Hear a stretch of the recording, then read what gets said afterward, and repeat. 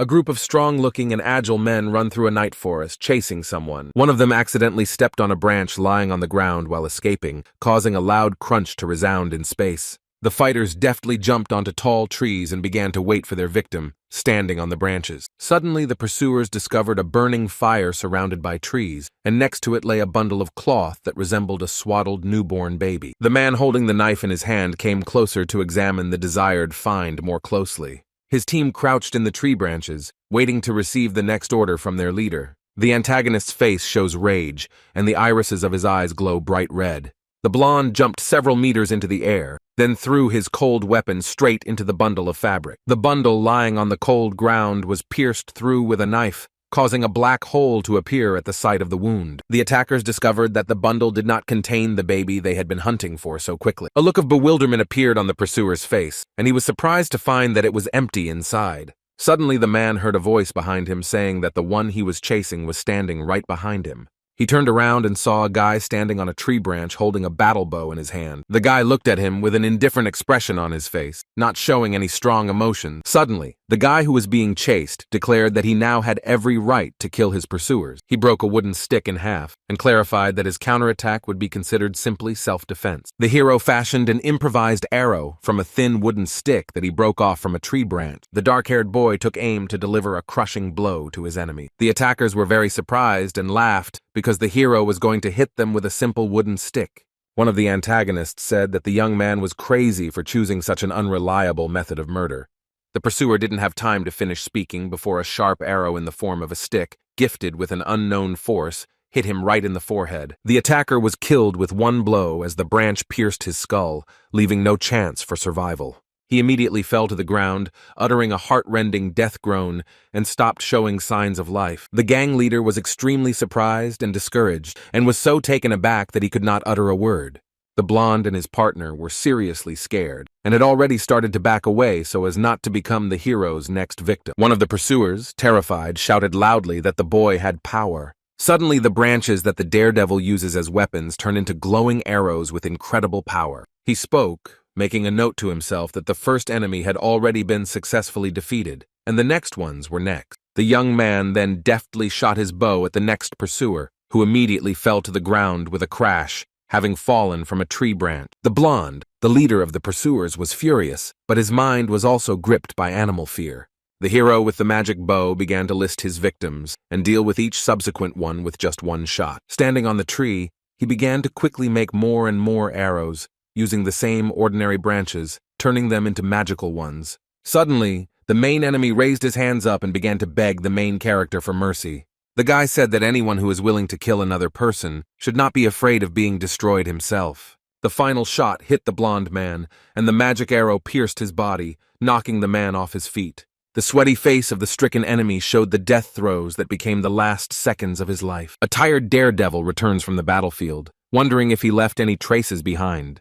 The guy slowly wandered through the quiet night forest, thoughtfully looking at his feet. Walking among the tall trees, he remembered Darien, reproaching him for the fact that the world turned out to be different from what he had been told. Suddenly, the young man quickened his pace and began to move deftly through the forest at a speed invisible to the human eye. His pupils glowed red after the boy mentally called the human world incredibly boring. A group of men sit at a table discussing the forgotten demon kingdom, otherwise known as the Root Forest. Sitting at a long table, they said that the forest was filled with demonic energy, and there was a possibility that the barrier would soon be unable to save them. After one of the interlocutors' remarks, the mysterious man in the rings exclaimed, and a smile appeared on his face. He shared the idea that the demonic energy of the forest could be used for one's own purposes, sending all unwanted people there. His subjects, sitting with him at the table, turned their heads towards the leader and exclaimed in surprise and unexpectedness at the idea. The man in the rings placed his palms on the table and added that the native forest could be an excellent place to eliminate problematic personalities, to which all of his interlocutors agreed. The silence of the twilight forest was broken by the pleading cries of a woman asking the guards to spare her son.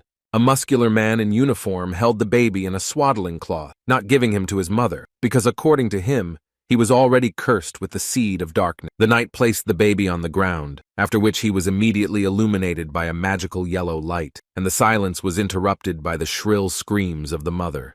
3 men in clerical attire began the ritual by standing in a circle around the baby, causing the entire forest clearing to become lit up with a bright yellow light. The 3, dressed absolutely identically, continued to stubbornly read the spell, not paying attention to the screams of the mother. Next to them stood a knight, dressed in armor that hid his face, who was also watching what was happening. The blonde woman sobbed and screamed, trying to break free from the guard's hands and still save her child. A clot of light and flames formed in the place of the newborn, and after that, the ritual was completed by teleporting the sinner. While teleporting to another world, the baby watched as he flew into another dimension at the speed of light.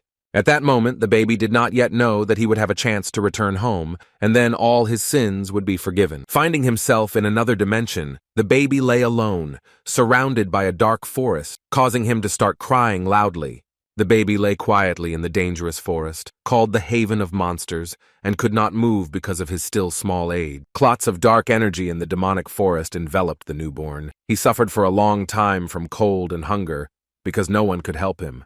What kept him from dying was the incredible strength that had awakened in the boy's little heart. This power enveloped the baby with energy, which allowed him to remain steadfast for 10 days, despite dangers and harsh weather. After some time, the boy met the first beast. A magical creature in the form of a snow leopard with glowing turquoise spots cautiously approached him. The strange beast had furious eyes and seemed hostile towards the stranger. While the baby continued to scream for help, the predator crept up on the main character to get a closer look at him. The white leopard opened its mouth and growled, but did not attack the defenseless baby. The beast carefully took the newborn baby, wrapped in swaddling clothes, into its mouth to save it from death. 10 years later, the now-grown boy was hunting a large hare in the forest, shouting for it to stop. The young daredevil cursed his victim as he caught up with the animal, as the hare was too fast and agile. The frightened hare ran as fast as he could, trying to escape from the protagonist's hands. Finally catching up with his victim, the guy raised his hands up, ready to kill the hare. His face was angry and furious. The boy grabbed the animal by the back and deprived the defenseless hare of the opportunity to continue the chase, causing the victim to squeak. The female snow-white leopard Elga watched from the side as her pet hunted animals in the forest. She deftly jumped down from the tree and approached the boy to examine his first ever self-caught prey. Elga helped her charge kill the hare by ripping open its belly with her long and sharp claws. The beast asked the boy if he had finally mastered hunting, and he, watching the death of his victim, replied that so far, he had only managed to catch rabbits and hares. The leopard's claws were stained with blood, but they also contained a small red core that Elga had taken from the belly of the dead animal. She showed the young man this core, saying that there was one in every demonic animal that lived in this forest. The boy looked at it in surprise, listening to stories about how this core could restore his strength and prolong his life. The protagonist extended his hand towards the small red core, saying that since he had caught the beast, he would not mind swallowing the power-giving stone. However, Elga did not let the guy take the core, pushing him with her paw, causing him to scream in pain and surprise. The young man, having got a bump on his head, hysterically showed his displeasure, waving his limbs, and asked to give him the cannonball, but the snow-white predator was against it. Elga pointed out the boy's stupidity because he is strictly forbidden to eat the cores of demonic beasts, since he is a human, and this can turn him into a monster. The snow-white furred predator looked at the sky and said that eating the core could result in the hero never getting out of the forest again. The boy, despite the danger, still showed discontent and did not fully trust his guardian. The hero pulled the dead hare by the ear and muttered that he wouldn't be able to get out of the forest anyway, so the core would help him immediately become stronger. The guy reminded his companion that she herself had spoken about his fate of living his whole life in a demonic forest because she considered him a weakling. Anger appeared on Elga's face, and she replied that the boy was misinterpreting her words.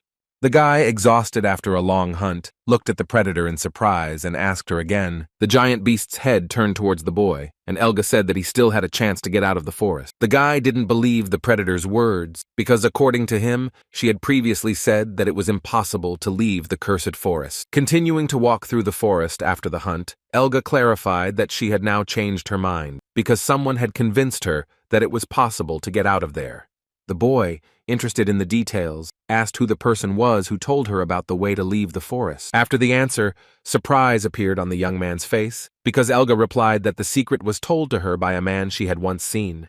The boy exclaimed, because in 10 years of his life he had never seen a living person, since all this time he had lived in a forest teeming with animals. The main characters continued their conversation while walking through the morning forest under the bright rays of the warming sun. The young man continued to ask the predator about that man, hoping that he was still alive and they could meet. Elga was dissatisfied with her pupil's stubbornness, and when asked the next question, she remained silent, deep in thought.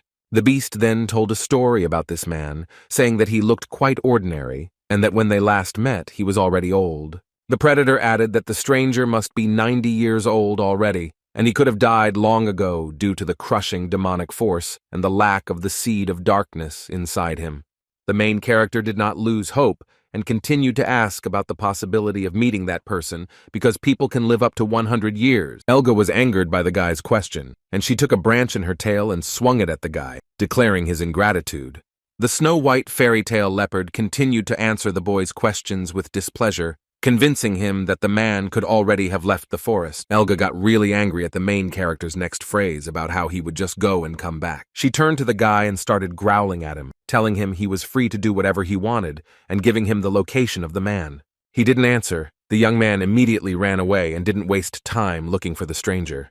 The fact that Elga's pupil, without saying a word, simply ran off into the depths of the forest surprised the predator. The boy, inspired by the upcoming adventure, continued running without even saying goodbye to his friend. The enraged female leopard screamed, not believing that her friend had actually run away from her. She shouted after the brave man that she would not save him again if he got into trouble. The boy's face looked extremely inspired because he could not believe that there was another person in this forest besides him. Moving through the forest with astonishing speed, he marveled at the strength of the stranger, who was able to live in this place without the seed of darkness. The main character was very pleased that he had a chance to meet someone like him. After a long run, the boy stopped to finally catch his breath. He was forced to stop because an obstacle in the form of a high wooden fence appeared in front of him. Sweating, the hero looked defiantly at the fence, wondering how long it had been standing there. The daredevil came closer to the fence, clenching his hands into fists, and after a tiring run, his entire body was covered in spots of dirt and dust. Luckily, the fence was not a serious obstacle for the main character, so he easily jumped over it, landing on his knees. The young man exclaimed in surprise, because before his eyes appeared a moss-covered wooden house that he had never seen before. The discovery made the guy happy because, in his opinion, only a person could have built such a building. At that moment, an unknown man attacked the boy, pinning his head to the ground, causing him to scream in pain and surprise. An elderly man with long gray hair swung at the young man because the stranger had entered his private territory. The gray-haired stranger with glowing yellow eyes, without loosening his grip, asked the boy who he was and who had sent him. In confusion, the protagonist, lying on the grass, asked the man again and then said that he came himself. An old but muscular man heard that the boy had come to him on Elga's tip. The protagonist's answer satisfied the gray-haired stranger, and the man made it clear that he was familiar with this beast. The grandfather removed his hand from the boy's head, after which the brave man finally sighed with relief. The man looked at the young man with distrust, asking for what purpose he had disturbed him. The protagonist looked closely at the strong man, telling him that the guy should leave if he just wanted to see a real person in real life. The boy began to get to his feet, convincing his new acquaintance that he had come to him for a different purpose than simply to gawk at the man. The heroes stood in front of each other. The daredevil looked the old man in the eye and declared that he had come with the intention of getting out.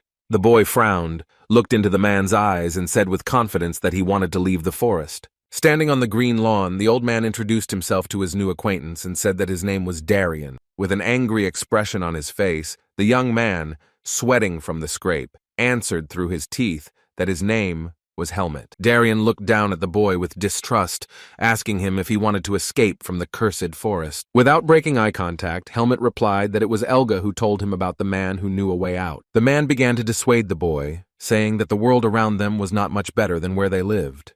With a gesture of his hand, the interested boy asked what the world was like outside the native forest. Darian told his new acquaintance that the danger of the outside world lies in the treachery and cruelty of people, which they use to replace the lack of claws and fangs. The gray-haired man asked if Helmet was born in the forest, to which he was given a negative answer. The boy pressed his hand to his chest, answering positively to the question about the presence of the seed of darkness inside him. Turning away, Darian said that the young man was lucky because people like him were killed at birth instead of being teleported. The young daredevil was surprised because his survival proved that his family had great wealth or noble roots.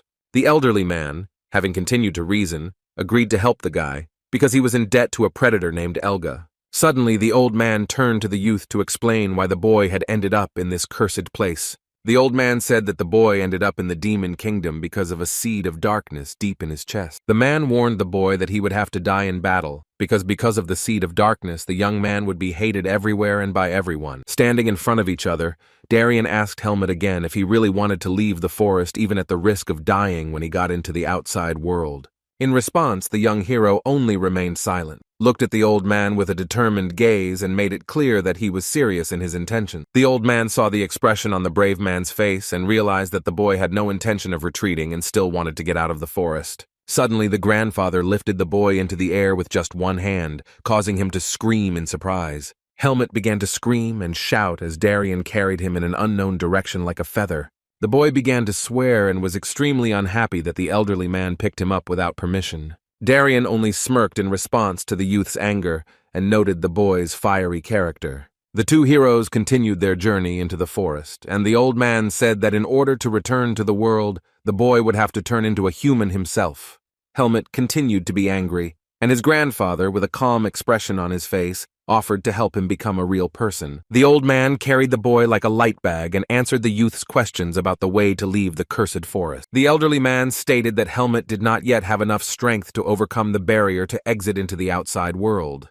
The young man asked his new acquaintance who exactly was the person who would help him overcome the path to get out of the forest, but the grandfather refused to answer. At this moment, the boy became noticeably thoughtful because he still doesn't know a way to become stronger for a successful escape. Finally, the main characters reached their destination, which turned out to be a small wooden house surrounded by green grass and tall trees. Darien and Helmet went inside, and the grandfather began to work on transforming the boy into a real person, but he was extremely unhappy. The youth was irritated by the dusty atmosphere inside, but the old man replied that this was how ordinary people lived. While the young man was showing dissatisfaction, the grandfather began to make something out of straw, and in response to his disobedience, he suggested that the boy stay in the forest. In response, Helmet's face became even more furious, and in anger he clenched his hand into a fist, looking at the old man. Darien quickly made a small bed out of straw for the new student, and also made a pillow.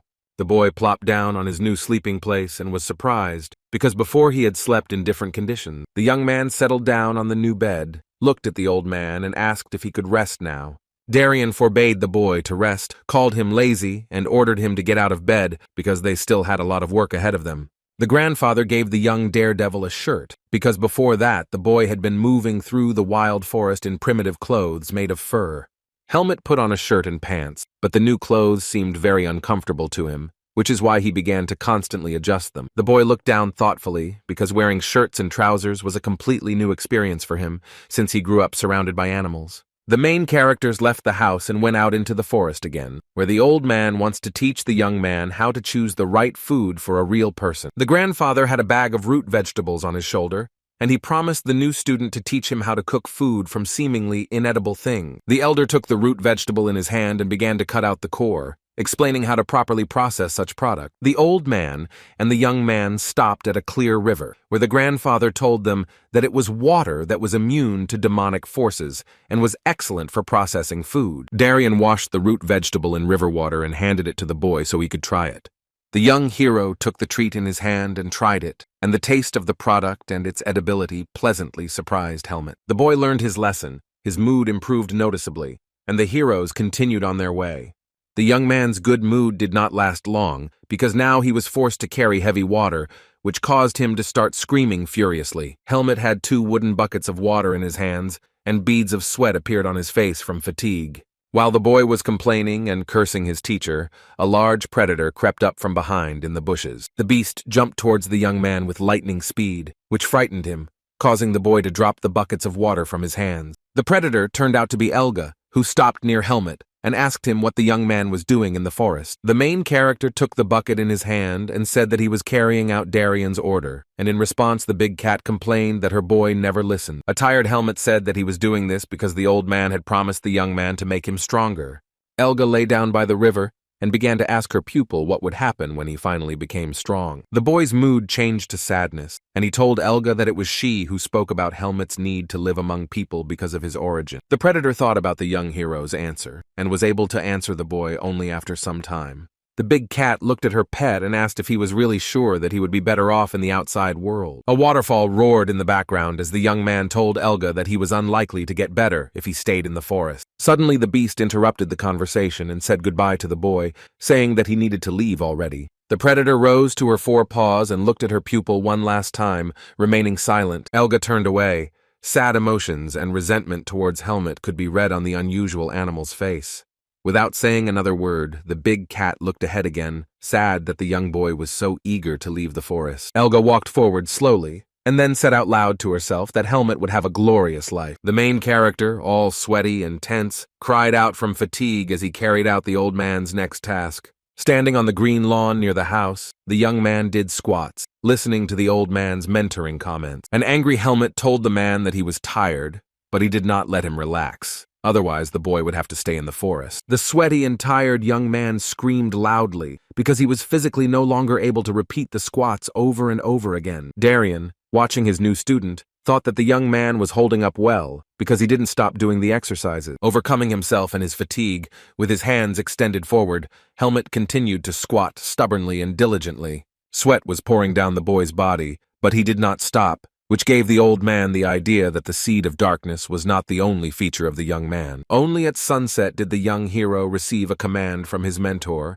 that was enough for today and that he could go and rest. The boy breathed a sigh of relief, but due to fatigue he lost his balance and could no longer stand on his feet. The exhausted youth fell into Darian's arms, his face showing an almost unconscious state. Tired after training, Helmut looked at his teacher and quietly said that he was hungry. The hero sat down near the fire, where the food prepared by the elderly man was already boiling in a cauldron. Helmut took the wooden bowl of hot soup in his hands, and his grandfather asked him to eat the food with a spoon, which is unusual for the main character. The boy scooped up some soup with a spoon and put it in her mouth, after which he was extremely surprised by the unusual taste. The young man began to greedily absorb the food with a spoon, calling the soup prepared by the old man delicious, because he had never eaten anything like it before. Darian only silently glanced at his student, observing the young man's brutal appetite. Helmut, sitting on a wooden stump, looked questioningly at his teacher, who had not joined the meal. While the grandfather began to tie up his hair, the young man asked him if he was going to eat too. The man walked up to a large wooden chest and said that he wanted to show the boy something to make him even stronger. While the boy ate, Darian told him about the limits of his body's strength and the differences between humans and demonic beasts. From a wooden chest, the elderly man took out a sharp and long blade, telling the youth of his intention to teach him fencing. The elder deftly took the blade in his hand and turned to the student, telling him about his plans for new training.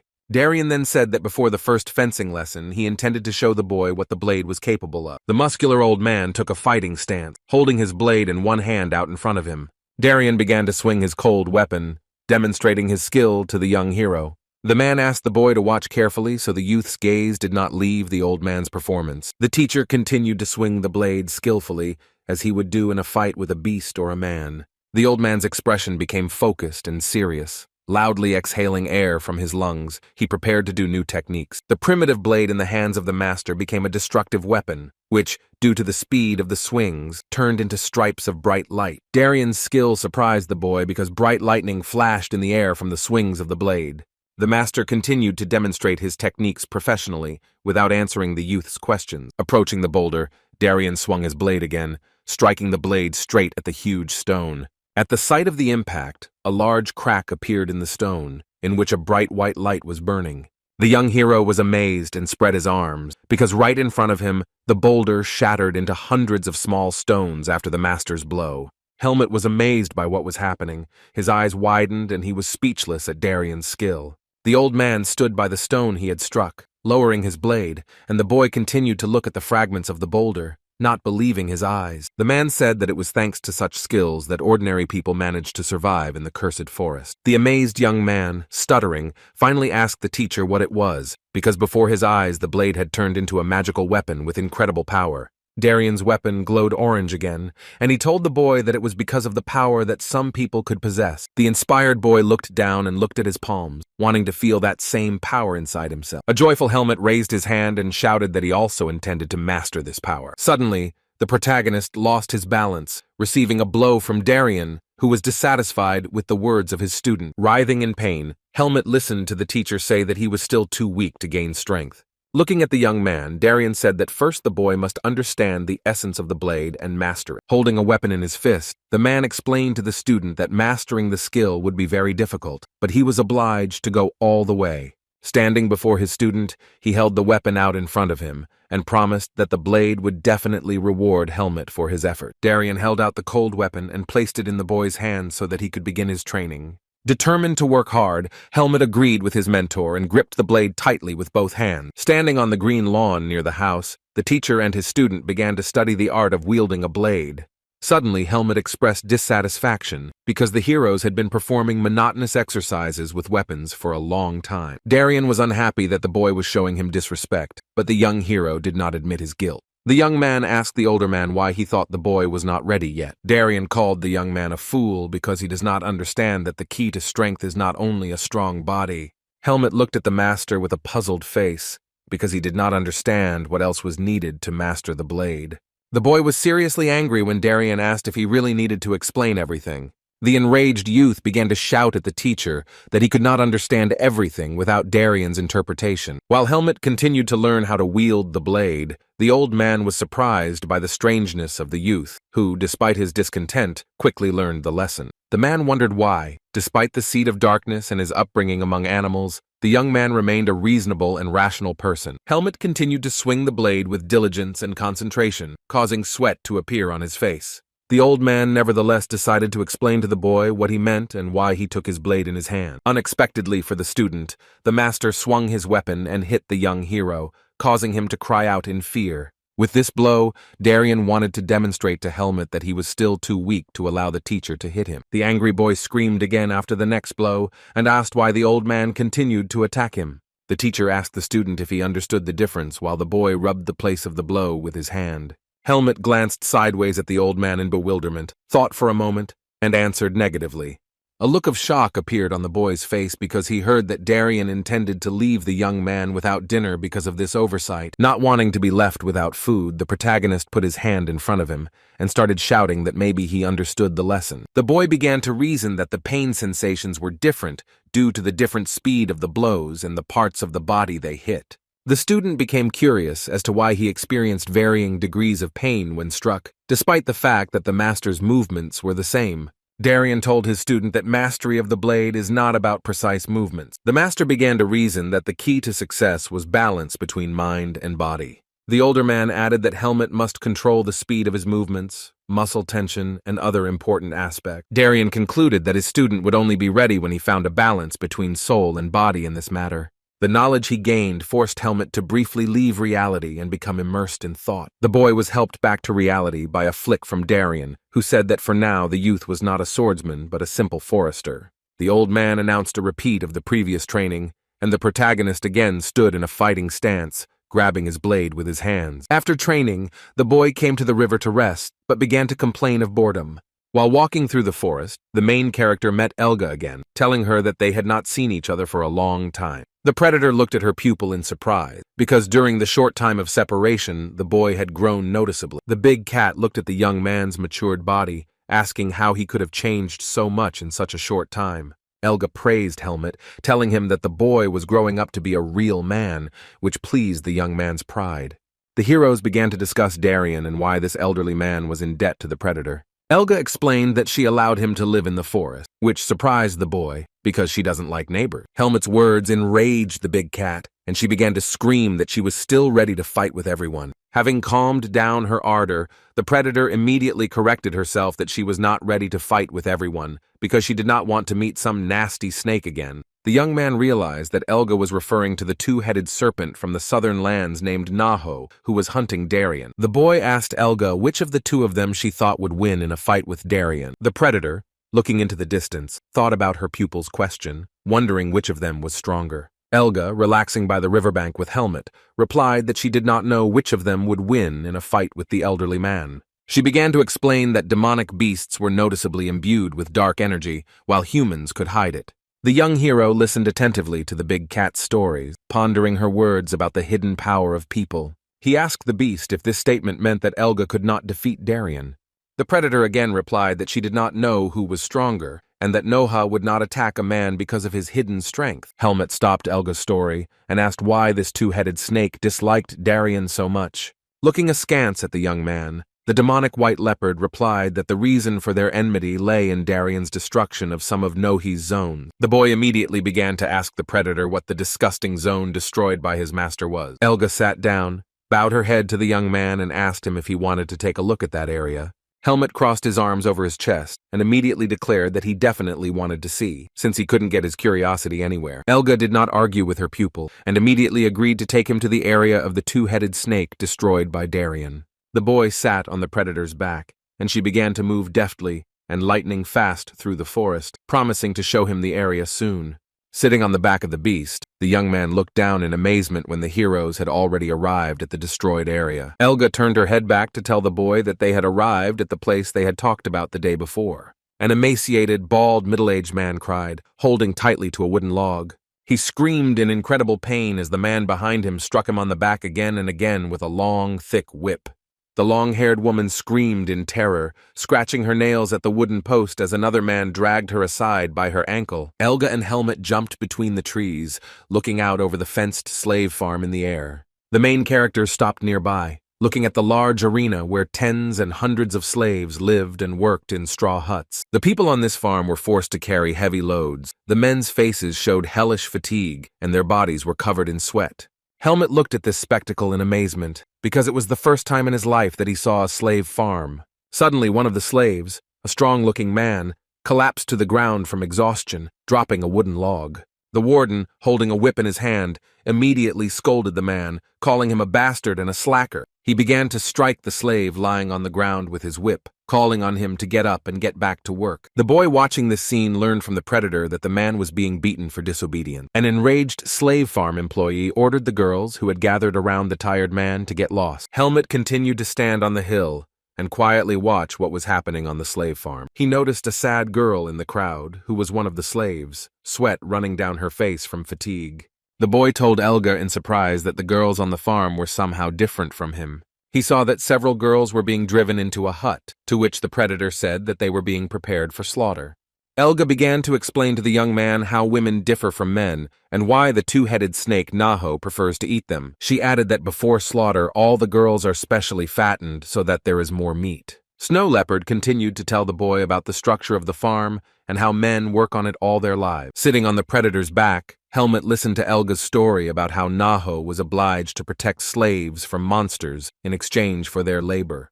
She then pointed to the leader of the farm, and he was a bald, elderly man with purple eyes named Sir Erugo. He stood in the arena in front of one of the overseers, who was reporting to the leader regarding the situation on the farm. Sir Erugo was informed that all the victims had already been gathered in the hut, after which he glanced at those women. The young girls, with their hands tied, obediently made their way to the primitive straw house. Suddenly, Erugo turned his gaze to the green-haired girl and walked towards his future victim. The slave farm leader grabbed the frightened girl by the jaw, fear and horror visible on her face. Smiling slyly, the bald man whispered to her that she was lucky, and now she would go with him. Helmet and the astonished crowd watched as Erugo mercilessly dragged the chosen girl by the hair. Worried, Elga told the boy that he too could become one of the slaves, since Erugo's magical abilities help him easily find people in the forest. The evilly smiling leader of the slave farm continued to drag the tearful girl along the ground, roughly holding her by the hair.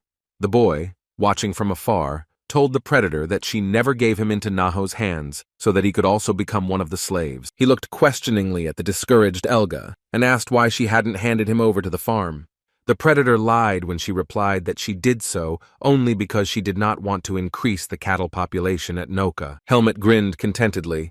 Elga's answer pleased him, which made him look at her with a kind expression on his face. Elga was confused by the boy's words that such motivation in behavior was very similar to her. After this conversation, the snow leopard turned around and began to walk back, not wanting to stay close to the farm any longer. At that moment, Elga sensed a strange demonic energy with her nose, indicating that there was a monster nearby.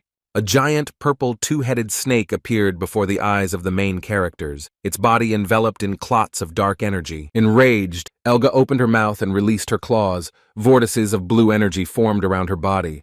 The two-headed snake, Noha, glanced sideways at his opponent and greeted her, saying that they had not seen each other for a long time. The predator began to growl furiously at the snake, defending herself and the boy, and then uttered the name of her enemy. The snow leopard, shrouded in blue light, continued to glare at the demonic beast, asking if it was hibernating. A terrified Helmet, still sitting on his girlfriend's back, screamed as he looked at the two-headed snake. Then the boy hid behind the beast's back, and the thought flashed through his head that he felt a terrible pressure from the appearance of the snake. Noha turned his gaze to Elga's pupil and asked her whether the boy was the same young man that she was raising. The demonic snake called the guy delicious and asked the predator to try the protagonist's flesh. Elga refused Noha, adding that the boy's body would not be to his taste since he preferred girl. The two-headed reptile agreed with the leopard, telling her what delicious people the farm's leader, Sir Erugo, was raising for him. Helmet, stunned with horror, continued to look at the snake while it spoke about the delicious smell emanating from the young man. Then Noha moved from his place, his heads coming very close to the main character. Noha loomed over the frightened boy, who was shaking with terror, and asked what connection he had with Darien. Helmet couldn't fight back the snake at that moment, so he just stood there silently, hugging his torso with his arms as tears welled up in his eyes. Elga did not allow Noha to get any closer to the young man, so she quickly stood between them, increasing the distance between the frightened Helmet and the snake. The predator screamed furiously at the enemy, calling him a bastard, and forbade him to approach the boy. The demonic serpent laughed at Elga's words, and then he said ironically that he was for peace and love. Noha lowered his head, from whose eyes stripes of purple light were coming out, and asked why the young man smelled so much like Darien. The antagonist began to tell how Darien had destroyed his slave farm many years ago, and why the snake was still wary of the man.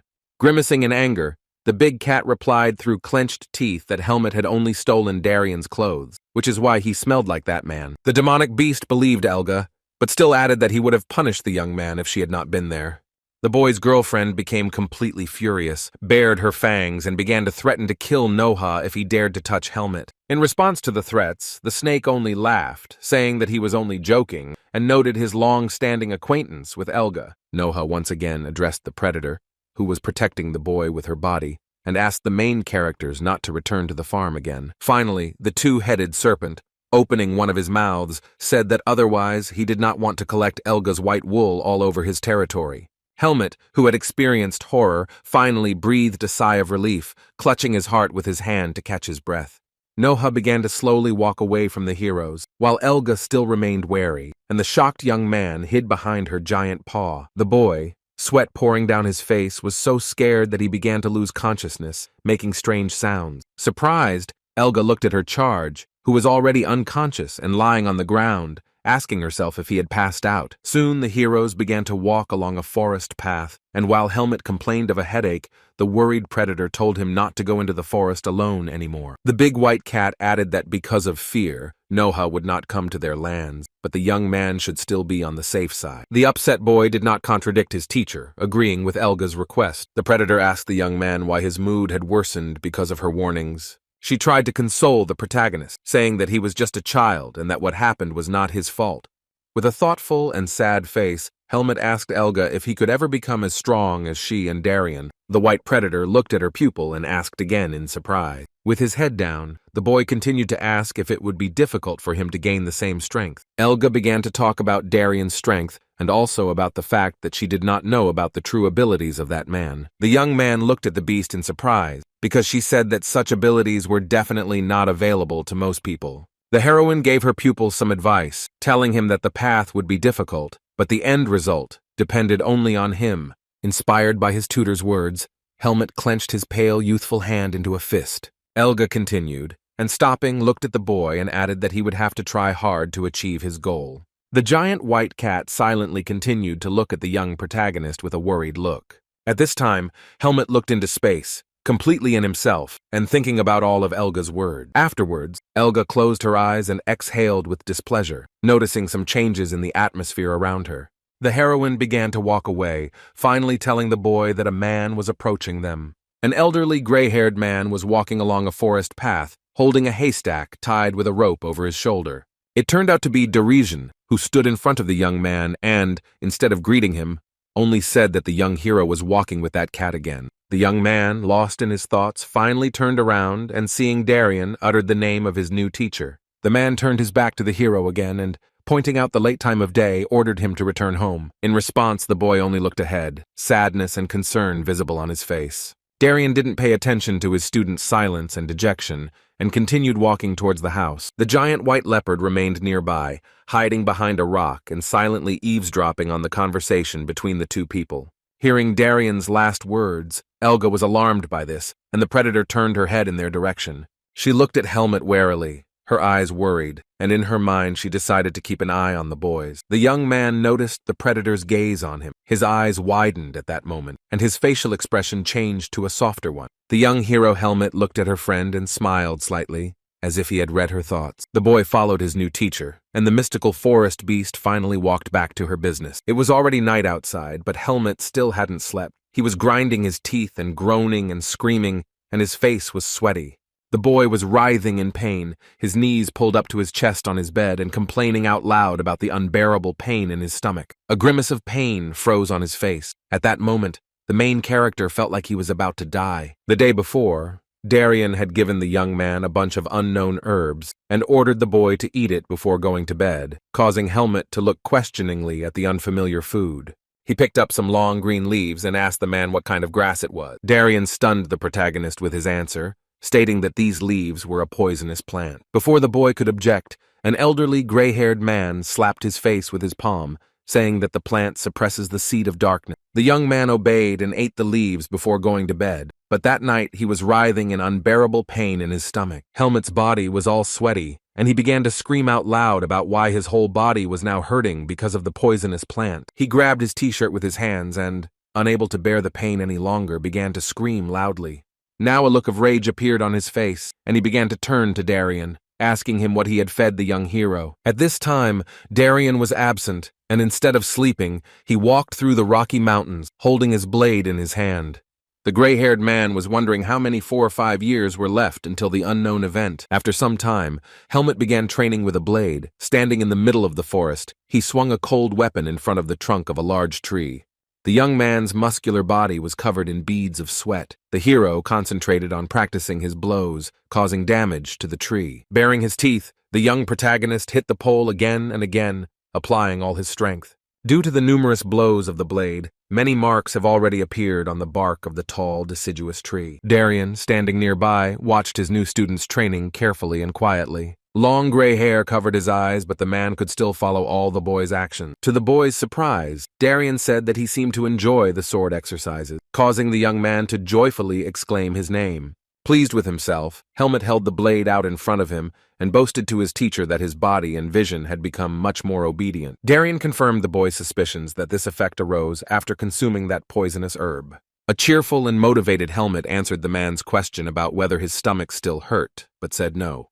The thoughtful master said to himself that it was time for something, since the boy had been using that plant for several months already. Darien took his cold weapon from the student and asked if he remembered what the teacher had told him earlier about strength. A sweaty Helmut looked at the man intently, listening to him talk about the invisibility and infinity of some force. The old man explained to the boy in detail that because of a weak body, a person cannot accept power, so he had not previously taught him how to use it. The man thrust the blade into the ground in front of him and declared that the boy's mind and body were now ready to learn the power. A stunned Helmut, his eyes wide open, listened silently to his teacher announcing the start of new training. The elder looked down at his pupil and, looking into his eyes, said that he would now teach him to use force. Preparing to show his student a new move, Darien assumed a fighting stance, clutching his weapon tightly in his right hand.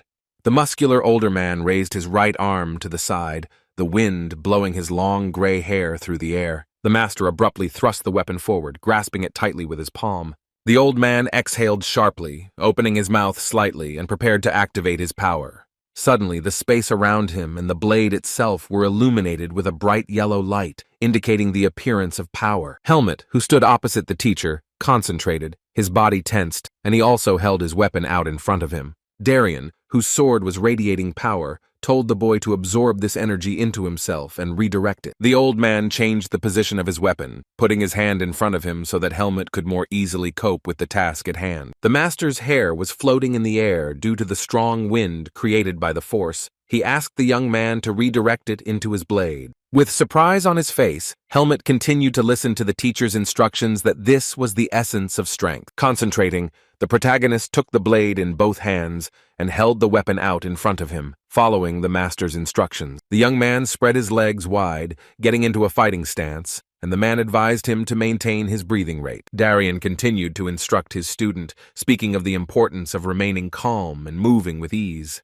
The teacher began to swing his blade, creating vortexes of energy, and spoke of the risk of losing strength due to a violation of the pace. At this moment, Helmut's face was extremely focused and tense. He was listening to Darien and trying to complete the task. Holding the blade out in front of him as if defending himself, he took Darien's flow of power onto the weapon, which was very difficult for him. Helmut, unable to bear the tension, screamed loudly but continued to try to redirect the force into his blade. Darien, now putting his cold weapon aside, held his palm out in front of him. The gray-haired man's eyes lit up with yellow sparks as he continued to attack the young boy, who still held the blade in front of him. Suddenly, a clot of power created by himself appeared behind Darien. It looked like a sparkling bright ball. The teacher plunged his light illuminated blade into the trunk of a nearby tree, while the inexperienced boy tried to swing his weapon. Suddenly, the Helmuth became angry, and with fury on his face he shouted at Darien, suspecting him of wanting to kill the young man. Finally, the man put away his blade and expressed his dissatisfaction with the student for running out of steam so quickly. The angry young man held the sword in front of him, cursed, and tried to help himself catch his breath out loud. Helmut was breathing loudly and rapidly, having lost all his strength after the attack, and beads of sweat were running down his face and body. Angry at his failure, the boy, not wanting to give up, grabbed the blade tightly again. Holding the weapon in both hands, the young protagonist concentrated and swung his sword sharply.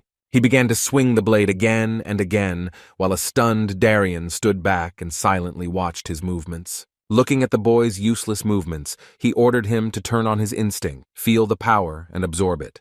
Helmut bared his teeth and clawed at his throat, trying with all his might to complete the task set before him.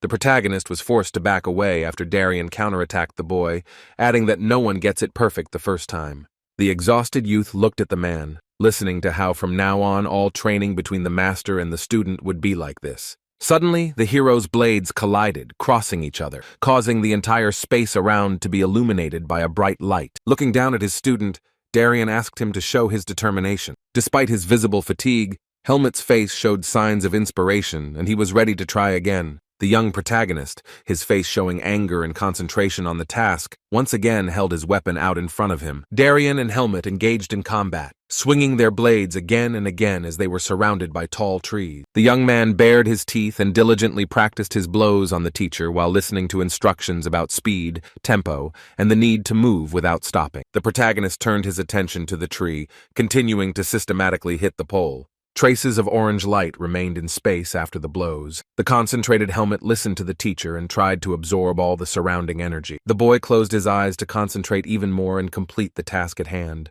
The protagonist saw another dimension in front of him, where green trees turned into twisted wooden poles. Under the feet of the main character, dressed in black boots, instead of grass, there was crunching white snow. Young Helmut opened his eyes and looked ahead, beads of sweat running down his face from fatigue. Finally, the boy completed the task, and the purple light energy emanating from his blade illuminated everything around. 4 years have passed since that training.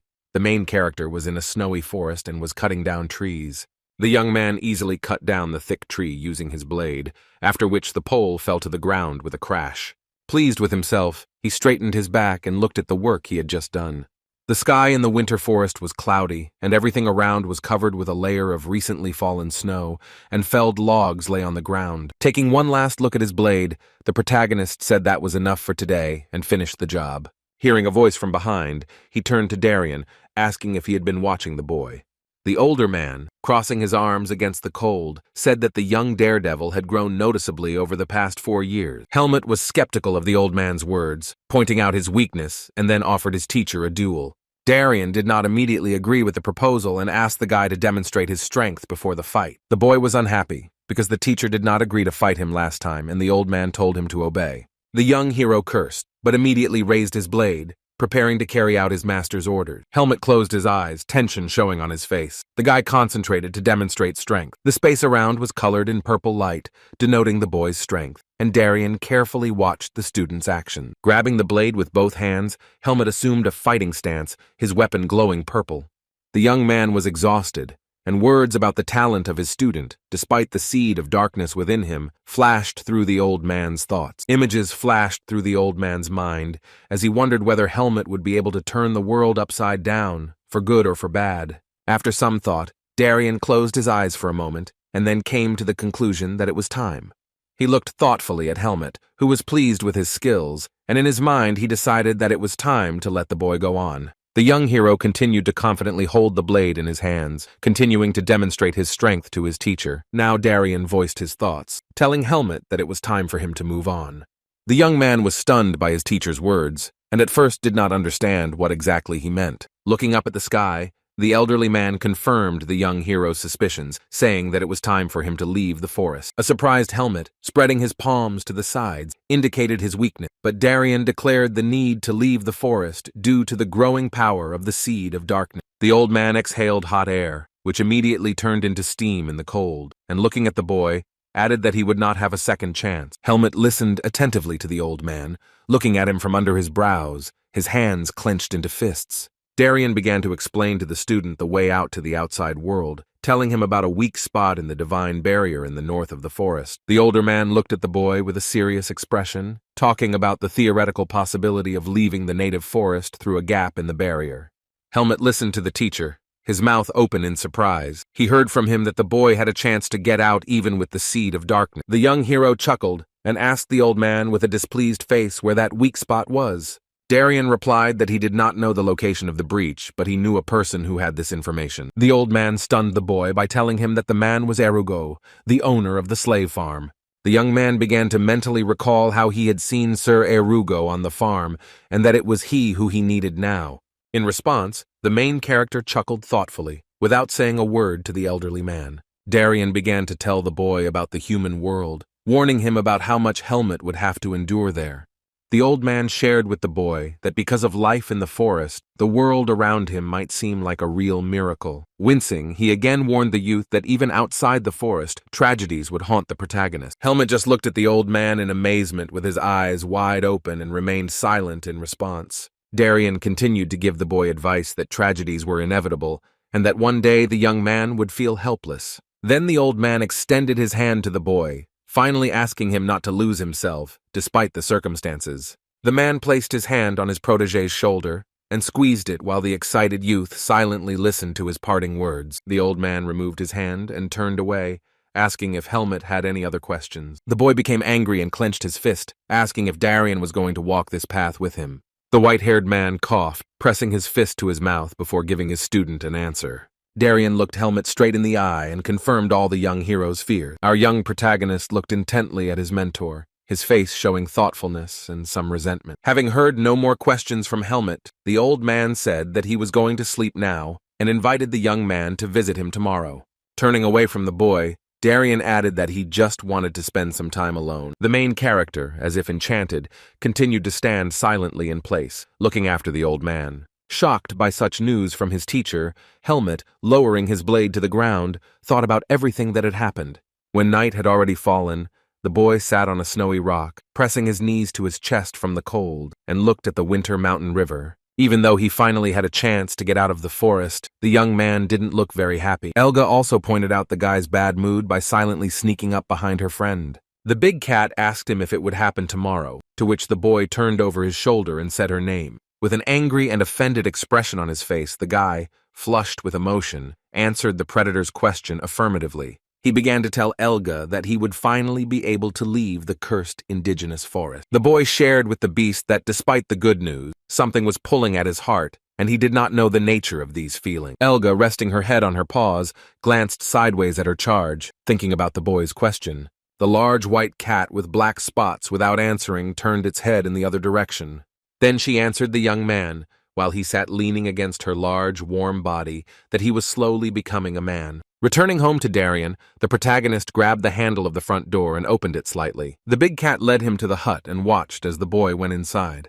While the guy was hesitating whether to go in, Elga told him to go ahead. Still standing outside, Helmut turned his head slightly to the side and glanced sideways at his girlfriend. Obeying the big cat, the main character opened the door wider, where Darien was already waiting for him inside, sitting in the middle of the room. The picture he saw stunned the guy. His pupils narrowed, and his wide-open eyes looked at what was happening.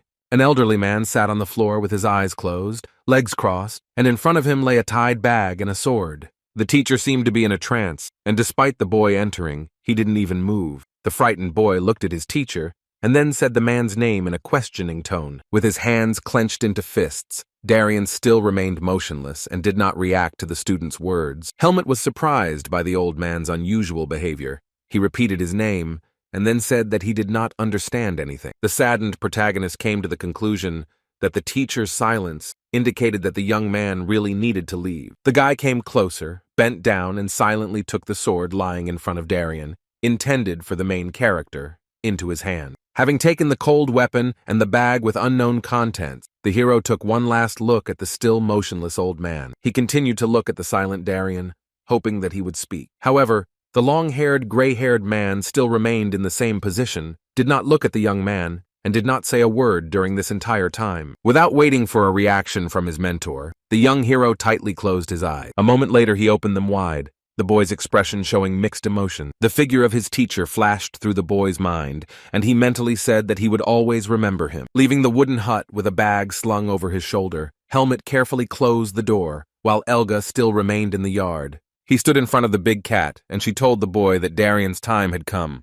Helmut looked down with a downcast expression while Elga consoled him, talking about the inevitable end of all living things. The predator added that there was no need to feel sorry for the old man because he, unlike many others, was able to live until his time. Suddenly, Elga waved her paw, saying that it was time to give the boy something. She threw a package with a medallion into the young man's hand and told the stunned guy that it was with him after the teleportation. The predator asked her pupil to unfold the package and look at the medallion, adding that he might need the decoration someday.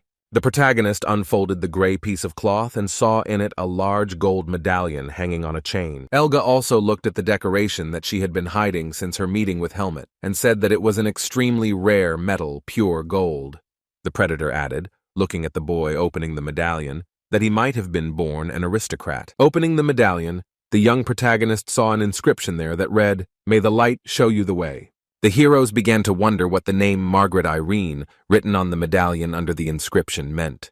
The young man suggested that this was her mother's name, to which Elga asked him to find her after leaving the forest. The large white cat asked if the boy was going to the slave farm, adding that Naho was currently hibernating. Helmut reassured Elga, saying that he could handle it alone so the predator wouldn't have to go with him. Looking at the boy with a worried look, she agreed with the young man and sent him on his way, saying that he would not have a second chance. The predator continued to sit in Darien's yard while the young hero, clenching his fists, was already walking away. Suddenly the boy stopped and wished his teacher a long life. A grin appeared on the giant white cat's face, after which it thanked the young hero. While the guy was once again heading towards adventure, the predator asked him to take care of himself as well. It was night, and the slave farm, surrounded by high cliffs, was quiet and deserted. All the people were already sitting in their thatched huts. Behind one of the stone buildings walked the figure of an unknown man, dressed in a robe, with a hood covering his face.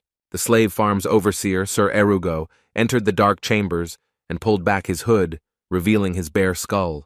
Suddenly, the angry old man turned around and looked the other way because he felt the presence of another person in the room. Erugo immediately brought his fingers with long painted nails to the candle to light it using his power. The darkness in the room dissolved, but immediately the bald old man's suspicions were confirmed, causing emotions of fear and fright to appear on his face. Helmut crept up behind the farm leader and placed a sharp metal sword against Erugo's neck, asking him not to move. Dark magic is the power that can turn even the weakest magician into a powerful one. In order to master dark magic, some people are capable of even the most insane act. One such person was Erugo, who took the path of dark magic out of envy of other, more talented wizards. Sir Erugo was involved in the slave trade, so he always had a supply of dark energy to perform black magic ritual. He brought horror and suffering to people, thanks to which he gradually accumulated dark energy in himself and became more powerful. The light mages exposed Erugo, and his dirty deeds became known to the whole world. As punishment, the dark magician was brought to trial, where he was given the choice of being executed or banished to the indigenous forest. Sir Erugo didn't want to die, so he chose to go to the demon forest forever as punishment. He soon became Naho's vassal, agreeing to be the leader of the slave farm when he met the two-headed serpent at his temple. Sir Erugo attracted all the people exiled to the forest to the farm, and in order to save their lives, they agreed to serve Naho. Thus, a slave farm was created, which has been run by an exiled dark mage since its foundation. All the slaves were under Erugo's command, and the leader treated both women and men like livestock. But the true owner of the slave farm remained the two-headed snake Naho, although he always remained on the sidelines of business. Since Naho was not involved in running the farm, ambitions began to stir in Erugo's mind again. As winter approaches, a dark mage banished to the core forest begins to worry about the future. During the winter, the two-headed snake goes into hibernation, and the slave farm is constantly attacked by other dangerous monsters. Despite the problems on the farm during the winter, Sir Erugo still remains content with his situation. With a blade at his throat, the leader of the slave farm asks what the stranger who has entered his chambers wants. Helmet, without putting away his weapon, replied, looking at the man, that he knew a way to get out of the forest. Sir Erugo found the boy's behavior impudent and noted his audacity despite his young age. The dark mage grinned slyly, guessing that this young man was Darian's new student. Helmet stood behind Erugo, who was holding a candle, and was still threatening him with a weapon, ordering him to tell him about a way to leave the forest. The guy didn't take his eyes off his opponent, who didn't yet understand why he was being told this information. The protagonist easily drew a blade across the enemy's neck, leaving a shallow, blood-oozing cut, threatening him with death. Glancing sideways at Helmet, Erugo warned him that if the leader of the snake farm died, Naho would immediately come out of hibernation. The dark magician added, looking at the worried boy's face, that then Helmet would die. Erugo continued to try to make the boy doubt him by talking about Naho's superior strength, but the boy continued to hold the sword to the man's neck. Helmet replied that the two-headed snake was not capable of resurrecting the dead, and that this was the most important thing because Erugo was awaiting death. The old man looked warily at his opponent when he warned him not to take any action. Erugo made the argument that only he knows the way out of the forest, so the protagonist shouldn't kill him. The guy, standing his ground, replied that he could search the farm leader's house, since mages often like to leave notes. Without moving because of the gun pointed at his neck, Erugo heard the boy's words about the records, grinned slyly, and snorted. The bald old man replied that Helmet was no slouch, thus confirming that the boy was right about the note. An embittered Erugo finally gave in, telling his opponent that he would agree to show him a way to get past the barrier. The farm leader, using a candle to light his way, carefully descended the stairs leading down.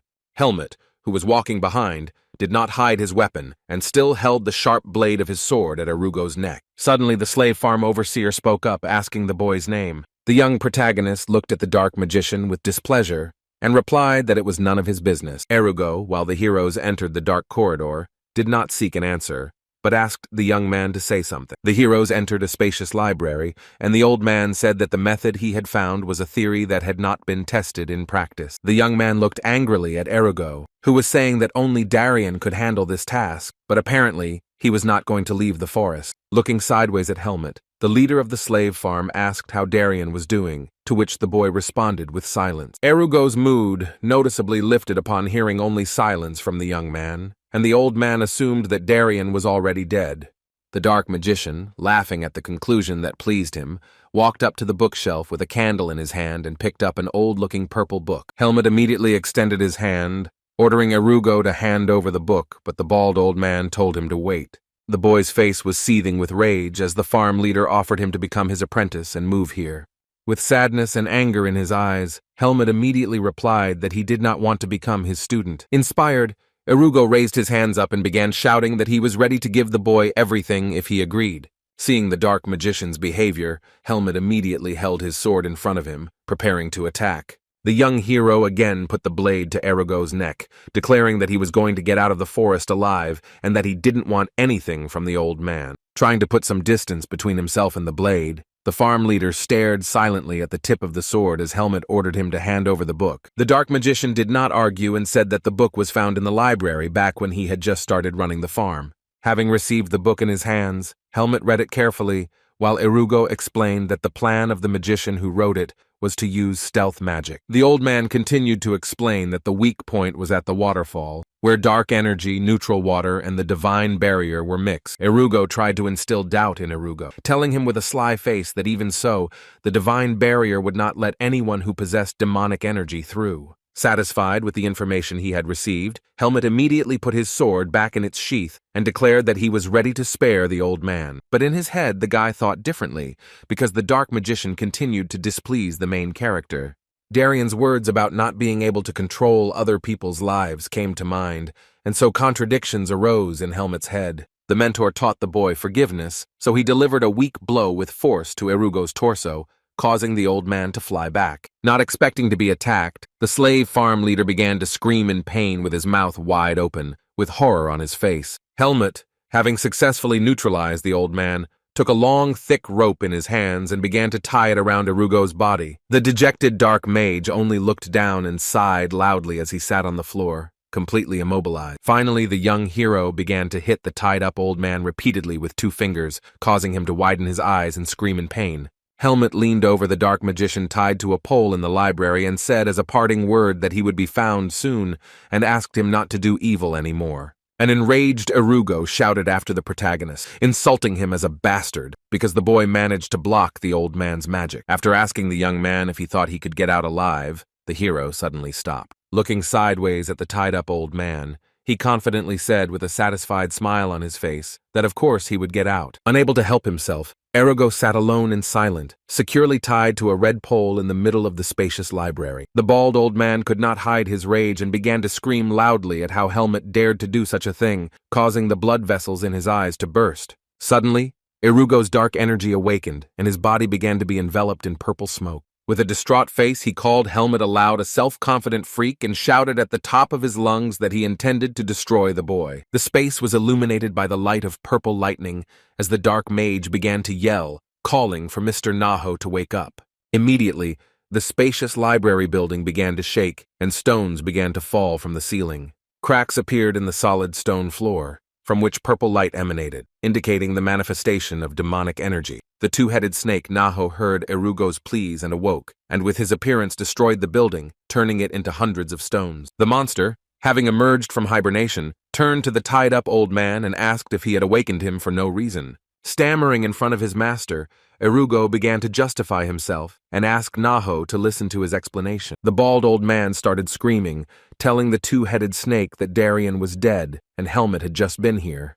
Naho was visibly pleased with the information she received, causing a silent grin to appear on the reptile's mouth. The snake crawled to the side, increasing the distance between it and Irugo, while he sat silently by the column with a distraught face. Laughing evilly, Naho declared that he now had the opportunity to destroy the legacy of the man he hated so much. Finally, the demonic serpent shouted that he would find him, meaning Helmut, and left the room, destroying the stone wall with his giant body. The bald old man continued to remain tied up, but the situation pleased him, causing him to chuckle evilly.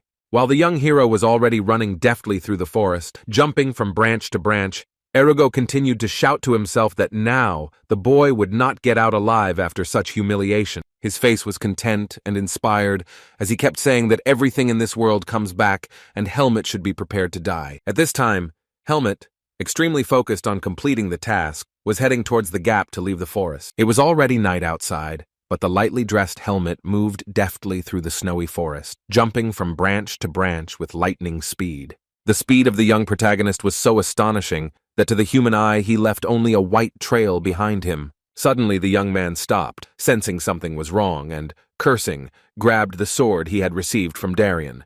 The guy noticed a herd of demonic horses galloping nearby, which made him doubt his decision to leave Irugo alive. The gray-skinned beasts with red demonic eyes ran without looking back, in terror, which Helmut noted. He narrowed his eyes as he thought about the situation, trying to figure out why these animals were terrified. Suddenly, the young protagonist had an epiphany, causing his eyes to widen and fear and horror to appear on his face. The boy cursed again and looked ahead as he began to run through the forest again. He concluded that he needed to run away quickly, so he immediately disappeared from sight, leaving only white stripes behind him. Having covered some distance, the young hero stopped, jumping onto the icy ground. His hair was blown by the wind, and there were traces of demonic energy around him. The boy still had not left the land of Naho and was thinking about his next plan. He looked up at the sky, and instead of stars, he saw purple smoke, indicating that everything around was saturated with demonic energy. Helmet looked ahead again and became visibly frightened because danger appeared before his eyes again. He immediately grabbed his cold weapon and began to draw his sword from its sheath, assessing the danger of the situation. Helmet was ready to defend himself as he stood alone in the middle of Naho's forest. The protagonist slowly put one leg forward, getting into a fighting stance when he saw the monster in front of him. It turned out to be the two-headed snake Naho himself, and the giant demonic reptile was already hanging over the young man. Noha greeted Helmet in a friendly manner, calling him a child, and added that he knew he would return to the snake. The young man looked at the enemy with anger on his face, while he said that he no longer intended to let the main character go. Emboldened, Helmet declared with confidence in his voice that then, before leaving the forest, the boy would have to deal with the snake. The boy's statement made No laugh, and he asked what a pathetic man with such a tiny body could do against a snake. The smile disappeared from both faces, and the monster quietly threatened the boy that resistance was useless. Afterwards, Noha screamed furiously, hanging with his long giant heads over the boy's body, that the boy should die and let the snake eat him. At that moment, the snake's head suddenly shot downwards, piercing the ground, leaving behind a tall column of earth and dust. Noha dug into the ground with such force that the column of dust was several times higher than the edges of the bare trees. Being at the epicenter, Helmet's visibility became zero, but he kept his hands on his sword, preparing to defend himself. The guy told himself that he should strain himself, because of the stones, dust, and smoke, he couldn't see anything around him. Suddenly his eyes widened as the hero heard Noha's voice saying that he was doing a pretty good job of dodging attacks. The young man was stunned when he noticed that the two-headed snake had encircled the area around the boy with its body, creating a trap. Opening his mouth, the snake began to giggle, and with a mocking tone told Helmet to continue spinning around himself. The tense hero directed his angry gaze at the monster's heads, but only remained silent in response. Helmet stood calmly as two pairs of giant, red-lit demonic eyes watched him closely. Unable to bear the tension, the boy closed his eyes to concentrate, and mentally told himself to calm down and wait for an opportunity, despite the superior strength of the enemy. Helmet opened his eyes again, his face looking confident and focused, and he mentally told Naho that he had no intention of just running away. The enraged, two-headed snake opened its mouth wide, from which flew out a ball of dark demonic energy. A large, purple glowing ball was rapidly approaching Helmet, who was looking up at the looming threat. The young man concentrated, preparing to defend himself, and mentally gave himself the command that it was time. The hero crouched down and looked up as the giant, wide-open mouth of the demonic serpent loomed over him. At that moment, the young protagonist jumped high into the air, doing a backflip to escape the trap.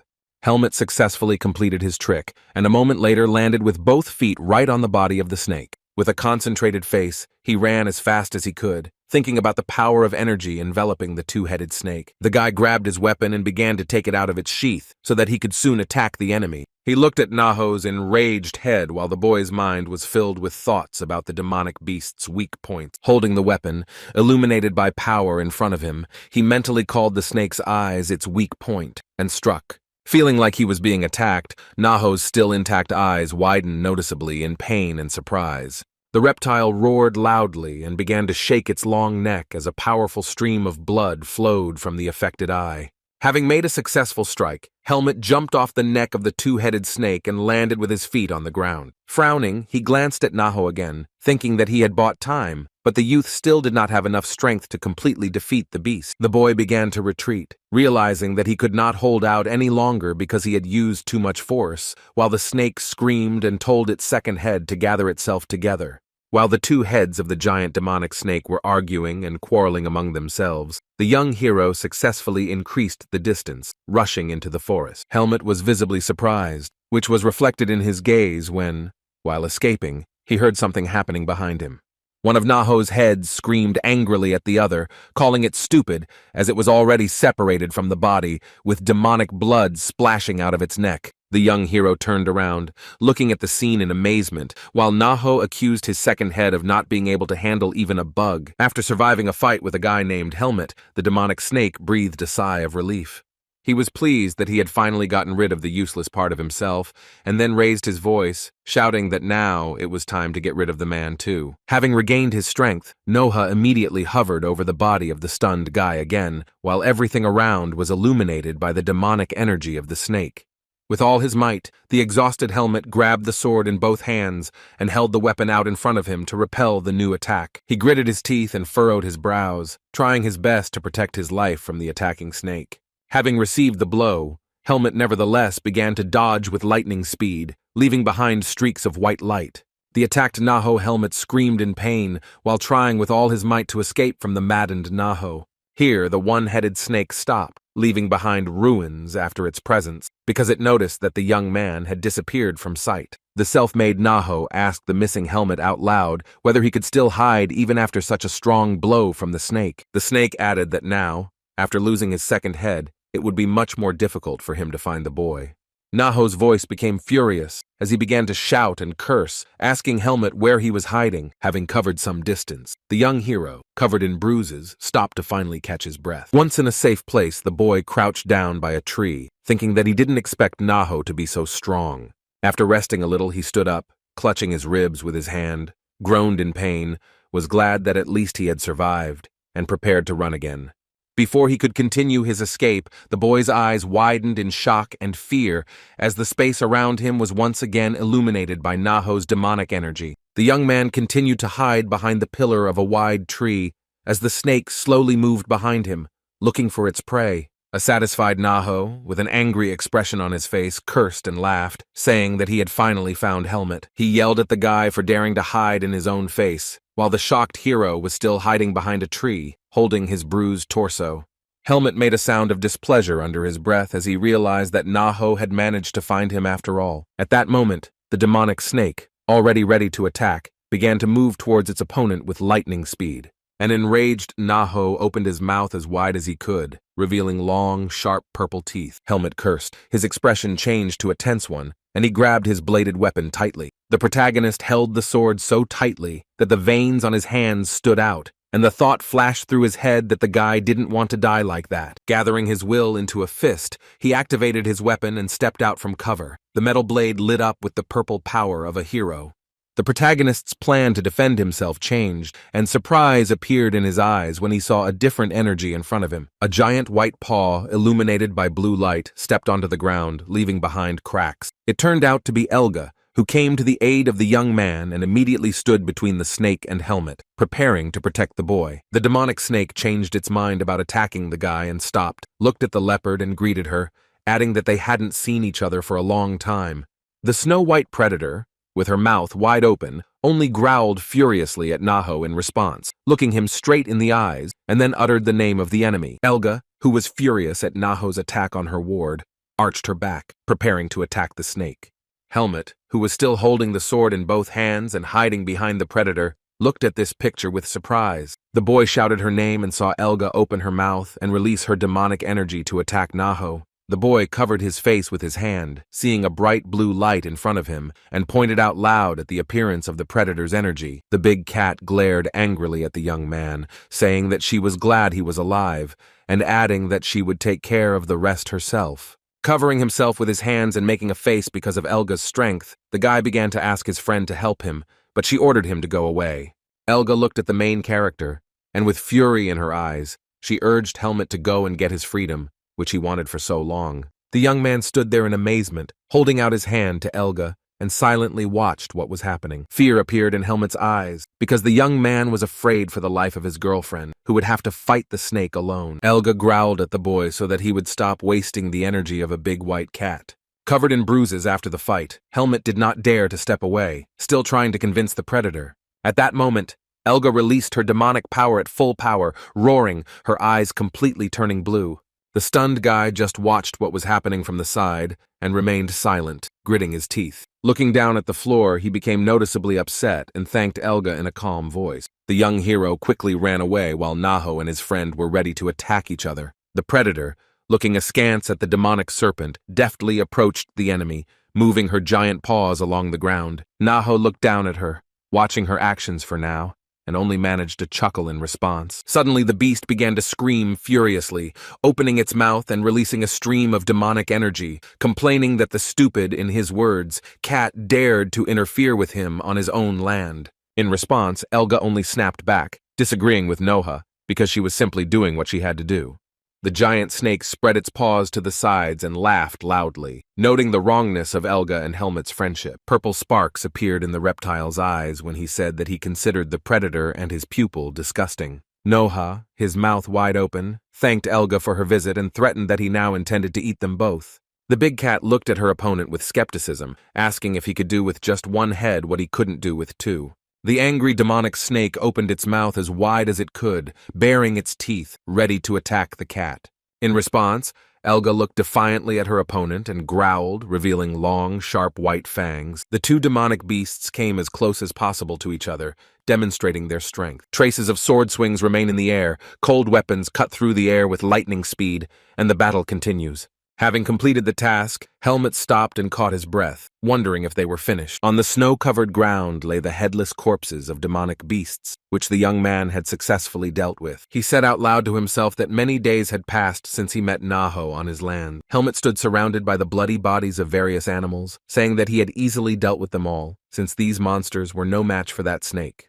The young protagonist's gaze became thoughtful. He lowered his eyes to the floor, and there were still dirt and abrasions on his face. The boy reasoned out loud that if he had not met Darien and Elga in his life, he would never have survived in this forest. The guy's face showed inspiration and readiness to continue the fight, and he said that he would not have a second chance. Standing right in front of the waterfall, he declared to himself that he had to get out of here for the sake of Elga and Darien. Looking at the sky, the youth noticed that there was no demonic energy felt in these lands, and the seed of darkness inside him was reacting to something. He assumed that such a reaction could be to the divine barrier, and directing energy into his chest with his hand, he was glad that he could hide the seed with its help. Suddenly, a large white feather fell from the sky into the protagonist's palm, and he asked himself whose it was. He immediately reacted when a giant bird flew over him, its feathers colored white, red, and gold. Letting out a frightened cry, the boy bent down and lay down on his chest on the ground, protecting his face with his hand from the bird's attack. The huge bird noticed the unwanted guest and turned its gaze on him.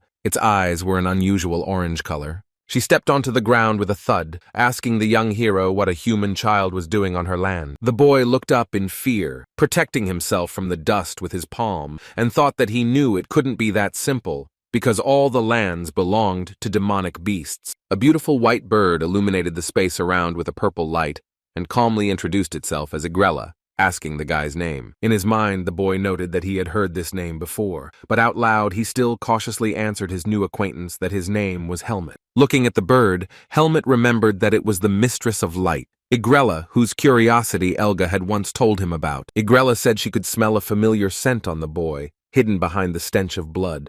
Bowing its head over the young man, the bird came to the conclusion that the main character smelled of the demonic snake Naho. She also pointed out another innate scent, immediately determining that it belonged to Elga the leopard.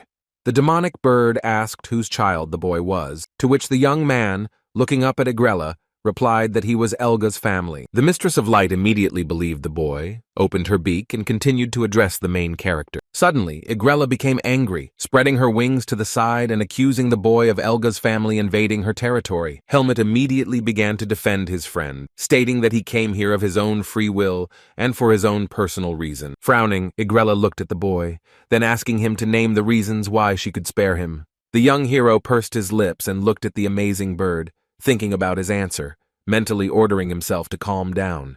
While the bird still hung belligerently over him, the boy replied that the main reason could help Agrella herself. Surprised, the multicolored giant bird asked the guy again to understand what he meant. Helmut explained that with the help of the given reason, Agrella would satisfy her curiosity. The main character confidently declared, looking at his new acquaintance, that he was going to become the first creature to leave the forest alive. Agrella let out a loud breath. The boy's answer made her laugh a lot, so she started giggling loudly. The bird's behavior offended the protagonist. He frowned and looked angrily at the beast, without saying a word in response. Agrella raised her voice, screaming that the child would not be able to do this, because due to the seed of darkness he had long since become one of them. The young man extended his hand and asked the bird to let him try. since he was the first person to go so far. Spreading her wings to the sides, Igrella looked closely at the boy who was talking about the unique opportunity to test his fate with the divine barrier. The demonic bird, covering its beak with feathers, screamed that it was a pity to lose its prey and allow Helmet to die on the barrier because it had not tasted human flesh for a long time. The hero began to persuade the beast, telling her that there would always be new people in the forest that she could feast on. He put his hand on his heart and confidently declared that he was the only person who had attempted to leave the native forest. Igrella immediately fell silent and looked at her new acquaintance in surprise and was amazed by his persistence. The giant bird even turned its neck in surprise and began to examine the hero even more closely. He noticeably became kinder. Igrella was pleased with the guy's eloquence, so she said that now she wanted to see if Helmet could cope. The Mistress of Light, folding her wings, added that it was unlikely that there would be such a fool who would try to get out of the forest. Standing on the cliff, she told the boy that she didn't care if he survived, but if he succeeded, Helmet would be the first to leave the native forest. In response, the young man joked that then Igrella would become the first demonic beast to witness this. Giggling, the inspired Igrella agreed to protect the boy to the barrier and asked him to convey his last words to her, so that if anything happened, the bird would convey them to Elga. At the mention of his mentor, the snow-white demonic leopard Elga, Helmet's eyes widened. The young man asked Igrella to deceive the leopard in case the boy died, telling her that he had survived and successfully escaped from the forest. He looked up, looking the bird straight in the eyes, so that it would finally agree to fulfill the protagonist's request. Bowing her head over her new acquaintance, the Mistress of Light, Igrella, looked at him attentively.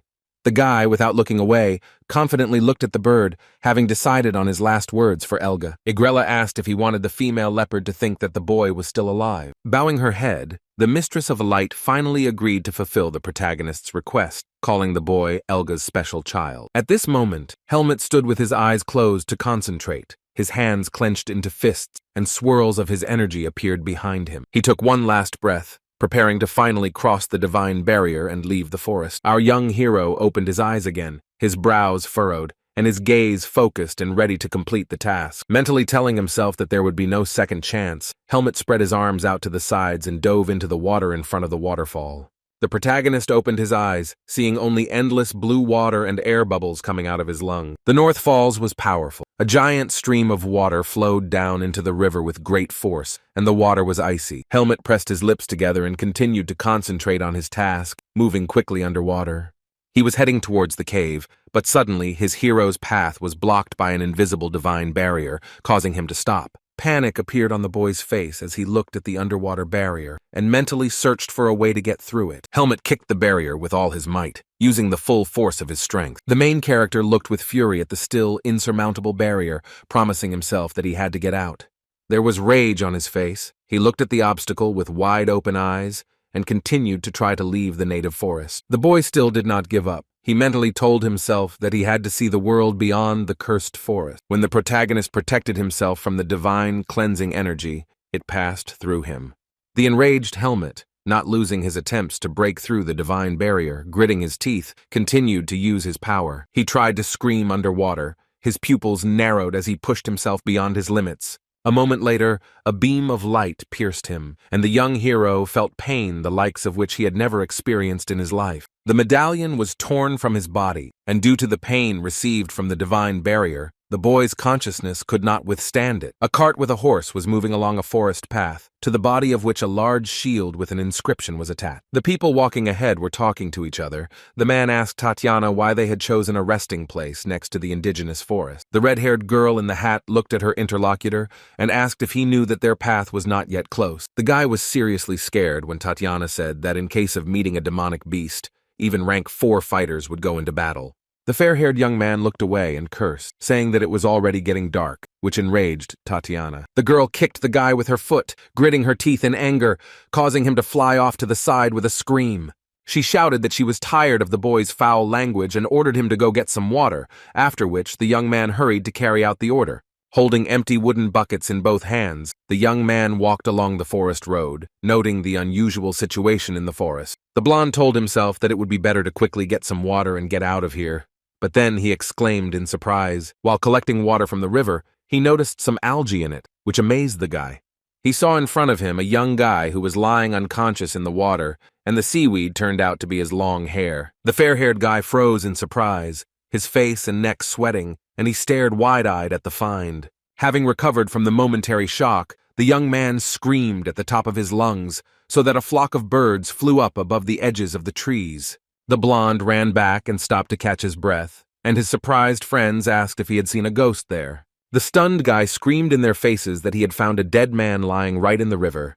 The guys were skeptical of the blonde man's words, saying that he had confused the corpse with a log, and only Tatiana agreed to go check out the situation. When the red-haired girl asked where the young man saw the dead man, the guy pointed towards the river with a hand trembling with fear. Tatiana kicked the young man again, complaining that he should lead her instead of pointing her in the direction with his finger.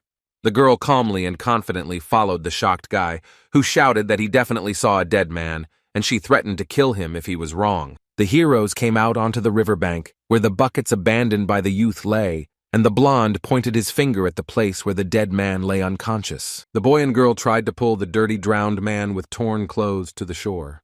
From fatigue and surprise, a corpse appeared on Tatiana's face. She agreed that the find really was a corpse. The blonde continued to yell that everything was serious, and he didn't like this situation, so they needed to leave, but Tatiana stopped the guy. The girl took a closer look at the face of the dead man she had found. A thin stream of energy was coming out of his mouth. Tatiana screamed for Pin to help her faster, to which the stunned guy only began to ask questions and stutter. The girl ran up to the body and lifted it up, shouting that it was not a corpse, but still a living person. Helmut slowly opened his eyes. His vision was still blurry, and he saw two happy people in front of him. His vision cleared, and in front of him were two strangers, a red-haired girl and a fair-haired guy, who were glad that the guy had come to his senses. After some time, Helmut, covered with a blanket, sat by a tree with bandaged wounds and wondered where he was and whether he had managed to get out of the forest. The friendly girl calmed the guy who had regained consciousness and, smiling, asked him not to be afraid, because everyone was his own. Tatiana explained to the bewildered Helmut that their boy had found him in the river, and fortunately it turned out that the body they found was alive. Pin watched the stranger with interest, his hands on his knees, and the red-haired girl asked Helmut's name, after which he immediately introduced himself. Tatiana began to interrogate the guy for new information, to which the main character replied that he didn't remember anything. Helmut's memory loss surprised the girl, because she did not see any serious wounds on him, and assumed that he had a head injury. Smiling broadly, Tatiana extended her hand to the protagonist and introduced herself, adding that she was a rank 3 silver mercenary. Helmut extended his hand to the red-haired mercenary in response, and shook it firmly in a sign of acquaintance.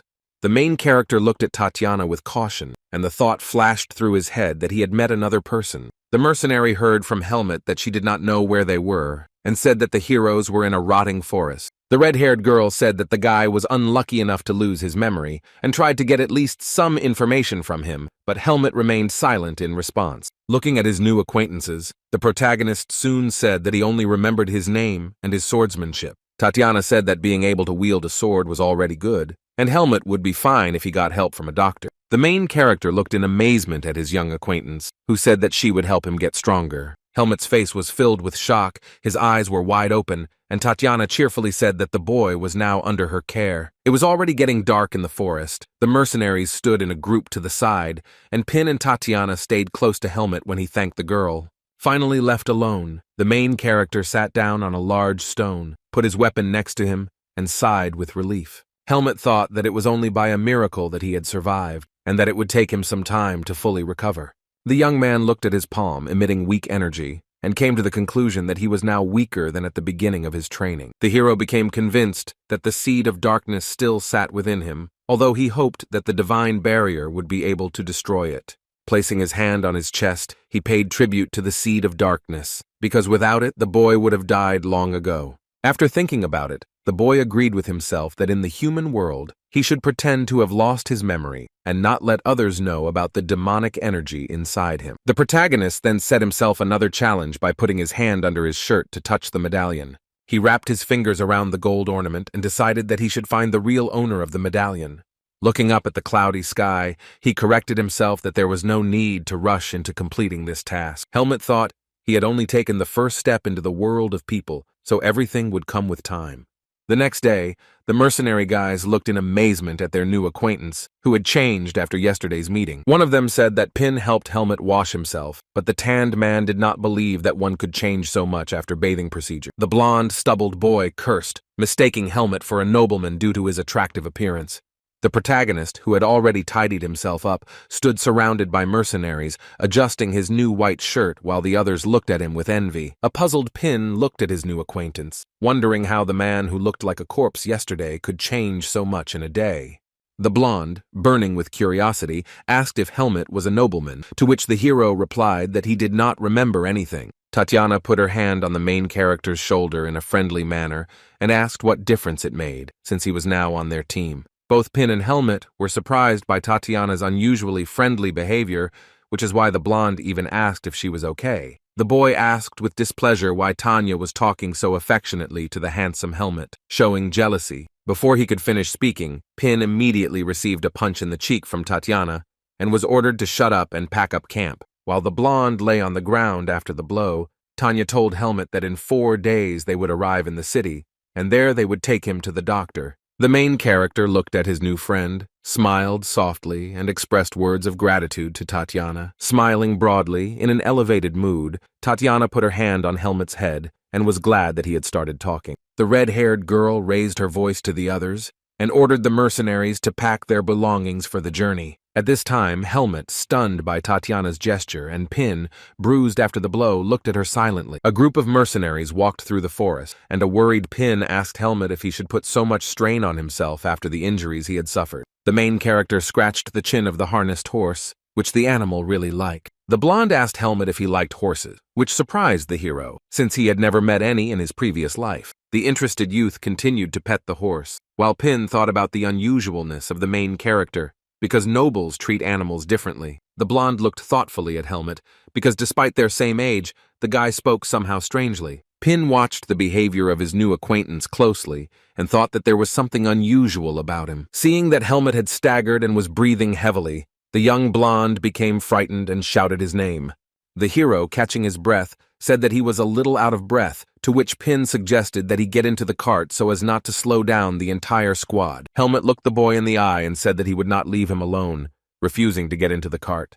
The fair-haired young man did not try to persuade the hero and allowed him to continue his journey further into the city. Pin trailed behind and wondered out loud why Helmet looked at him so terribly in response to his concern, and the main character wondered why he was so tired. The main character began to remember that in the indigenous forest he needed no more than a day to restore his strength. Helmet continued walking, breathing heavily, beads of sweat running down his face, but he did not stop. In his head, the young man came to the conclusion that he would recover if he continued walking. An elderly, gray-haired man with a thoughtful expression on his face chuckled, placing his index finger to his temple. The doctor examined Helmet and concluded that he was absolutely healthy and was a very strong young man. Tatiana did not believe the doctor, which made her grandfather very angry, and he began to shout, agreeing to prescribe medication for the boy. The red-haired girl became furious and began to scream and insult the doctor at the top of her lungs, suspecting him of quackery, since Helmet had been practically dead just a week ago. The protagonist silently and calmly watched as the doctor and Tanya discussed Helmet's health and recovery in raised tone. Pin carefully asked where the boy had gotten his amnesia from, to which the doctor shouted back that the amnesia in Helmet's crazy head would soon pass. The elderly man threw medicine at the heroes, ordering them to get lost, and was perplexed that he had been unfairly called a charlatan. Tatiana's eyes were clouded with rage. She clenched her teeth tightly, because the doctor's behavior and words made her very angry. She began to insult the doctor as an old man. A scream reigned in the hospital building. Pin called people for help to moderate Tanya's ardor. On the way back, Tatiana began asking Helmet questions about his health, because her friend told her that the hero even had difficulty walking. The youth began to tell Tanya that he was healthy, and the medicine combined with rest in the tavern helped him to recover properly.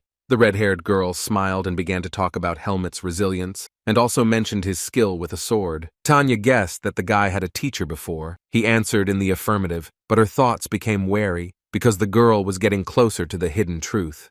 Suddenly Tatiana stopped, having received confirmation from Helmet regarding the teacher, and wanted to offer him something. Holding the hilt of her sword, she looked at the protagonist and enthusiastically asked if he wanted to duel her. Glancing sideways at his new friend, Helmet asked the girl again with excitement in his voice. Smiling softly, Tanya asked the guy not to worry, because this duel would help him warm up and remember something from his past life. She held out her open palms, waiting for an answer from the protagonist, but he was in no hurry to answer. Helmut thought about it, and in silence, standing in the middle of the city street, he looked at Tatiana. The young man thought about how society revered third-rank silver mercenaries like Tatiana, so he ultimately agreed to test his strength. In the training arena, a muscular, sweaty man was vigorously kicking and punching a wooden pole. Several mercenaries in good physical condition were busy training, swinging wooden blades. Helmut and Tanya were watching this picture when she said that looking at this was a treat for her eyes. The mercenaries noticed the girl's presence and called out her name, then asked who she had brought with her. They recognized the young man as Helmut and greeted him, and upon learning of the upcoming duel, they declared that the fun was finally beginning.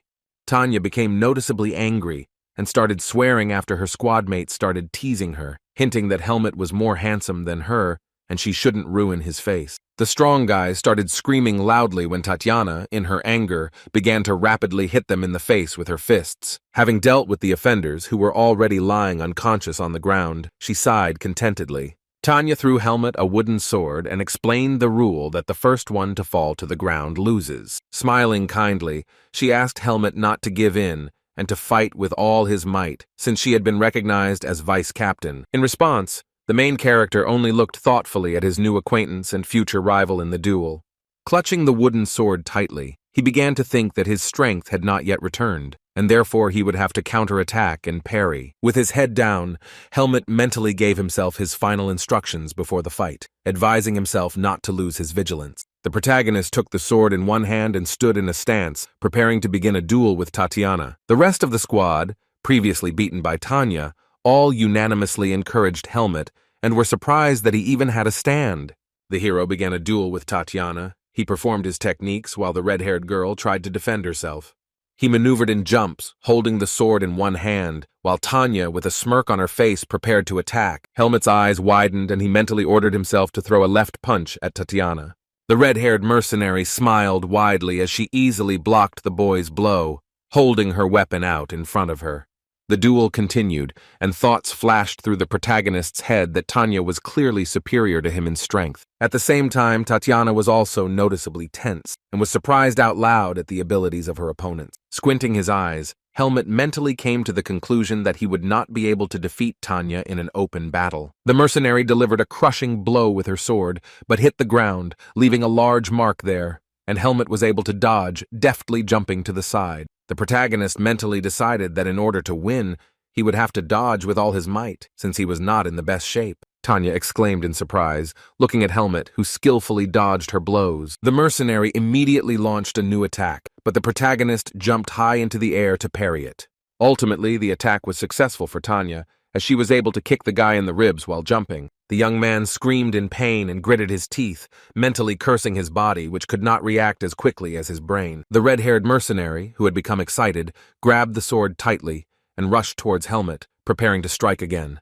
She shouted that the youth was thinking too much, while Helmut was wondering why his movements were slow, as if he were in water. Tatiana began to rapidly and successfully strike the guy with more and more blows with a wooden sword, while he was struggling to defend himself. He screamed in pain, but his face remained focused, and the boy, not giving up, held the sword in front of him for protection. The youth tried to counterattack, but Tatiana easily dodged and came close to the main character. The mercenary dealt a crushing blow to the young man, aiming her wooden sword straight at Helmut's solar plexus. The hero felt a sharp pain. His pupils dilated. He clenched his teeth and stared into space. Due to the force of the blow, the guy flew back and landed on his back, which meant his defeat in the duel. The red-haired girl stopped and moved her weapon to the side, signaling the end of the fight.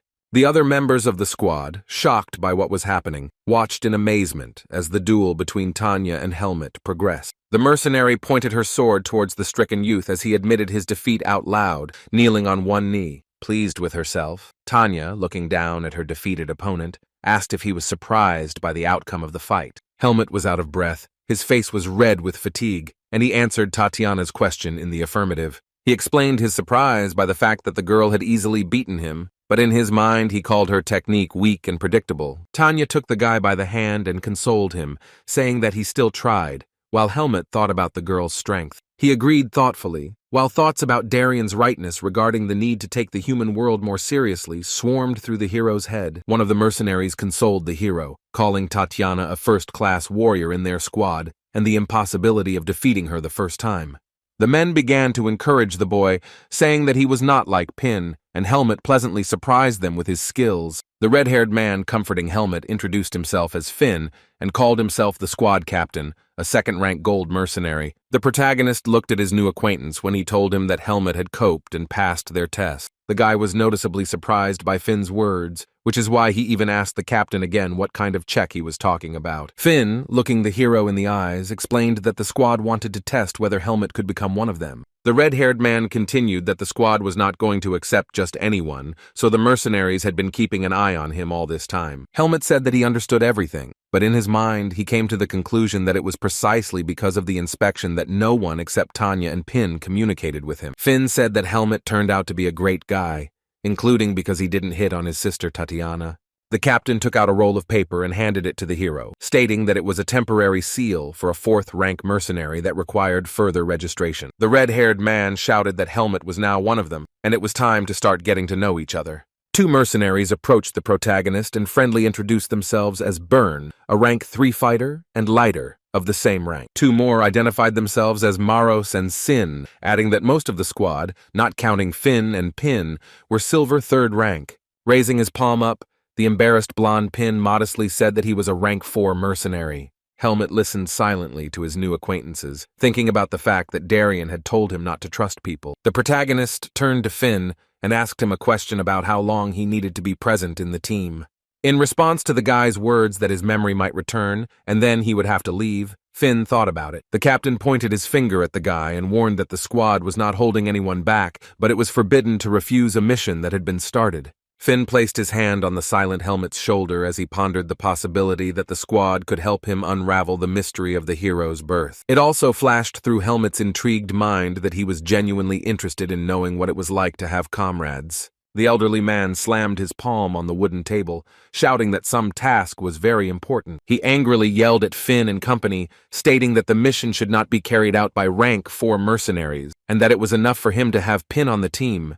The captain began to persuade Sir Miles, saying that Helmet was needed by the team, and he should know that they were not taking someone into the squad just like that. Finn thanked the old man when he reluctantly allowed Helmet to join the mission, adding that it was the last time. The two continued to discuss the deal, with Miles warning of the possibility of only paying a third of Helmet's payment and pledging to help Tariq's group complete the mission. Sir Miles rose from his chair and said goodbye to everyone, saying that they had to start tomorrow morning. The elderly, gray-haired man left the room, slamming the wooden door loudly behind him.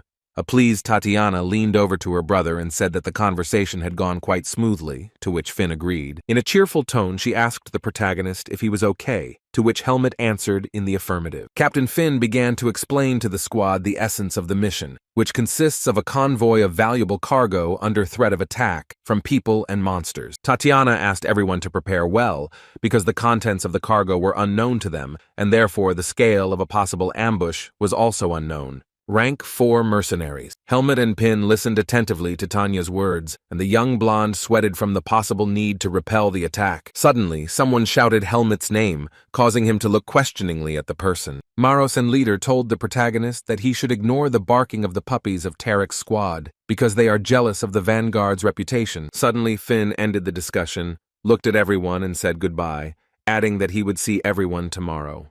That night, Helmet did not sleep, and stood alone in the middle of the training arena, lost in thought. He frowned and looked down, mentally acknowledging the feeling of rage over the lost duel. Closing his eyes, memories of the past battle with Tanya flashed in the young man's eyes. He was angry because of his weakness. Looking at his hand, which was emitting weak energy, he called the fact that he had not yet recovered a stupid excuse for losing. The young man raised his head and thought that he was too weak now and could not win even with Tatiana constantly giving in. After exhaling through his mouth, he came to the conclusion that the problem was not that the protagonist had lost his special power. The guy concluded that he needed to get into shape and remember the basics, so he began to take his sword out of its sheath. The young protagonist deftly pulled out his cold weapon and moved the blade to the side. The guy stood in front of a wooden pole and decided that he needed to remember his first training sessions in the native forest. The next morning, the squad was already walking through the forest. Finn solemnly announced the start of escorting the cargo and called on everyone to remain vigilant. Inspired, Tatiana turned around and added that they were going to show what they were worth. Pin felt unwell, pressing his hands to his aching stomach and complaining that he shouldn't have eaten that soup, and also asking about Helmet's mood. The main character looked askance at the blonde man with distrust, thinking that he was looking down on him after his unsuccessful trip to the city. Helmet looked away, his eyes showing resentment towards Pin, and answered the guy in monosyllables that he could handle it. Pin noticed the mood of his interlocutor and asked him not to sulk, began to hit the guy on the shoulder, and say that on the first task, they would both try their best. Helmet continued to frown at Pin. He looked at the young man with malice on his face, and answered all his words in monosyllables. The protagonist's behavior confused the fair-haired boy, and he fell silent, looking at his interlocutor with fear. Pin exclaimed in amazement and stopped when he saw the large load in front of him that they would have to escort. Sir Miles was already standing by the horses with the loaded carts. Finn and the old man greeted each other. Miles explained to the captain that his squad would need to guard the rear chain, after which Finn immediately gave the order. An excited Pin looked at someone and immediately called Helmet to show something to the main character. The fair-haired youth began to explain to the hero that the guys standing there were mercenaries from Tarek's squad. The hostile mercenaries immediately noticed this and began to insult and threaten Pin to knock out the brat with one blow. The blonde was very angry at the behavior of Tanaku's mercenaries. He gritted his teeth in rage, looking at them, and Helmet only silently watched the situation. Tarika's mercenary laughed loudly, asking Pin who was standing behind him and calling Helmet a woman. The protagonist looked askance at the mercenaries, wondering why they wanted to humiliate them. Silently watching the laughing fighters, he mentally reasoned that the similarity between demonic beasts and people lies in the need to measure strength. Helmet looked darkly at the blue-haired, muscular fighter, wondering if he was the leader of Tarek's group and questioning the strength of this mercenary. The young protagonist gave himself the task that until the end of the mission, he needed to keep an eye on the leader of the group, Tariq. A few days later, the clumsy Pin caught the boot of one of Tarek's mercenaries and, exclaiming in surprise, began to fall. The youth fell chest down on the ground and closed his eyes in pain, while the blue-haired mercenary openly made fun of Pin, and the others laughed. Having risen, covered in bruises and dirt, Pin began to insult and shout at his offenders because they trip him up every day. Smiling mockingly, the blue-haired mercenary feigned an apology to Ping, asking if he had anything else to present to him. The fighters from Tariq's group, making fun of the boy, surrounded him defiantly, provoking him to continue the conflict. Frightened, Pin turned his head away from them and fell silent, not daring to answer anything else. Helmet knelt down next to Pin and placed his hand on his back, looking at him with concern while the leader of the group, Tariq, made fun of the protagonist's feminine appearance. The offended hero silently looked at his offender, who promised to give him flowers the next time they met, because the young man looked like a woman. Helmet did not enter into an altercation with the mercenary and remained silent, and then suggested that Pin leave there. The guy helped the humiliated Pin up, and they walked away. While the stunned mercenaries, Tariq continued to watch them. An angry leader of Tariq's group called Helmet a bastard, and his fighter pointed out that the protagonist has been ignoring him since day one. One of the mercenaries scratched his head, called the guy strange, and suggested that the others not touch him anymore. The blue-haired fighter began to say that he could easily deal with this rank 4 mercenary, although he himself belonged to this rank due to a broken arm. The mercenary corrected him by saying that he was demoted because of a drunken brawl, to which the man threatened the guy with his fist and ordered him to shut his mouth. The embittered mercenary looked down and mentally began to curse his brother,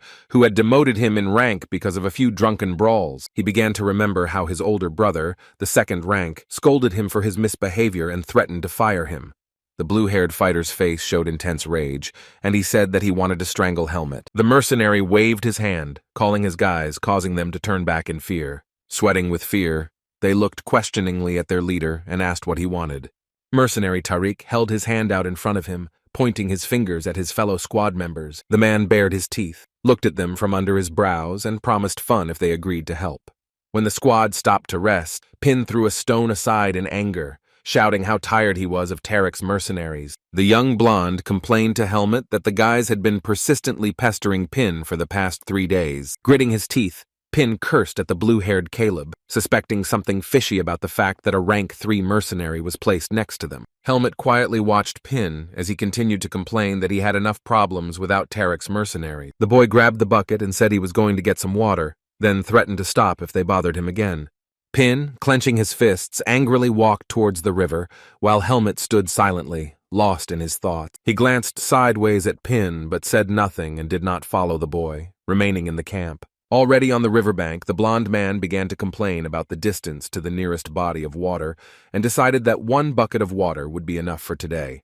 He dipped the large bucket into the water and continued to think out loud about how Pinu had trouble sleeping when the demonic beasts were around. The young man wondered out loud when he would become a rank 3 mercenary while someone quietly watched him. Suddenly, Pin heard a chuckle behind him and immediately froze in surprise, holding the bucket in his hands. With fear on his face, he turned back while the stranger was saying that this was a great place. It turned out that Caleb and the fighters from his squad were standing behind him, emitting evil laughter, huddled around the youth. Caleb continued to talk about how this quiet spot by the river was perfect for chatting while a frightened Pin looked at them silently. The young blonde looked up at the offender, who stared insolently at the boy with a mocking smile on his face. The mercenary pushed the boy and put his foot on his back, talking about Helmet and suspecting them of having an intimate relationship. Gritting his teeth in pain and anger, Pin called Caleb a bastard and said that Helmet was a guy, not a girl. The man, still pinning Pin to the ground with his foot, said that he called Helmet here, to which the boy began to argue again. Caleb turned his head and exclaimed when he saw that Helmet had already been brought into the clearing. The blue-haired mercenary was glad that the main character was brought, and praised the young man for coming alone.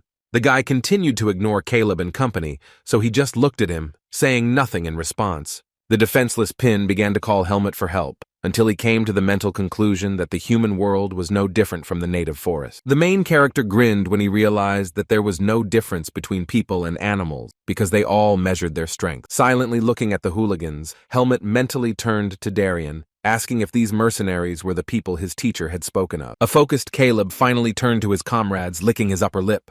Tarek's mercenaries surrounded Helmet when their leader suggested that the fighters check what was in the protagonist's pants. Our young hero immediately reacted and prepared to defend himself, but in his thoughts there was excitement and the understanding that his power had not yet awakened. The guy reached for his weapon and mentally tried to calm himself down, because he had even fought with the demonic snake Naho before. Helmet assessed the situation and developed a plan of attack in his head, preparing to deal with everyone, because the offenders belonged to the 4th rank. Taking the sword out of its sheath, the guy decided that he would use Darien's technique if he suddenly couldn't cope with the offenders. Helmet was fully prepared for battle when Caleb ordered his fighters to strip the hero, and they immediately pounced on the guy. Here, one of the anti-heroes, a chubby guy, received a crushing punch to the face. The other mercenaries were stunned. They looked at what was happening with surprise and fear, and were in no hurry to attack Helmet. It turned out that the blow was delivered by Tanya, who stood in front of Helmet to protect him and asked what was going on. Caleb didn't expect his plan to be thwarted. His pupils narrowed in rage as he stared silently at Tatiana.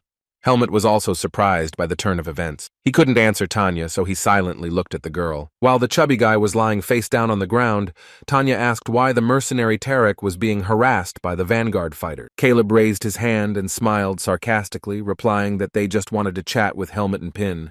Tatiana did not believe his words, stating that she personally heard him order Helmet to be undressed. The instigator of the conflict only laughed softly, telling Tanya that these were just men's jokes and that a woman would not understand them. In response to Caleb's jokes, Tatiana glared at him menacingly and threatened to cut out his tongue if he didn't keep an eye on it. Then the red-haired girl gave Helmet the command to leave, taking Pin with her, which the guy immediately did.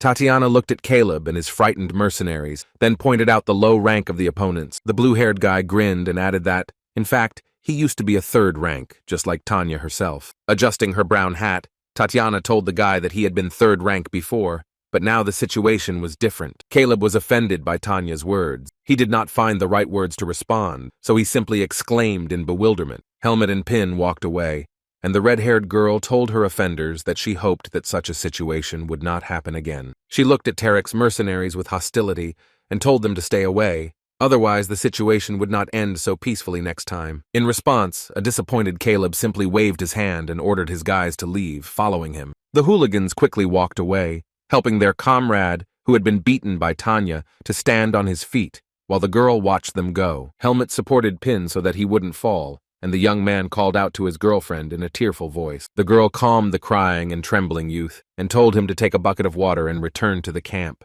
Tatiana breathed a sigh of relief and thought that because of the heartlessness of some mercenaries, she had to help, although it was impossible to interfere in Rank 4 showdown. While Helmet stood nearby, the red-haired girl continued to comfort her friend, stroking his head. Our young protagonist just stood silently, carefully watching his new comrades. When night fell, Helmet gave up sleep and began training alone again. He concentrated on practicing the sword techniques that Darien had demonstrated to him in his past life. Helmet stopped, lowered his cold weapon down and rested, trying to catch his breath. The guy decided to finish training for today, leaving behind tree pillars destroyed by his blade. The hero thought that he had finally gotten into shape, since he had been training the entire time the squad was busy escorting the cargo. Gripping the hilt of his sword tightly with one hand, the young man thought that the problem was not in the form. He swung his sword to try and activate the power, but the attempt was again unsuccessful. The young man came to the conclusion that he was not yet ready to use his power, because it had not yet awakened. The hero remembered Darien's words that strength is an analogy of water, and the body is a vessel for it, so it is important to be in good shape. The guy looked at his palm and said out loud to himself that now was not the time to devote to the state of his body. He clenched his fist and came to the conclusion that now he would have to rely only on brute force, forgetting about his superpowers. The next day, Finn addressed the party, stating the danger of encountering demonic beasts on the way, which is why everyone needs to stay in pairs. Pin listened attentively to his captain's words and said that he understood everything while Helmet was also standing nearby. Concentrated, Helmet thought about the fact that due to the new rules, he would no longer be able to train, and hoped for a quick return of strength. The curious Pin asked the hero if he had seen demonic beasts before, to which Helmet looked questioningly at his comrade. The eccentric blonde began to justify himself, telling about the horror stories about the monsters of Sin and Berta, and then concluded that he simply wanted to know everything about the enemies in advance. A trembling Pin pretended to be brave in front of Helmet, telling him that knowledge is power, and then laughed nervously. Recalling his acquaintances from the indigenous forest, Helmet replied that demonic beasts can be both scary and quite normal. Pin breathed a sigh of relief, then got excited again, asking his comrade if he had regained some of his memory. Helmet immediately began to deny this, stating that he simply had this opinion about demonic beasts, but mentally cursed himself for almost giving himself away. The mercenaries continued along the trail surrounded by autumn forest, accompanying 2 horses harnessed with valuable cargo. Suddenly, one of the mercenaries began to loudly complain that the water from the flask did not flow into his mouth. The other guy laughed in response, advising the man to buy a new flask, to which he agreed. The mercenary added that he needed to earn money to buy a new flask, and if he had the money, he wouldn't go on such dangerous missions. His comrade began to encourage him, telling him that there was almost no danger, and for such an easy task, they would receive good money. The man said that his city had good dark beer, and after completing the task, both of them should get drunk. The amused mercenary, with a flask in his hand, said that he liked dark beer, but at that moment an unknown force cut off his skull. His shocked comrade, whose face was stained with blood, looked at this picture with horror in his eyes. With wide eyes, the mercenary could only raise his hand up and point his finger at the monster standing in front of him. The attacker turned out to be a giant demonic beast, which took the mercenary's skull with 2 fingers and was ready to eat it. Mercenaries with weapons in hand surrounded the giant bloodthirsty demonic beast, devouring their comrade. The monster clicked its teeth mercilessly, tasting the flesh, blood, and bones of the mercenary he had just killed. One of the squad, watching this with horror, held a sword in front of him and was ready to avenge his murdered friend. Rage clouded his eyes. He raised his sword up and ran straight towards the beast with a scream, intending to kill it. Another mercenary screamed, trying to stop his comrade because you can't attack a monster of such size alone. The demonic beast swung its giant paw with sharp claws, its skin stained with the blood of the mercenaries. The solo attack was unsuccessful, and the monster easily defeated the mercenary, enjoying his flesh. The demonic beast, unlike any other animal, chuckled evilly, enjoying its superior strength. A fighter from the squad began to curse, gritting his teeth, asking where this freak came from, while fear was clearly visible on his face. Captain Finn was watching all this. He said that the squad relaxed, and even he could not predict the appearance of this beast. The demonic monster continued to deal with the slain mercenaries, mercilessly mocking their bodies. He took the body of the dead man as if it were a feather, and noticing other animals in ambush, swung at them. The beast easily threw the body of the decapitated mercenary, and it immediately flew away a great distance. When the man's body reached the edge of the trees, It was suddenly torn into small pieces by other, smaller animals. Tatiana immediately noticed this, noting that the beast was not alone, and shouted to the others to prepare for battle. The vanguard and Tarek mercenaries, united against a common enemy, drew their swords and took a fighting stance. Helmut watched this scene in silence, and in his head he wondered if this had really begun. Tatiana tried to protect the weak rank 4 fighters, so she shouted for Pin and Helmut to hide under the carriage and not engage in battle. Trembling with fear, rank 4 mercenary Ping only let out a long squeak of horror, sweat streaming down his face. He grabbed Helmut by the shoulders and began to push him forward, begging him to get out of there and hide. The protagonist clenched his fist, disappointed that he couldn't use his power at such a critical moment. The boy thought that there were too many demonic beasts in the forest, and at this rate, things would end very badly. Pin began to shout at Helmut, who was lost in his thoughts, and he pressed his hand on the back of his head to make him hurry up. Both 4th rank fighters hid in the shadows, lay down belly down under the carriage, and Ping announced that there would be meat now. Helmut continued to remain calm. He carefully observed the behavior of the huge monster. In his mind, the young man noted that this demonic beast was quite strong, but still weaker than Elga and Naho. 3 mercenary captains stood before the monster, so Helmut mentally concluded that only they had the power. Our hero was noticeably upset when he came to the conclusion that he could do nothing to help in this situation. Finn and the 2nd captain watched their enemy closely, preparing to repel the attack and protect the squad. The upcoming battle involved mercenaries and 3 squads, so Tatiana and the others stood behind. The unknown demonic beast looked at its opponents, its eyes emitting a bright green light. At this moment, the monster became enraged. He stood up on his feet and spread his arms to the sides, his whole body radiating green energy. The 3 mercenary leaders, holding their weapons tightly in their hands, quickly ran towards the monster to attack it. Captain Finn's great iron sword suddenly glowed orange, indicating that its power was activating. The red-haired boy jumped high into the air to deal the first blow to the demonic beast. The monster, illuminated by a green light, immediately began to counterattack, swinging its giant paw. Finn was skilled with his blade, leaving streaks of orange energy behind his blows. Finally, the captain managed to land a successful blow in the air, causing the beast to retreat. Having taken damage, the bloodthirsty monster let out a scream. Its mouth and fur were stained with the blood of the mercenaries. Finn landed on the ground to catch his breath, and his sister Tatiana took over the attack. One of the mercenaries started to praise the captain, admiring his strength, but another guy brought him to his senses, reminding him that they were being attacked by a bunch of other monsters. Putting his palm to his head, the mercenary turned to his comrade and said that rank 3 fighters don't care about any little things. He began to swing his sword enthusiastically, skillfully dealing with countless ordinary demonic beasts. The red-haired rank 2 mercenary was worried, watching his team work, and tried to loudly encourage them. Caleb, activating his power, turned to Max and suggested that he finish off this creature, meaning the giant beast. All 3 captains surrounded the monster from all sides, their swords illuminated by light. They began to attack simultaneously. Finn came face to face with the ruthless monster. The demonic beast opened its mouth, revealing sharp fangs. The vanguard captain was in full combat readiness. His entire body was saturated with his power, his eyes lit up with energy. The man attempted to deliver a crushing blow to his opponent in a jump, but the monster was able to parry by crossing his arms in front of him. Max prepared for the attack, concentrating. He prepared to strike the beast's neck. Caleb's blade was also illuminated by blue energy. The mercenary rushed towards the monster to attack it. All 3 of them, surrounding the beast, began to strike at it simultaneously, using their special strength. The monster growled in rage and pain. The captain's attack was successful. The beast missed the blows again and again.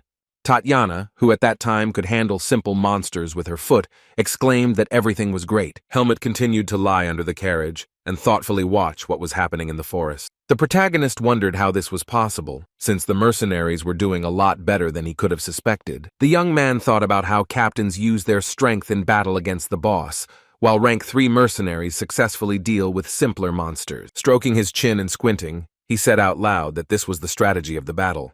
Remembering Darian telling him not to underestimate people, Helmut heard Pin scream and turned to the boy. Despite the numerous attacks from the captains, the main demonic beast still stood firmly on its feet. This was observed by the captains and other mercenaries, who had already dealt with the rest of the monsters. The main monster was noticeably out of breath. He stood motionless, trying to catch his breath after the active battle.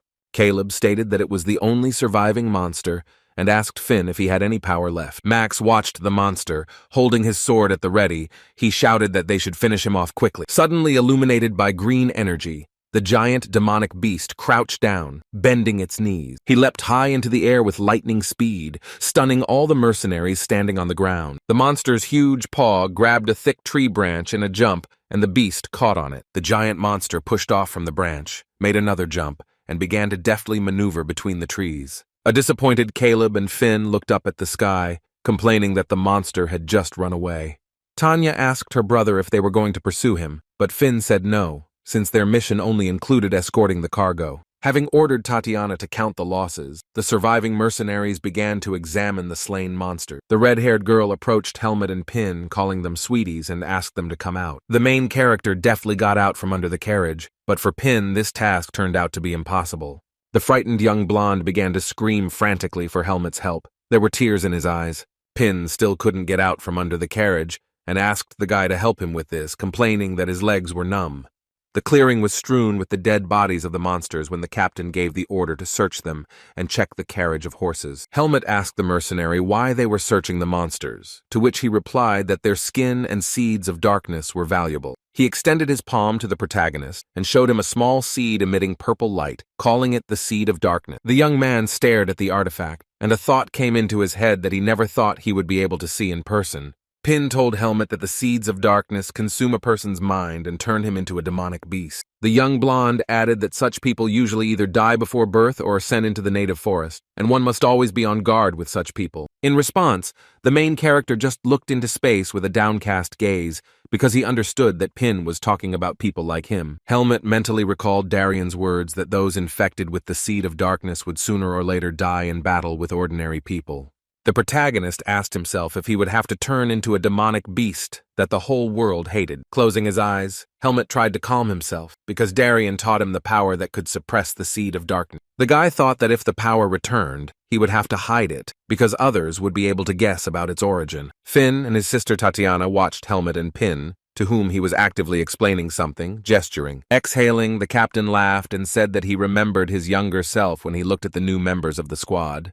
Tanya, adjusting her hat, said that Pin had grown noticeably since that incident, but he still had a lot to learn. While the captain and the red-haired girl watched the young men, they examined and touched the dead monster. Pin looked at the lifeless face of the demonic beast and said that he found this sight disgusting. Squinting, the protagonist carefully examined the monster, noting in his mind the difference between this beast and the others. Helmet raised his hand and told Pin to stop when he was about to use his knife to skin the monster. The blonde smiled and asked the hero if his behavior was due to fear, since he was seeing the beast for the first time. Pin tried to calm his friend down in a friendly manner, asking him to imagine that it would be a simple slicing of meat. It turned out that the monster was not dead at all. It grabbed the defenseless Pin by the throat with its hairy paw. Tatiana heard something happen and turned her head to see what happened. Fearing for his comrade, Helmet wanted to protect him, and suddenly his body lit up with purple energy, signifying the activation of his power. The revived demonic beast continued to hold the frightened Pin tightly by the throat, lifting him up with its paw. Helmet reacted instantly and was already rushing to help his comrade, drawing his sword from its sheath. Ping's face was filled with fear. He was helpless in this situation, and only remained silent, in a state of shock. Helmet narrowed his eyes and prepared to attack the demonic beast that had attacked his friend. The protagonist masterfully swung his weapon, cutting the monster in half with its sharp blade. The demonic beast's upper body, head, and paws were simply blown into the air by the force of the blow. The frightened young blonde simply screamed in fear, watching the scene unfolding before him. The boy fell to the ground, fear still written on his face, holding a knife in his hand, his gaze fixed on the remains of his attacker's lifeless body. Pin came to his senses a little, saw Helmet in front of him with a dirty sword, and asked if he was okay. Helmet skillfully dealt with the enemy with just one blow, and answered his friend's question in the affirmative, but a strange feeling arose in his body. The young man looked at his reflection in the blade, and thought that this blow was different from the usual ones, which gave him the idea of awakening the power. The others ran to the scene. Sin was convinced that the guys had handled the situation, and he singled out Helmet's abilities against Pin's. The blonde thanked the protagonist and promised a double portion of soup for this, which caused the other mercenaries to joke that Pin's life was worth a meal. Tatiana quietly watched what was happening from the side. The red-haired girl suspected something was wrong. A memory flashed through her mind of Helmet's weapon, emitting a purple light as he began to protect Pin from the monster. Tanya's eyes widened. At that moment she realized that Helmet was not as simple as he seemed. Tatiana looked at Helmet with wide-open eyes, unblinking, shock written all over her face, and a drop of sweat running down her face. The silver rank 3 mercenary continued to look at the protagonist, realizing that he might also have power. The pale skin of Helmet's hand was illuminated in the darkness by clots of purple light, a symbol of his power. Our hero, alone at night, sat cross-legged, his eyes closed, his mind focused on working with force. He closed his eyes to better tune in. His entire body was illuminated by a bright purple light. The protagonist opened his eyes and mentally confirmed that his suspicions were correct. Looking at his left hand, in the palm of which was a clot of his power, he came to the conclusion that it had finally awakened. The boy thanked Ping for the fact that it was an instinctive swing of the sword that was able to bring his power out of hibernation. Looking at his palm, which was bathed in purple light, the hero thought that it would take several days for his strength to fully recover. The silence was broken by Pin, who appeared on the horizon and began to loudly call Helmet, warning that the selection of patrolmen would soon begin. Vanguard Captain Finn stood in front of his squad, using his fingers to explain that they would have 3 shifts, each with 2 men. The mercenaries listened attentively to the man's words that Tanya and Helmet, Byrne and Sin, Pin and Maros would be on duty, while Uther would be resting due to his injury. One of the boys made fun of Uther, telling him that he needed to scratch his hand, too, to get a well-deserved rest. Captain Finn gave his squad his final orders, telling the patrol to stay awake and stay on duty until morning. Helmet, following orders, patrolled, his mind filled with thoughts of the powerful demonic beast that the mercenaries had encountered in the morning. Pin slept in the open air while Helmet thought about how his power made him feel the presence of a monster nearby. Tatiana approached the hero from behind, asked if he was tired, and asked the young man to wake up the next shift. Without complaint or objection, Helmet agreed to do what the red-haired girl said. However, contrary to Tanya's request, the hero did not go to bed, but decided to look around the area because the demonic beast could be waiting nearby until everyone fell asleep. While walking through the camp, Helmet passed by Caleb, with whom the hero had previously had a strong conflict. Caleb, who was on night duty and sitting by the fire, noticed the young man and glanced at him from under his brows. He looked questioningly at the young man and recognized him as his enemy, but Helmet did not notice him. Caleb laughed evilly when he realized that this was his chance to single-handedly deal with the main character. Helmet walked through the autumn forest, practicing with a sword that radiated power and testing his abilities. The guy thought that everything was going great, and at this rate, the strength would be restored by tomorrow. Suddenly he stopped and looked away, noticing that our hero was not the only one who was not sleeping. At first, Helmet thought that a demonic beast was sneaking up on him when someone walked along the path in his direction. The young man looked in that direction warily. He immediately dismissed any suspicions about the monster, because the unknown person emitted the aura of a human, not an animal. Without looking back anymore, Helmet continued to walk forward, holding his long and sharp sword in his hands, when he was greeted. The smug, blue-haired jock called the guy a pushover and asked him what he was doing alone at night in a forest full of dangers. Raising his voice, Caleb began to offer the young man to train together, to which he asked him to leave him alone. Helmet's words visibly angered the mercenary. He began to threaten the hero, saying that the red-haired creature would no longer help him, and he found himself in a difficult situation. The protagonist continued on his way, while Caleb continued to talk about how overconfidence is a bad quality for a newbie. Caleb began to threaten the hero, declaring that he intended to knock out this self-confidence by breaking Helmet's arms and legs during training.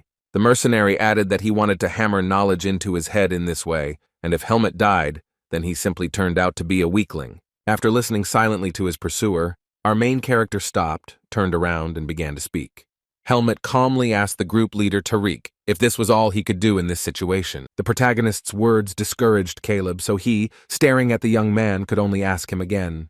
Keeping his distance from Caleb, the hero said that mercenaries should help each other, but this guy was acting like a demonic beast. Maintaining his confidence and composure, Helmet asked the 4th-rank mercenary to behave like a human being. Helmet's self-confidence in this situation amazed Caleb, so he took a long time to choose his words for an answer. Then the mercenary with long blue hair smiled widely and began to laugh loudly, looking into the eyes of the protagonist. Caleb's face flared with anger, and he gritted his teeth, beginning to protest that the boy had called him a beast and criticized his behavior.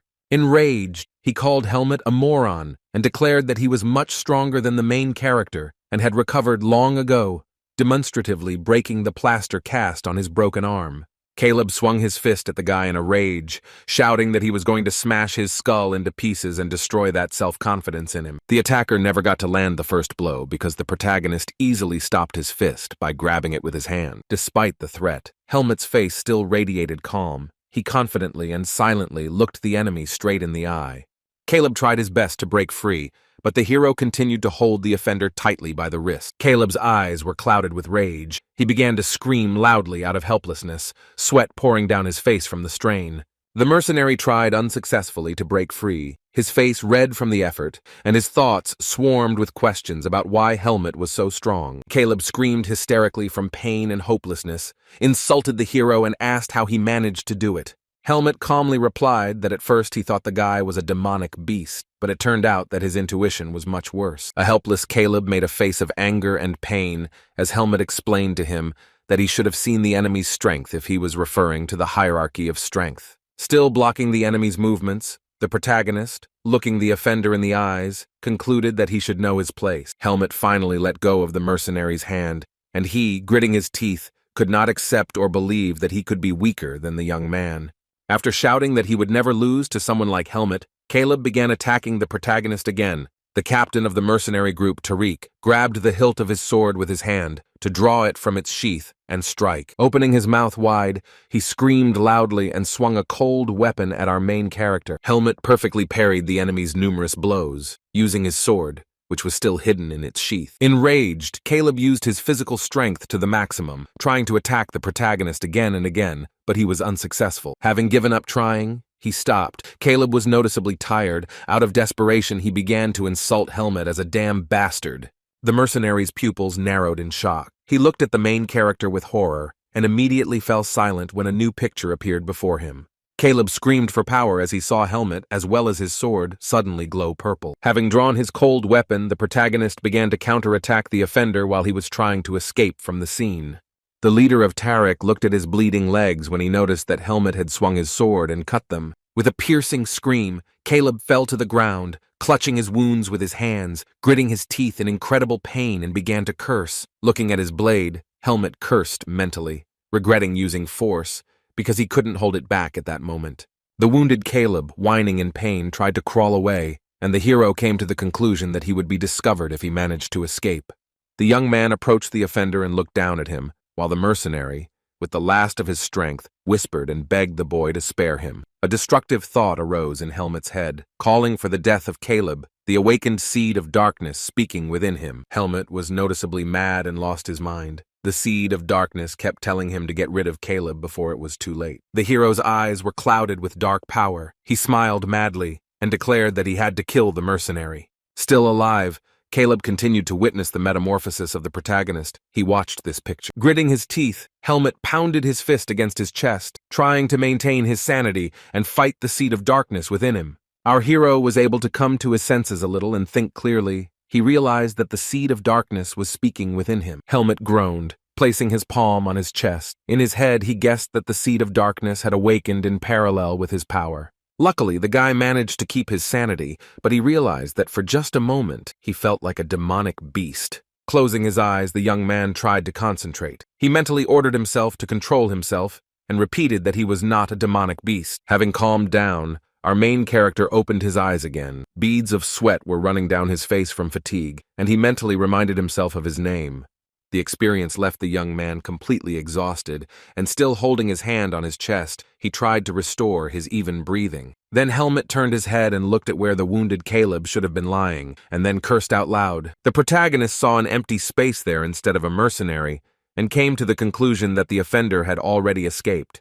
Leaving a long trail of blood behind him, Caleb continued to crawl through the forest, groaning in pain. While crying, the mercenary thought that a rank 4 mercenary couldn't use power and be more powerful than that morning monster. Caleb mentally told himself that he needed to run, so he continued to crawl quickly. But he didn't notice that someone was watching the guy. Just when the mercenary thought there was a chance to survive, at that moment, the demonic beast that the squad had encountered the previous morning jumped out of the tree and onto him. The main character was walking through the forest, but stopped when he heard strange sounds and looked where they were coming from. The young man narrowed his eyes, the thought flashing through his head that he had heard a very familiar sound. Suddenly, he saw a demonic beast sitting in the distance. In front of it were long traces of blood left by Caleb. The giant monster had 2 pairs of eyes emitting green light. The beast looked straight at the main character. The fearless hero was not afraid and approached the demonic beast, standing right in front of it. Helmet, looking the monster in the eyes, turned to him, his hair fluttering in the night forest wind. Looking at the remains of Caleb's dead body, the hero made a claim to the beast that he dared to take Helmet's prey. The youth's behavior visibly angered the monster. He bared his sharp fangs and began to growl, looking menacingly into his eyes. The demonic monster, stained with Caleb's blood, began to stand up, preparing to attack the young hero. Helmet looked at his opponent with confidence in his eyes. His strength had returned, so now he could defeat him. The young man suggested that the monster get down to business, so he grabbed the weapon with both hands and directed his strength into the blade. The beast looked at the boy in shock, his expression changing as he noticed that Helmet had a special power. The demonic giant monster did not hesitate. He began to run towards the guy to attack him. The huge animal became enraged, opening its mouth wide, staring at the young man and starting to growl very loudly. Keeping calm, the youth only silently watched the monster's behavior, noticing its unusualness, because simple demonic beasts cannot sense the strength of others. Looking menacingly at the animal, Helmet told it to take Caleb and get lost, otherwise the guy would kill him. At this moment, the beast was taken aback. He felt threatened by Helmet, so he closed his mouth and did not attack. With its paws spread out to the sides, the huge monster silently looked at the main character, not taking any action yet. Soon the mood of the demonic beast changed again. He became angry and began to growl at the guy. However, immediately after, grabbing Caleb's body with its paw, the monster jumped high into the air and disappeared in an unknown direction. It seemed that Helmet was not pleased with the outcome of the event, and he even hoped that the beast would soon return. A group of mercenaries were already patrolling the night forest at that moment, looking for Caleb and Helmet, holding torches in their hands. The protagonist, standing nearby, mentally decided that he now needed to find a way to explain what had happened to the others. Captain Max's face showed shock as he asked Helmet if his story meant Caleb was dead. All the mercenaries gathered around the fire.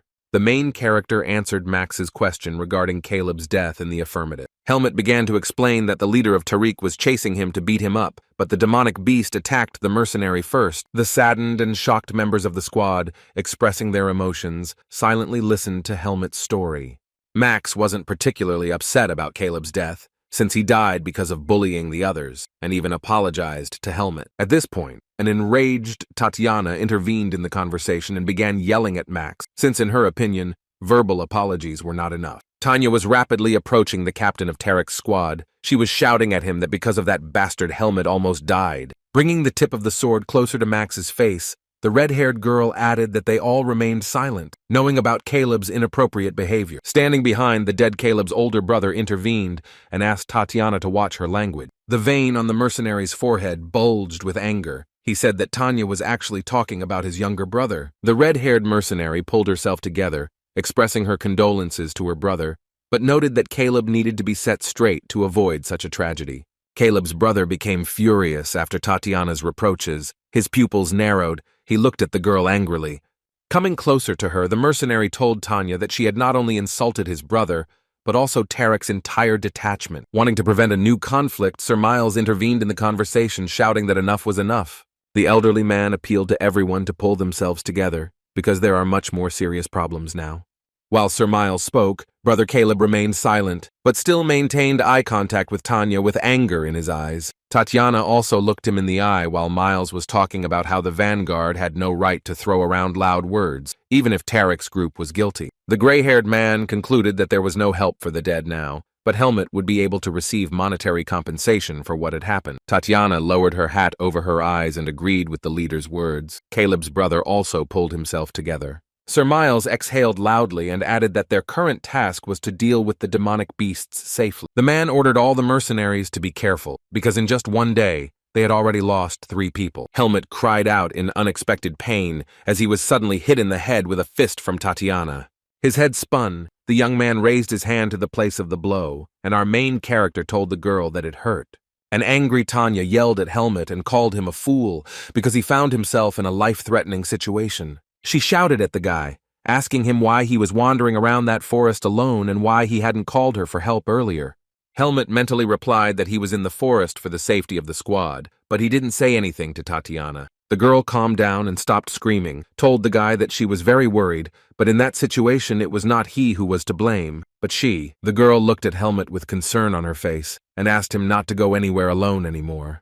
Helmut looked at Tatiana in amazement. He was silent. An unusual feeling arose in his heart. Our young hero timidly agreed with the red-haired girl, and then asked her for forgiveness. Helmut's mind flashed back to when he was a boy and his teacher Darian had placed his hand on his head. Tatiana's behavior reminded him of Darian, and he realized that after a long time, he again felt a simultaneously cold and warming feeling. The mercenary put her hand on Helmut's head. She said that she could not help but forgive such a handsome man, but asked him to be careful in the future. Closing his eyes, he thought that he felt the same when Darian touched him, and then obediently agreed with Tatiana. Opening his eyes, he realized that this feeling was caused by ordinary human closeness. Captain Finn, on horseback, gave instructions to his crew that they needed to get out quickly, and with Caleb dead, no more losses were acceptable. The red-haired rank 3 mercenary who was riding behind him loudly agreed with her brother's order. The fighters deftly deal with the simple demonic beasts that attacked the squad in large numbers. The tanned, muscular guy from the Vanguard squad diligently swung his weapon, killing monsters. Many third-rank mercenaries took part in the battle, and they took turns executing more and more terrible beasts with their swords. At this time, Tariq's leader Max and Caleb's older brother were still standing to the side, preparing to join the fight as well. Tatiana, her brother Finn, and the others continued to fight, as monsters attacked them from above in endless numbers. Pin, who was watching this, complained that there was no end to the monsters, and at this rate the squad would start having serious problems in just a few days. The frightened rank 4 mercenary cursed loudly and asked why the demonic beasts were attacking from the rear. Helmut sat next to Pin, thinking that he could feel the presence of that huge demonic beast nearby. The protagonist mentally came to the conclusion that the monster was sending smaller beasts to the squad so that the mercenaries would become exhausted. Helmut realized that the demonic beast was using this strategy because it was preparing for something. After a grueling battle, the Vanguard mercenary bandaged his palms, complaining about how long the day had been.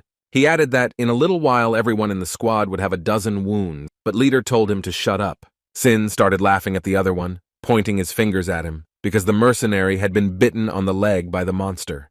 Leader began to jokingly threaten his comrade that he would now stick his feet up his backside, and Finn watched this conversation from the side. Tatiana cursed, saying that now Uther, Maros, and the Sin were wounded, and the monster attack still did not stop. The brother encouraged his sister, because at least everyone was still alive, and also praised Helmut and Pin, who also took part in the battle.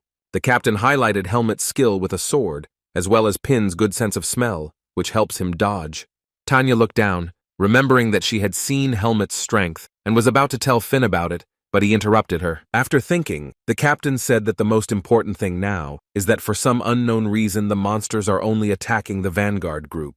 He looked at Tarek's group, telling his sister how strange it was that their mercenaries had hardly fought today. Tanya explained this by the fact that their group already had 3 corpses, and because of the conflict with the Vanguard, they were unlikely to help them in battle. Captain Finn's face showed obvious concern as he pondered the situation with a depressed appearance. The red-haired man closed his eyes and agreed with his sister's words, his face sweaty from fatigue. Turning away, the guy said that they needed to somehow survive this situation together, referring to the Vanguard squad. It was deep night. The bright full moon illuminated the cloudy sky and the crowns of autumn trees. There was a carriage standing in the street, in which a private conversation was taking place between Paul, Caleb's brother, and Sir Miles. The old man expressed his suspicions to the boy that the leader of the beasts was up to something, since the monsters were only attacking the rear of the squad.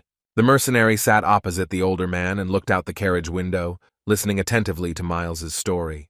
Sir Miles said that sooner or later the Vanguard would fall, so for everyone's safety, despite the odds, Tarek's group should help their colleague. The blue-haired mercenary looked at his interlocutor in bewilderment, and did not immediately find the right words to answer. Paul lowered his head and chuckled, and after a pause said that he didn't think so, pointing out that the man was wrong. Sir Miles frowned and asked his interlocutor again. It was clear from his face that the man was not satisfied with the answer.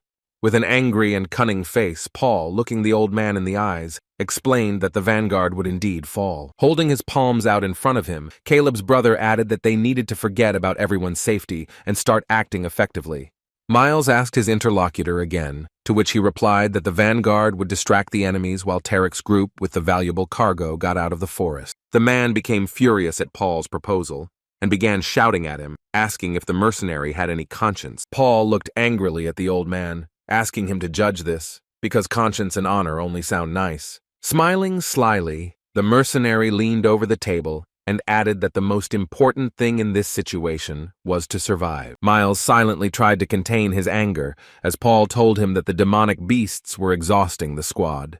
The guy made the argument that in the event of large losses, the man's investments would hardly pay off due to compensation and payments. Paul relented, adding that this was just one option and there were other solutions to the problem.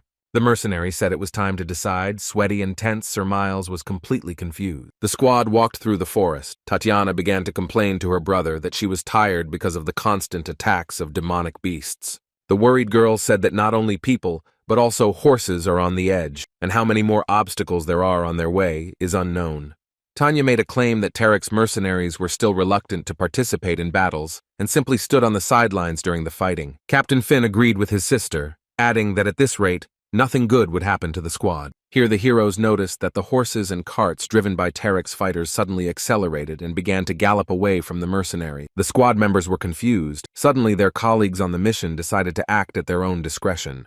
The mercenaries reacted quickly and immediately rushed after the horses and Tarek's group, trying to catch up with them and stop them. Cursing, Tatiana loudly asked questions about where they were suddenly heading, while her comrades yawned in the background. In confusion, Captain Finn shouted after them, ordering them to stand still, but they, not being fugitives, did not obey him. As Paul galloped away on his horse, leaving the vanguard behind, Finn was outraged at how they could just abandon them to the monsters. Turning around, the captain noticed many pairs of eyes emitting green light in the depths of the forest, signaling the arrival of demonic beasts. The man quickly realized the intentions of Tariq's group and came to the conclusion out loud that they had been betrayed, and now Vanguard was left on its own. At this time, Helmet silently watched everything that was happening and thought about how everything had turned out, and that now the fugitives would not be caught. Having assessed the situation around him, the young protagonist realized that the detachment was surrounded on all sides by demonic beasts. He said gloomily out loud that the escaped mercenaries had saved their own lives, but in return they had set up other people.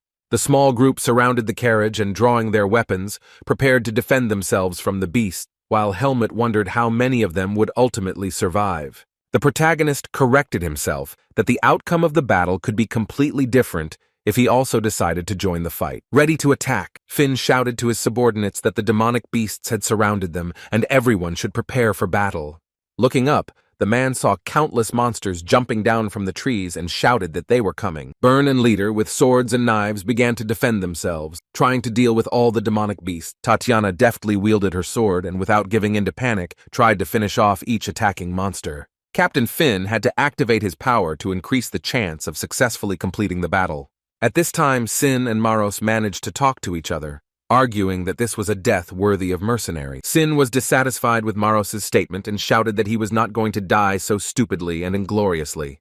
The mercenary, pointing his sword upward, said that his death would be honorable, to which Maros called him an asshole, and Helmet still doubted whether to enter the battle. Smiling, Tanya looked at her comrades and added that the idiots would argue until the end. Pin was angry and panicked about the situation, gritting his teeth and trying to help the team as well. At this time, the protagonist was deep in his head, asking existential questions about who he was, whether he was human, and whether they would want to know about his essence. All these numerous questions in the young man's head remained unanswered as he came to the conclusion that all this was no longer important. Helmet put his hand on his heart and made a decision, realizing that in this situation he wanted to save these people. The young hero looked up, his eyes wide, as his teammates continued to fend off the attack. Suddenly, Helmet spoke out loud to Darien, who was no longer there, telling him that he remembered his words. The main character said the final words before the fight, that this time he would try to trust people. The young man tried to get the boy's attention in a quiet voice in order to make an important statement.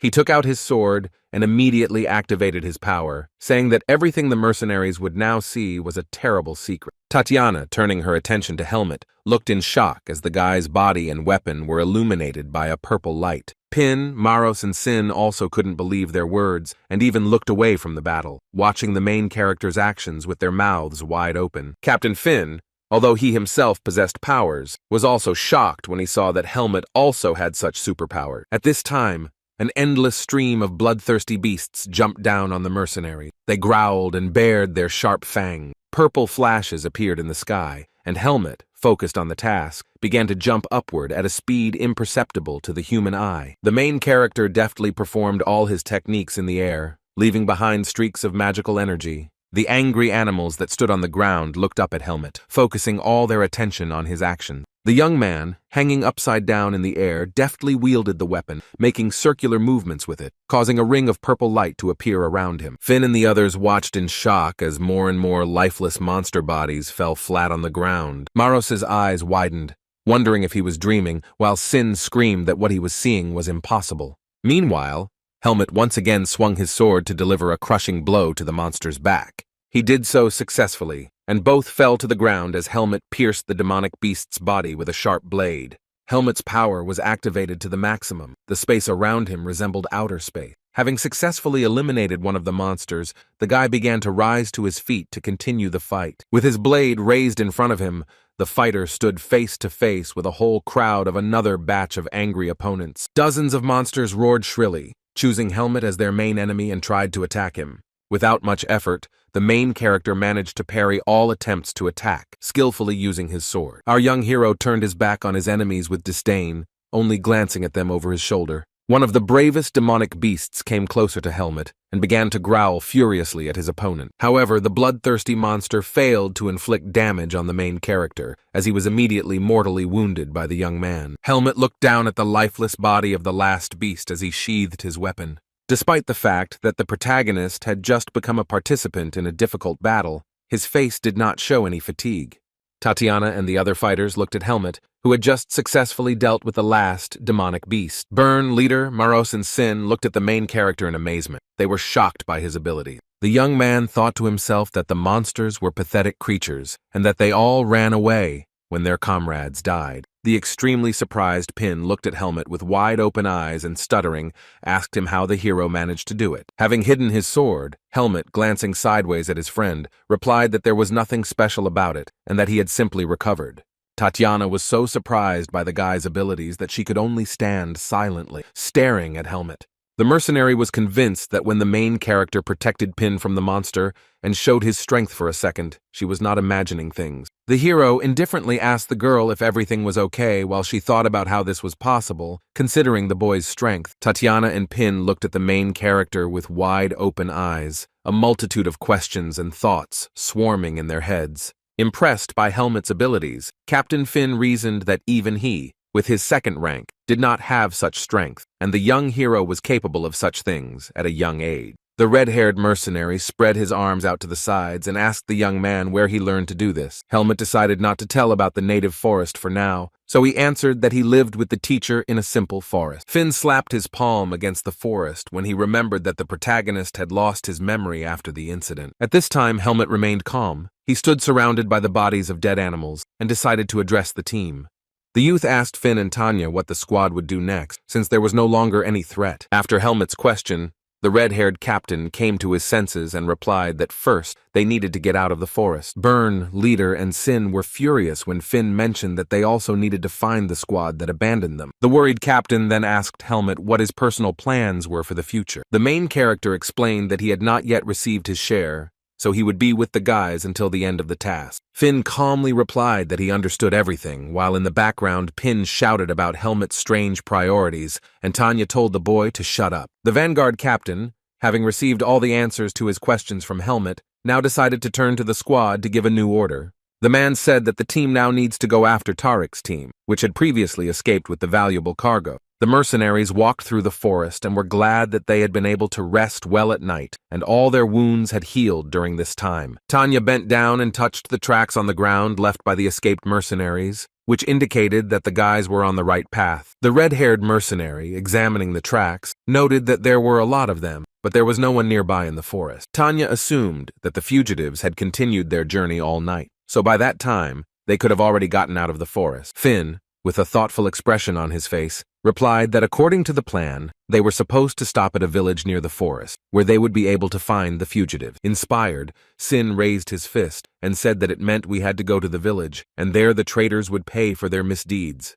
A satisfied Byrne began to whisper that he wanted to see their faces, when the escaped mercenaries found out that the Vanguard group had survived. A puzzled Pin scratched the back of his head and agreed with the guys, but asked why they would be given a reward now if the cargo was with the fugitive. The mercenaries looked at Pin and agreed with his words, because Tarek took all the cargo, and there were no more things. Meanwhile, Helmet stood silently and looked into the thicket of the forest. Suddenly, he heard a strange noise in that direction. The main character glanced sideways and sensed something was wrong. His expression was very worried. The boys were very surprised when Helmet, without saying a word to them, quickly walked towards the thick of the forest. Pin exclaimed in surprise, and then called out to his friend who had so suddenly left the squad. The main character frowned. His face expressed anger. He silently walked towards where he sensed danger. Tatiana looked towards the guy and asked everyone if something happened, while Sin stood behind and shrugged his shoulders. Narrowing his eyes, the protagonist informed his comrades that he felt the presence of demonic energy. Helmet stated that there was a battle going on somewhere in the forest, and suggested that Tarek's unit had been attacked. The news pleased Sin. The mercenary shouted cheerfully that the fugitives were losers, and that served them right. When asked how far the battle was, Helmet replied that it was about an hour's walk, and that the battle was with the leader of the monsters. Captain Finn was amazed by Helmet's strength, and asked how he could sense demonic energy from such a distance. In response, the protagonist only said that they needed to hurry, and that Tarek's squad was unlikely to last much longer. Sin did not like the squad's proposal and complained that he did not want to die at the hands of that macaque, but Maros insulted his friend and reminded him of the reward. Finn looked at his subordinates and reminded them that they were mercenaries, not avengers, and the squad simply needed to complete their mission. The entire team stood in a semicircle around Finn as he explained to them that they needed to get the job done first and then deal with Tariq's group. Tatiana encouraged the guys, saying that they were the vanguard squad and they shouldn't be like the fugitives from Tarek's group. An inspired Captain Finn loudly gave the order to the others and urged the crew to protect the client and the goods. At this time, Max, Paul, and the other escaped mercenaries desperately fought off the attack of numerous demonic monsters. The fighters screamed loudly in pain as they were hit again and again by the bloodthirsty animal. Paul took on the role of leader, and while he fought, he loudly gave orders to his subordinate. Using his power-illuminated cold weapon, he tried to fight the monsters with great tension in his face. He cursed silently, mentioning that it had only been a day and they had already been attacked so many times. The mercenary dealt with simple demonic beasts and did not suspect that there was a much greater threat behind him. It turned out that standing behind him was the same giant demonic monster that had previously killed his brother. When Paul thought that the monsters were closely pursuing them, and the vanguard was not enough, he turned back. The man saw the shaggy paws of a huge monster behind him, as well as the remains of the body of a squad member killed by the beast. The excited animal stuck out its long, sharp tongue and screamed, its green eyes looking straight at Paul. The mercenary cursed and immediately made a high jump upward, thereby dodging the fatal blow of the monster. Floating in the air, he looked at his new opponent, gritting his teeth. The man did not expect such a meeting. While Max was controlling his fighters, Paul came to the conclusion that he needed to run because such a monster could not be defeated. The men landed on the ground and stood back to back. The mercenaries were surrounded on all sides by a large number of demonic beasts. Paul looked ahead with anger in his eyes and turned to his comrade who was standing behind him. The dark-haired mercenary Max, who was doing the same thing, immediately responded to his comrade's word. A worried Paul said that at this rate it was all over, because they had dealt with the little one, and the leader was beyond their strength. The mercenary added that he believed that the vanguard squad had already been destroyed while Max was listening to his friend. Paul also explained the need to flee now by the fact that now that the vanguard had fallen, there would no longer be witnesses to their actions. Max smiled broadly upon hearing his comrade's proposal, since now they would be able to escape without any witnesses. The mercenaries, who were still being attacked by the monsters and their leader, received a command from the leader to immediately run away. The bald fighter turned to the captain and shouted what Max was talking about because this order surprised him greatly. The fair-haired mercenary also didn't understand the proposal and asked Max again, while the demonic beasts were still swarming behind him. The boy was taken aback by the turn of events and looked questioningly at his leaders. At that moment, the mercenaries noticed how Paul and Max jumped high into the sky, leaving their subordinates alone. Sir Miles, who was hiding in the carriage from the demonic beasts, noticed this while the abandoned mercenaries shouted the names of their leaders. The old man's face was blank as he realized what had happened, and he could only plead with God. The rest of the carriage was also very scared. While the screams of the mercenaries could be heard from outside, the carriage began to shake violently. Miles narrowed his eyes, dejected, and mentally came to the conclusion that he had been wrong and should not have trusted Tarek's mercenaries. The man knew it would all end this way when he looked up and saw that the ceiling of the wooden carriage had just collapsed. The leader of the demonic beasts, whose muzzle was stained with the blood of the slain fighters, now turned his attention to those sitting in the carriage. One of the men sitting in the carriage screamed loudly when the paw of a giant monster appeared right in front of him. Sir Miles, scared to death, watched this scene. He was trembling with fear and did not know how to act in this situation. The old man knew they were doomed when the demonic beast grabbed one of them with its paw like a feather. Miles looked at everything that was happening with horror on his face, and he concluded out loud that they were all about to come to an end. The boy screamed shrilly as the demonic beast held him in the air, grabbing him by the waist with its paw. The leader bared his blood-stained sharp fangs. His eyes glowed with a bright green light. He was ready to destroy everyone in the carriage. Suddenly, the monster's plans changed. He turned his gaze when he heard someone address him. It was Helmet, who was already hanging over the demonic beast and threatening them with his weapon, demanding that they let the guy go. Helmet, using his strength, pointed his sharp blade at the demonic beast while it tried to defend itself with its paw. The protagonist's face became frightened when he realized that the leader of the monsters was able to parry Helmet's attack. With a loud cry, the main demonic beast put his hand in front of him and defended himself from the main character's blow. The huge monster immediately launched a counterattack and pushed the young man away, causing him to land on the ground, almost losing his balance. Our hero's face was covered with anger. His eyes glowed purple. He asked for the order to drop the guy that the monster still held in its paw. The beast looked Helmet in the eyes and growled. He demonstratively held the guy in his paw and did not follow the hero's order. Instead, the demonic beast threw the victim forward with all its might, and the boy flew a long distance. Helmet easily caught the flying guy and grabbed him by the torso with his right hand, still looking at his opponent. The protagonist's face was thoughtful. He was immersed in his thoughts and said nothing in response to the enemy's action. Earlier, Captain Finn asked Helmet to go to the battlefield first to scout out the situation. Finn shared with the guy that he had a bad feeling, and it was unlikely that they would fight to the end, because the most important thing for Tariq's group was to get out of the forest. Helmet agreed to fulfill his comrade's request, looked at him, and said that he understood everything. After putting the guy down on the ground, who was almost eaten by the monster, Helmet told himself that Finn was right, and if he had been late, no one would have survived. Standing on the roof of a wooden carriage, Helmet addressed his opponent, saying that his strength had returned and that he was standing in his way. Drawing a blade illuminated with purple energy, he charged at the monster, saying that he would fight to the end. The protagonist began to move deftly in the air, delivering numerous blows with a cold weapon to the beast while it tried to defend itself. The giant beast screamed and bared its teeth, trying to fight off the main character's blows. Meanwhile, smaller, simpler demonic beasts came to the aid of their leader and ran in a crowd towards the young man. Helmet noticed a new batch of enemies approaching and looked at the demonic monster. The young hero fought with all his might, using his superpowers to the maximum, trying to dodge the horde of monsters. The leader of the demonic beasts did not leave Helmet alone. He looked menacingly at his enemy and showed sharp fangs. The main character has now turned his attention to the simple monsters that surrounded him and has begun to deal with them. The huge beast growled furiously, opening its mouth to its maximum when it noticed that the guy was coping with the attack of his pawn. After repelling the attack of the little thing, the protagonist thought that this giant beast was the strongest outside the indigenous forest, but still the young man could handle it. Holding his weapon out in front of him, Helmet gave himself a mental instruction, asking him not to let his guard down. The green demonic beast growled at its enemy, looking straight into his eyes, and was not afraid of the protagonist's attack. A focused Helmet also watched his opponent carefully and prepared to launch a new attack. Our hero's attack was successful, and after the first swing of the sword, the monster lost several finger phalanges. The demonic beast and Helmet began to desperately fight each other. The guy made deft swings with his sword, trying to hit the enemy. The protagonist then jumped high into the air to strike the enemy with his blade from above. He pointed the sword at the enemy's face, but the leader of the monsters managed to grab the blade with his paws. Our young hero looked at his target with a concentrated gaze. He deftly handled the sword with just one hand. The beast gritted its teeth and screamed in pain because the protagonist had managed to damage it. The monster screamed even louder.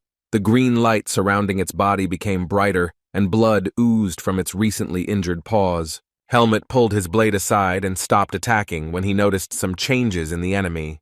The beast spread its paws to the side, its body turned black, and the green core in its chest absorbed the energy from the killed monsters. The guy watched this and realized that in this way the monster was becoming stronger and had the ability to absorb the demonic energy of others. Helmet remembered the vanguard, whose fighters would soon arrive, and decided to finish off the monster right now so that his comrades would not be harmed. The demonic beast significantly strengthened its powers, became noticeably more powerful, and growled hostilely. This fact did not frighten Helmet, so the hero again rushed into the air to strike another blow at the enemy. The young man rose high into the air. He was at such a height that he could look down on his enemy. The protagonist used his sword, swinging it in a circle, but the attack was unsuccessful, and the enemy received no damage. The monster's mood improved. He looked mockingly at the youth and bared his teeth, continuing to scream loudly.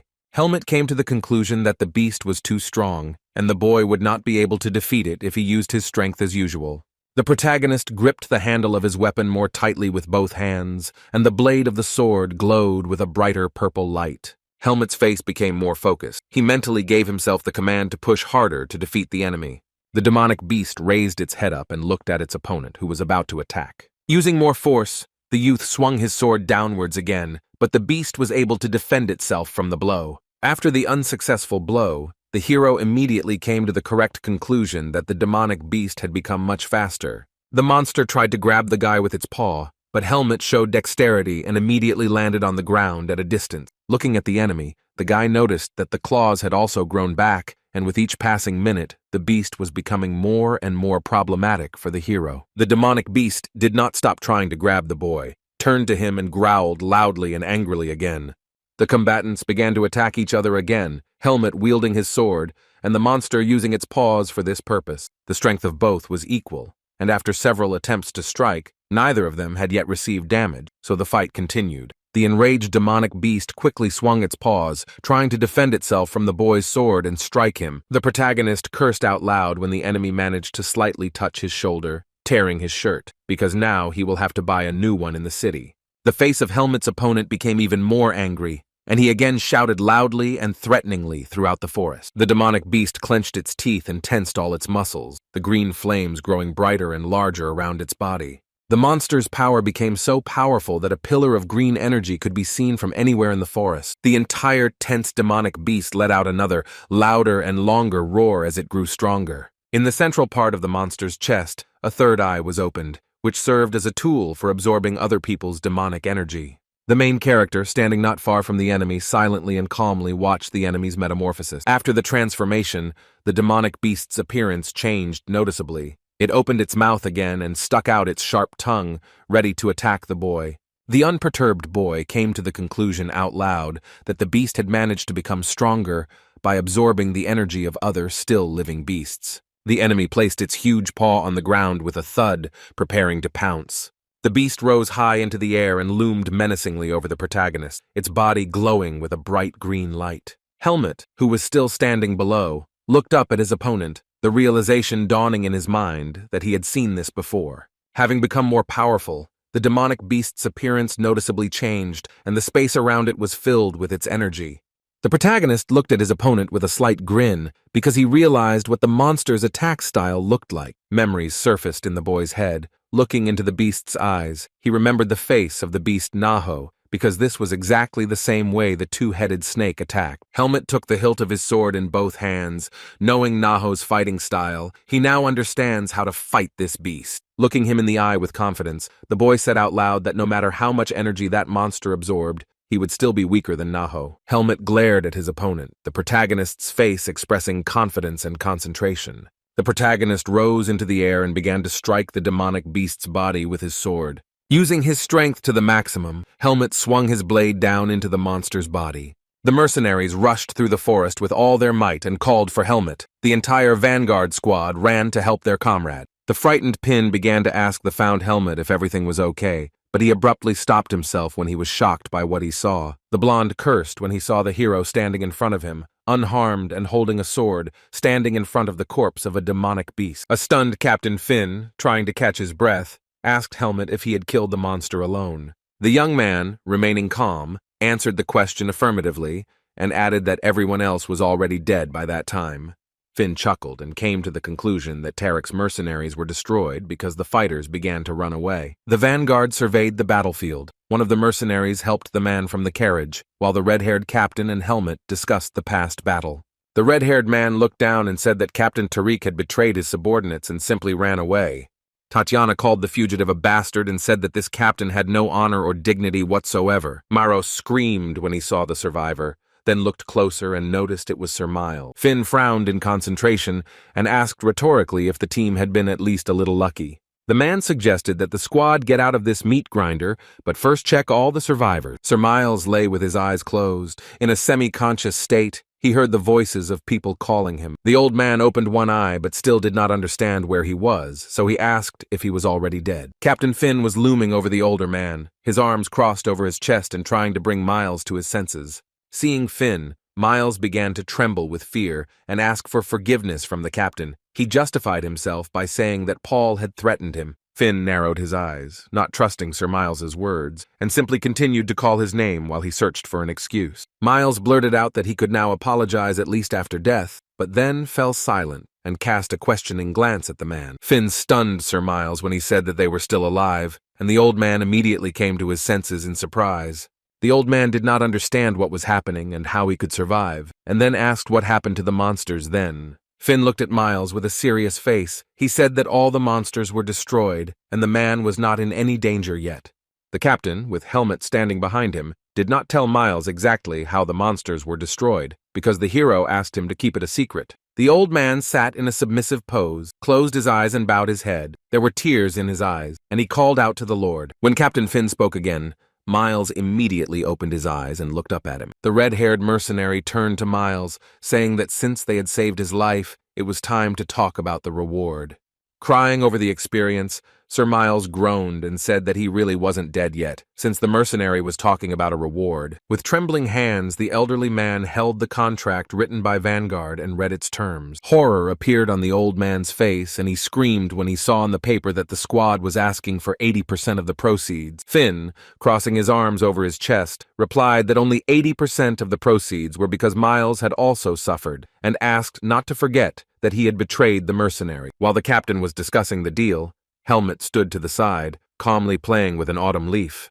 Dissatisfied with the proposal, Miles began to ask Finn to reduce the percentage of revenue to at least 70, since he also needed to compensate for the losses. Finn just waved his hand and said that it was not their problem, and if they refused, Miles would have to deliver the cargo himself. Sir Miles, terrified to the point of horror, only cried out helplessly in response, beads of sweat running down his face from the strain. Having no other choice, the old man looked at the contract again and agreed to Captain Finn's term. Finn took the document from Miles and rolled it up, then turned his gaze to the cart with the cargo. The guy looked at the carriage and said that now it was time to find out what kind of goods this was, and why the team was risking their lives for it. A worried Miles told the mercenaries that if word got out about this incident, the entire association would be in jeopardy. Finn reassured the older man and replied that the Vanguard squad did not need to worry about rumors spreading. The old man began to convince Finn not to look at the cargo because his people could also be in danger. A stunned Finn looked at Miles and asked why he didn't tell him right away about the danger of the cargo. The gray-haired man just looked at his interlocutor in response and could not find any words, so he remained silent. Sir Miles sighed heavily, looking down, and did not try to dissuade Finn from looking at the contents of the cart any longer. The old man, with a serious expression on his face, began to tell that the client who ordered the convoy of cargo called himself the magician Antiol. The mercenaries were surprised by Miles's words and began to ask him again if this was really Archmage Antiol himself. The old man closed his eyes and confirmed what was said about the fact that it was that Antiol who was the mercenary's client. Finn scratched his chin and came to the conclusion that since the goods were being transported through a forest with demonic beasts, the authorities must not know about the cargo. Miles confirmed the captain's guess and explained that the goods were being transported from a place where all magicians were forbidden to enter. The elderly man added that the goods were being transported from the Lumen Haram, the power of which exceeds the imagination. Sir Miles began to explain that it was the Lumen Church that defeated the Demon King 1,000 years ago. The old man continued to tell that over the years, the Church of Lumen has grown in strength and power, but now their intentions are not as pure as before.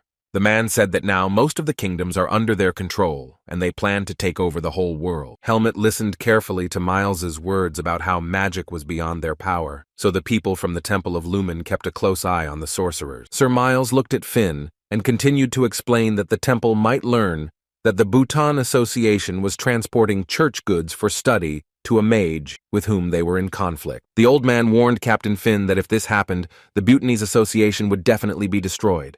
Horrified, Miles began to assume that in this case, everyone involved would suffer, because the church is very powerful. The old man continued to persuade Finn, stating that he did not want to agree to this deal, but Antiol saved the head of the association, so they could not refuse him. Helmet, who heard the whole story, asked Tatiana if this magician Antiol was so famous. Maros answered the protagonist's question affirmatively, and added that it was so much so that a couple of years ago, Antiol almost destroyed the divine barrier. Helmet was surprised when he heard the words about the divine barrier, which he himself had to face, and asked the guy again. Maros explained to the young man that the divine barrier was a protective dome over large cities, protecting them from demonic beasts. The guy continued to explain that the barrier also identifies mages, and no one has ever broken through it beyond the native forest, but sorcerers who want freedom are fighting against it. Helmet listened attentively as Maros told him that Antiol had almost destroyed the barrier several years ago, but the church had decided to hush it up.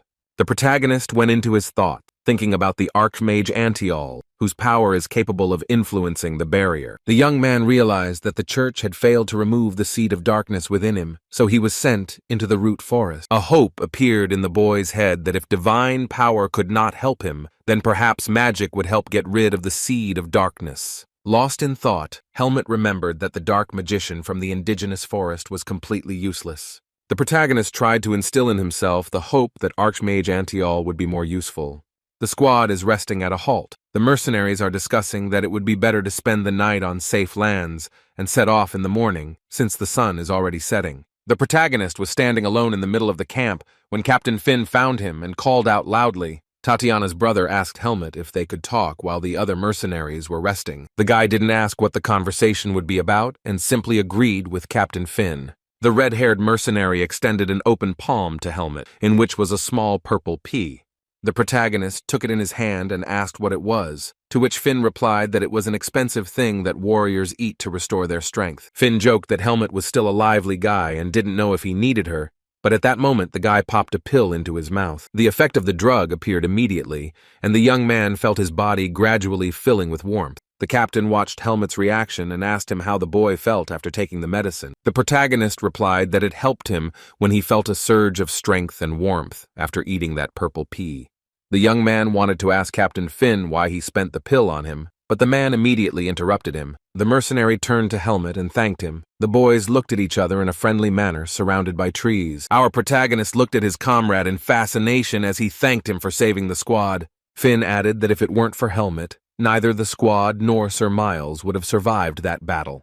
The man explained that the pill was his small thanks, although it was a trifle compared to the lives of the squad's fighters. Captain Finn then began to talk about what would happen when Helmet left them to recover his memories. The protagonist looked at his comrade attentively and listened. His eyes were wide open. He was touched by Finn's behavior. The man, looking Helmet in the eyes, promised that if something happened to the guy, the Vanguard squad swears to always come to the rescue. Finn started to explain that they would always help because Helmet was their savior, but stopped when the boy extended his hand. Helmet interrupted Finn, extending his hand to him and correcting him that the squad would help because they were true comrades. Finn clearly liked the main character's words. He smiled softly and exhaled loudly, looking at the guy with surprise. The squad captain agreed with Helmet's clarification, extended his hand to him, and they shook it firmly. The horses harnessed to the wooden carriage stopped in the middle of the forest. The Vanguard detachment arrived at the designated place. Captain Finn, his sister Tatiana, and the fair-haired mercenary Maros surveyed the area. Sir Miles sat inside the wooden carriage, looking out the window in silence, and then chuckled. After making sure that the squad had arrived where they needed to, the gray-haired old man said that they had finally arrived. Finn looked at the map and said that judging by it, the destination did indeed match, but they ended up in an empty clearing where there was no village. Looking sideways at the red-haired mercenary, Sir Miles explained that this was not the end, and the goods needed to be delivered personally to the customer. Tatiana began to look around, asking if the magician Antiol was nearby and if his shelter was here. The old man took out an amulet that was brightly illuminated by a blue light and said that it is better to see once than to hear 100 times. Miles stepped out of his carriage holding the amulet in his hand and walked up to an unusual tree that looked old. The man threw the amulet straight into the tree, and at that moment the decoration illuminated the space around with a bright glow. Tanya, stunned by what she saw, screamed that it was magic, and the entire space around her turned into cosmic space. A shocked Maros also shouted that it was magic, and Finn, who remained calm, only added that it was enough to drive you crazy. Helmet stood calmly to the side and remained silent, watching everything that was happening in front of him. Suddenly, the entire crew found themselves in a portal, and Captain Finn stated that they were now moving through space. The red-haired mercenary said that he had heard about something like this before, but he couldn't even imagine that teleportation was possible. Helmet did not immediately believe in time travel and assumed that it was just an illusion, but Finn convinced him, because it suddenly became colder around. Tanya pointed her finger in front of her and shouted for everyone to look, that there were people in front of them. The entire Vanguard detachment, led by Sir Miles, successfully moved to another space. Now they were surrounded by a winter forest, and in front of them was a high tower. The mercenaries were immediately met by the client, namely Archmage Antiel, who said that they had finally arrived. An elderly man dressed in a blue robe greeted all the guests from the Bhutan Chamber of Commerce in a friendly manner. The Archmage placed his palm on the cargo to check the goods and said that some of the items must have been difficult to find. Antiel was concerned that fewer people had arrived than he had expected, and he could feel the energy of lost human life. With a downcast look, Miles replied that they had encountered a large demonic beast on the way, which was why only a third of the team had managed to reach their destination. Miles bowed before Antiel when he asked if they had brought the corpse of the slain monster, for the mage had sensed the energy of the demonic beast. The elderly man answered the magician's question in the affirmative and added that the corpse of the slain monster had already been prepared for sale. Antiel thought about it and agreed to Miles's offer to buy the beast. The magician changed the final amount to 150,000 marks. Pin and Leader were stunned when they heard the amount, and one of the mercenaries said that he had no idea that archmages were so rich. The magician asked Sir Miles to take the goods but leave the cart, as there was no need for it, to which the old man thanked the client and bowed his head. The protagonist silently watched the conversation between Antiel and Sir Miles, and came to the conclusion that this archmage was a strong man. As Helmet looked at the mage, he mentally reasoned that this man's strength was different from Arugo's, and not only because Antiel knew how to hide it. At that moment, Antiel turned his head sharply and looked straight at Helmet as if he could read the protagonist's thoughts. The young man only looked questioningly at Archmage Antiel in response, but said nothing to the elderly man. The gray-haired man, with a good-natured and interested expression on his face, continued to look at Helmet and then laughed. With his hands folded behind his back, Antiel began to walk towards the protagonist, saying that this was already interesting. The magician became more serious when he told Helmet that magicians of such a level can look much deeper and see what the main character hid.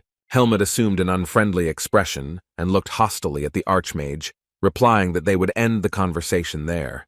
The magician winked and raised his magic staff with a gesture of his palm, and then, laughing, called the young man a cheeky boy. After asking if Helmet wanted to keep everything a secret, the mage directed his staff at the boy with his mind, after which the hero immediately reacted and reached for his sword.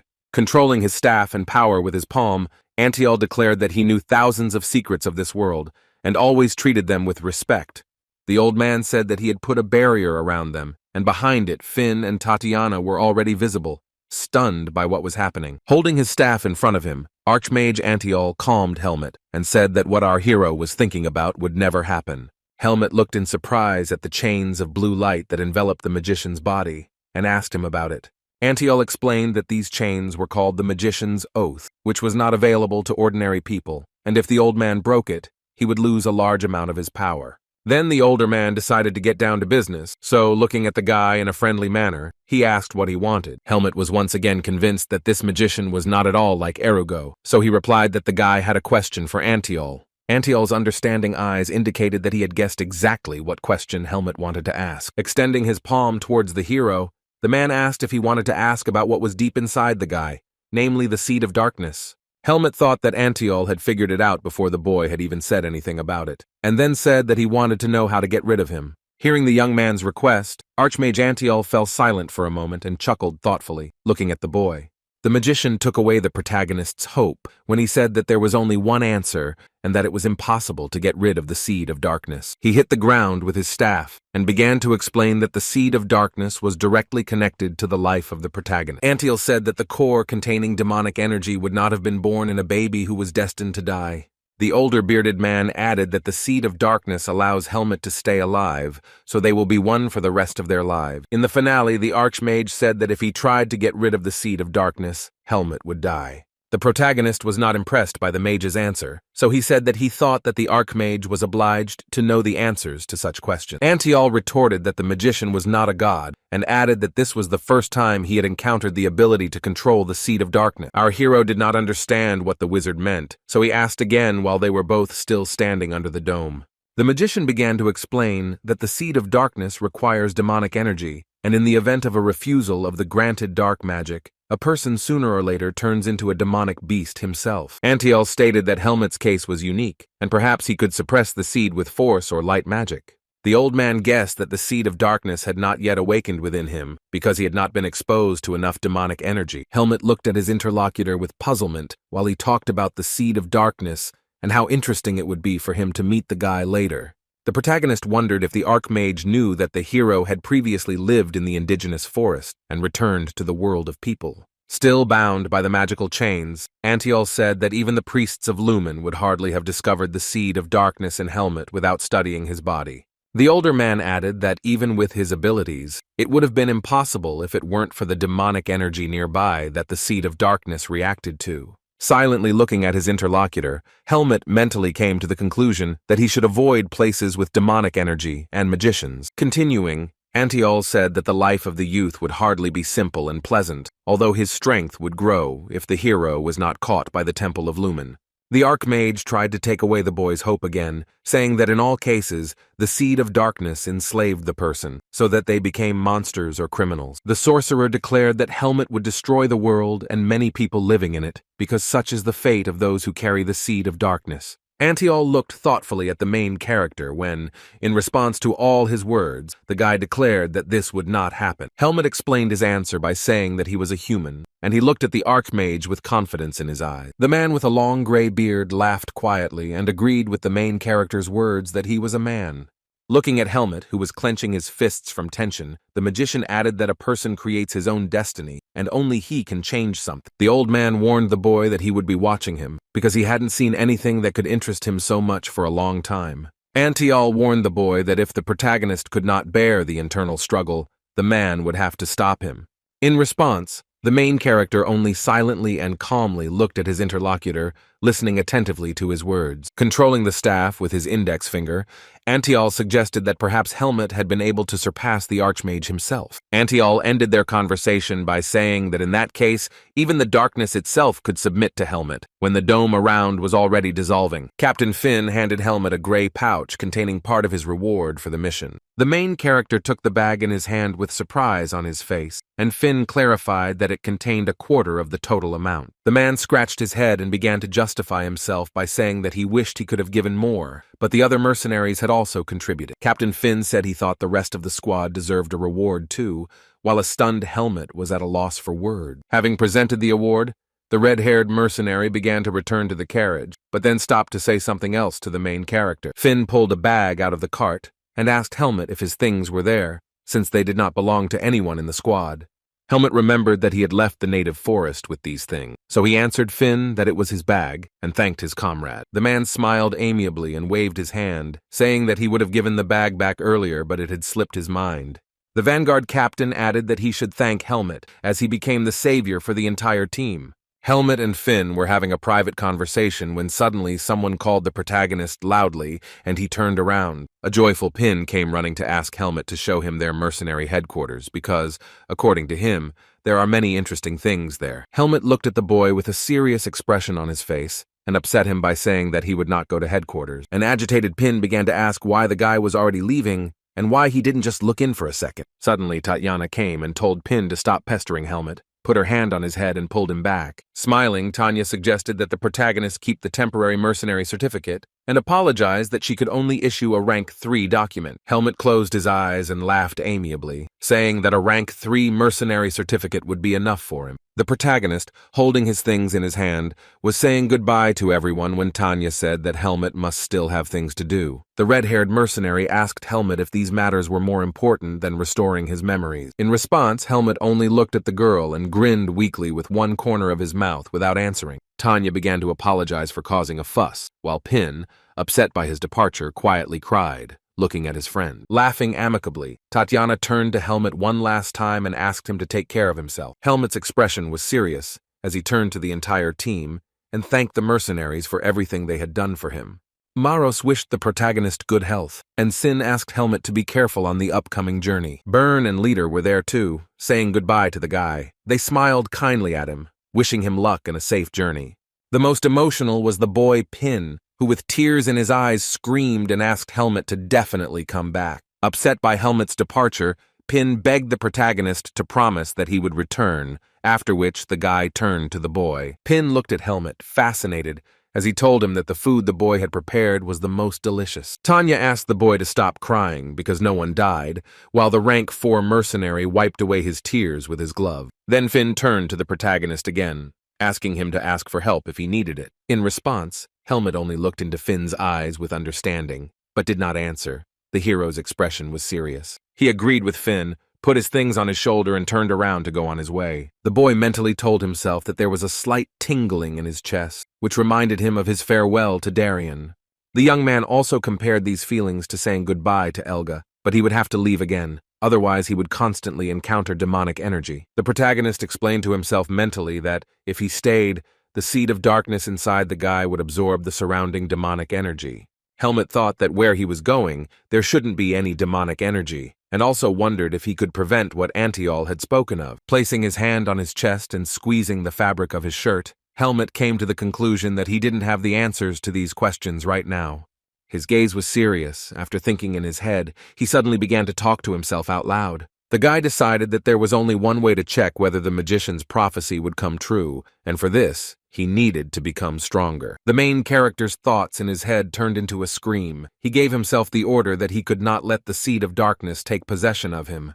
Dressed in a robe, Paul complained that if he had known that everything would turn out like this, he would not have taken the risk, since they had not even managed to save his brother Caleb. Max suggested that Paul think more positively, because they were still alive, and they could return to the past, and now they could help Tariq's group in recovery. The mercenary began to explain that now it was necessary to recruit more talented people, because those who were insignificant, but suddenly his attention was distracted by something. The man shouted for Paul to look to the side, to which the blue-haired mercenary glanced sideways and cast a questioning glance in that direction. Suddenly, shock appeared on Paul's face and sweat began to run down his face from the tension as he saw something amazing in front of him. Max and Paul, sitting in the tavern, noticed that outside the window, alive and unharmed mercenaries from the Vanguard squad were walking along the city street. The surviving leaders of Tariq's group began to whisper among themselves and ask how the Vanguard managed to get out of there, but then Max suggested that they hide. Suddenly, Pin, cheerful after completing the task, noticed something out of the corner of his eye and turned towards the tavern.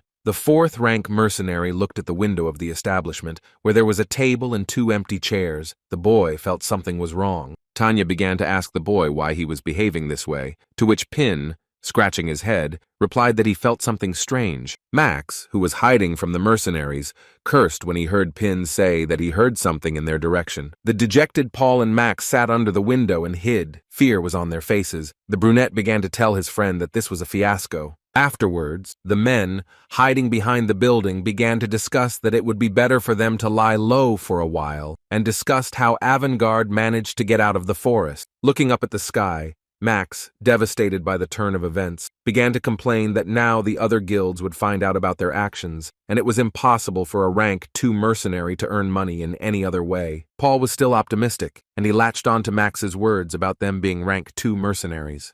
The blue-haired man had an idea in his head and began to walk away, calling on his comrade to follow him. Brother Caleb's gaze was very angry and furious. He frowned and looked into the distance as he walked somewhere. A puzzled Max backed away after his friend, and Paul said that now they would have to steal so as not to die of hunger. The streets of the mountain-surrounded town were already illuminated by the dim orange light of the setting sun, and lights were on in the windows. There was loud talk in the tavern about someone punching someone in the face, and people clinking wooden mugs filled to the brim with beer.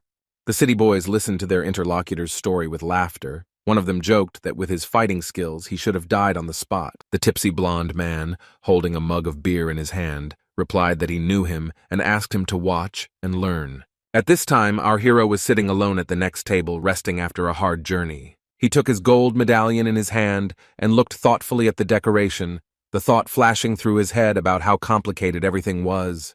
Helmet's mind was racing with chaotic thoughts about the impossibility of staying at headquarters due to demonic energy and his native forest medallion, so he came to the conclusion that the boy needed answers. The main character decided that he needed to inspect all the nearby villages, but it would not be possible to be on the road all the time. Thinking about how it took him 3 whole days to get to the city, Helmet realized that the world of people was much larger than he had previously imagined. By pulling the string on the bag, Helmet also gave himself the instruction that he shouldn't expect to meet such good people as Avantgarde on his way. Looking at the amount inside the bag, he remembered that Finn had given him money, but Helmet didn't even understand whether it was a lot or a little. Looking into the bag, Helmet looked at 2 bags, one of which was money from Darien, and the other was a reward from Finn. The hero sighed in confusion when he realized that the bag of money from Captain Finn was much larger than the money from Darien. Helmet suddenly narrowed his eyes when, in addition to the money, he found something suspicious in the bag and stopped his attention on this thing. The guy saw a paper envelope in the bag, lying surrounded by other things, and asked himself whether it was a note. Our hero took the envelope in his hands and began to open it, taking out the contents, and asked himself if this was a note from Finn. Helmet cast a puzzled glance at the contents of the letter and suggested that it could also be a letter from Darien. Darien writes a letter to Helmet explaining that if the guy reads this note, it means the man is no longer alive. Helmet reads a letter from Darien, which talks about the possibility of leaving the native forest, difficult time, and requests not to be upset if he encountered problems in the human world. Further in the letter, Darien said that he could die with a calm soul, seeing Helmet's strength, and asked him to go to Baden if the hero was now wandering aimlessly. In the note, Helmet's teacher explained that he needed to visit the Greta Academy in Baden, where boys and girls his age study. Darien wrote that both the poor and the rich study at that academy, and no one will care about the origin of the main character. Further in the letter, the elderly man explained that in order to enter the academy, one must find a man named Eden Kudrow and show him his sword. In the end, Darien wrote that in the world of people, not everything can be solved by force, but the man believes that Helmet will be able to cope with all difficulties, as he coped with his training. Helmet finished reading the letter, which ended with a request to take care of himself, and thought that it was written with a shaking hand. He looked at the text with stunned eyes when he realized that in that case the man had almost no strength to write it. After reading the letter, the main character continued to sit quietly at the table, lost in his thoughts. Carefully folding the piece of paper, the young man mentally thanked his deceased friend and teacher. Then the guy said out loud that he now knew where he needed to go, namely to look for Eden Kudrow. Putting his things in his bag, Helmet felt relieved, because thanks to this letter at least something began to become clearer. At that moment, a waiter approached the young man and placed several bowls of hot dishes on the table, good-naturedly saying that his food was ready. Then the employee of the establishment announced the price that Helmet had to pay for dinner, namely 15 mark. The hero, who was still just learning to live in the world of people, repeated the price out loud and in his mind drew conclusions about the cost of food. Helmet took out just 1 gold coin from the total amount and handed it to the waiter, asking him to take it. The waiter beamed with happiness when he saw the coin and shouted that it was a coin worth a whole 1,000 mark. The young man said that he planned to spend the night there as well and let them put it on his bill, and a man sitting at the next table overheard their conversation. Hearing about Helmet having such large coins, the fair-haired, angry-looking visitor turned around and cast a questioning glance at the hero. Helmet put his money bag back in his bag as he thought that he had received a whopping 90,000 a couple of days ago, and that prices in the world were lower than he thought. The main character decided to spend the night in this establishment and set off on his journey the following morning. The man, maddened by alcohol, approached Helmet, began laughing loudly and calling him shouting boy. The visitor sat down opposite the young man and with a broad smile on his face told Helmet that he realized that he was rich. In response, the main character only looked menacingly at his new interlocutor without saying a word. The drunken blond man's face was ablaze with anger and fury. His pupils narrowed, He silently looked at the guy.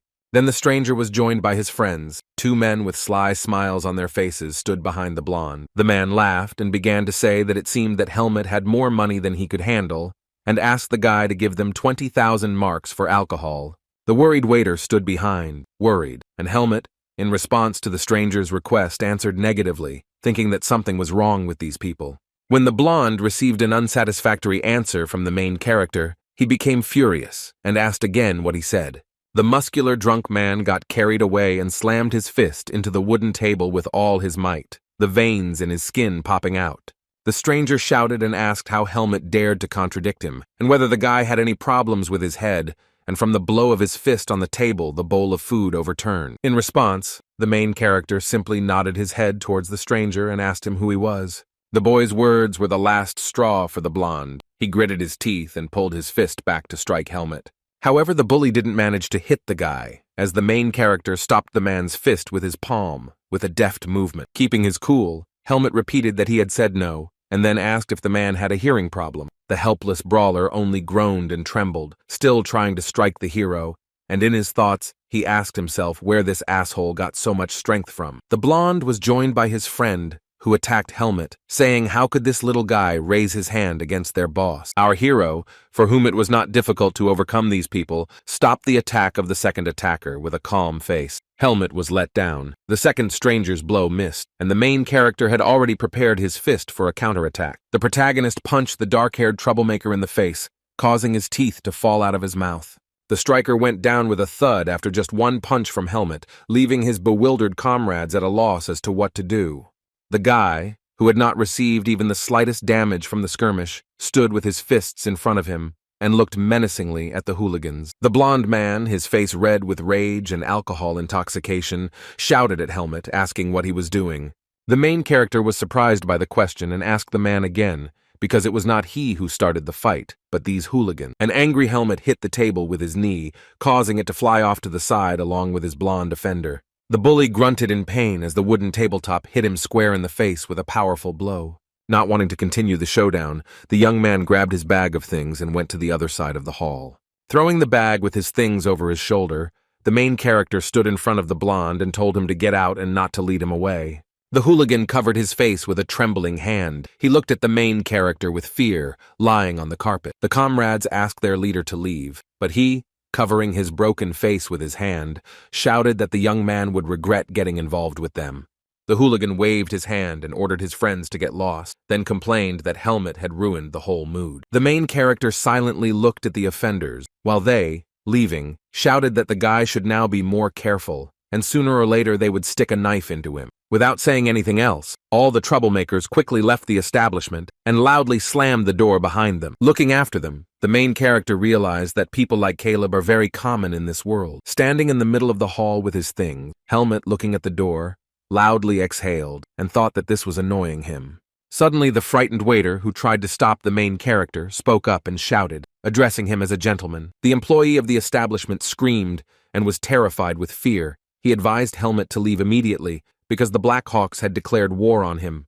The young man turned around and looked at the waiter, and then asked the guy to tell him more about this group. The frightened employee began to explain that the Black Hawks were the kings of the dark alleys and back alleys, and that they were engaged in robbery. The waiter added that they were ready to kill anyone if it would bring them money, so he asked Helmut to leave their village immediately. Helmut didn't answer, but he thought that these guys were causing serious problems for the population, so it was better to fight them now. In his head, he was thinking about where it would be best to do this, because he didn't want to create a mess where he was going to spend the night. The employee of the establishment began to shout that there was no money to think about it, and he would return the money to the hero for the night's stay. But the guy stopped him, asking if the Black Hawks would return there. Horrified by what he had experienced, the waiter stuttered and answered in the affirmative, and Helmut asked the guy to fulfill one request. The main character, nodding his head towards the forest, asked the waiter to tell the hooligans when they returned that he would be waiting for them there. The agitated employee shouted at Helmut to stay and wait, but the focused protagonist was already leaving,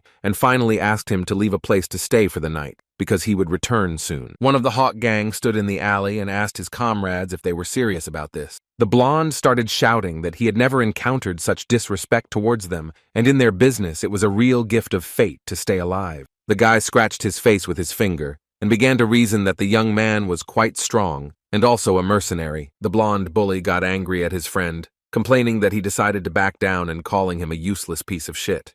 The guy was taken aback when his boss started shouting at him to go back to the lair and said that they would take care of everything without him. Suddenly, one of the gang members started running towards the men, calling for the boss. The bandit said that he knew where this young man was now. Looking at his subordinate, the muscular blonde ordered him to quickly lay out all the information. In high spirits, the bully, trying to catch his breath, shouted that the boy had decided to turn tail, so he ran into the forest behind the inn.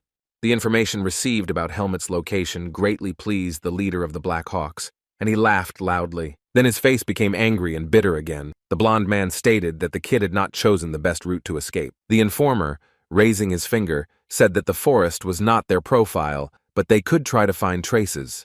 The boss agreed with his comrade's proposal, but one of the hooligans, who was to be sent home, stood silently to the side with a worried look. Hiding their faces, the hooligans declared that there was nothing worse for a child than to meet the Black Hawks, and they were ready to teach him a lesson. A fire was burning among the trees, and in the night forest lay a bundle of cloth that looked like a sleeping man.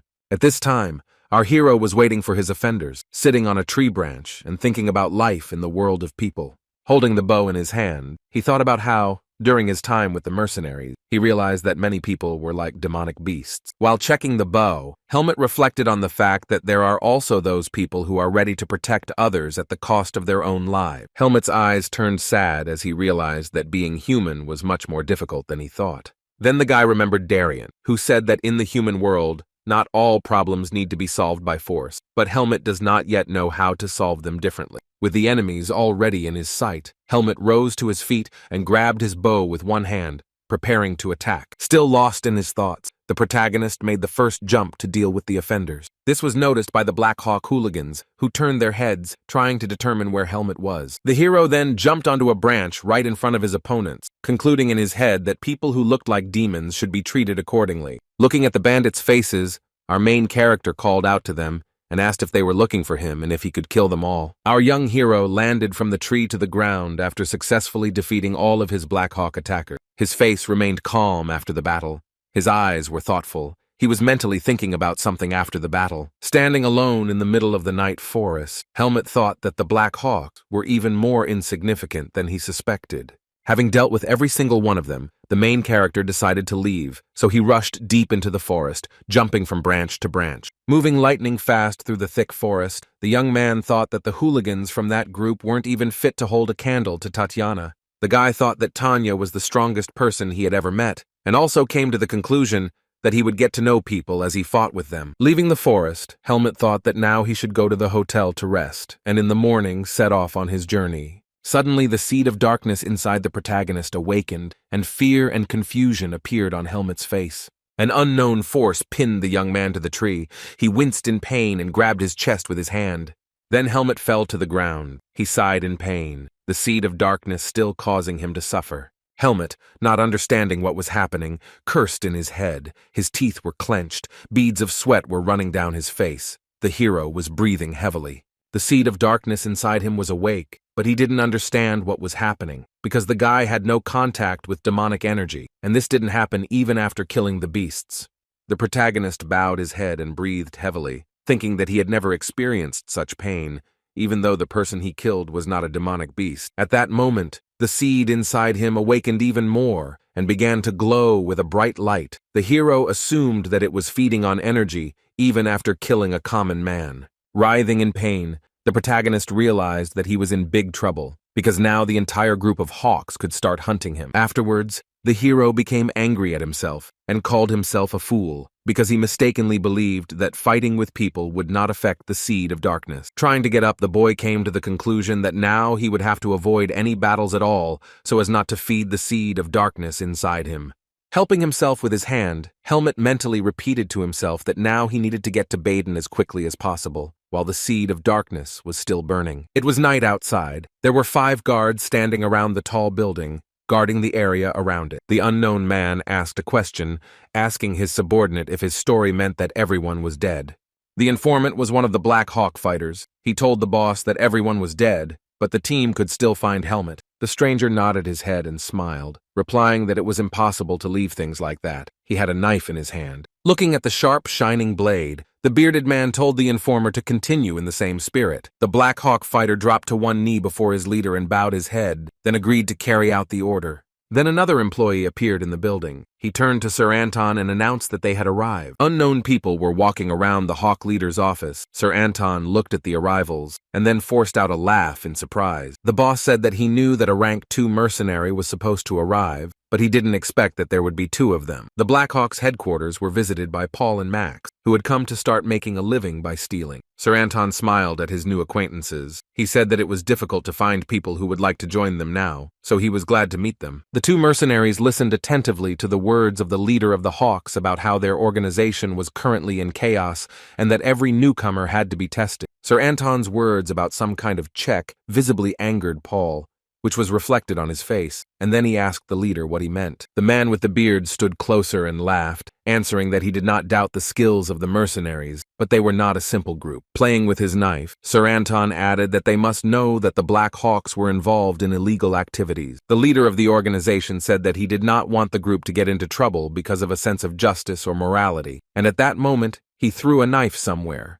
Sir Anton squinted and held the hand he had just used to throw the knife in front of him. A sullenly wrinkled Paul just silently looked back at his interlocutor when a knife flew into the head of the mannequin in the background. The blue-haired mercenary's expression was one of concern, and he looked at his interlocutor from under his brows. Sir Anton explained that he needed to test the sincerity of the new fighter's intentions, and to do this, they needed to complete one task. Paul looked at the leader with distrust and asked if he wanted to test them despite the mercenary's abilities. Taking out some note, Sir Anton answered Paul's question affirmatively and added that it would be an easy task for rank 2 mercenaries. The man with the beard began to explain to Paul and Max that 5 members of the organization had gone missing the previous night. Anton continued the story about how the fighters had a falling out with an unknown mercenary. The group went in search of the missing, and their bodies were found in the forest. Leaning his hand on his hip, the leader continued to talk about how they were all killed with the first blow, but they were still unable to identify the murder weapon. Lost in thought, Max repeated that one had killed 5, and Paul asked what was known about this mercenary. The Hawk boss began to describe the mercenary,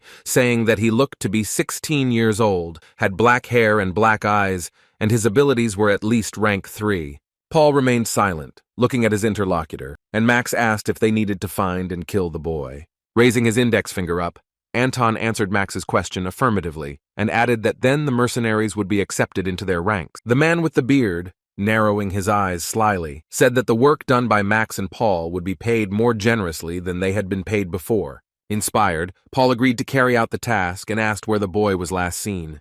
Putting his fingers on the city map on the table, Anton said that the guy was supposed to stay at a hotel near that forest. Sir Anton looked at the map carefully, playing with his knife, and said that very little time had passed. Throwing the knife, the blade hit the map and stuck into the table. The man added that the boy could not have gone so far in that time. It was already daytime outside. The streets of the town were illuminated by the bright sun. Men and women were wandering along the roads. There was a wooden sign hanging near an unknown building, which depicted a shield with an axe and a sword. The main character stood in front of the entrance to this tall building. All his clothes were stained with dust and dirt. He sighed heavily when he thought that he had no idea that he would have to do this again. The guy looked defiantly at the entrance to the building and instructed himself that he needed to move as quietly as possible without attracting attention to himself. Having decided to go inside, the main character put his hand on the door to open it and enter the establishment. Inside there was a spacious hall. Posters were hanging on the walls, mercenaries were standing inside, and there was a girl behind the counter. A kind stranger greeted Helmet at the Mercenary Guild and asked the boy what brought him there. Helmet looked at the girl with a serious expression on his face and replied that he had come to receive a task. The employee received a mercenary certificate from the guy and was surprised that he was a member of the Vanguard squad and belonged to the 3rd rank. The protagonist asked the girl if it was a problem that he was a rank 3 mercenary at such a young age. The employee began waving the certificate in a negative manner and said that it was simply extremely rare to meet such a young rank 3 mercenary. The hero confirmed that he needed a job, clarified that the pay was not important, and then asked if there was any assignment near Baden. Leafing through her notebook, the girl good-naturedly replied that Baden was a very large city. Helmet listened attentively to the stranger's words about how many people wanted to get there, and it was easier to take an order for an escort. The employee was able to find a suitable task for the guy and handed him a notebook with all the details on the page. The main character looked at the note with confusion in his eyes and asked the stranger what it was. The girl began to explain that a woman from a noble family needed protection on a journey. The payment was 800 marks, and this was a good task for the guy. The main character was embarrassed when, after these words, the employee added that the customer had one condition. The girl pointed her index finger up, looked at Helmet with sincere joy, and began to talk about the condition.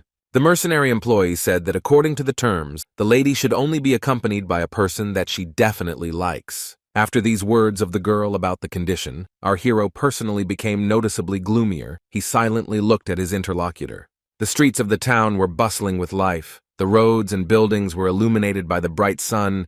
People were wandering about their business. Helmet entered the store with the thought that he hoped nothing would happen if he bought some clothes. The hero remembered the words of the mercenary guild employee that when working with aristocrats, the way he looks is very important. Then the girl also said that it was important to make an impression, and the name of a mercenary should be on everyone's lips, so it was important to always be in good shape. Clapping her hands, she added that all these demands could be outweighed by Helmet's pretty face, which is why she offered him this task, but he should buy some clothes. The consultant in the store loudly told Helmet, after listening to his request, that he would like better quality clothes, and added that then he had something for the guy. The blonde showed a black suit on a hanger and said that these clothes were sewn by a famous master from Baden. The fabric is of the best quality, and even a monster in such an outfit would look like an aristocrat.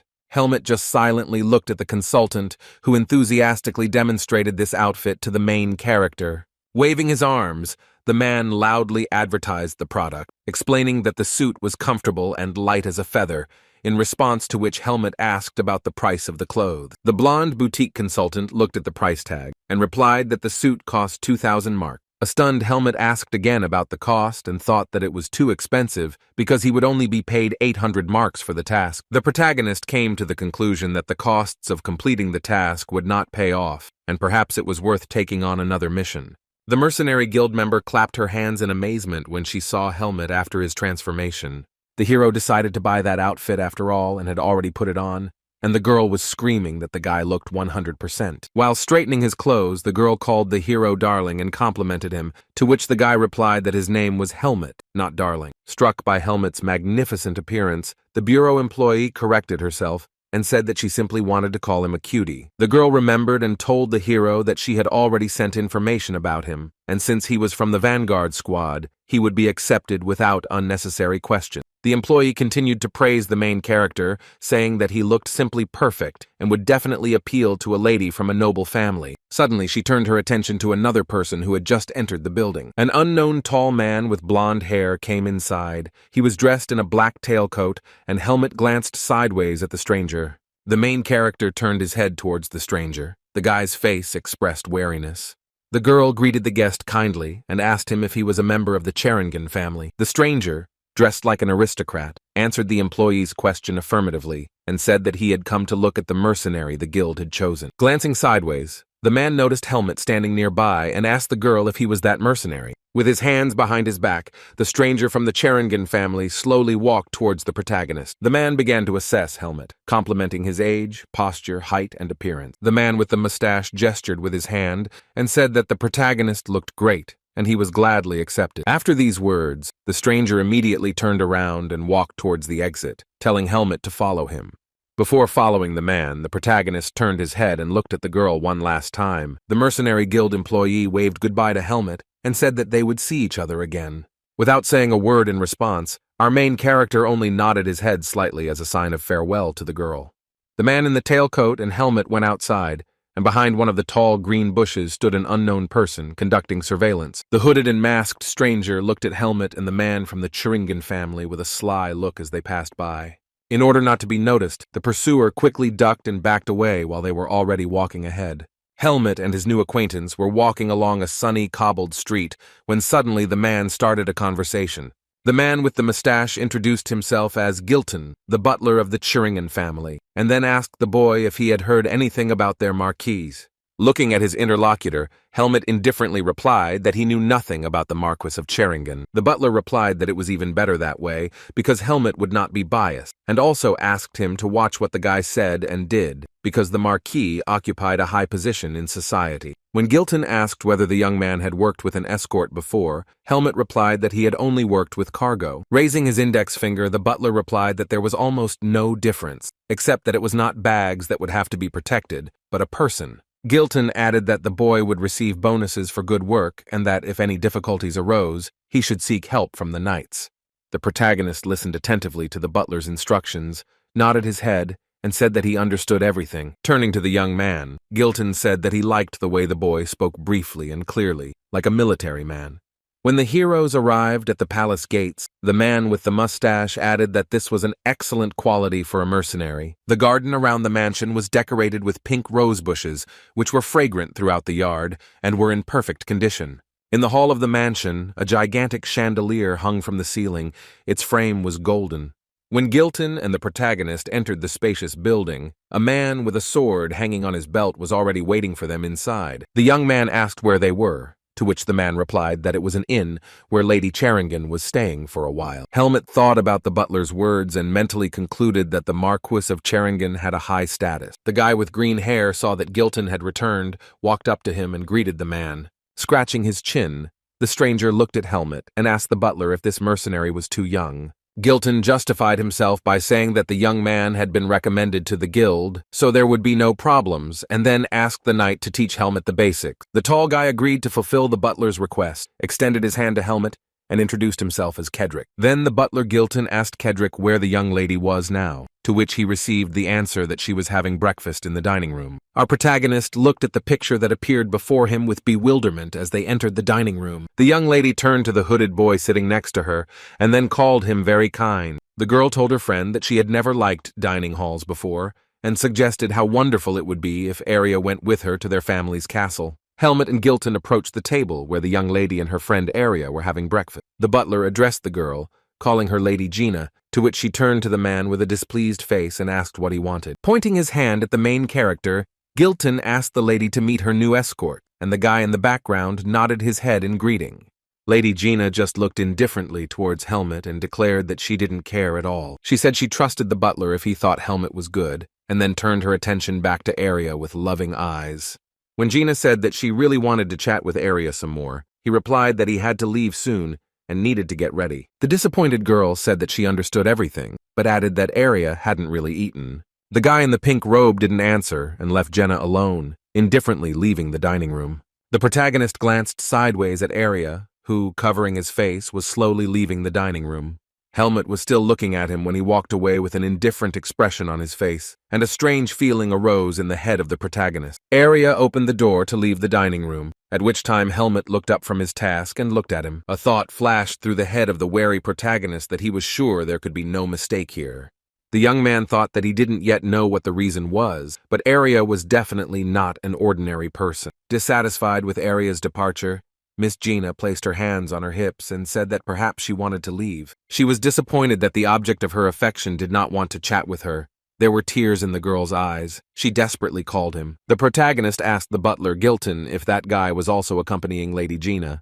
The man replied that no, this guy was a guest of Gina's and was very well known at the Greta Academy in Baden. The butler added that Gina and Arya met in this city by chance, so the girl brought him here. When Helmut asked whether the girl was attending the academy, the butler replied that she was already 14 years old, so she was preparing for the entrance exams there. Helmut chuckled in response and thought that he, too, was going to enroll in the Greta Academy in Baden. The butler reminded that there was very little time left, so he asked the protagonist to go to the stables for a horse. Gilton also told the young man to wait for Jennu near the carriage when the main character had completed all the preparations. Finally, the butler said that he now needed to take care of his own business, and if Helmut had any questions, he should contact Kedrick. In response, our hero looked at Gilton, nodded his head in agreement, and agreed to all the requests. Having taken the horse from the stable, he sat on it, and was already walking towards the carriage, thinking what a stupid horse this was. Looking at the animal, Helmut remembered how the horse had rushed around in the stable, refusing to let anyone possess him. The boy remembered a picture of himself trying to tame a horse, and a stable worker shouting that the horse was a bit playful, but there was only one free horse left. Helmet recalled that the horses he encountered with the vanguard mercenaries were completely different and behaved in a friendly manner. The boy turned his head when he heard Gina's cries nearby, begging Arya to get into her carriage for a talk. The main character saw a girl in the carriage who was screaming, waving her hand at the object of her affection. Her gaze was loving. Arya appeared on the horizon, still wearing his hooded robe, his expression indifferent. As the guy passed by the main character, he made a gesture with his hand. Arya slowly walked towards Gina. Helmet, sitting on his horse, watched Arya and his behavior closely as he passed by. Looking at the mysterious guy, the main character saw a strange shell around him, emitting purple light. Helmet's expression changed as he realized why Arya had given him a strange feeling the first time they met, and he concluded that he was a mage. Yena's knights and Helmet rode on horses through the forest, while the girl herself was inside the carriage. The protagonist was still deep in thought, explaining to himself that the strange feeling caused by Arya was due to the guy's occupation. Remembering the mysterious guy, Helmet still had questions about what kind of magician he was and why he was using magic on himself. Glancing towards the carriage, the protagonist admitted that it was interesting and mentally said that he would watch it. Meanwhile, Gina and Arya were sitting in the carriage. The girl asked him if he was the head of the magic faculty. Clapping her hands, the girl said that in that case, she shouldn't have any problems with the exams, and then added that she didn't know how to prepare for them even better. Arya, maintaining an indifferent appearance, replied that she would definitely pass everything if she had prepared diligently for the exam. Inspired by love, Jenna replied that of course she had prepared well for the exam, but was still very worried. The magician, folding his arms on the table, replied that after arriving in Baden, the girl would still have time to review the material. The girl, stuttering, agreed with her interlocutor, but added that she still could use someone to help her with this. Arya understood the girl's hint and replied that she would be better off getting used to the idea that the academy was self-taught. Jenna was worried. Tears came to her eyes. She didn't know what to tell her parents if she failed the exams and didn't get in. The girl, who was demonstratively crying in front of her lover, looked straight into his eyes, hoping for a response. However, Gina did not receive any consolation from Arya. He only remained silent in response, looking at her indifferently. Then the guy said that he could help the girl find a teacher who could prepare her.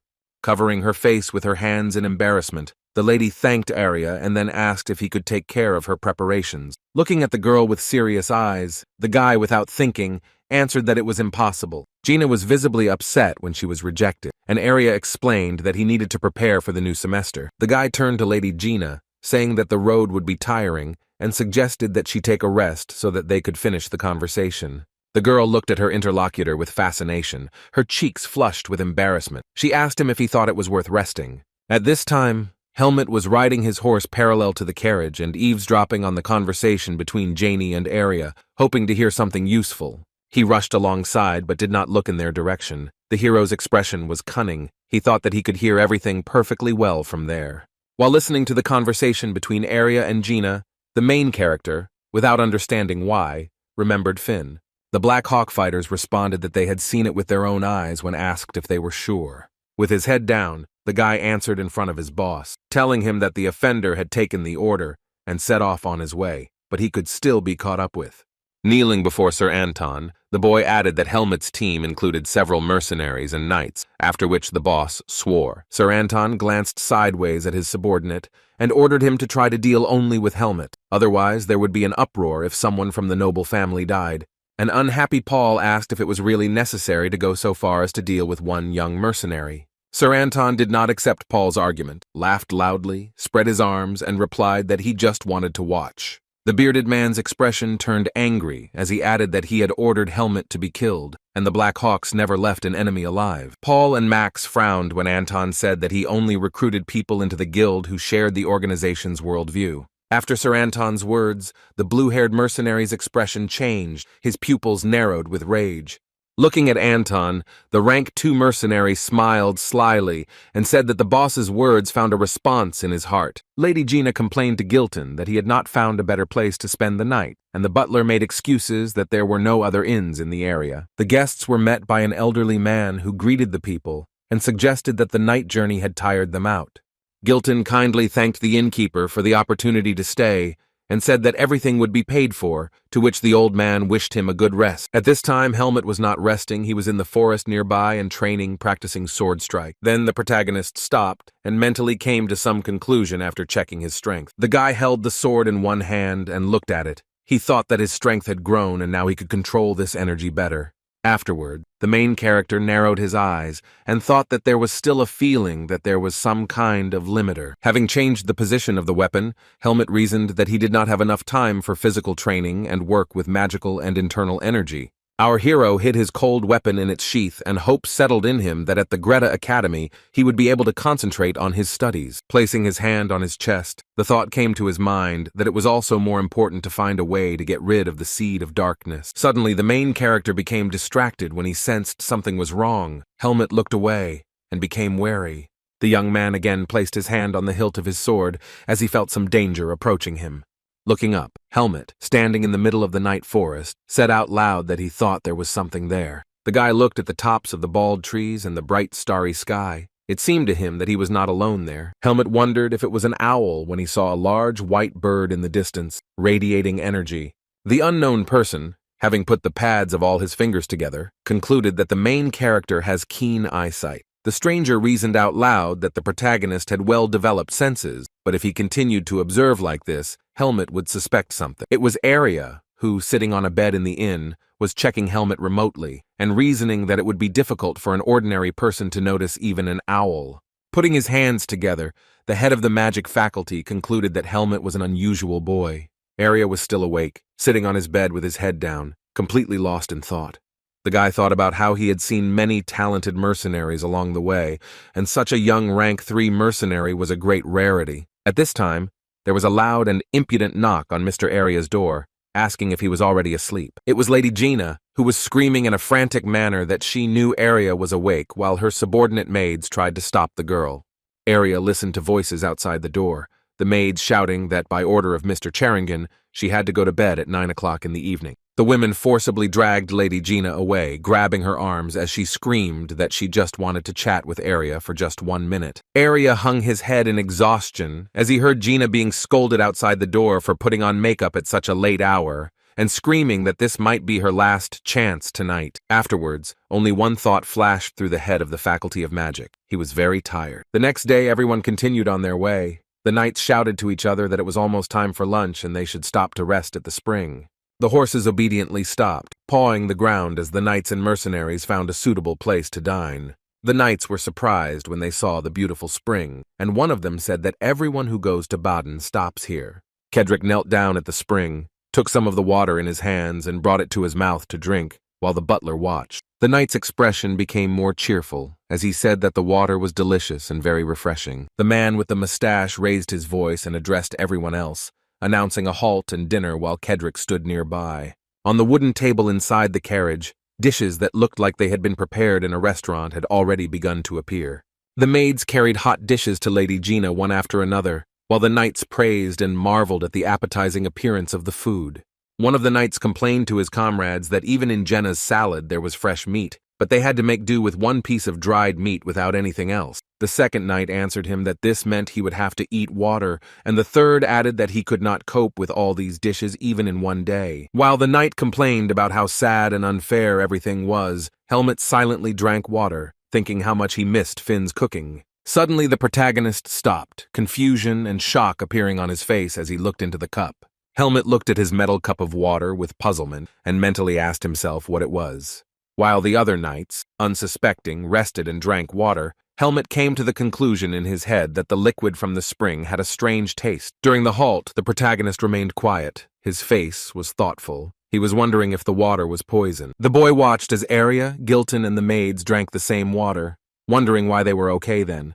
Looking again at the cup, Helmut concluded that he had imagined it until one of the knights said that he was very tired and would go to bed. Gilton, sweat pouring down his face, wiped his face with a napkin, announcing the end of lunch, and complained that he himself was a bit tired. Approaching the carriage, the butler turned to Jenna and said that he had cleared away all the dishes and that they could now set out. A shocked Gilton screamed as he opened the carriage door and saw Lady Gina sitting there unconscious. The girl laid her head on the table, drooling from her mouth. She said that tonight was her last night with Arya. Gilton sighed with relief and wiped his forehead again with a napkin when he realized that Lady Gina was simply sleeping. However, a moment later, shock and horror appeared on the butler's face again as he realized something new. The entire staff of the Cheringin family was noticeably out of sorts. Their heads were spinning, and one maid did not understand why she had suddenly fallen asleep. Gilton, maddened with horror, began to loudly call for the knight Kedrick, turning his head and asking where he was. Soon the butler noticed Kedrick lying face down on the ground, sweat running down his body from the heat and his body shaking. The man with the mustache began to lose his mind. His ability to think clearly and stand on both feet was dissolving. He was asking what was going on. Within a minute, the entire ground was strewn with the bodies of the Cherengan family's subordinates, who lay unconscious on it, including Gilton. The only one who had not yet fallen asleep was Helmet, who was still sitting with his back to the tree, holding a cup in his hand and watching this picture. The main character remained conscious while dozens of people who had fallen asleep from the poisonous water lay around him. The young man silently and calmly poured the poisoned water from his metal cup directly onto the ground. It turned out that he was not alone, and nearby in the forest, several unknown people were watching the main character. Helmet glanced in the direction from which he heard strange sounds and concluded that someone was coming. It was Paul and the others of the Black Hawks who were hunting Helmet, and reasoned that because of the sleeping pills in the water, all the nobles should already be asleep. One of the bandits told his comrades that they would deal with Helmet without witnesses, but then he was taken aback when a shocking picture appeared before his eyes. It turned out that the plan went awry because Helmet did not fall asleep, so the bandits began asking the hero why he was still conscious. Paul was surprised to see a familiar face in front of him and asked what a vanguard mercenary was doing here. The blue-haired mercenary fell silent in confusion and looked at the protagonist with dumbfounded eyes. The bandit extended his hand with the weapon to Helmet and asked if it was really he who killed those guys from the Black Hawks. The protagonist, with anger in his voice, turned to SSS-Rank 2 mercenaries and said that they simply disappeared when the monster was destroying their team. Helmet then asked Paul and Max if they were now working for the Black Hawks and called them traitors. The Rank 2 mercenaries were noticeably angered by the guy's words. They began to insult him and laugh maliciously in response. An angry Paul, with the veins on his forehead bulging with anger, turned to Helmet, calling him a baby and saying that he talks too much. At this time, one of the bandits from the Black Hawks Guild approached closer, twirling a cold weapon in his hand. Another bandit, who was looking intently at the enemy, holding a blade in his hand, was also preparing to attack Helmet. Paul said that the young man was now their prey, as the Hawk bandits surrounded the protagonist from all sides. Caleb's brother also began to take his weapon out of its sheath to attack the protagonist. After licking the sharp blade of the sword with his tongue, Paul looked at Helmet and said that it was time to start hunting. The protagonist immediately reacted, drawing his sword from its sheath as Paul was already swinging his weapon to attack. As Helmet drew his sword, the only thought that flashed through his mind was that there were too many of them. Suddenly, a powerful vortex of orange, yellow, and pink energy formed in the air, distracting everyone's attention. Paul and Helmet were taken aback when an unknown ball of energy stood as a barrier right between them. The Rank 2 mercenary looked at the swirls of light in front of him in confusion and remained silent, not understanding what was happening. Helmet stood motionless, watching what was happening carefully, his face calm. The magician controlled his magic with deft movements of his fingers, and in front of his hand was a round seal of light with geometric patterns.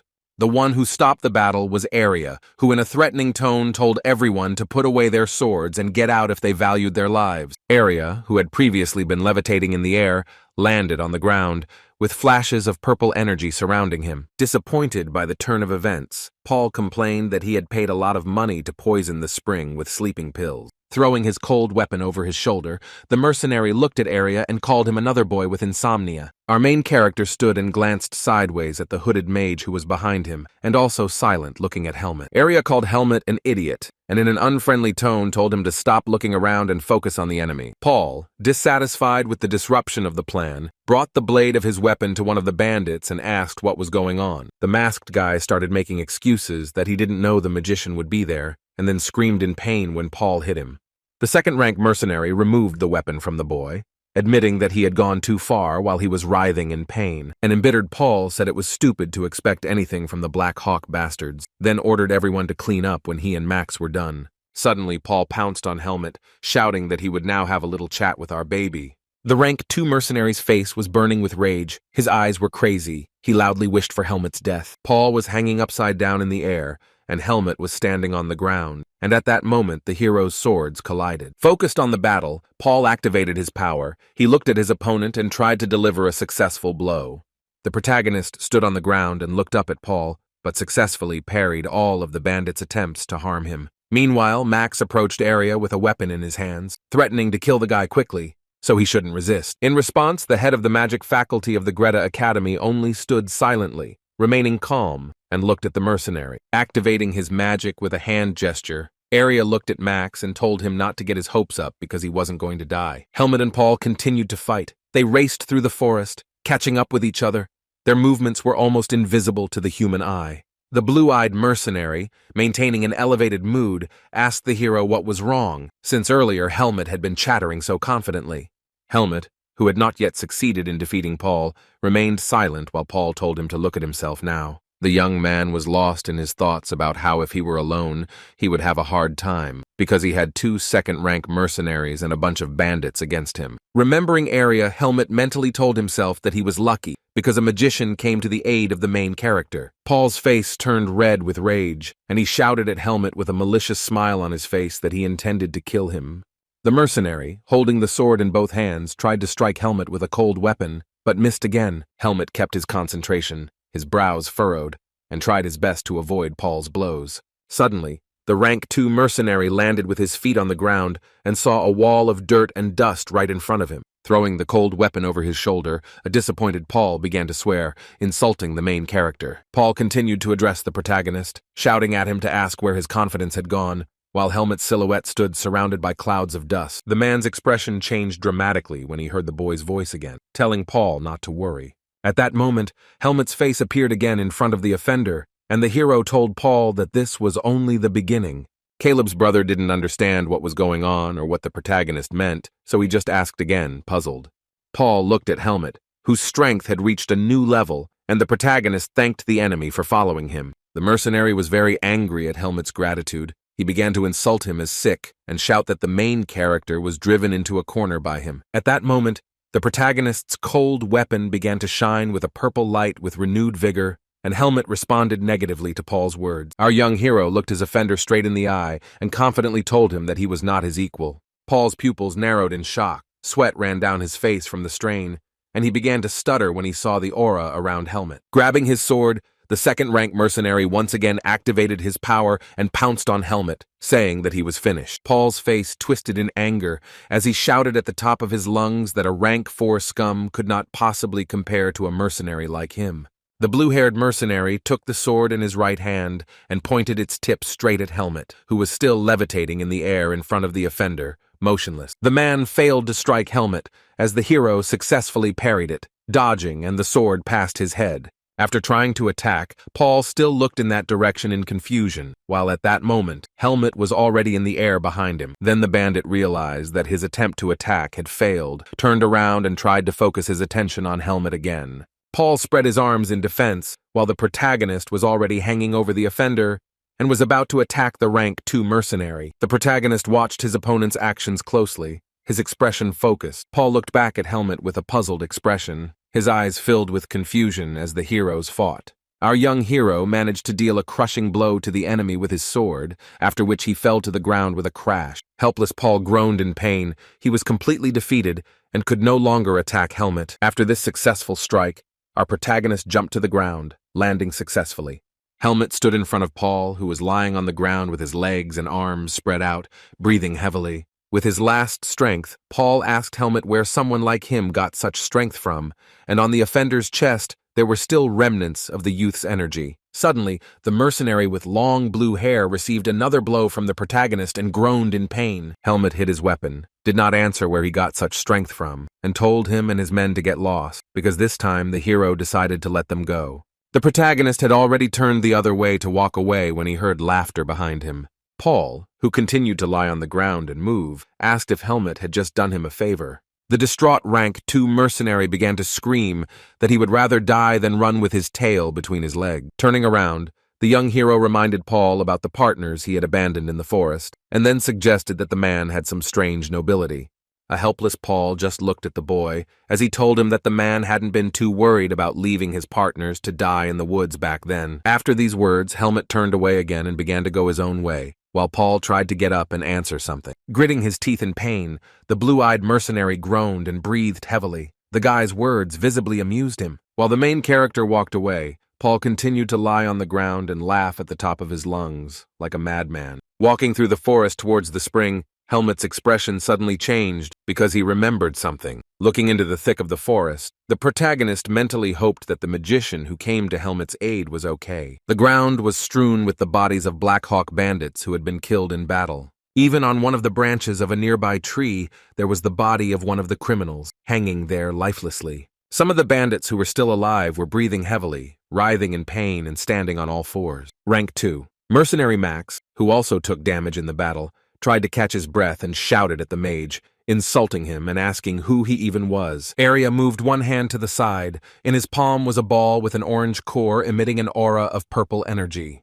The guy stood on a seal drawn with light on the ground. In his hands were magic spheres, and the stones around him suddenly rose into the air when he said that he was a magician. Arya looked at the bandits and controlled the large stones hanging in the air with his magical abilities. The Blackhawks only waved their weapons in response, shouted at the mage, and were unable to resist him. Bandon screamed in pain, and his weapon fell from his hands as the mage Arya directed his magical power at him. The guy began to use his mind to direct large stones towards the offenders. They flew at high speed and knocked them off their feet. Arya remained calm and looked intently at the bandits, then said that he didn't care what they were up to. Pointing his index finger towards the criminals, he released a stream of energy towards them, saying that they were in his way. Arya added that this changed everything, and at that moment a stream of magical energy hit one of the bandits, while Max watched it warily. Rank 2. Mercenary Max gritted his teeth in rage. He looked at Arya and insulted him, calling him a bastard. Grabbing the sword,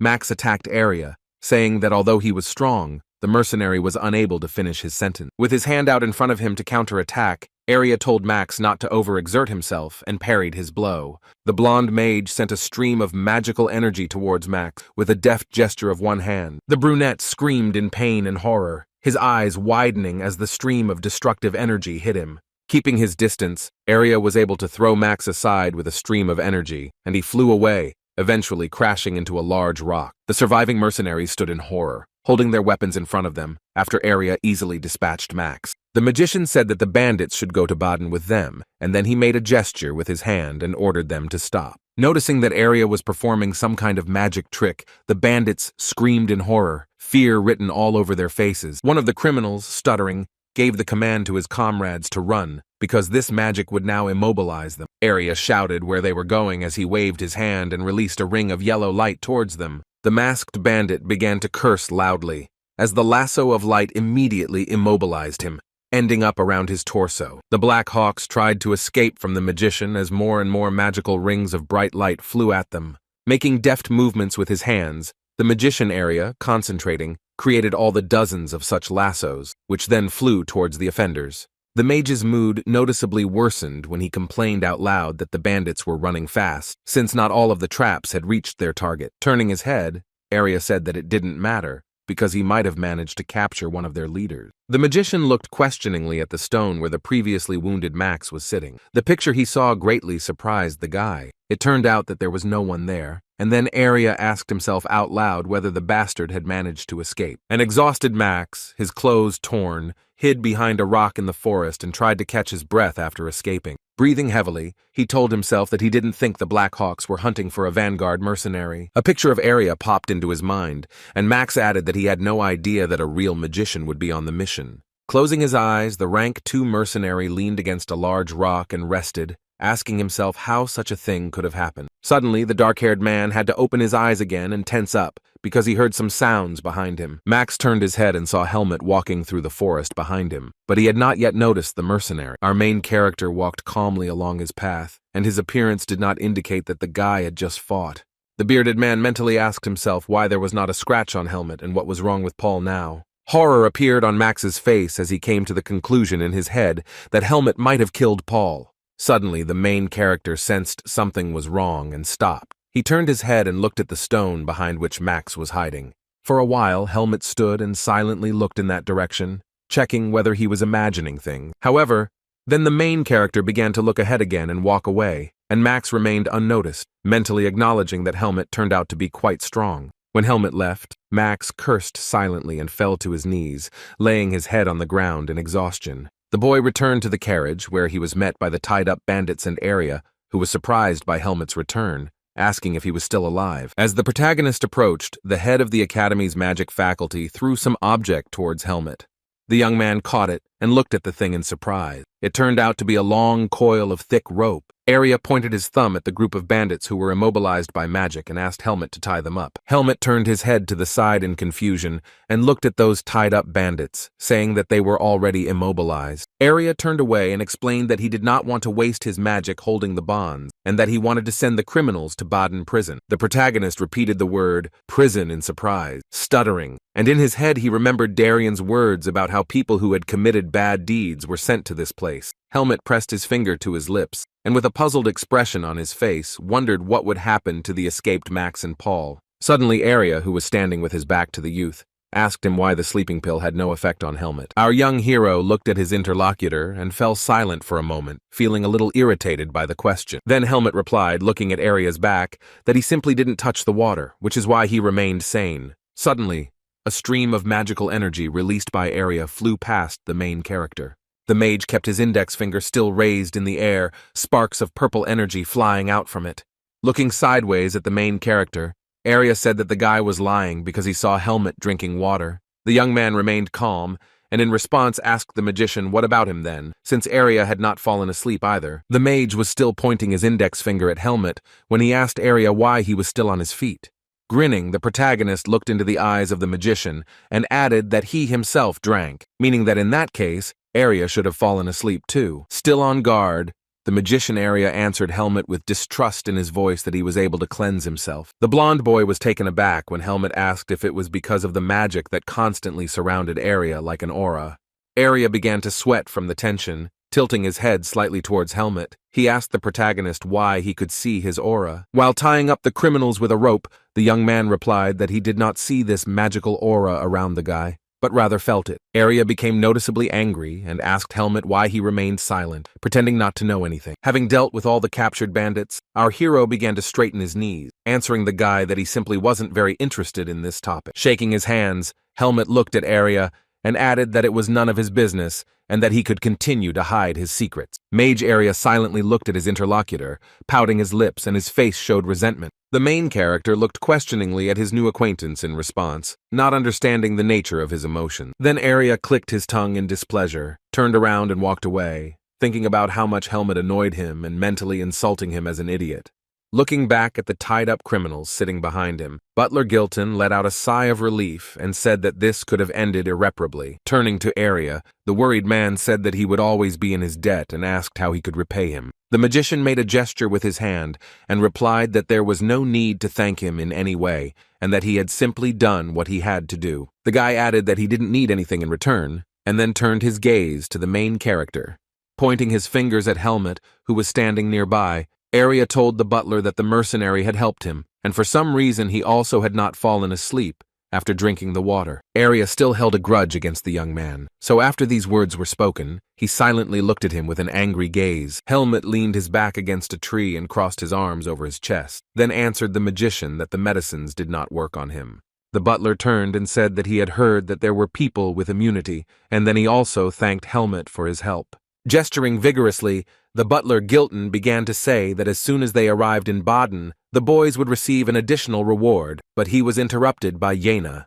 Lady Gina ran quickly towards her savior, the magician Arya, and screamed his name. She jumped up to him and grabbed his hand. The guy was taken aback, and the girl looked at the magician with loving eyes.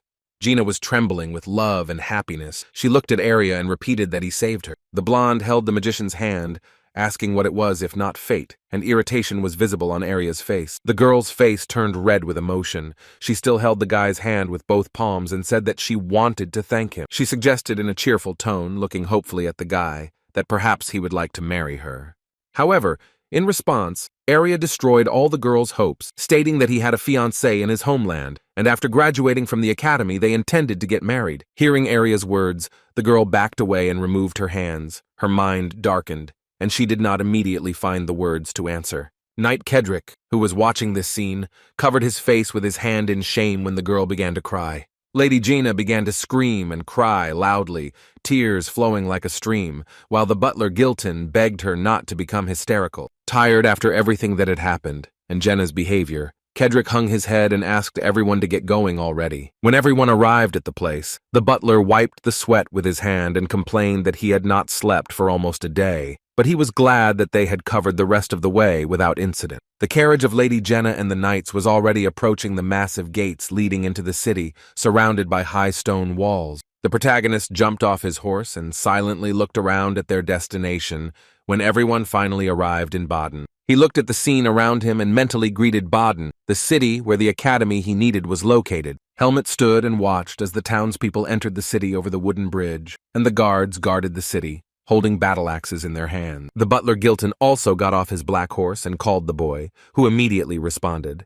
The man with the mustache praised Helmut, saying that he had done a great job, and then promised to recommend him to the mercenary guild. Then Gilton took out a small cloth bag filled with coins from his pocket and handed it to the protagonist. The butler said it was 10,000 marks, more than the contract stipulated, but the reward was a token of appreciation from the Thuringen family. Helmut looked at the bag of money with surprise in his eyes, because the reward turned out to be much larger than planned. Afterwards, the main character turned his attention to the magician Arya, who was standing nearby removing his hood. Helmut did not take his eyes off the magician, who stood with his back to the main character. He looked at him with interest. The main character lowered his head down and then raised it again, looking the guy over from head to toe. Helmut started walking, holding his things on his shoulder, passed by Arya, and the magician followed the main character. Mage Arya put his hands forward. He wanted to go after the main character to stop him. Suddenly, Helmut stopped walking himself. He stopped to say something to his new acquaintance. Arya was surprised when the main character suddenly decided to stop. The magician looked at the guy with stunned eyes and remained silent. Without turning around, our young hero, looking straight ahead, thanked Arya with just one word. Then the young man turned his head slightly towards Arya and looked at him, adding that he thanked him for helping him, and even helped him a lot. Helmut's unusual behavior visibly surprised Arya. He looked at him, remaining silent, and his facial expression changed. Then the head of the Faculty of Magic looked away, frowning, and chuckled in response. Without saying anything else to each other, the protagonist continued on his way, increasing the distance between him and the magician. Tired after the mission, Helmut raised his head and looked again at the cityscape in front of him. Standing in front of the entrance to the city of Baden, the main character mentally told himself that it was time for him to go to the academy. Helmut wandered through the streets of the new city, looking around. Numerous townspeople were walking around. He looked around with interest, studying the people, buildings, and features of the city of Baden. The thought flashed through the young man's mind that Baden was a much larger place than those he had visited before. The protagonist watched as local students, well-dressed men and women, walked around and mentally noted how many people there were. Standing in the middle of a spacious pedestrian street, Helmut asked himself if this was even called a city, since he was just learning to live in the world of people. Walking along the stone paving stones, the protagonist concluded that it was easy to get lost in such a crowded place, and that was good. The boy approached the large wooden gates and high arch that led to the Greta Academy. The protagonist, lost in his thoughts, looked up when he saw a new picture in front of him. Seeing a tall, large building surrounded by a park behind the arch, Helmut immediately realized that he had come to the Greta Academy. Student life at the academy was in full swing. Neatly dressed girls and boys strolled around the grounds and chatted in a friendly manner. Helmut entered the building, and inside he saw a spacious hall where students were walking. The main character looked around, and then mentally asked himself where to look for a man named Eden Kudrow. The guy turned his head and saw a girl with glasses sitting at the table, who looked like an employee of the academy.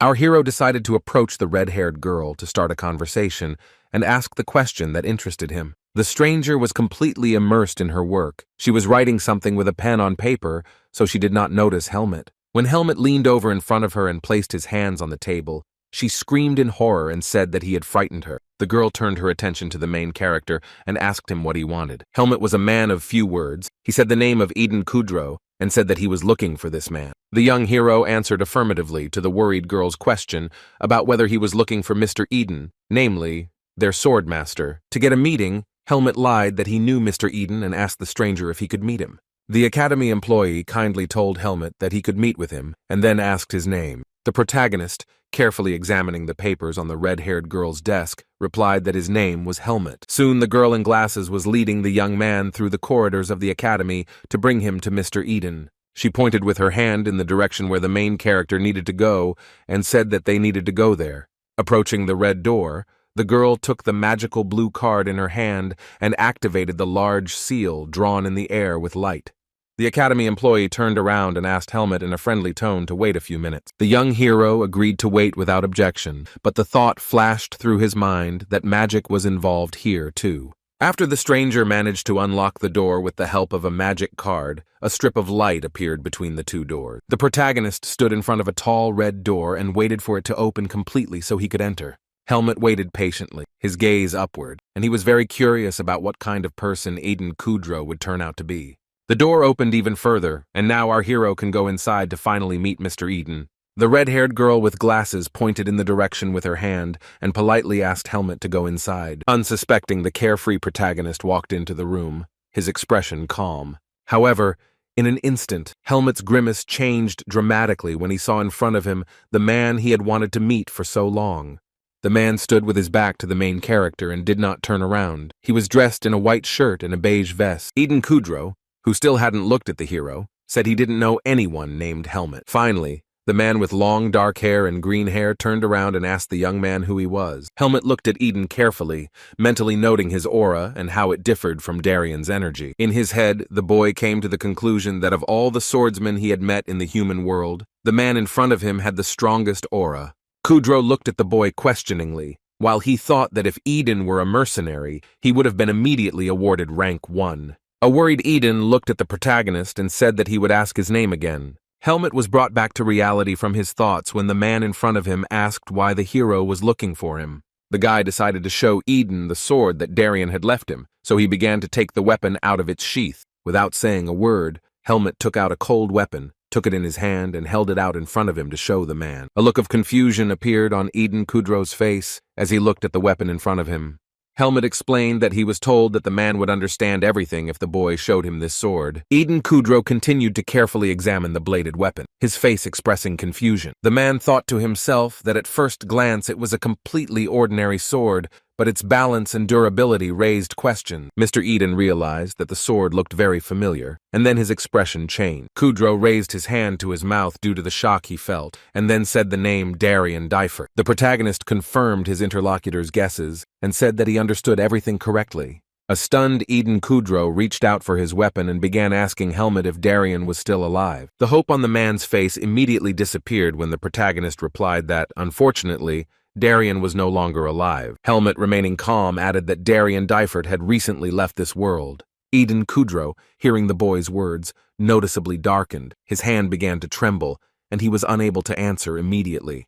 Shocked by the news he heard, the man covered his face with his hand and, stuttering, said that he understood everything. Mr. Eden began to tell that Darian had disappeared 20 years ago, and Kudrow swore on behalf of his family that he would repay his friend for saving him. The green-eyed man removed his hand from his face and began to reason that if Darian's sword was with Helmet, it meant something. The main character looked at Eden Kudrow. Sadness was visible on his face. He was looking attentively at his interlocutor. Eden Kudrow came to the conclusion that since Helmet has Darian's sword, he is his last disciple. Our young hero confirmed Mr. Eden's suspicions that he was Darian's last student. After this, Mr. Adana asked the protagonist to speak and tell why he was looking for him. The protagonist began to answer, but thought for a moment and could not say his intention right away. Helmet looked at his interlocutor and confidently stated that he wanted to study at the academy. Eden Kudrow and Helmet stood in front of each other in the swordsman's office, keeping a distance between them.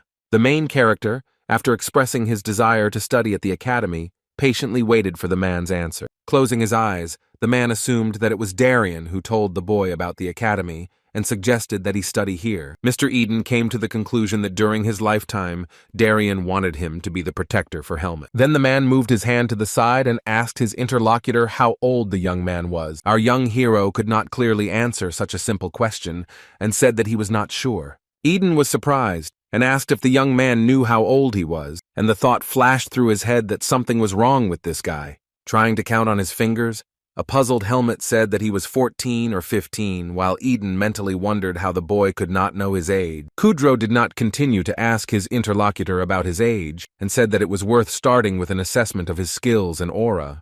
The man told the still puzzled boy that he would hardly be accepted into elementary school if he was 14 years old.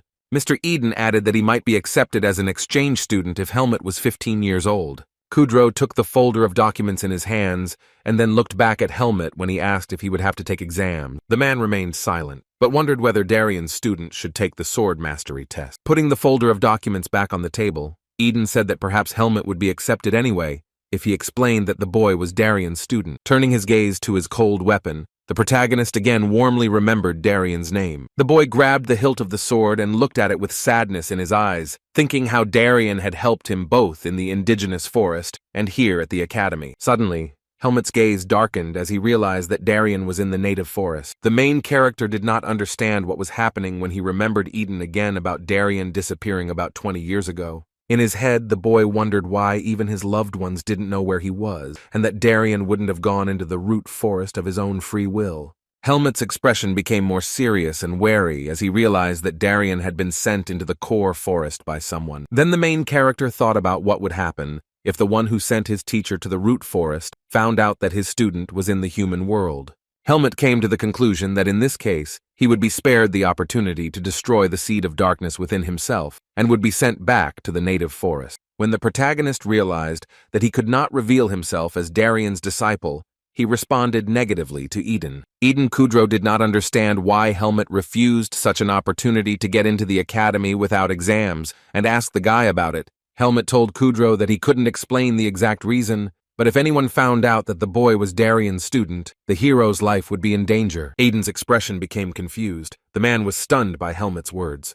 Suddenly, Mr. Eden became furious. He did not understand what this meant, and shouted that no one could offend Darian's own student. Keeping his cool, Helmet told the man that the time would come and he would tell everything, and Kudrow would have to be patient. Kudrow propped his chin on his hand and agreed with the boy, adding that he probably had serious reasons for hiding it. Helmet nodded in understanding when Eden asked him to contact the man with any questions. After all, Darian had entrusted the boy to him. The man gestured with his hand for Helmet to follow him and said that now they needed to start preparing for the exam, preparing and collecting all the necessary documents. The main character looked after his new acquaintance, who was walking with his back to him, clenching his hand into a fist. The heroes left Eden Kudrow's office and entered a spacious hall intended for training. Looking around, Helmet asked where they were, to which Eden replied that it was his personal training room. Kudrow said that he was sure that Darian would not have become Helmet's teacher if he had been untalented, but he still needed to see for himself what the main character was capable of. The man opened the door leading to a small utility room and took out an impressive-sized log. Mr. Eden pointed to the log and asked his new apprentice to cut it while Helmet stood in front of him.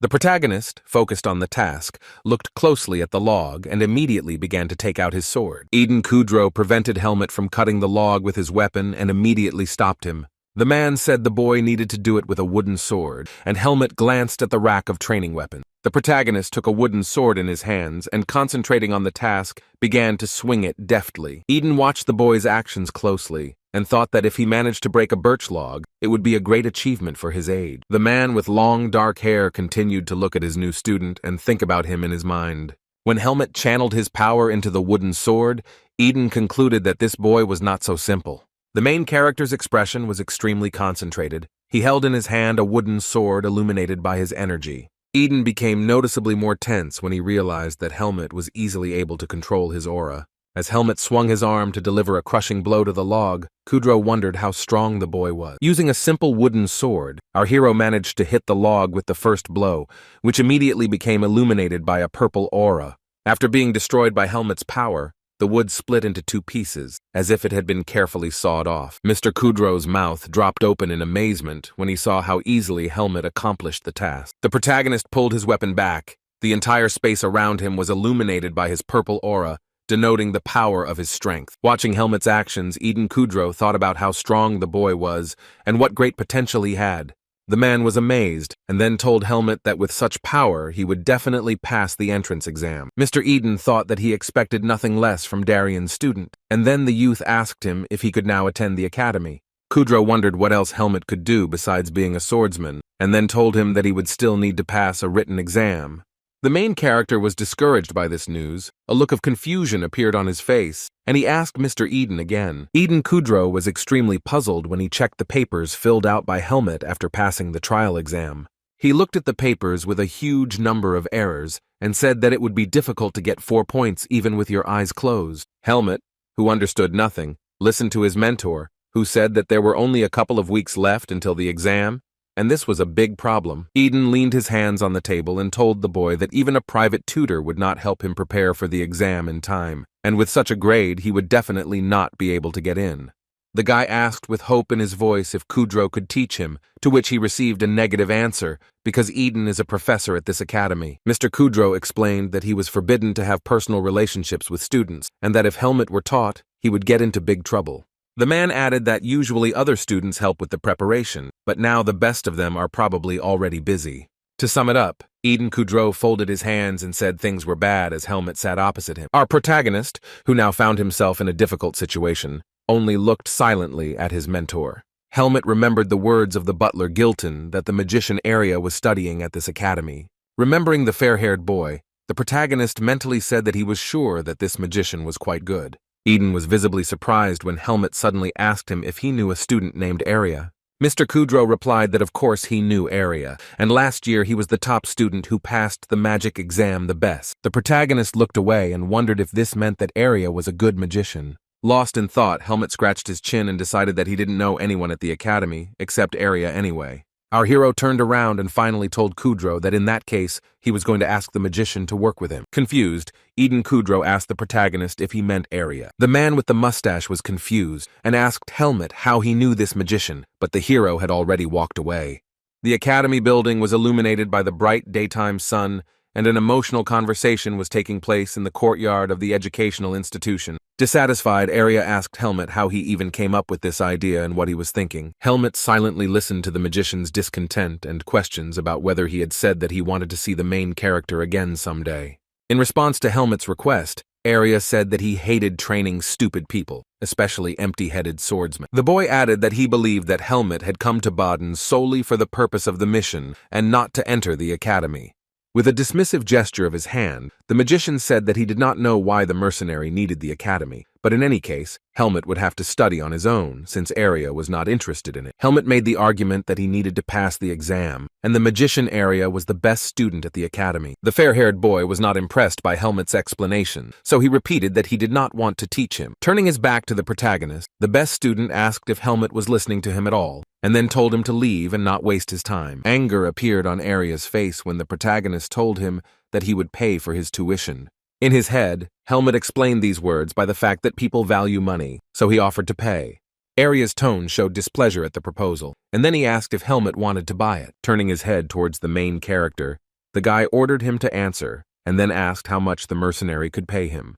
The young man answered the question with a question, asking Arya how much he wanted to receive for Helmet's training. Hearing the young hero's question, Arya's face darkened with anger, and he almost cursed, and then paused before answering. Pointing his finger at Helmet, he blurted out that he wanted 100,000 mark, and then asked if Helmet really thought he would ask for less. The amount that Arya requested did not surprise the protagonist at all, so he immediately agreed to the magician's demand. The fact that the main character so easily agreed to Arya's demand noticeably surprised the magician, and he fell silent. Then the main character, standing in front of the boy, promised that he would bring the entire amount tomorrow.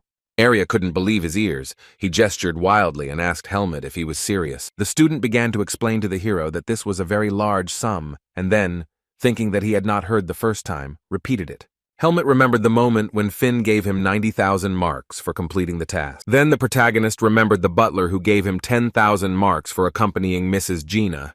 The young man added these two amounts together in his head and got the amount needed to pay for his studies with Arya. The hero showed his serious intentions and said that they did not have much time left, so the training should start tomorrow.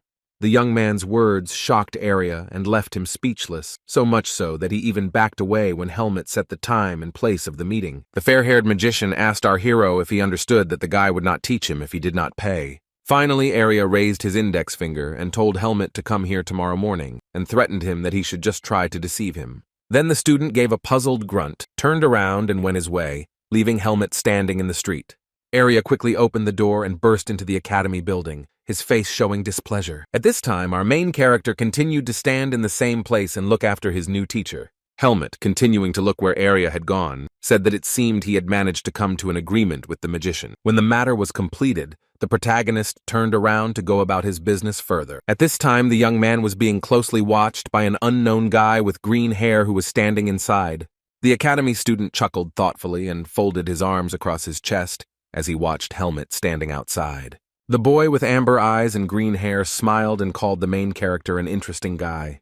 The student, looking out the glass in the front door, continued to watch Helmet walking across the academy courtyard. Then the curious boy asked if the main character was a friend of Mr. Area. A day had already passed. The next morning had arrived. White doves were fluttering over the academy building, losing their lush feathers. Our young hero was no longer asleep. He came to the place indicated by Area and waited for the student to begin preparing for the exams. As the heroes agreed, the magician also arrived at the appointed place and stood in front of Helmet. He looked silently at his new student and did not say hello, but was thinking about something. Area was noticeably surprised when he realized that Helmet was serious in his intentions and had actually come. Without greeting the main character, the magician immediately asked Helmet where the promised money was. In response, Helmet immediately reached into his pocket to give Area the tuition fee. The protagonist handed Area a bag filled with gold coins and said that there were exactly 100,000 in it. Area accepted the money and took the bag in his hand, saying that now he too would have to fulfill his promise, and then clarified that he had never taught anyone before, and in the event of failure of the exam, he would not return anything. Our young hero nodded and said that he didn't care that if he failed, the money would not be returned. The magician's face darkened, and he thought that he should have simply refused, since he had asked for such a large sum of money only because of his pride. Area sighed heavily as he told himself no to the idea of giving up on the idea of training Helmet. Holding a bag of coins in his hand, the student told the young man to wait and said that he would be right back. The sky was cloudy, but the sun was shining brightly, and Helmet was thinking about the upcoming training. Standing in front of the academy building, the protagonist said to himself mentally that he did not think that he would have any difficulties during his studies. Helmet was diligently writing something down on paper while sitting at his desk while preparing for exam. Next to him sat Area, who helped the main character with his studies in the library. The magician watched Helmet's actions closely, his expression displeased. Propping his cheek with his hand, the guy was lost in his thoughts and thought about the main character. Area came to the conclusion that now that he had taken a closer look at Helmet, he was more of a problem than he had previously thought. In his head, the boy said that nevertheless, Helmet's learning abilities were better than those of the students in the mathematics department. Helmet flinched in surprise when Area asked him if the boy lived alone in the forest. The main character did not immediately answer Area, but only turned his gaze to him. Area narrowed his eyes and thought that he had noticed in the forest that Helmet was not an ordinary person at all. The mage came to the conclusion that he needed to be careful when Helmet asked why Area was asking this. The student looked at the main character and remained silent in response, thinking about the guy's question. Pointing his finger at Helmet, the magician praised the young man, saying that he could focus well, he tried hard and had a good memory. However, Area's tone then changed abruptly, but he angrily clenched his hand into a fist and raised his voice. The blond boy slammed his fist on the table angrily, shouting why Helmet didn't even know the basic and didn't understand the rules of etiquette. The hero was silent, taken aback by Area's scream as he continued to complain about how bad the boy's results were on the previous test and that the situation was very dire. Pointing out errors in Helmet's notes, the student scolded his new pupil for not knowing how to communicate with people. Putting his hand to his head from fatigue, Area sighed and said that all subjects should be finished as soon as possible, and that the main time should be devoted to etiquette and the ability to communicate with people. Turning to Helmet, Area began to tell him that 100,000 marks was a large sum, and the magician was considered the best student in the faculty. Pointing his finger at the main character, the guy promised that he would do everything on his part to ensure that he could enter the academy. Helmet listened with surprise in his eyes to Area's words that money had nothing to do with it, and that it was a matter of honor for a magician. Area's mood changed to rage again as he began shouting that Helmet had to do it no matter what. Our young hero was taken aback by Area's unexpected behavior, so he moved away a little and silently looked at his interlocutor. It was already dark outside, but Area continued to teach the boy, asking him questions about what he would do if a classmate stole the hero's thing. The training-focused magician added that Helmet should first think about the ethical side of the issue. Helmet thought about it, realizing that this was a question of ethics, so cutting off his classmate's hand wouldn't do. The protagonist replied that he knew the solution, to which the best student of the academy ordered him to speak. Helmet raised his pen and said that in such a situation he would steal his things back and do it quietly. The young man's answer made Area very angry. He began to ask if he was serious and clenched his hand into a fist in rage. Putting his hand to his head in despair, Area said that he had no words and Helmet's answer was wrong. The guy sincerely did not understand why the answer was not suitable, and explained that he could not fight and take things by force. Area hung his head glanced sideways at his student and called him a typical swordsman. The magician began to calmly explain to the young man that in such a situation, the best solution would be to calmly talk to his classmate and ask him to take Helmet's place. Raising his index finger, Arya said that you can forgive a person, but not what he did, and this is what is called justice, which is what students are taught at the academy. Helmet looked at the student silently, taking in his words, and thought to himself how difficult it was to be human. The main character came to the conclusion that he needs to learn morality and common sense, but he knows too little about it. Looking at Arya, who was actively explaining the material to him, Helmet thought that he needed to become the kind of person Darien wanted him to be, and to do this, he needed to learn to solve complex problems. While writing down notes on paper, our hero summed up in his head that this would require a lot of time. Helmet and Arya's lessons continued. The magician worked tirelessly on the ethical education of his protege. Very often the main character continued to make mistakes, which angered and upset Arya, but he did not give up.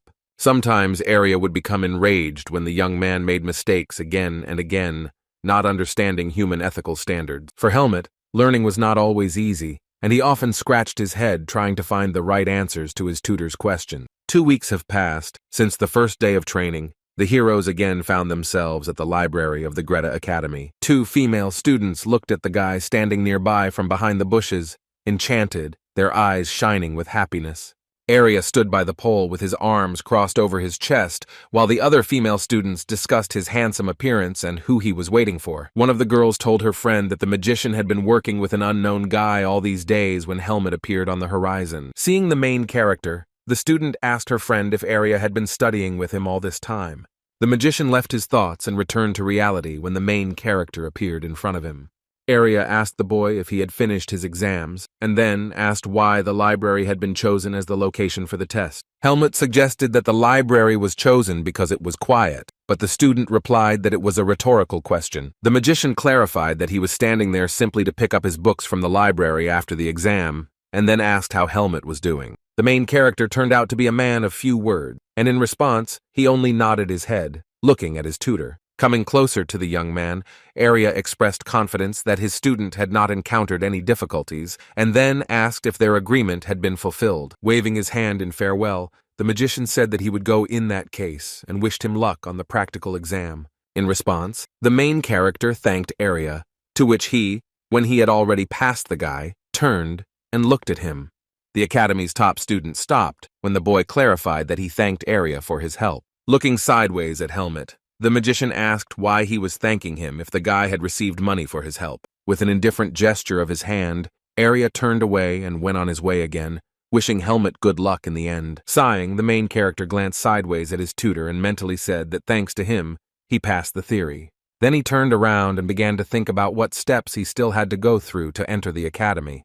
Looking at the muscular students in front of him, the thought occurred to Helmet that now he only had the practical part of the exam left. The protagonist approached a building near which there was a sign explaining that this was a waiting room for students applying to the fencing department. The young man stood in front of the entrance to the building, and in front of him were many other applicants waiting for the exam. Upon entering, the young man was greeted by an academy employee who told him that he should wait here, and when his name was called, Helmet should follow the instructor. The guy watched the many boys and girls who were excitedly awaiting their exam. There were many young applicants like him in the waiting room, who were actively reviewing the material before the test. Looking around, the main character mentally told himself that he would just stand here. The guy sat down on a wooden chair and thought about what he should do after finishing the exam. While he was waiting, he began to think that he should rest after the test, and then the idea came to him that he could practice. Helmet was brought back to reality when a hand was waved in front of his face and someone called out to him.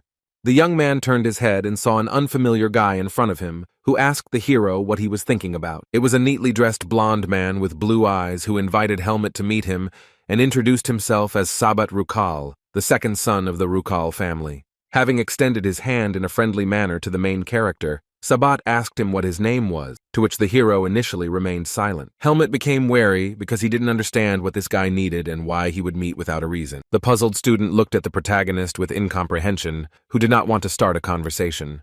Sabat smiled and asked Helmet what was wrong with him, and whether he was behaving like this because of the academy rules. The young man wondered what academy rules the boy was referring to, and then, gritting his teeth, asked why Sabat was talking to him. In response, the blonde smiled broadly and put his hands on his hips, asked Helmet not to be so prickly, and explained the need for an introduction by the desire to make friends even before enrolling. Having examined Sabat, Helmut remembered that this was the student that Arya had spoken of, and it was very advantageous to be friends with him, especially since he made an impression. So the main character looked into the eyes of his interlocutor and finally introduced himself, giving his name. Smiling, the second son of the Rukal family replied that the boy had an unusual name, but he liked it, and then asked about his last name. Sabat added that it would be nice to know what family Helmut was from, while he simply remained silent. The surprised protagonist clarified the question, looking at his new acquaintance with wide-open eyes, because he has no family or last name. The young hero, stunned by the question, could not give a clear answer to the question of what his last name was and who his family was. Sabat told Helmut in a friendly manner that it would be a good idea to get to know each other beforehand, since they would have to get to know each other at the academy anyway. The main character silently looked at his new acquaintance, remembering the only last name he knows. Helmut's memories surfaced of his medallion, from which he learned the supposed name of his mother, Margaret Irene. Helmut decided for himself that he could not use this surname, since with this pendant he was sent into the native forest. Helmut's expression became more serious, and he answered Sabat curtly, "No." The protagonist's answer surprised the blonde. He stood silently in front of Helmut and looked at him. Sabat was a little taken aback, and then asked Helmut if he was a commoner. Our young hero confirmed the blonde's suspicions that Helmut did not come from an influential family. Covering his face with his hand, Sabat began to laugh, and then said that if only he had known that he would be getting involved with a commoner. The friendly smile on Sabat's face disappeared, and then he looked at Helmut and asked if this was true. Then why was the hero so confident in himself? Comrade Sabata approached him and explained that Helmut was a fool and couldn't put two and two together, which is why he submitted the documents, and the blonde man began to laugh, suspecting that the hero didn't know what shame was. Then the fair-haired guy grinned, called out to Helmut, and asked how he found the money for a tutor. Sabat continued speaking, but his comrade interrupted him, tapping him on the shoulder, because an academy employee called out to the applicants. The teacher placed his hands on Sabat's shoulders and said that they should prepare for the practical exam, and according to the rules of the academy, discussing the student's standard of living was prohibited. The academy official grabbed Sabat's shoulders and turned to him, asking him to remember this rule, calling him applicant number 15. While the disgruntled blonde was straightening his jacket after the remark, an announcement sounded in the hall that the exam would begin in 5 minutes. Sabat's face turned red from the awkward situation, but he angrily ordered his comrades to follow him and left Helmut alone. As the blonde boy walked past the protagonist, the anger in his mind made him stop. Without looking at Helmut, the second son of the Rukal family suddenly called out to the protagonist to listen to him. Then Sabat glanced sideways at the young man and said that a commoner like him should know his place. The blonde added that Helmut shouldn't misunderstand him, but someone like him has no business being around people who mean more than him. In response to Sabat's words, the main character decided to remain silent. He simply remained in his place, looking after the guy. The teacher addressed the applicants, congratulated them on successfully passing the written part of the exam, and wished them good luck on the practical part of the test. Helmut listened attentively to the explanations of the academy employee that the exam would be held in groups and would consist of 2 stages. Suddenly, the main character lost concentration and became distracted. The teacher's words became noise for him, and the hero glanced sideways. He looked at the other applicants who were sitting with him in the hall. All of them were looking persistently at Helmut. Our hero turned around and saw 2 more guys who also did not take their eyes off Helmut, and the expression on their faces was condemning. Then the main character saw several more future students who were also looking at the guy with disapproval. Helmut's mood darkened considerably. He hung his head and put his hands on his knees, realizing that everyone was staring at him. The young man thought that the views of those around him were no different from those bastards, and then came to the conclusion that the academy was not much different from the native forest. The hero thought that people were the same as the monsters in the forest, since among them there were both leaders and victims. Then Helmut noted the peculiarity of the human world, which is that physical strength is of little importance here, and your origin is of greater importance. Closing his eyes, the main character reassured himself that he would understand more while studying at the academy. But now the most important thing was to pass the test and enroll. Helmut was last in line to take the practical exam, and an educational institution employee told him to follow him. The main character followed the teacher, and they both went out into the hall to conduct the practical part of the exam. The man began to repeat the conditions of the task, the first stage of which is the need to split a log. The teacher added that to complete this stage of the exam, one can use a wooden sword and one's own energy. The academy employee took the wooden sword and handed it to Helmut, saying that he had only 5 minutes to complete the task. The young man listened attentively to the teacher's words that if the task was not completed within the allotted time, the boy would automatically not advance further. Helmet gripped the wooden sword tightly in his hand and examined it, thinking that splitting the log was a fairly simple task. The hero thought that even though the task seemed difficult at first glance, he shouldn't have any problems solving it. The guy decided that he wouldn't delay, so he grabbed the sword, put it behind his head, and immediately transferred his power to the weapon. Without hesitation, the protagonist made one strike with his sword, which was illuminated by the purple light of his energy. The teacher froze in amazement. There was shock on his face, and he silently opened his mouth, watching the actions of the applicant. Helmet activated his power. The space around him changed, and vortices of his aura floated in the air. With just one blow of the sword, the main character managed to split the log not across, but lengthwise. The academy employee stood motionless, his eyes wide with shock, because even teachers can't split a log with one blow. Helmet, who had easily completed the task, looked at the stunned teacher and asked if that was all. The protagonist caught his breath when the teacher came to his senses and shouted that the first part of the practical exam was over. The applicants waited in the hall. The guys talked to each other and discussed the test they had passed. Suddenly, the door leading to a room filled with future students opened. Sabbat, who had been cheerfully discussing something with his friends, suddenly switched his attention. Helmet, who had passed the first stage of the practical exam, went inside where all the other applicants were sitting. The blonde smiled maliciously, not believing that Helmet could handle the task, and suspected that they had planted a rotten log under him. The main character, who was already tired of such a biased attitude towards himself from other students, just silently looked at the offender. Still excited after Helmet's speech, the academy staff member announced the completion of the first stage of the practical exam. While the main character was returning to his place, the teacher explained to everyone that the second stage of the test would be sparring. Sabbat continued to look at Helmet while the man explained that applicants would have to spar for 8 minutes, and then a committee would determine who would be accepted. The excited students listened attentively to the teacher's words that pairs would be selected randomly. The blonde was still looking sideways at Helmet when the academy employee said that winning was not the determining factor, and it was important to show all your skills. Sabbat let out a contemptuous laugh and said that he considered this part of the exam to be very stupid. Looking at the main character, Sabbat whispered, "How lucky the one who has to fight a commoner will be, because it is an automatic pass to the academy." Helmet heard the guy talking about him, so he turned his head towards him and looked at the member of the high-status family. Sabbat showed discomfort when he saw the young man looking at him and asked his comrades if he heard him. Our hero turned to the blonde and thought how much longer he would talk nonsense, and how Helmet wanted to shut him up. Sabbat Rukala's expression turned angry. He looked Helmet straight in the eye and asked what he was staring at. As the protagonist approached, the blonde guy began to provoke him, asking if Helmet wanted to hit him. The blue-eyed boy exclaimed questioningly, placing his hand on his chest as Helmet came very close to him. The boy looked at the main character defiantly and whispered to him if he thought he could handle him. Our hero tried to control himself, so he just silently looked into Sabbat's eyes, thinking how he annoyed him. Helmet clenched his fist in anger so hard that the veins stood out on his skin, and then mentally wondered if Sabbat would shut up if he knocked his teeth out.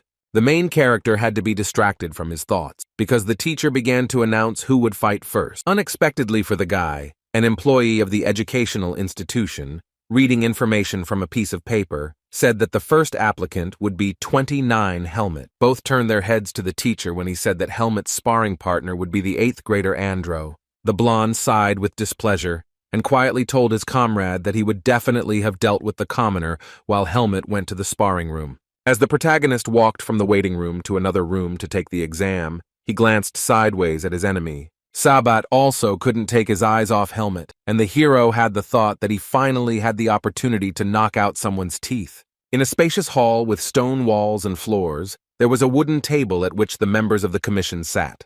The employee who administered the exams to the applicants accompanied Helmet and his sparring partner Andro. One of the committee members greeted the first participants, and Adin Kudrow asked them to pass. The man who accompanied the applicants respectfully greeted the committee and said that if they were ready, then they could begin. The protagonist noticed that one of the members of the commission was his new acquaintance Adin Kudrow, so he looked at him with interest. Mr. Kudrow also recognized Helmet in the applicant who had arrived, and therefore looked at him with concern on his face. Pointing his hand at the hero, another member of the committee asked Eden if he meant this guy, to which Kudrow answered in the affirmative and asked everyone to watch his sparring carefully. The man laughed when he was told that the boy must be talented, since this was the first time Eden had singled out one of the students. Kudro looked at the protagonist with enthusiasm and told the other members of the commission that they would soon see everything for themselves. The academy staff member began to explain that the sparring would consist of 2 4-minute rounds, and the fight would end if one of the guys gave up or dropped his sword. Andro and Helmet were already holding their swords in full readiness when the teacher waved his hand and ordered them to begin sparring. Andro concentrated and exhaled loudly, mentally reassuring himself that Helmet was just a commoner. Our hero's opponent held his sword tightly and continued to try to calm the unrest by repeating that Helmet was a commoner. Andro mentally told himself that it didn't change anything that his opponent had managed to cope with the log. The boy looked at Helmet, who was calm but focused, holding the sword with only one hand. Helmet's opponent began to think about the superiority of his skills when our hero began to attack. Not having time to parry the first blow, at that very second, Andro fell to the ground, spreading his arms and legs to the sides.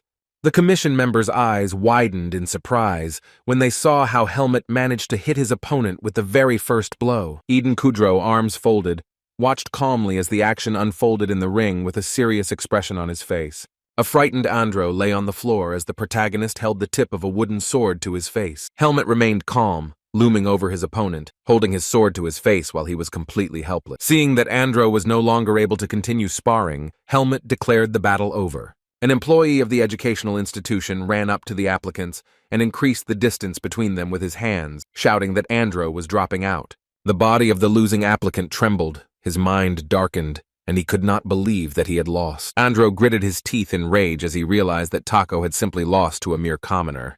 The girl from the commission was amazed that Helmet had done it so quickly and could not believe that the boy was so strong. A heartbroken Andro began to get up from the floor while the protagonist was still standing in front of him. A committee member asked why there was such a difference in their training, since they could not properly assess the skills of the second participant. Eden Kudro, watching the scene unfold, rubbed his hands and mentally thought about the boy's abilities.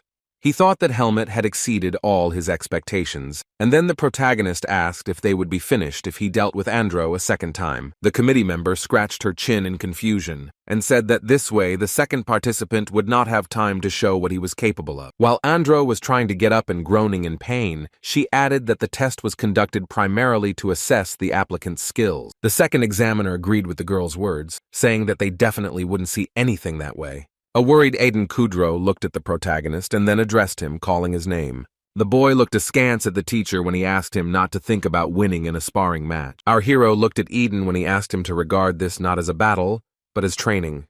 Helmet didn't immediately understand what the teacher was asking him, so he looked at him and asked again. Mr. Kudro explained to the boy that he needed to treat sparring the same way he treated training when he was just starting to learn how to wield a sword. In response, Helmet gripped his wooden sword tighter, remained silent, and became lost in his thoughts. Memories of his first training sessions with Darien, when he was just learning how to handle bladed weapons, came flooding into his head. The protagonist looked at Eden Kudro with a serious expression and said that he understood everything. Then the teacher turned his head and looked at the applicant Andro to give him an explanation as well. Eden turned to the boy, who was already ready for a new round, his hands tightly clutching his weapon. The man gave Andro advice to forget about his status and stop looking down on his opponent. Eden continued that the boy had never been worse than his peers and asked him to try to prove himself. Andro thought about his teacher's instructions. He looked at his opponent with concentration, frowning. Without taking his eyes off Helmet, he agreed to Eden's request, his mood still gloomy after his loss. Concentrating, the applicant was ready for a new round. He took the sword in one hand and held the weapon in front of him. Afterwards, Andro, with sweat running down his face, turned to the protagonist and said that he was strong. The boy apologized for being biased against Helmet and explained that he did so because of his opponent's background. The future student added that, contrary to Andro's delusions, Helmet can stand up for himself. The young hero only silently listened to the boy's apologies when he declared that this time he would not allow himself to lose so easily. Andro's face showed tension and anger, and he suddenly lunged at Helmet to attack him. With the threat that the main character would get it now, the boy quickly ran towards the main character, swinging his sword. The two rivals' gazes met. Andro's eyes blazed with anger while Helmet remained calm. Andro failed to land a successful blow as Helmet immediately defended himself by holding his sword out in front of him. Continuing to parry the guy's blows, our hero began to advise his opponent to move faster because his attacks are very easy to block. Andro groaned and trembled from the tension and helplessness in front of the main character, trying with all his might. The applicant screamed in pain when our hero went on the counterattack and began to deliver numerous blows to the guy's body. Helmet began to point out the guy's mistakes, saying that his mind was not collected, and he was thinking only about attacking, so his body was moving forward, and there was no control. Andro writhed in pain and tension, gritting his teeth as he tried to counter his opponent's superior skills. Shouting that he couldn't believe he couldn't handle it, the guy decided to attack again, jumping towards the hero. However, Andro failed again, and Helmet explained to him that a power attack was easy to stop, and he should watch out for open areas. After hitting the boy on the back with a sword, he fell, and the main character told him that he had lost his balance and it was important to keep his distance. Mr. Eden watched the proceedings with concern, as Helmet advised his opponent to keep his back straight and that haste would be his undoing. Recognizing his old friend in Helmet's behavior and words, Eden Kudrow plunged into his thoughts. The man mentally said Darian's name. Memories of how helpless he was in front of the huge monster came to his mind. Kudrow recalled how many years ago he breathed heavily and endured pain, being face to face with his death. At that time, the man was badly wounded, his body was bleeding, and he had already resigned himself to the fact that his end had come. Just as Eden was closing his eyes and starting to lose consciousness, suddenly a light appeared in the air around him. In his head, Kudrow heard someone calling out to him, and the man was holding a sword illuminated by a yellow light in his hand. The boy's eyes widened, and his mouth dropped open in amazement when he was asked how they were going to defeat them if he had given up. The man turned out to be Darian, who stood in front of Kudrow with a weapon in his hand, ready to protect him. Without even looking at Eden, Darian simply told him to get up, not letting the guy give in and die. The teacher returned from his memories to the real world, where Helmet continued to give instructions to his rival. Eden Kudrow looked closely at the main character and how he could handle a sword. Eden sighed heavily and thought that Helmet was like a new incarnation of Darian. The admissions committee members were reviewing the applicants' applications when one of them said that he thought everyone had already made their choice. When choosing between Andro and Helmet, the examiner said that the difference in their skills was now obvious. The woman sitting next to him added that, more importantly, she wanted to take another look at the boy's abilities, meaning Helmet. Eden Kudrow picked up the protagonist's documents and began to study them carefully. The man was looking at a photo of Helmet when the woman added that she was interested in seeing how much potential he would achieve. 7 days have passed since the practical exam, and the action took place in the city of Baden. The main character wandered through the streets of the city and looked around. It seemed to him that some place was here. Then Helmet turned around and exclaimed he had finally arrived where he wanted to go. The young man approached a building on the wall of which hung a wooden plaque depicting a shield, an axe, and a sword. Inside, Helmet greeted the employee warmly, saying, "Welcome to the Baden Mercenary Guild." The short-haired girl looked at the hero kindly, asking him if he had come for the task. The hero was confused at first, so he answered negatively, but then corrected himself and said that he came for a task. Helmet's answer visibly puzzled the employee, and she began asking her if the young man was a mercenary. Helmet confirmed the girl's guess, to which she suggested that the guy was a member of a noble family, and asked if he worked for the guild. Handing the employee his mercenary certificate, the hero said that he used to be in the Vanguard squad, and after his last mission, he left his things here. The stranger picked up the document and began to study it, and then apologized for the misunderstanding, since she was a newbie. The girl stood up and turned to bring Helmet his things, and then asked his wishes for the task. The main character couldn't answer right away which task he would like to take, so he mumbled thoughtfully. Recent memories surfaced in the boy's head, in which he talked to an enraged Eden who was slamming his palm on the table. Then a stunned Eden shouted at Helmet, asking where he got 100,000 marks for tutoring with Area. Holding a fork of food to his mouth, Helmet calmly explained to his mentor that he had not gotten into debt, but was simply working as a mercenary. Mr. Kudrow calmed down and asked the main character if this money was all his savings, to which the guy answered yes. The man with the mustache sighed heavily and said that he would have to teach the boy financial literacy so that he would learn to handle money properly. Upset, Eden said that he was now Helmet's guardian, and he had to explain to him that he couldn't just throw money around. Looking seriously at the boy, Kudrow added that if he had no money savings left and no opportunity to earn money, the boy would only face suffering. Sitting at the table, Helmet asked his guardian whether he should earn some extra money in this case, to which he received permission, since there was still a month left before the exam results. The main character thought for a moment, chuckled, and replied that in that case he would spend the entire month working. Eden allowed Helmet to do this, but asked him not to take on too dangerous tasks. At the mercenary guild, the young man specified that he needed work in the city, when an employee with trembling legs stood on the table, trying to get something from a high shelf. The main character, addressing the stranger, added that he preferably needed a job in the near future, and the pay should be decent. The guild member agreed with the hero and asked him to wait a bit while she tried to get a piece of paper from the board. Finally, the girl managed to find the right paper, which had an image of the academy building on it, and there was text at the bottom.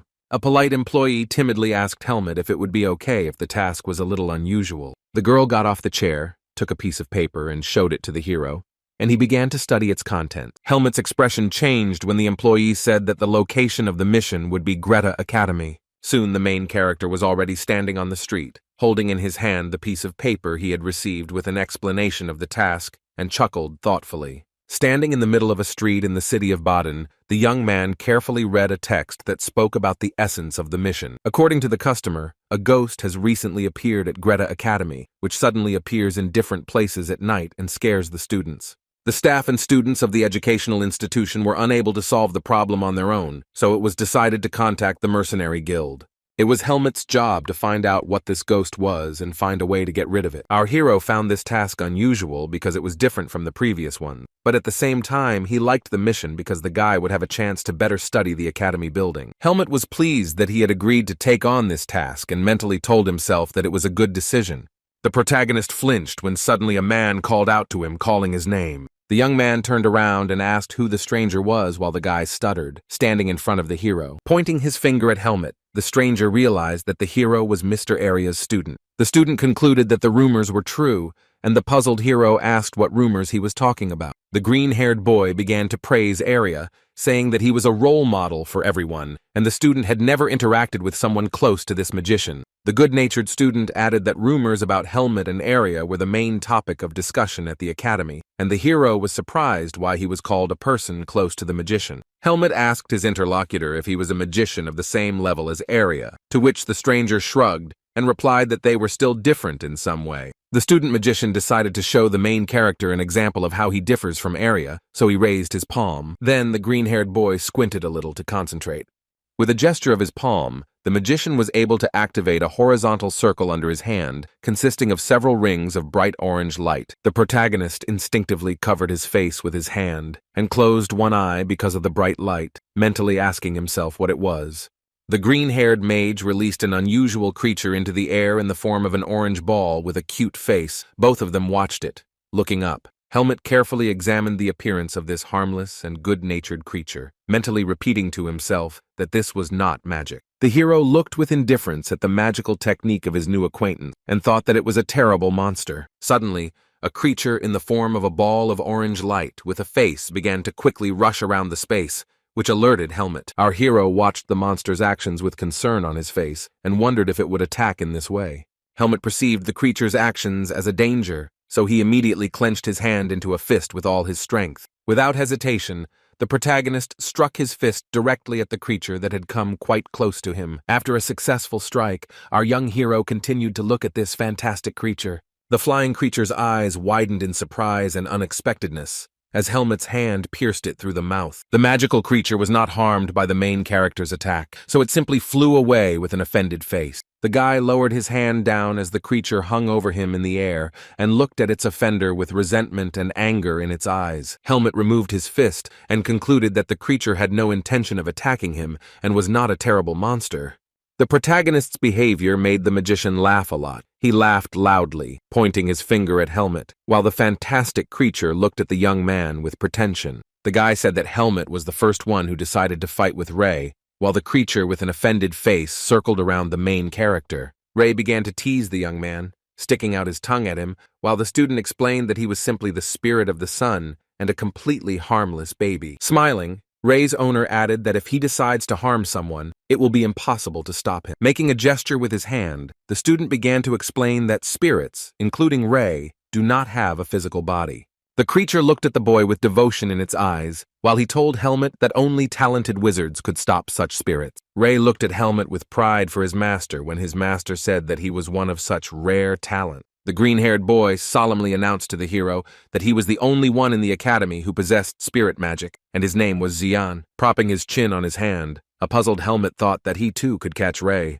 In his mind, Helmet called his new acquaintance funny, and then replied that he was pleased to meet him. Turning his back to Xian, the protagonist explained that he was currently on a mission, so he needed to go already. An interested Xian asked Helmet if he was a mercenary since he was currently on a mission. Our hero stopped when the boy concluded that Helmet would be looking for a ghost since he came to the academy. The young man asked what Xian knew about the ghost, to which the boy good-naturedly replied that he knew very little, but he was also interested in this topic. Pointing his thumb at himself, Xian offered himself as an assistant, and Ray was jubilant in the hope of new adventures. Deep night had already fallen over the Greta Academy building, and birds were still circling above the tall structure. Xian held the worried Ray in his hand to illuminate the space around him, and Helmet asked if this was the last place where the ghost had been seen.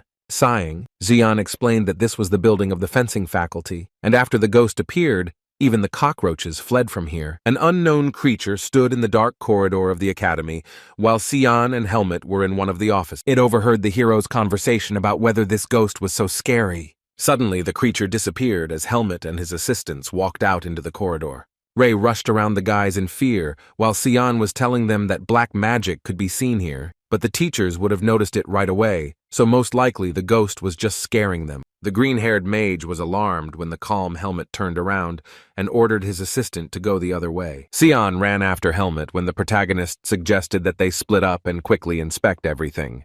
The boy asked what they would do if they found the ghost, to which Helmet replied that it needed to be eliminated, and Xian considered this a harsh measure. The supposed ghost reappeared in the middle of the hallway after the boys had disappeared, his body surrounded by a blue mist. An unknown silhouette in a hood looked after the heroes, his eyes glowing with a bright blue light.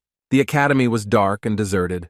The massive wooden door leading into the room opened. Xian and his sun spirit, Ray, looked inside, their faces expressing concern due to fear. All three entered the small room and looked around, and then concluded that there was nothing inside. The boy with green eyes concluded that the ghost had most likely already managed to move to another room. Seriously determined to complete the task, Helmet opened the closet door and looked inside. The concentrated protagonist mentally thought about how he would like to find at least one clue. The young man then turned his head and looked at his assistant, saying his name. Helmet was surprised because Xian didn't say anything in response. He looked in the opposite direction, fascinated, along with Ray. Xian still didn't react to Helmet calling him. He was looking closely at something in front of him. The protagonist asked the magician if he had found anything, but Xian said that it was nothing special. Then the boy with green hair suggested that Helmet go into another room, to which the hero agreed. The heroes entered the new room, and then Xian asked his comrade how much time he had to complete the task. Suddenly, the student became alarmed and flinched when he glanced sideways and saw something in front of him. Helmet replied that he had about 2 weeks to complete the task, and a stunned Xian pointed at something with a trembling finger. Right in front of the heroes, ahead along the corridor, an unknown man was walking, dressed in a dark robe with a hood, his body radiating a purple aura. Xian stood silently and looked at the stranger, pointing at him with a finger trembling with fear, and the protagonist stood behind. The face of the man in the black robe was not visible. One of his eyes began to dissipate, turning into a smoky light. The protagonist watched his target from under his brows, mentally asking himself if this creature was a ghost. Having concluded that this was the one the heroes were looking for, Helmet immediately reached for his weapon. Xian and Luchik were noticeably frightened when the man in the robe began to move towards them. The unknown person began to take more and more steps, walking along the corridor of the academy, and approached the guys. The student was dumbfounded with fear, covering his mouth with his hand, and Helmet, bending over, looked at his target and kept himself in check. Suddenly, the stranger reached for his hood to take it off, saying that he did not understand. Taking off the hood, it turned out that Arya was standing in front of Helmet and Xian, who immediately asked them what the guys were doing there. The blonde took the paper he received from Helmet and looked at him questioningly after the guys explained everything. Xian, with a smile on his face, began to explain to Arya that Helmet was looking for a ghost in the academy, and the guy was helping him with this. Arya, who was at that time studying the piece of paper received from the protagonist, noticed the amount in the text. The magician realized that Helmet would receive 3,000 marks for the task, and then chuckled and looked at the young man. The blonde asked why the hero needed to be a mercenary if he had money, since it was better to sit at home and rest, but Helmet brushed off all the questions. The green-haired boy then asked Arya what he was doing at the academy at such a late hour. Arya was unable to immediately give a clear answer to the student's question, so he began to stutter. Eventually, the fair-haired magician confessed to the boys that he, too, was hunting this ghost. The magician's answer stunned Cian and Luchik. The guy pointed his finger at Arya and loudly asked if he also had a part-time job. An angry Arya responded to the student bluntly that this was nonsense and that the academy's management had asked him to take care of it. After receiving a blow to the arm from the mage, Cian, maintaining a friendly tone, explained that it was simply strange since Arya did not do such thing, but the blonde replied that he was simply curious. Helmet silently listened to the guy's conversation and thought that the task was really not easy if the academy's management asked Arya to help as well. The protagonist turned his head and looked at Cian as he began to speak again, full of enthusiasm. The green-haired guy spread his arms out to the sides and suggested that the three of them start hunting the ghost to save time. Cian was beside himself with happiness at this prospect, while Helmet and Arya, with downcast eyes, silently looked at the floor. With a heavy sigh, the magician agreed to the student's proposal because the more people, the better. The boy was very glad that the magician agreed to work together, and then turned and addressed Helmet. Our young hero nodded his head in agreement and agreed to start hunting the ghost together. Arya moved his palm over the magical seal of purple and blue light and said the word illusion. The boys were sitting at a table on which was a magical model of the Greta Academy building created by Arya. Pointing to the location, Arya explained to the team in which room the ghost was last seen. The magician showed the guys on the projection all the rooms where the ghost had previously been, namely the gym, the professor's office, the examination area, and the training room. The blonde guy continued to explain that all these rooms in the academy have something in common. Helmet silently absorbed the thought, glancing at Arya, while Cian was noticeably surprised by the magician's last words. The eccentric young man with green hair, looking at the model of the building, came to the conclusion that all these rooms were located in the building of the fencing faculty. Cian was right, because Arya nodded, and added that for some reason the ghost did not appear in the building of the Faculty of Magic. Turning to the blonde, Helmet suggested that perhaps one of the magicians was behind all of this. A puzzled Cian wondered who it was and why any of the magicians would need it, and also shared rumors that the ghost used magic too. Arya looked at the thoughtful Xian with a tired look and said that magicians who had such skills would not engage in such nonsense. The blonde called it all some kind of nonsense, because he didn't understand why the ghost had chosen the fencing faculty building so much. Xian raised his voice and suggested that the ghost might be vulnerable to magical attacks, which is why it only wanders around the swordsman's building. Helmet, lost in his thoughts, calmly replied that ghosts were in principle impossible to attack physically. In response, Xian turned around and looked questioningly at the main character, and Arya asked the young man where he was from. The main character didn't understand what to tell them, so he just looked at his interlocutors in silence. Helmet's mind flashed back to a recent conversation with Kudro, who had said he had heard something about a ghost. Then the hero asked his guardian what exactly he knew about the ghost in the academy. Holding a cup in his hand, Kudro replied that one of the brave young students had encountered that ghost. The guy who encountered the ghost immediately tried to attack him with his cold weapon. The brave man failed, and Aiden explained that this was an ineffective way to fight ghosts. Helmet retold this conversation with Kudro to his comrades, to which Xian concluded that the ghost was real. Our hero glanced sideways at Xian, who sat next to him with excitement and sadness on his face. The protagonist looked at his ghost-catching assistants and smiled softly, remaining silent. Looking at the thoughtful Arya, Helmet mentally wondered if there had ever been anyone with whom he could discuss something or share his opinion. Helmet recalled how Elga, as a child, would only constantly growl at him, and Darian would also constantly lecture and scold him. The young man also remembered the Vanguard mercenaries, with whom he had also never really talked or discussed plans. In his head, Helmet concluded that each of the team had information, and they could get an answer by combining it. Ultimately, the protagonist's reflections led him to understand that this is communication. Then the blonde mage Arya turned to Helmet and began to talk about the impossibility of attacking a ghost physically. The guy said that Helmet is good at the flow of power, and it can be used to attack the ghost. Helmet looked at his comrade with puzzlement and asked again if he meant energy. Xian cried out in fear when the young man said that he could try, and at that moment his sword glowed with purple light. The green-haired boy was trembling with fear and told Helmet that he had scared him to death. In conclusion, Arya told everyone that in any case, ordinary logic would not help them in this matter. Turning off the academy model with his hand gestures, the tired Xian suggested continuing their lesson tomorrow, since it was already difficult for him to think. The student stood up from his chair and announced to everyone that he intended to go to bed, while Ray looked devotedly at his master. After saying goodbye to everyone, Sion asked the guys to be careful and not to linger either. Then the green-haired magician walked out of the dark office, slamming the door behind him. There was silence between Arya and Helmut. The magician, leaning his hand on his side, looked away. Helmut also didn't know how to continue the conversation, so he looked awkwardly at his comrade. Suddenly, the blonde turned to the main character and called out to him. The young man looked at Arya with wide-open eyes in response. The best student of the academy, Greta, asked Helmut if he had any other ideas. The main character nodded, and at that moment he thought that he had noticed something from the very beginning. He remembered his blow to Ray, who also has no physical form, just like the ghost. Helmut, recalling the behavior of the sun spirit, concluded that such creatures avoid magic. Our hero also added in his head that creatures without physical form love to frolic. After some thought, the protagonist turned to his teammate and called his name.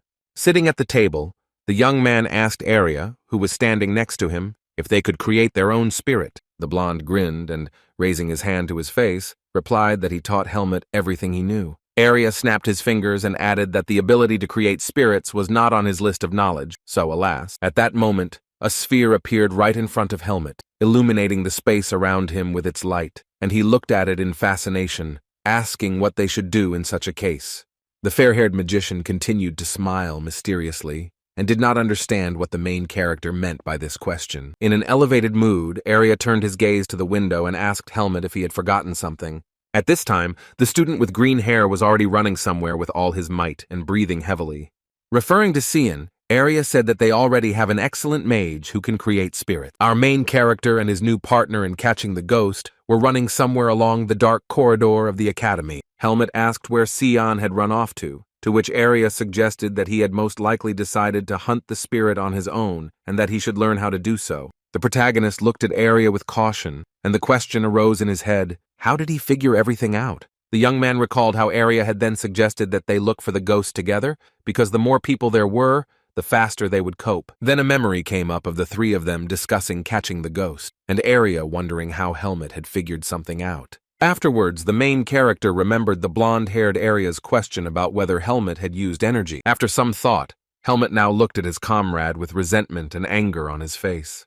The hero made a claim to Arya that he knew from the very beginning that it was not a ghost, but a spirit, and therefore sent Sion specifically. Arya, who was not distracted from running and was looking ahead, said that this was necessary, and that this was the only chance for him. Our young hero did not answer his comrade, but only looked at him quietly. Having overcome the long corridor of the educational institution, both heroes finally found themselves outside. When the fair-haired magician found himself on the night street, he suddenly stopped running and stopped. This surprised Helmut, and he asked Arya if they should move on, to which he replied that they already knew the approximate location. The blonde held his palm out in front of him, spread his fingers, and tensed his hand to perform a magic trick. Looking ahead, the academy's top student chanted the code word search to activate the spell. A magical seal appeared under the hero's feet. The floor was painted with a grid of rays of light, and traces were visible on it. Crouching down, the blonde analyzed where the tracks led and pointed in that direction. The man's tracks led towards the building of the fencing faculty, as Arya said. Shaking his palms, the magician began to justify himself by saying that in any case, the spirit's exact location was not known to them. Smiling slyly,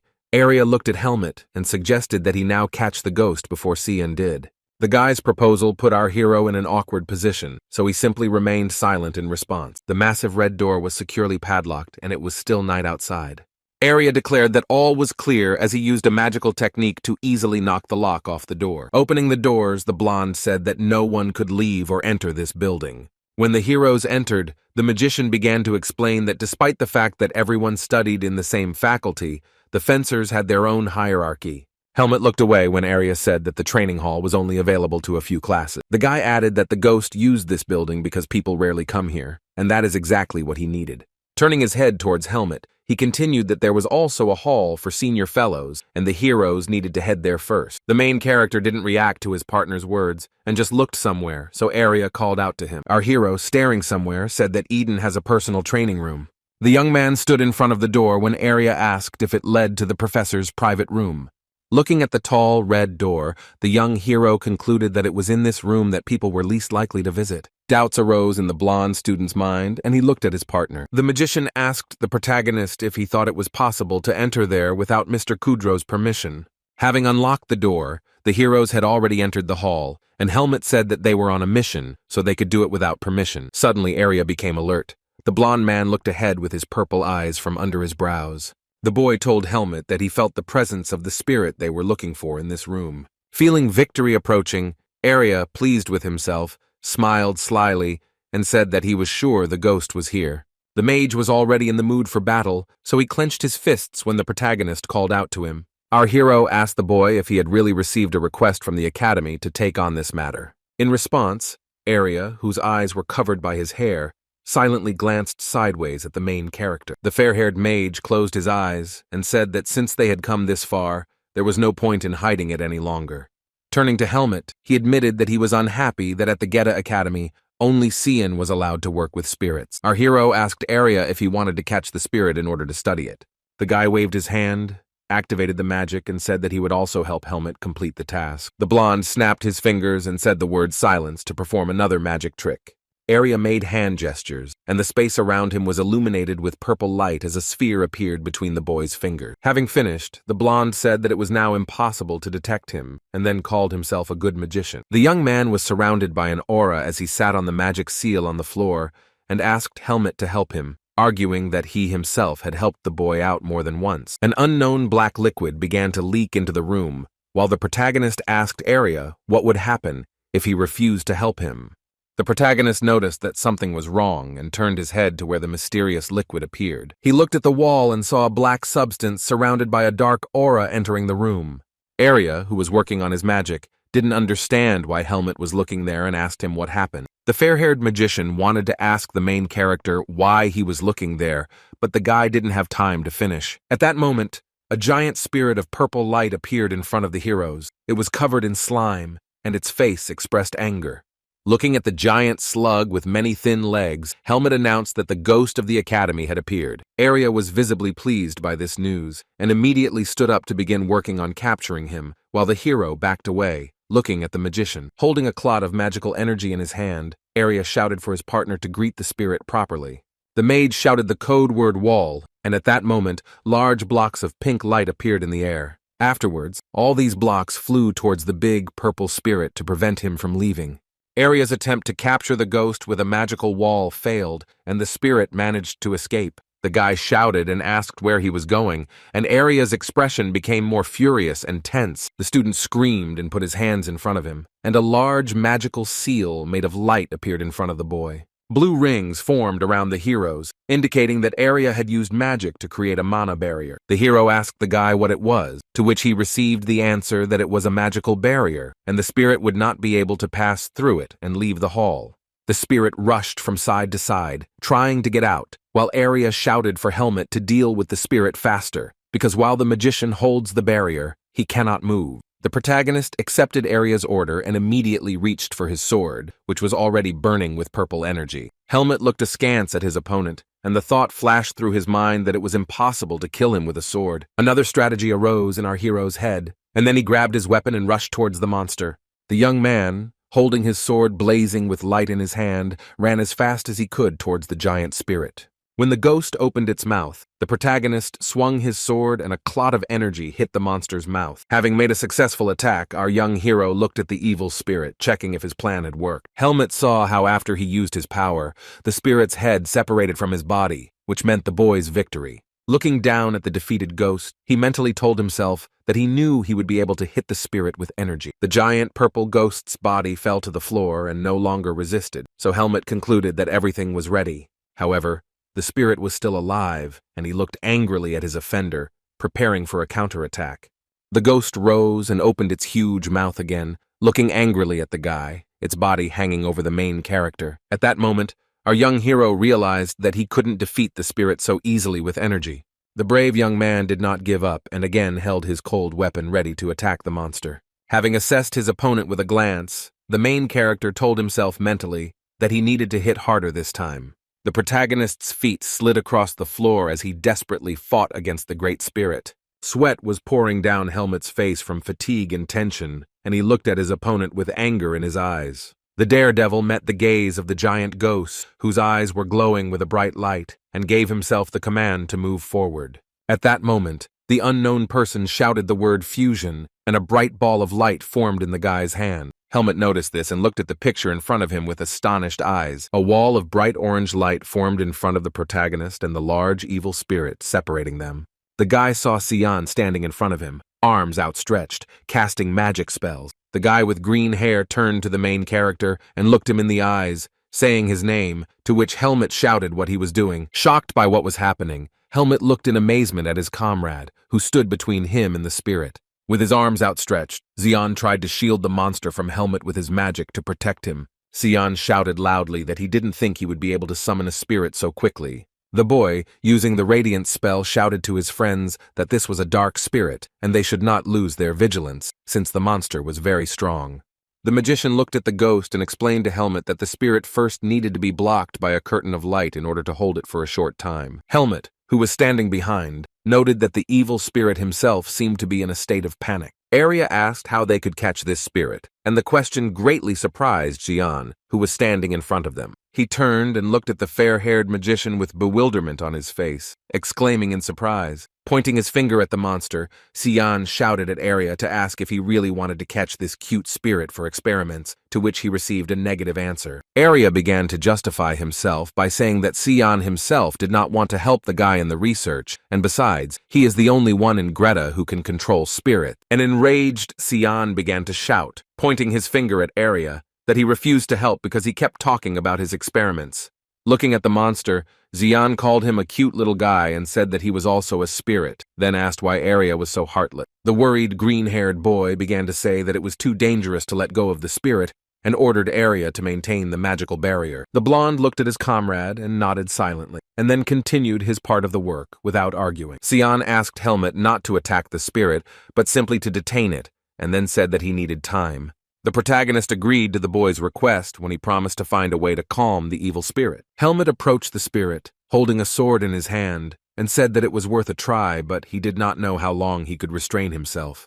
The evil spirit opened its mouth and growled furiously at its offenders, and Helmet tried to restrain it. The monster, which was held back by the hero and the magical barrier, rushed from side to side, trying to free itself. The hero tried his best to keep the spirit from leaving, and mentally acknowledged the ghost's ability to move quickly. Helmet swung his weapon, creating a shield of energy stripes in front of him, the thought in his head that the monster would definitely not be able to break him. When the protagonist was trying to restrain the evil spirit using his power, Xian approached him. Tensing up, Xian shouted that there was still a little bit left, and with a gesture of his hand, he placed a magical seal of orange light in front of himself. The spirit was still trying to break free. The huge creature moved its paws and growled loudly at the heroes. The monster released its long tentacles, which can help it fight off the main character's attack. The evil spirit attempted to approach Helmet in order to attack him and free himself, but the hero did not let this happen. Holding the sword illuminated by purple energy in his hand, the young man looked up and saw tentacles that were almost reaching him. Looking at his opponent with anger, after trying to attack Helmet with the monster, he thought that it was dangerous. Afterwards, our young hero decided to change his strategy and changed his position, running in the other direction. Helmet realized that the monster knew the boy couldn't attack him, so he jumped onto the spirit's back. Looking down at his opponent, the young man mentally addressed the spirit, saying that he would let him have some fun. Helmet glanced to the side when Xian called him with a shout, because the main character began to act with danger to himself. Xian, still showing off his magic, looked up and shouted for Helmet to stop. The spirit began to quickly throw its tentacles in the air, looking at Helmet to catch him. The protagonist tried to defend himself, holding a sword in his hand when the tentacles almost grabbed him. The evil spirit still managed to grab the boy and throw our young hero straight into the wall. Helmet was unable to defend himself, so he flew into a stone wall and groaned in pain.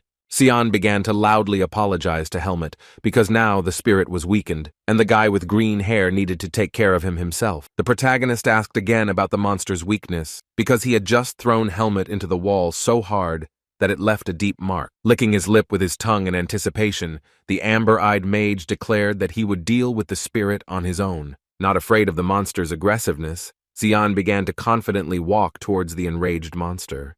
The boy used his hand gestures to create magical seals in front of him, while the evil spirit growled loudly at him in response. The spirit clearly didn't like what Xian had just done to him, and panic appeared on his face. The creature began to beat its tentacles against the magical barrier with all its might in an attempt to break free. Arya was already losing his strength because the monster was trying to destroy his barrier, and it was already difficult to hold him back, so he called out to Xian. The blonde mage began shouting to his comrade that the monster was trying to destroy the barrier, and that Xian needed to stop it. The boy with green hair realized that the spirit was very angry, and said that he would hardly be able to deal with it on his own now. The monster did not give up trying to break out of the barrier created by Arya, and stubbornly tried to destroy it. The evil spirit realized that in order to destroy the magical barrier, it was necessary to attack its creator, so it headed towards Arya. The blonde noticed that the monster was about to attack him, and only silently looked at it, trying to hold the barrier. The giant monster came close to the magician, hung over him, and began to growl furiously. Xian noticed what had happened, so he began to call out in fear for Helmet to come and help. The main character reacted at the same moment and was already rushing to Arya to protect him from the evil spirit. He jumped between Arya and the monster, creating a barrier between them, and looked at the huge creature. Then the protagonist's hand reached for the sword, and the thought sounded in his head that Arya was in danger. Helmet decided that he had no choice now, so he used his energy to strike the first blow against the evil spirit. The main character's stream of power passed by the monster because the evil spirit managed to quickly dodge the blow. The protagonist did not give up and waved his staff again to neutralize the spirit's danger.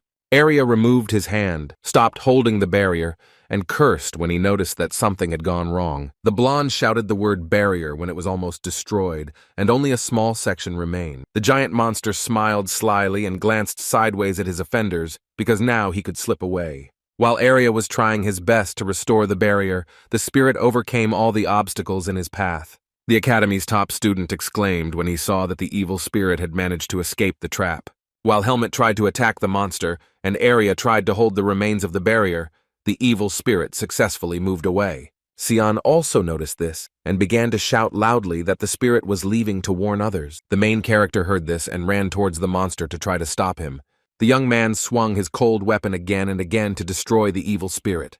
Then our hero decided to make a maneuver, and the young man managed to jump above the monster to attack it from above. The spirit noticed the boy's actions and looked at him in shock. Signs of panic appeared on his face. Helmet activated his power again, his sword blazing with purple flame. Confused by the enemy's actions, the monster turned its head and saw Helmet, who was hanging over it with a weapon in his hands. Turning to the boy with green hair, our young hero gave the command to do it now. The protagonist rushed straight down and swung his blade, aiming at the enemy's head. Helmet managed to land a blow straight across the evil monster's face, causing the monster's expression to change. The monster seemed helpless as the tip of Helmet's blade hung centimeters from his eye. The huge monster, looking up at Helmet, growled questioningly at him when the protagonist asked the spirit if he had deflated. Noticing his comrade's successful attack, Xian waved his hand and said that everything was fine while he was doing his magic. With his hands out in front of him, the magician created large magical seals of orange light. The boy then shouted that the monster needed to come here when the student finished creating the largest seal. The monster heard him and headed straight towards the circle of light that was emitting a bright beam. An enraged Xian shouted that this was the end, and then told the evil spirit to get out of here. The body of the vicious monster was suddenly engulfed in a blinding light created by Xian's magical abilities. When the evil spirit was completely absorbed by the magician's light, Xian placed his palm on the clot of orange energy. The rest of the guys just silently watched what the green-haired boy was doing. In place of the destroyed monster, a high wall of smoke, dust, and sparks of fire appeared. As the smoke began to clear in the air, Xian saw a very small spirit in his palm. It was the former evil spirit, which had shrunk from its gigantic size to a tiny one. A small round creature with ears looked resentfully at the people around him who had managed to catch him. Xian said that here is the power that can cope with spirits, and after Arya began to recover his breathing after what he had experienced. After a while, the evil spirit that the heroes had managed to reduce was sitting on Xian's palm, his face expressing discontent and resentment. The guys came to the mercenary guild and decided to show the captured ghost to an employee of the organization, and she asked if it was because of him that there was such a commotion at the academy. The girl began to ask where the ghost came from in the academy, and Xian began to explain to her. The student said that this could have happened due to dark magic and interruptions due to the presence of a black aura, but fortunately, According to him, everything ended well. Arya asked Cian to shut up when he started bragging that even though Helmet had been given the task, no one would have been able to do it without him, since only he could control the spirits. After talking with the Mercenary Guild employee, the three of them once again went out onto the busy streets of Baden. Cian began to complain about why the guild didn't pay Helmet right away, even if they showed the spirit, to which Arya began to answer discontentedly that the guy had heard everything himself. The blonde reminded that the girl had said to wait 3 days, because they needed to make sure that the guys had caught the right ghost. When Arya asked why Cian was worried, since it wasn't even his money, the boy began to justify himself by saying that Helmet was their friend, and that was why he was worried. Cian's words noticeably surprised Helmet, and he asked again about his friend, because he had never had any friends before. In high spirits, the green-haired boy turned to Helmet and asked if they were friends. Smiling, he told Helmet that they would now support each other, and this was a friendship destined for destiny. The main character was confused, so he just silently listened to the words of his new friend. Then the green-haired boy extended his hand to Helmet to shake his hand. Looking at the stunned protagonist, he said loudly that he now relied on him. Our young hero still didn't know what to answer, and he thought about Cian's words about friendship. Helmet's memories of all the moments he spent as a mercenary with Pin came back to him. Silently looking at Cian, the time he spent with Pin flashed through the protagonist's mind, because it was he who was associated with the word Pin. Then Helmet mentally concluded that friendship was not something bad, so he extended his hand to Cian and shook it. The boy chuckled contentedly, then turned his head towards Arya and addressed the fair-haired mage. However, Arya had already rushed away at that moment. His face was angry, and he called the two idiots. Cian began to explain that since Helmet was his friend, he was Arya's friend too, and then asked the magician to treat everyone to food, to which the irritated blonde said that they still needed to clean up after themselves. Sometime later, Helmet was already sitting in one of the academy's rooms, decorated with massive golden chandeliers. The main character looked at the piece of paper with puzzlement, studying the information on it. Helmet, reading the text on the paper, asked his interlocutor what the inscription 3rd floor and room 301 meant. Eden, who was sitting across from the boy at the table, explained that this was now his dorm room, as all students were entitled to one, and then asked if the boy was ready to study. The protagonist looked at Kudrow and answered with confidence in his voice that he was ready to study. Helmet's guardian was pleased with his answer, and then announced that the list of admitted students would be published tomorrow. Eden Kudrow told the boy that he should prepare for school, and then asked the boy to go and see his new room. After some time, Helmet was already standing in front of the building of his new dormitory. Concern was visible on his face. Looking around at the wooden boxes and tired workers, he thought about how quiet it had been at the academy before the boy had gone looking for work. The men carried furniture and boxes into the dormitory, and Helmet thought that this was the first time he had experienced something like this. The protagonist slowly approached the entrance to the dormitory, while the students and their assistants were busy moving. Coming closer, the main character turned his attention to one of the academy employees. The boy heard a man loudly announce that everyone checking into the dorm needed to come to his counter. The main character approached the counter and handed the educational institution employee a small envelope sealed with wax.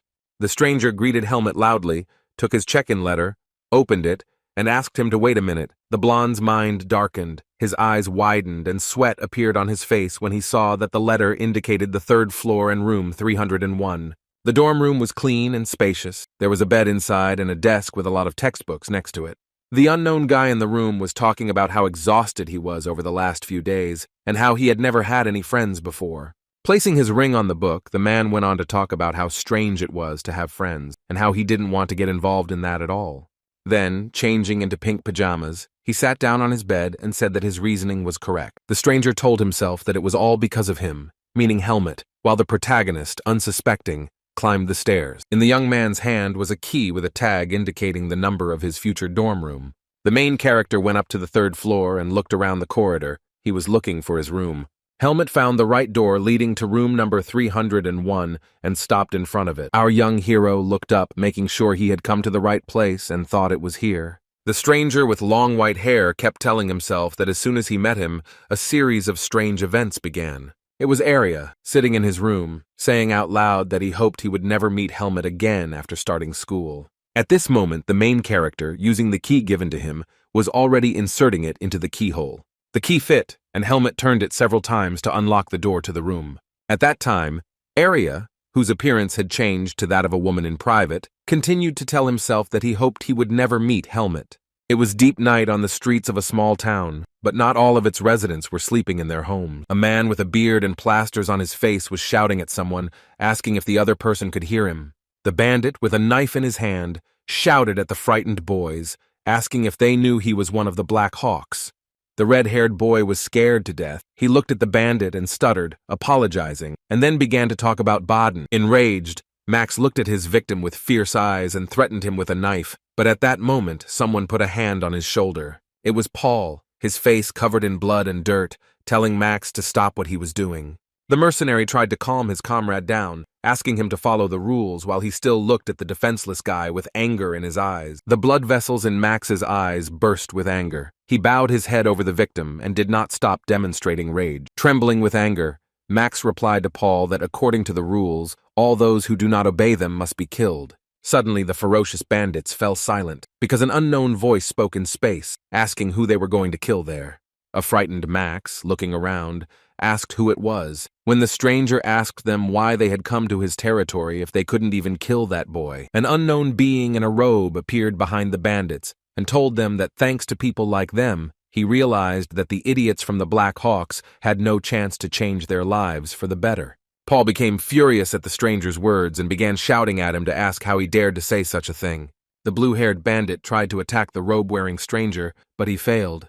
Max turned around and looked at the picture in front of him with horror in his eyes, and blood splashed in his direction. The bearded bandit extended his hand towards Paul and called out to him, but his comrade's body was already headless. Max, with indescribable fear on his face, silently looked at his friend, who was killed by an unknown creature. In a panic, the man held the knife out in front of him and began frantically looking around, shouting at the stranger to come out and not hide. A frightened Max stopped when he heard the voice of the man in the cloak again, asking if he was hiding. The stranger appeared behind Max and put a gun to his throat, claiming that he was the one who had been hiding all this time.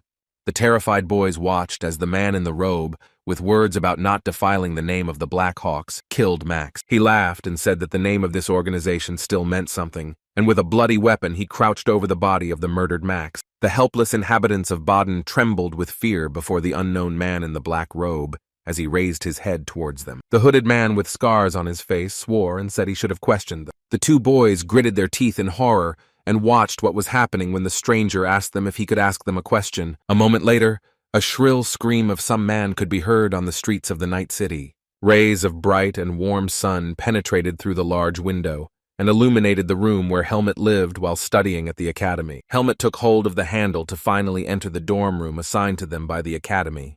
The main character went inside. The room was quite spacious. There were 2 beds and a desk inside. The young man looked around silently with indifference on his face. The interior he saw did not impress him. Approaching the table, the hero thought that this was far from Kudro's house in terms of the level of decoration, but this room was still better than sleeping in the forest under a snag. Then the boy looked ahead and sadly remembered how he lived in the forest. A picture of him trying to penetrate the divine barrier in the forest surfaced in the hero's memory. Then, remembering Finn, he thought that since leaving the forest he had managed to get to know the Vanguard mercenaries. Clenching his hand into a fist, the protagonist thought that he had now become a student at Greta Academy. The guy looked at his fist and decided that now he finally felt the beginning of a new life. Helmet made a decision for himself that from now on he would concentrate on working on his strength. The main character stopped his thoughts when he noticed that he was not alone in the room because he heard some rustling. The young man immediately became wary and took a fighting stance because he sensed danger. Helmet looked down and concluded that everything was bad, because he did not have a sword with him. The guy was already ready to attack when Arya appeared from around the corner, coming out of the bathroom. The fair-haired magician was stunned when he unexpectedly saw Helmet in front of him. The protagonist calmed down and said Arya's name in a questioning tone when he saw him in front of him. The guy started saying that he was also placed in this room, to which Arya began asking with displeasure what he meant by this one, since he lives here and almost killed his friend. Arya couldn't believe his words and started shouting that he was joking when Helmet said that he was also assigned to room 301. Helmet asked what was wrong when Arya covered his face with his hand in frustration and began to insist that this should not have happened. Then Arya, dejected by this news, looked to the side and noticed something there. Arya started cursing when he realized why there were 2 beds in the room and Helmet looked at his comrade in silence with incomprehension. When the blonde threw on his robe and rushed out of the room, Helmet asked him where he was going, and the magician replied that he was going to the dean. The student in the pink robe pointed his finger threateningly at the main character and ordered him not to touch anything here. Otherwise, he would definitely kill Helmet. Our young hero was left standing in the room alone when Arya gave him one last order not to go anywhere. Frozen, the main character just silently looked after Arya and thought why the magician hated him so much. It was daytime, and the entire campus of Greta Academy was illuminated by bright sunlight. The sun's rays penetrated through the tall wooden windows into one of the classrooms of the educational institution. An elderly man sitting at the table picked up a cup of hot tea with one finger and lifted it up. It was Liam Weiss, the dean of Greta Academy, who was sitting peacefully in his office, drinking hot tea. The elderly man almost choked when the reckless Arya suddenly burst into his office without knocking. Sir Liam growled angrily when he saw Arya in front of him, shouting and cursing as he asked what it was.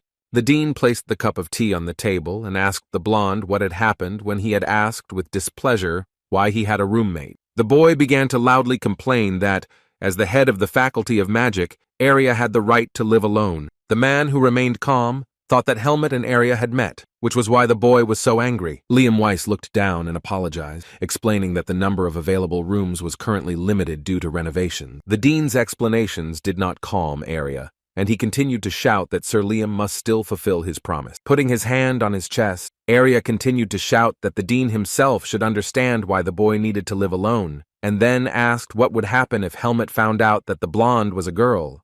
Sir Liam put his finger to his temple, and at first said nothing in response to the student's complaint, but fell into thought. Weiss began to calmly explain that the illusion magic on Arya was cast by an archmage, and an ordinary student would not be able to find out anything, but Arya replied that even the smallest risk must be excluded. Trying to get his point across to the dean, Arya asked if the man understood what he was getting at. The head of the academy, Greta, just silently looked at the dissatisfied boy and thought about his words. The dean began to explain that giving Arya a separate room would be beyond the student's privileges when there were already so few available rooms, so he was placed with someone close to him. The fair-haired student was stunned by Sir Weiss's words, and he asked with anger in his voice about his close relationship with Helmet. The man said he heard that Arya was helping Helmet with his studies, but the student replied that he had no choice since the protagonist paid him well.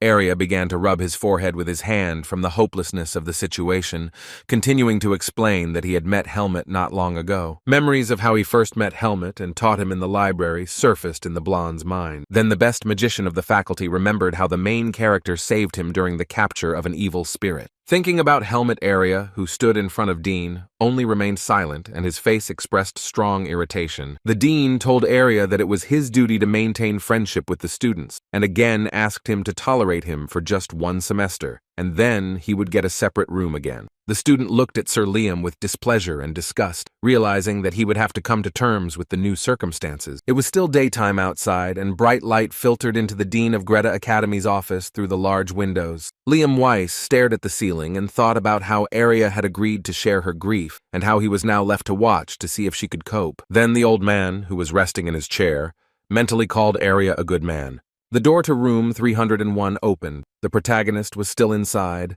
humbly waiting for his new neighbor. Helmet, seeing the embittered Arya, said that he, apparently, did not achieve what he wanted, to which the magician noted the attentiveness of the protagonist. Arya then glanced sideways at his neighbor, his expression sad at the prospect of living with him. The blonde asked if Helmet had to live with him, to which the protagonist replied that he had no other choice. Leaning his back against the wall, Arya crossed his arms over his chest and sighed heavily, explaining that as the head of the faculty he was supposed to live separately, but there were currently no free rooms. The magician added that, frankly speaking, he was not thrilled that he would now have to share a room with someone. The protagonist listened attentively to Arya and remained silent, standing in the middle of his new dorm room.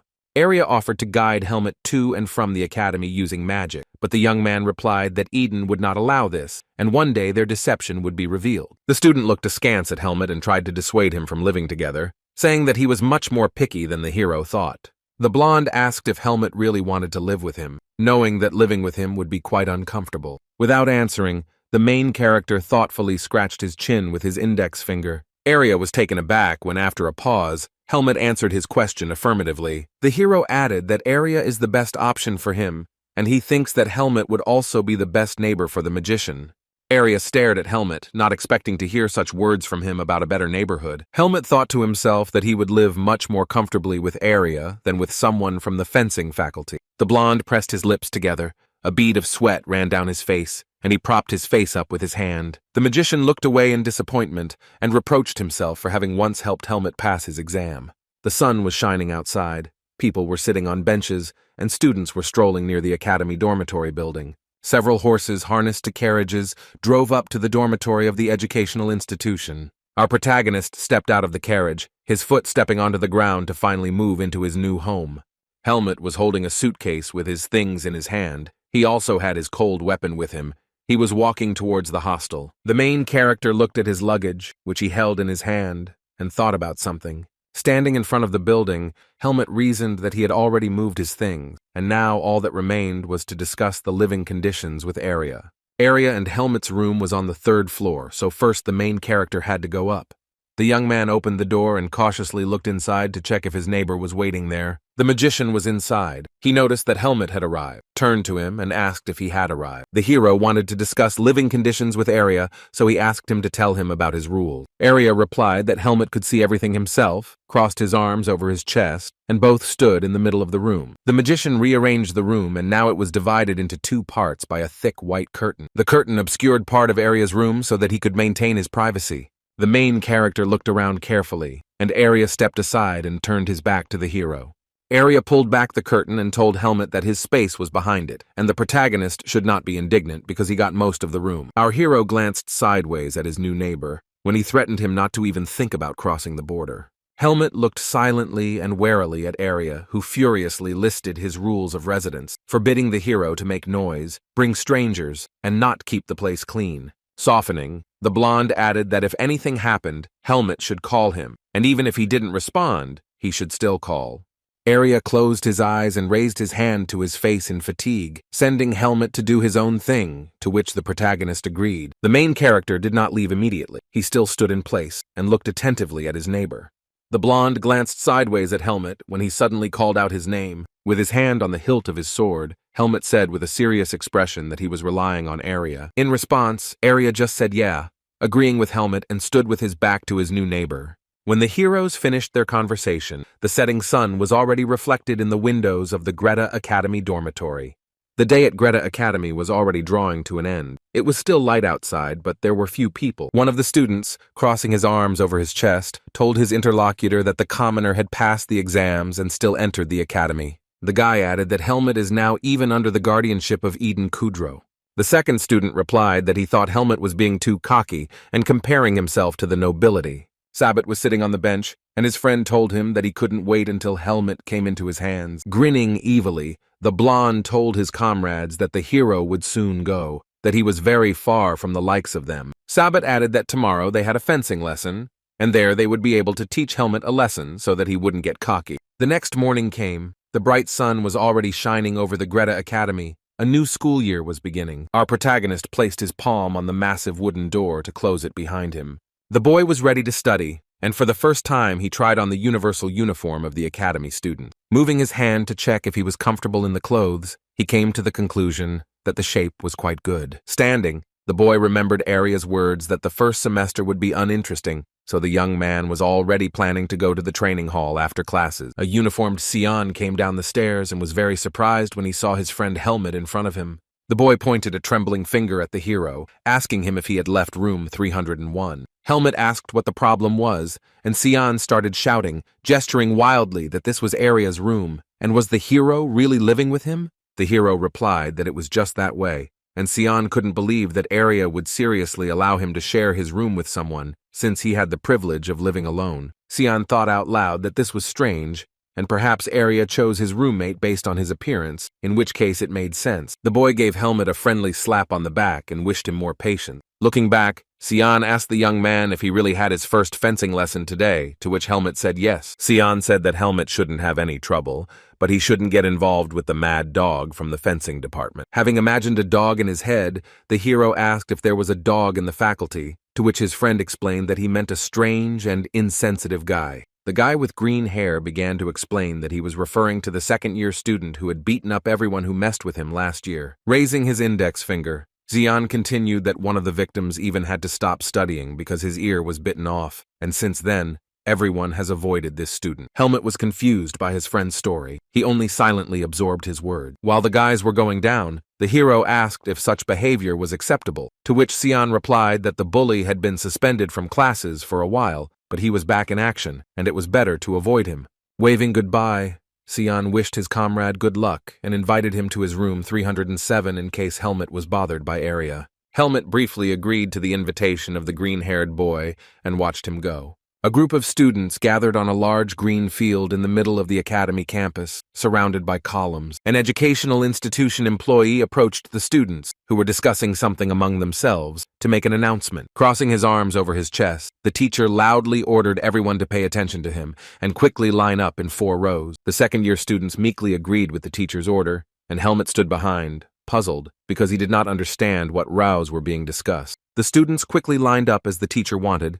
Helmet stood with them, and then the academy employee said that everyone had a good rest during the holidays. The man said they would start with basic exercises, and assumed that the students were unlikely to have been lazing around during the holidays, so he ordered them to do 20 laps around the court. At first the students were indignant, because this was a large number of circles, but then the teacher gave the command to run, and everyone immediately rushed to carry out the order. During the run, the students complained that 20 laps on the first day was too tough, while Helmet thought it was too little for a warm-up. The dark-skinned student glanced at Helmet and cursed in his mind how unlucky he was to run with a commoner next to him, because he didn't like him at all, even though he looked good.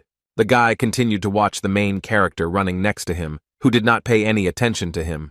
The student smiled slyly as the idea of tripping up Helmet so that he could receive a great reward for admission in the form of a taste of dirt came into his head.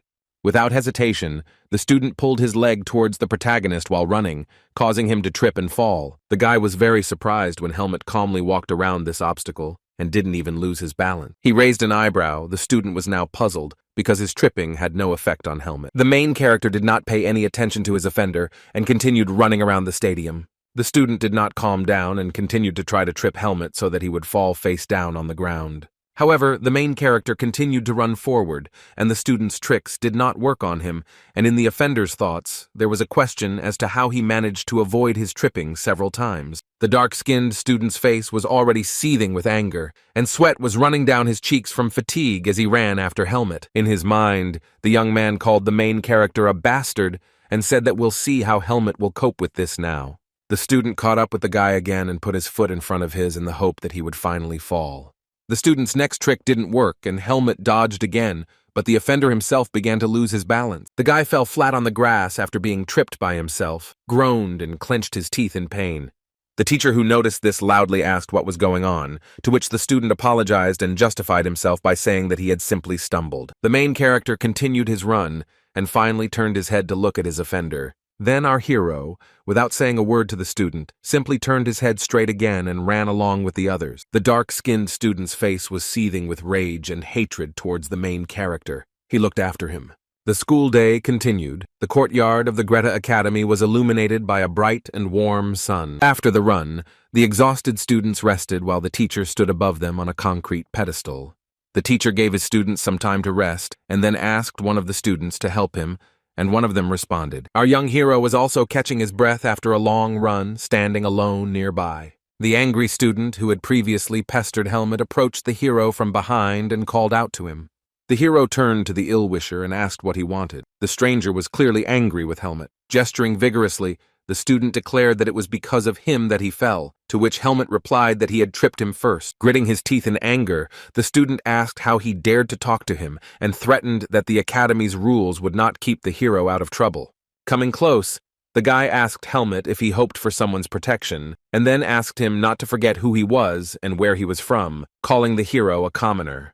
Sabat, who noticed the guy's conversation, came up and asked Aaron not to waste his energy on Helmet. Smiling, the boy turned to his friend and said that he would still have time to answer him, while the other students smirked slyly behind him. Aaron listened to his leader and stopped pestering Helmet, telling him in the end that they would see each other again.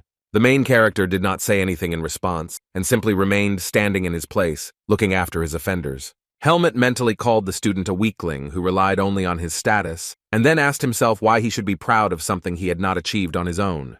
Looking at his offenders, Helmet became angry and his fist began to glow with purple energy as he considered whether or not to teach the student a lesson. Our hero turned around when he heard someone's voice asking the students if they had mentioned the commoner. Everyone, including Helmet, turned around and saw a guy with blue hair in front of them. The main character looked at the stranger with interest, and Aaron looked warily at that student. The unfamiliar student smiled good-naturedly and asked Aaron if he was called a commoner. The blue-haired stranger repeated the word commoner again and turned to Aaron, asking if he was the one being talked about. Aaron shook his head and looked at the stranger with anger on his face, asking him who he was. The blue-haired student then suggested that maybe it was him, and then said that he didn't know Aaron and asked if he was new. Coming closer to the students, he scratched his neck and explained that he heard someone being called a commoner. Looking at the guys, the stranger added that he thought that in that case they were talking about him. Sabata was angered by this. He approached the student and asked why the brats from the fencing department allowed themselves to do so much, and he was tired of putting up with it. Approaching, the blue-haired student provoked Sabat, asking him to show him what would happen if he let go of his restraint. The blonde could no longer control himself and wanted to pounce on the stranger, insulting him as an idiot, but his friend grabbed him by the hand and asked him to calm down. Sabat and his friend began to quietly talk to each other, his friend trying to persuade him not to start a fight. The blonde student took control of himself and then looked at the stranger with only anger in his eyes. Turning to his comrade, Sabat clicked his tongue and suggested that his friend leave the commoners alone. As they left, Helmet's offenders discussed how unlucky they were to meet him on the very first day, and also to be late for the first lesson, while the hero and the stranger remained in place. At that moment, Helmet remembered Cian's warning about not messing with the Mad Dog second-year student from the fencing department. The protagonist looked at the stranger with blue hair with interest, thinking that Cian meant him. Helmet looked closely at the appearance of this second-year student, realizing that he was the Mad Dog. The barrel contained a large number of wooden swords intended for training by students from the fencing department. In front of them stood a teacher who loudly explained that the students would have to come to him and take the sword when their name was announced. The teacher called Asuka first, then asked why he was hanging around there and asked him to come forward. It turned out that the teacher was addressing the same stranger with blue hair. He asked him why the guy was late, to which he justified himself by saying that the teacher Patricia had detained him. Asuka slumped, scratching his neck with his hand, when the teacher said that Patricia wasn't there today, and he should have come up with a more plausible excuse. The student was taken aback and asked the teacher again when he ordered him to run 30 laps as punishment. The man asked Asuka if there was anything he didn't like, and he stuttered and replied no. Observing the situation, Helmet thought that Asuka did not have the best reputation, and that there was no question of it, knowing how many things this student had done. The teacher crossed his arms over his chest and told everyone to get ready for training, warning them that he would be watching everyone before turning to Andro. During the practical fencing lesson, it was still daytime outside, and the sun was shining brightly on everything around. Our main character had already picked up a training wooden sword and was actively practicing with it. Helmet held the weapon with both hands and was immersed in training swinging the sword. His face was concentrated. The guy made more and more strikes with the weapon into the air. The main character was in the best mood. He looked ahead and deftly controlled his weapon. Oblivious to the world around him, the young man masterfully made more and more new strikes. Helmet continued to train in the fresh air with the others, meekly following the teacher's instructions. After another blow with a wooden blade into the air, our main character turned his gaze to the teacher. The teacher watched all the actions of the main character with interest, but said nothing. Then the man with the scar on his face turned 90 degrees and stopped looking at Helmet. The protagonist lowered his hand with the sword down and stopped doing the exercises, wiping the sweat from his face with his hand. The young man was wary, and the thought entered his head that everything would soon change dramatically, even though Eden had promised an uneventful first semester. Helmet's thoughts were interrupted when Asuka burst into his personal space. The guy with blue hair approached our hero and called out to him in a friendly manner, smiling broadly. The student suggested that Helmet thank him, since it was he who prevented the hero from fighting with the offender. Helmet, remaining wary, replied that he had not asked for help, to which Asuka, shocked by his words, asked if he was really one of the commoners if he was so important. Extending his hand to Helmet, the blue-haired boy smiled warmly and said that it was better for commoners to stick together. The main character looked at Asuka's palm silently and for a long time, not daring to shake it in return. Helmet noticed that the guy's skin was emitting blue energy, which meant that he was a difficult person. Our hero continued to watch Asuka's hand warily, suspecting him of having power. Asuka narrowed his eyes in response and praised Helmet for being a capable student. The guy put his hand on Helmet's shoulder and said that he needed to warn the hero about something. The young man asked the protagonist not to focus on Asuka's origin, because he doesn't like it when he is often asked for help. The young hero said nothing in response to this request, and only looked at the boy with distrust in his eyes. As he walked away, Asuka waved his hand goodbye, asked Helmet to live in peace, and called him little brother. The protagonist placed his hand on his shoulder and massaged it after Asuka's palm was there.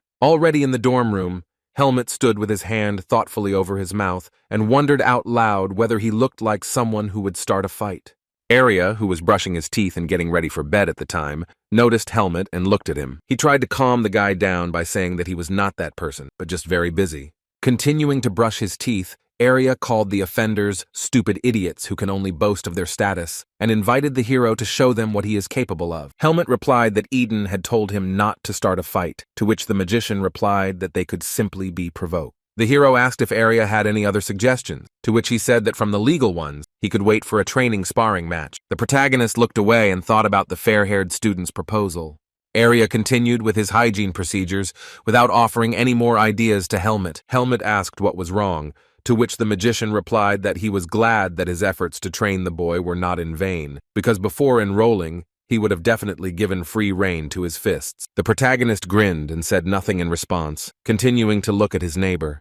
Then Helmet turned away again, and crossing his arms over his chest sank into his thoughts. With a toothbrush in his teeth, Arya asked Helmet what kind of logic he had in answer to his question whether he, as the best student in the faculty, could not restrain himself. Our hero fell silent, sighed heavily, and said that then he did not understand him at all, meaning Asuka. Some time later, Asuka was strutting down the academy corridor with his hands in his pocket, and Sabat was walking towards him along with his comrade. As they passed by, the guy with thick blue hair just glanced sideways at the students without saying anything to them. Sabat and his friends also looked at their enemy with suspicion on their faces. Asuka stopped when someone addressed him, saying that he must be on cloud 9 and thought he was cool. It was Sabat, who, as he left, said that he would see how long Asuka would last at the academy with such grades, and sooner or later the blonde would turn him into his obedient dog. Sabat's words visibly angered the blue-haired student. He bit his lip and remained silent. After some time, Asuka was already fighting with his offenders, striking his comrade Sabat with his hand. The enraged student, holding the back of his head, which Asuka had bruised, screamed why he had been hit. Asuka smiled and apologized, saying that he got too excited and couldn't hold back, and asked them to tame him right now. The boy's blue eyes lit up as he continued to provoke his offenders after these words. Greta Academy was an educational institution where people from any class could enroll. However, one rule could not eradicate prejudices that had been entrenched for hundreds of years, and students continued to persecute commoners. Although the negative attitude towards commoners was initially subtle, the practice still flourished in the academy. But Asuka didn't care about all this, because he was the best student in the faculty and a mad dog despite his origin. Asuka looked at the offender with glowing blue eyes, asking why he was staring like that, and if he thought he would become his if the guy continued to look. Sabat responded that he knows what Asuka did last year, and that his nickname is now fully justified. An angry Asuka asked if Sabat had changed his mind about attacking, to which the blonde replied that he thought the guy was no longer looking for trouble after the suspension. The blonde student smirked and added that he thought Asuka would be in big trouble if he got suspended again. The boy just looked back at Sabat silently, his eyes illuminated with a blue light and his face gloomy. Asuka looked at the blonde with contempt and anger, without saying anything in response. Sabat took a step towards Asuka. He was noticeably satisfied with the behavior of his enemy. The blonde man ducked down and looked menacingly at the blue-haired student, saying that he should be given a good beating once. Turning his head to the side, Sabat added with a sly smile that he hoped Asuka was ready to be destroyed socially and physically. Asuka silently listened to his enemy's words about how the best student of the fencing faculty would not be able to hit the blonde first, as he would immediately become guilty of the fight. Sabat laughed as he looked at his comrades and told Asuka that even a mad dog like him was afraid of being expelled. The blue-haired boy tried to control himself, so he silently hung his head in response. However, a moment later, the guy's eyes lit up again with a bright light, and he swung at Sabat with a smile. At that moment, a blow from a wooden sword flew through the air, and the boys' fight stopped before it even began. To his surprise, Asuka received a punch in the face from an unknown person and was unable to fulfill his desire to hit Sabat. The blonde also closed his eyes from severe pain when someone dealt a strong blow to his back. Both boys fell with a crash onto the wooden floor of the academy corridor and grunted in pain. The stranger approached the students and asked if they had entered the fencing department to swing their fists. Trying to get up, Asuka and Sabat looked at the man who was telling them that they were very brave for deciding to fight on the academy grounds. A blonde stood in front of them, holding a wooden sword behind her back, and looked at the careless student. Asuka pointed his finger at Sabat and started yelling at the teacher that he was the one who started all this, and that it couldn't be called a fight since he was the one being attacked. The teacher called Asuka too noisy while he was screaming and was beside himself with injustice. The boy was hit on the head with a wooden sword again when the teacher yelled at him that he couldn't just swing his fists. Turning her head toward Sabat, the girl said that he was no better because as Gret's student, he had to evaluate the opponent's skills. The blonde's face turned red after he was reprimanded, and he silently stared at the teacher. Placing his hand on his knee to rise, Sabat looked at the woman and said he would take that into account. The teacher told everyone to get ready for the first lesson and then pointed her finger at Asuka and told him that she needed to talk to him, but he was not happy. Sabat was cleaning himself up after being knocked down, and the woman told Asuka to follow her. The teacher and the blue-haired student went to talk in private, and the blonde suggested that his comrades leave. Asuka looked away with a displeased face, and the teacher sighed heavily from fatigue from the student's behavior. Unable to contain her anger, the teacher swung her hand at the boy to hit him. The blue-haired boy screamed in pain as he suddenly received a strong slap on the back of the head from the fierce woman. Asuka started screaming about why and for what he was hit, to which the angry teacher loudly called the guy a blockhead and asked him to learn to control himself. The student looked at the woman with displeasure when she began to complain that the guy had already been suspended once. Putting her hand to her face, the woman sighed heavily and said that she would close her eyes this time, but would not protect the young man anymore. After calming down, she explained to Asuka that she didn't want such an outstanding student to lose everything because of the fights, and that she believed he would eventually gain recognition. Listening to the teacher's words, the young man with blue eyes only looked ahead with sadness in his eyes. The girl added that she heard that the new helmet had easily completed the first task, to which Asuka asked her who it was. She explained that Helmet was a commoner just like Asuka, so they should be treated more gently and they should get along. The top student of the fencing department finally realized who they were talking about, and Helmet's appearance popped into his head. As he left, Asuka said that he was not going to get close to anyone, and that Helmet would handle things on his own, since he was pretty good. Walking down the corridor of the school, Asuka became noticeably upset, and hung his head when another thought arose in his head. Rays of sun were shining through the windows into the academy's corridor. There was no one inside. In the classroom, all the students lined up in rows, and the blonde teacher stood in front of them. The woman slammed the wooden sword down on the table, causing a loud noise to attract the students' attention. The fencing teacher announced the start of the lesson, asked about those absent, and suggested taking roll call. One of the boys raised his hand and addressed the teacher, saying that Helmet was not there yet, which surprised the girl. The woman asked the students if they had told her where the lesson would be, to which the boy replied in the affirmative. The blonde remained silent, and then turned to the students and asked one of them to go get him. Asuka, who had also lined up with the rest of the students, looked away suspiciously. After some time, the massive door leading to the study room opened again. Our late hero was brought in by a student, and they both went inside to join the lesson. The teacher calmly asked Helmet why he was late. The main character explained his lateness by saying that he didn't know that the location of the lesson had changed. The teacher asked if Helmet had been sent to another classroom, to which one of the students said that he had conveyed everything to the hero correctly. The girl shook her head in disbelief, answering that she had asked Helmet, and then turned back to the protagonist with the same question. The young man glanced sideways with resentment at the student who had deliberately not informed him of the location of the lesson. That guy also looked sideways at the main character with hatred in his eyes.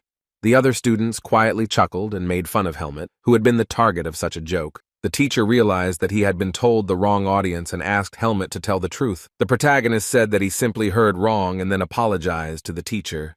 The fair-haired woman was taken aback and was extremely surprised that the young man did not tell her the truth. At this time, Asuka silently watched the situation, narrowing his eyes, and was noticeably angry because of the joke made on Helmet. The boy with blue hair looked at the student who had deceived Helmet, and now, pleased with himself, smiled slyly. The teacher accepted the protagonist's explanation and did not question him further about the circumstances of the situation. The woman told Helmet that he would have to run 10 laps after the lesson, since he, intentionally or not, delayed the start of the lesson, to which the protagonist agreed. All the students looked at the teacher attentively when she announced the start of the lesson, and only Asuka glanced sideways at the main character. The boy with blue hair looked ahead again, thinking that Helmet was still the same as the others. The woman walked up to a large wooden box containing many balls and grabbed one of them with her hand. The teacher began to tell the students that today they would pay attention to endurance, as it directly affects the quality of combat skills. The girl placed an almond-shaped ball on the tip of the sword to demonstrate the exercise and explained that everyone would have to do the same. Finally, she said that anyone who could hold out like this for half an hour would be released, and gave the command to begin.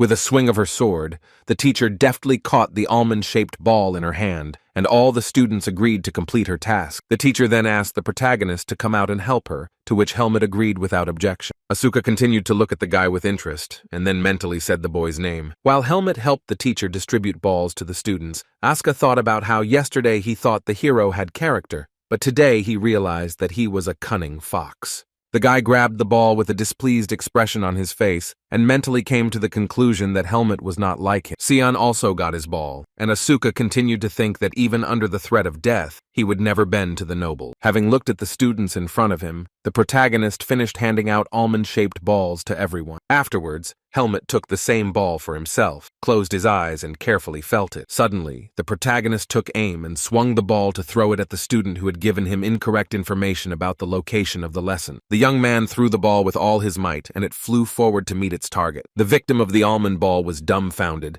The guy just looked at it with wide eyes. The student grunted in pain and flew backwards as the ball hit him square in the torso. The teacher noticed this and, with her mouth open, just looked at what was happening in shock. Asuka also looked at what happened and was extremely surprised by Helmet's behavior. The force of the impact even caused the ball to lose its shape a little, and its victim curled up on the floor, shaking, groaning in unbearable pain. Pleased with himself, Helmet shook his palms and apologized, adding that the student was standing so far away that he thought he wouldn't be able to reach it.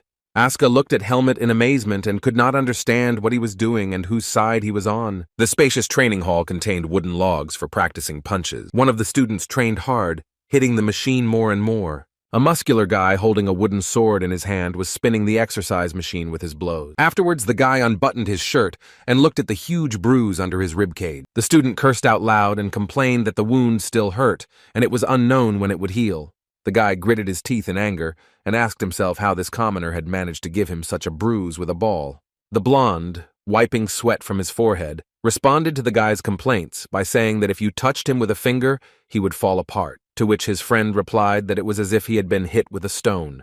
The angry young man said that first Asuka hit him, and now Helmet, and then asked Sabat if he was going to let it go. In response, Sabat, who was drying himself with a towel, only silently looked at his friend and sighed. The student, wounded by Helmet, sat with his head resting on his hand and thought about how the main character irritated him and that he didn't understand who he was dealing with. The fair-haired boy shook his head but did not begin to console his comrade. The white towel fell from Sabat's shoulders to the floor, and then he walked up to his friend and spoke.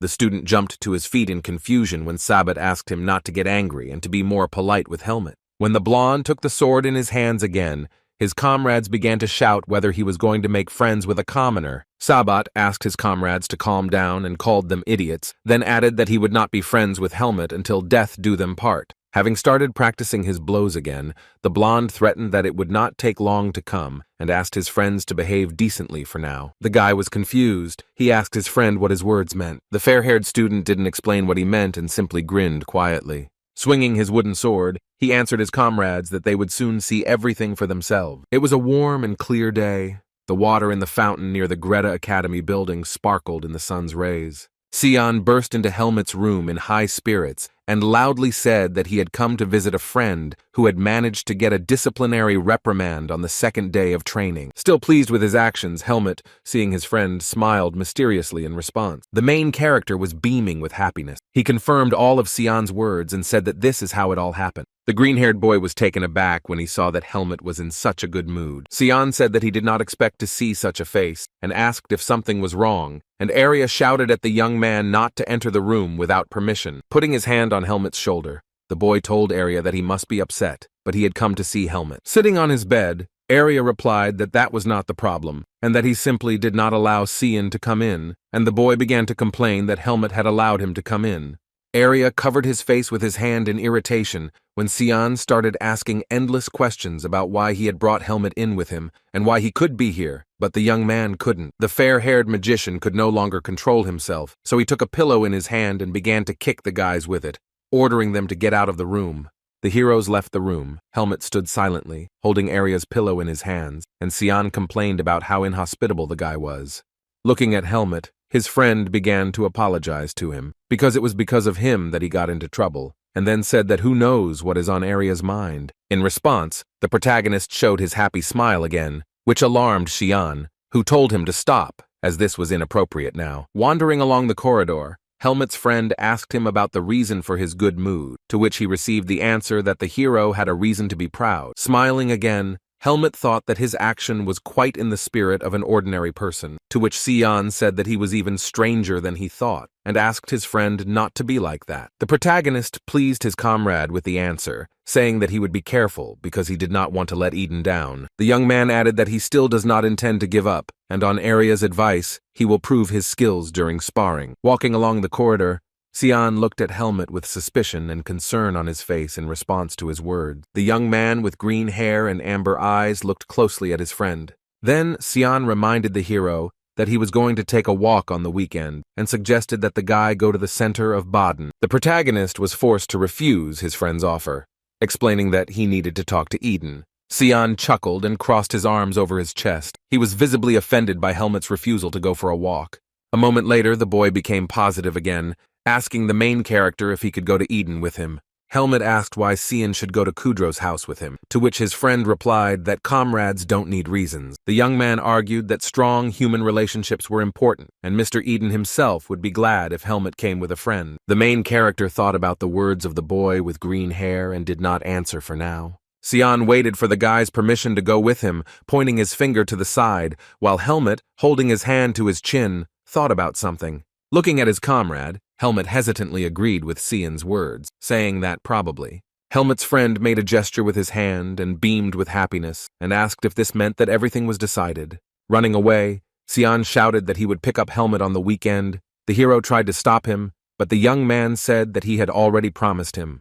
Confused and embarrassed, Helmet looked after his friend and then asked himself if he had agreed to this. It was already deep night in Baden. The city buildings were illuminated by the faint light of the full moon. On the roof of one of the buildings stood two people dressed in red robes with hoods. The unknown man opened the wooden double door leading to the office with both hands. A tall, broad-shouldered man walked inside, covering his face with a red hood. In front of him stood a man who called the man who entered inside, "Sir," and announced that he had new orders. The stranger took the stack of papers from the man and began to study them carefully. Having studied the contents of the documents, he asked what it was, since the task was only suitable for unthinking youngsters, but then said that he would have to take on the job since they were paying. Then the man in the red robe sat down in the chair, the space around him dimly lit by a burning candle. Taking off his hood, he said that unknown people had appeared who were posing as them and extorting money. The man turned to his subordinate and said that he would deal with it himself, and for now there was no need to do anything, to which the guy standing opposite him meekly agreed.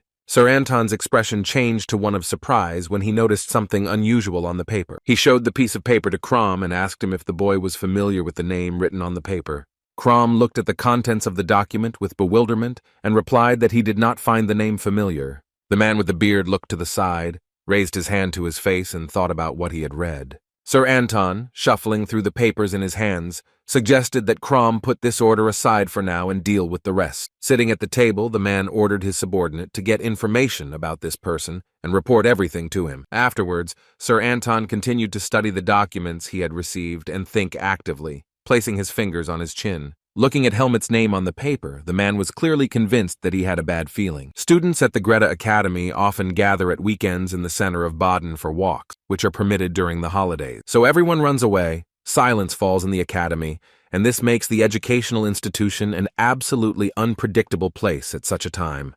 The main character stood by the carriage, holding his hand on the hilt of his sword, and looked ahead. Helmet turned his gaze to the other side when someone suddenly called him. It was Sion who approached his friend and asked in surprise if this was all he was taking with him, and Helmet asked what was wrong. Helmet was taken aback when Sion said that they were planning to go for 2 days at most, but he was still going on the trip. Our hero thought that in the native forest, light weight increased his chances of survival, and now he unconsciously repeats his old habits.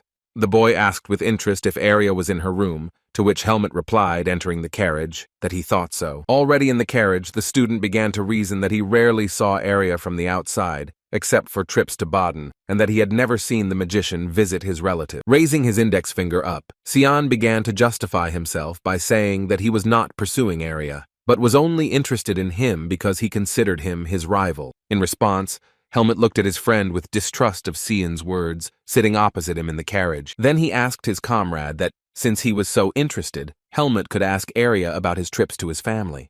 Xian noticeably darkened, but continued to smile feignedly, and replied that it was not necessary. In the center of Baden there was a market, and townspeople walked along the busy streets, going about their business. Aska was also on a walk in the city center, carefreely eating meat shashlik. As the blue-haired boy walked through the city, he thought to himself that it was less noisy outside than in the academy. He again remembered the aristocrats who couldn't beat him, but for some reason were climbing up to him.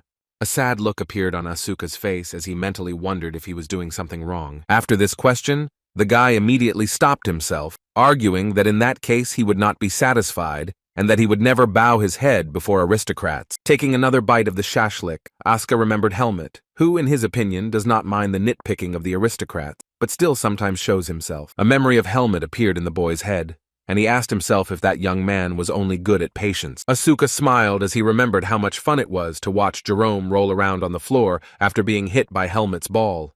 The young man mentally concluded that he was not going to make friends with Helmut, but he would like to chat with him next week. The guy became wary when he heard the steps of an unknown person behind him. He immediately turned around, thinking that someone was following him, but he saw no one there. The blue-haired boy's mood noticeably worsened when he sensed something was wrong. The weekend market on Baden's central square was in full swing, with dozens of people walking along the market stalls. With his head down, Asuka continued to wander around the city, keeping his hand in his pocket and finishing his shashlik. The young man became alert again and turned his head, as he felt something was wrong.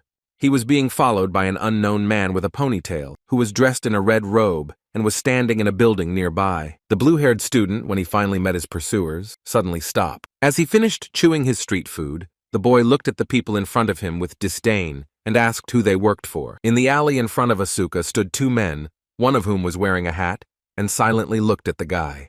The pursuers looked at the boy with blue hair in bewilderment and did not answer his question. Suddenly, two more strong-looking guys appeared from around the corner, looking angrily at Asuka. The young man realized that they had led him there on purpose, and then said that he had a guess, even if they did not admit it. Asuka looked around warily as his pursuers approached him, and remembered his sword, which he had recently left for repairs. Looking at the men with disdain, Asuka accused them of interfering in children's fights, and added that it seemed like the client's family had a lot of time on their hands. The two attackers looked at their victim and slowly approached, drawing their weapons. Sweat poured down the young man's face from the strain, and he once again asked his pursuers to at least answer while mentally cursing. Unexpectedly for the men with weapons, Asuka raised his hand up and began shouting for Instructor Allen. With this, he distracted his offenders, and then immediately rushed forward, activating his power. The blue-haired boy decided to attack the stunned men with his bare hands, jumping on them. The offender's face twisted when he suddenly received a powerful blow to the chest from Asuka's fist. Hanging in the air, the boy grabbed the offender with his hands, and the man was already beginning to lose his balance. The young man soared even higher into the air while his shocked enemies stood with their feet on the ground. Asuka landed noisily on the ground, legs spread wide, leaving his pursuers behind. The guy did it quickly, so the opponents didn't even have time to react. His body radiated a blue aura. Afterwards, the blue-haired boy rushed away while his pursuers still remained in the alley. One of the bandits acknowledged Asuka's ability to move quickly, and the man with the eye patch told everyone to run after him. Asuka didn't stop. He ran away with all his might, his body illuminated by blue tongues of light. Suddenly, the guy discovered an obstacle in front of him that made him stop. The young man stopped the chase and stopped when he realized that he had reached a dead end and could not escape. He sat down a little and looked ahead with panic in his eyes, not taking any action yet. Asuka noticed another man with blonde hair standing around the corner of one of the buildings. The boy looked in the other direction and saw another pursuer there, holding his hand on the hilt of his sword. It turns out that Asuka was surrounded on all sides, and now he has to deal with as many as 9 criminals. After cursing, the guy smiled slyly and suggested that his offenders play, since they hadn't managed to escape. It was already dark outside. All the windows on the first 2 floors of Eden Kudrow's mansion were lit. The luxuriously decorated table was laden with delicious food, meat dishes, fruits, and various cuts. Mr. Eden thanked Sion for joining him for dinner and said he hoped he had enjoyed the food. The boy sat at the table with Eden. He liked the teacher's words and he put his hand on his heart. Sion smiled and replied that he liked everything very much, and the food lived up to Kudro's reputation, adding that he liked his mansion. Helmut sat quietly, confused, as Eden good-naturedly told Sion that he could call him simply instructor without formality. Confused, Kudro couldn't believe that Helmut had brought such a well-mannered guy, while the protagonist wondered why people changed their attitudes towards each other so quickly. The guy got excited and asked Helmut if he wanted to go for a walk in the center of Baden, since today was a day off. The hero started to say that he needed to train, but Eden interrupted him, saying that the idea sounded great, and in such a beautiful city as Baden you can walk not only in the center. Our young hero became gloomy after his guardian's words, so he just silently looked ahead. When the boys left the house, Sion was warming up after a long feast, and Helmut mentally assumed that this was probably exactly why Darien sent him to the academy. Helmut said he had no complaints about Area when Sion began to suggest that the hero was currently going through hard times due to moving into a dorm with a difficult neighbor from such a mansion. Sion began to shout that the hero had no complaints because Area was harassing him, forcing him to do research at dawn and summon more and more spirits. The guy and Ray were crying, and Helmut tried to console him, saying that Sion had become much better after that. Helmut's friend and Ray turned to him with words in their eyes, and Sion asked him to put in a good word for him for Area, when Asuka suddenly appeared behind him. Sion began to turn around to where Asuka stood, all wounded and exhausted after the battle with his pursuers. Seeing the guy with green hair started screaming at the top of his lungs in fear, and Helmut spoke calmly. Covered in bruises and scratches, Asuka was not very happy to see his friends, but then said that the guys should help him. The students were not alone on the night street, and Asuka was still being pursued. 3 men with long swords walked quietly towards the protagonist and his comrade. Helmut was quietly taken aback, and Sion began to loudly ask who these people were. The main character noticed a red oval brooch on the robe of one of the criminals. The young man narrowed his eyes and looked darkly at the men, realizing that they belonged to the Black Hawk organization. Holding his hand to the wound on his shoulder, Asuka said that those cowards were waiting for him to be without his sword, to which Sion replied that he was creating enemies everywhere. Then the boy with green hair looked questioningly at Helmut, who was no longer paying attention to his comrade. The protagonist looked straight at the Black Hawk men who were approaching him. Taking his sword out of its sheath, the young man said that now was the time. He had a couple of questions for the bandit. The green-haired student watched silently as his friend stood face to face with the bandits. Sion asked his comrade what he meant when he said he had some questions for the Black Hawks. As Helmut drew his sword from its sheath, he thought that the Black Hawks were willing to kill for a good price, and it was unlikely that a simple student would become their target, so there was definitely someone behind this. Looking at the angry faces of his pursuers, Helmut recalled how he had recently buried several members of this organization. A picture popped into the protagonist's head of how he had killed several bandits with a bow one night. Taking out the sword, the boy realized that they definitely had information about him, but he mistakenly believed that he was safe as long as he was a student at the academy. Placing the weapon in front of him, the protagonist thought that his confidence was not destroyed, but there was still something he needed to figure out. One of the bandits looked down and turned to his leader, asking what they should do now. The gang leader began to think that now it would not be possible to simply deal with the target, since there were witnesses in the form of a couple of students. Having prepared his weapon, the bandit shouted that there were only 3 of them, so they needed to deal with them all at once, and start with the one with the sword. One of the criminals tried to attack the main character, but Helmut successfully parried his blow. The bandit leader tried to hit Helmut with a sword, but in return, he himself received damage from the main character. The attackers tried to hit Helmut, but he still successfully dodged and deftly wielded his weapon. The dark-haired bandit, clutching a sword in his hand, began to shout something about Helmut when he pounced on him. The protagonist made a maneuver in the air and prepared his leg to hit the enemy with it. The brunette's mouth opened in horror when Helmut suddenly kicked the sword out of his hand. The blow was so powerful that the blade flew high into the air while its owner looked up. The long metal blade did not lose altitude, but on the contrary, flew even higher over the dark alley. Helmut was able to hit his opponent's hand so hard that his blade flew tens of meters into the air. Having reached a certain height, the sword stopped, its blade glistening under the light of the full moon. The cold weapon began its flight downwards, and the reflection of the bandits was visible in its mirrored surface. The criminal's blade lowered its height even further, and in its reflection one could see how Helmut continued to deal with his opponent. The main character had already managed to eliminate several of the offenders. Their unconscious bodies lay on the stone road. With a blow of his sword, the young man knocked off balance another criminal, a man with long hair. Afterwards, Helmut turned his attention to the short-haired bandit and attacked him. When the young man swung his sword again to strike, the bandit's sword had already begun to land. The protagonist delivered the final blow, and the last opponent staggered back, losing his balance. Helmut looked down at the bandit, who fell to the ground with a crash and a wheeze. Sion and Asuka, standing nearby, watched all this with concern and attention on their faces. Helmut, sword in hand, stood over the Black Hawk members, who lay on the ground, moaning in pain. The main character just calmly looked at them. His face showed no signs of fatigue after such a skirmish. Asuka kept his eyes on Helmut and mentally wondered how Helmut was able to deal with everyone so easily.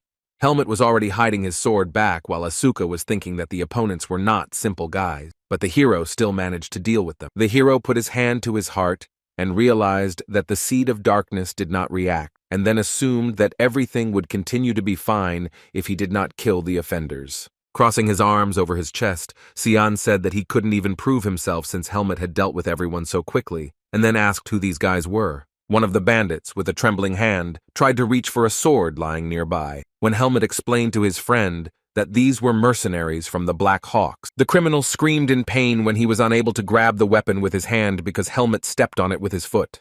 Asuka, whose clothes were torn, said that he had to find out who hired them, to which Helmut replied that it would not be so easy to do, although he also had a few questions for them. The hero's voice changed when he began to say that if he cut off a couple of the bandits' fingers, it would instantly loosen their tongue. Asuka and Sion were horrified by the main character's sudden proposal to carry out such a massacre of the bandits. Helmut's friend shouted, asking if he was going to torture the criminals, and explained that even if they were attacked, they only had the right to defend themselves. Pointing his finger to the side, the boy said that since there was no longer a threat, he would go and tell the guards, since it was their job to investigate. Asuka tried to stop him, suggesting that the matter could be hushed up if the bandits were aristocrats, to which Xian responded that attacking students was a very serious crime. The student with green hair said that he would be back soon and, threatening Helmut, ordered him not to touch the bandits' fingers. Without resisting, the protagonist agreed to Xian's request, and Asuka remained standing next to him. The protagonist glanced down at the criminals, who were still lying on the ground in a helpless state.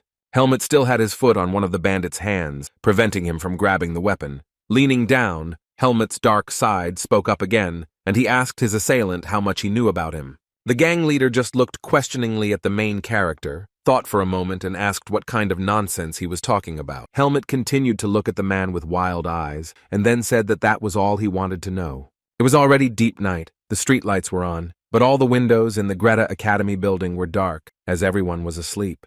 The long, dark corridor of the school was completely deserted at such a late hour. An academy employee opened the door for the heroes, saying that she had heard the news and adding that she was glad that they were okay.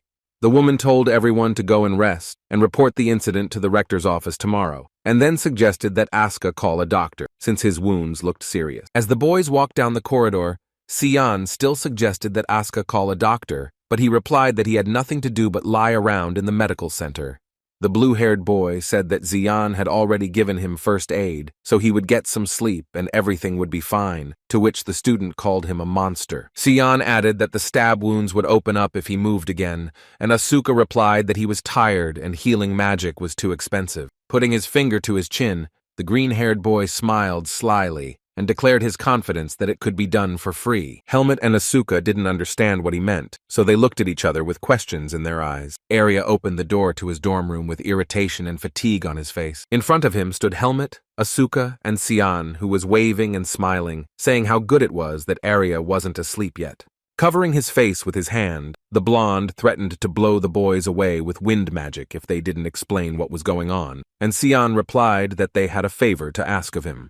Arya asked who this weirdo was, as Asuka looked at the mage in surprise, saying that he really did look like a girl. The blue-haired boy began to yell and curse, asking Arya to repeat his words, and Xian tried to smooth things over by stating that Asuka was injured and asking Arya to heal him. The magician became very angry in response to Xian's request and said not to tell him that he was asking to heal God knows who, and in the middle of the night. Confused, Xian looked at Helmut, hoping that he could convince Arya to cure Asuka. Helmut nodded his head towards Arya and said the word please so that he would finally agree to help. The blonde mage looked at his neighbor with irritation, his words causing him to change his mind. Arya rubbed his nose with his hands from fatigue. A drop of sweat ran down the blonde's face. Sion smiled and raised a finger up at Helmet when Arya finally allowed them to enter the room. The blonde warned Helmet that it wasn't free, and healing magic was expensive, so he expected to get something in return. Arya turned around, pointed his finger at Helmet, and shouted his name. In response, the guy asked why something was required from him in return, to which he received the answer that the magician agreed only because of him. Pointing his index finger at Helmet,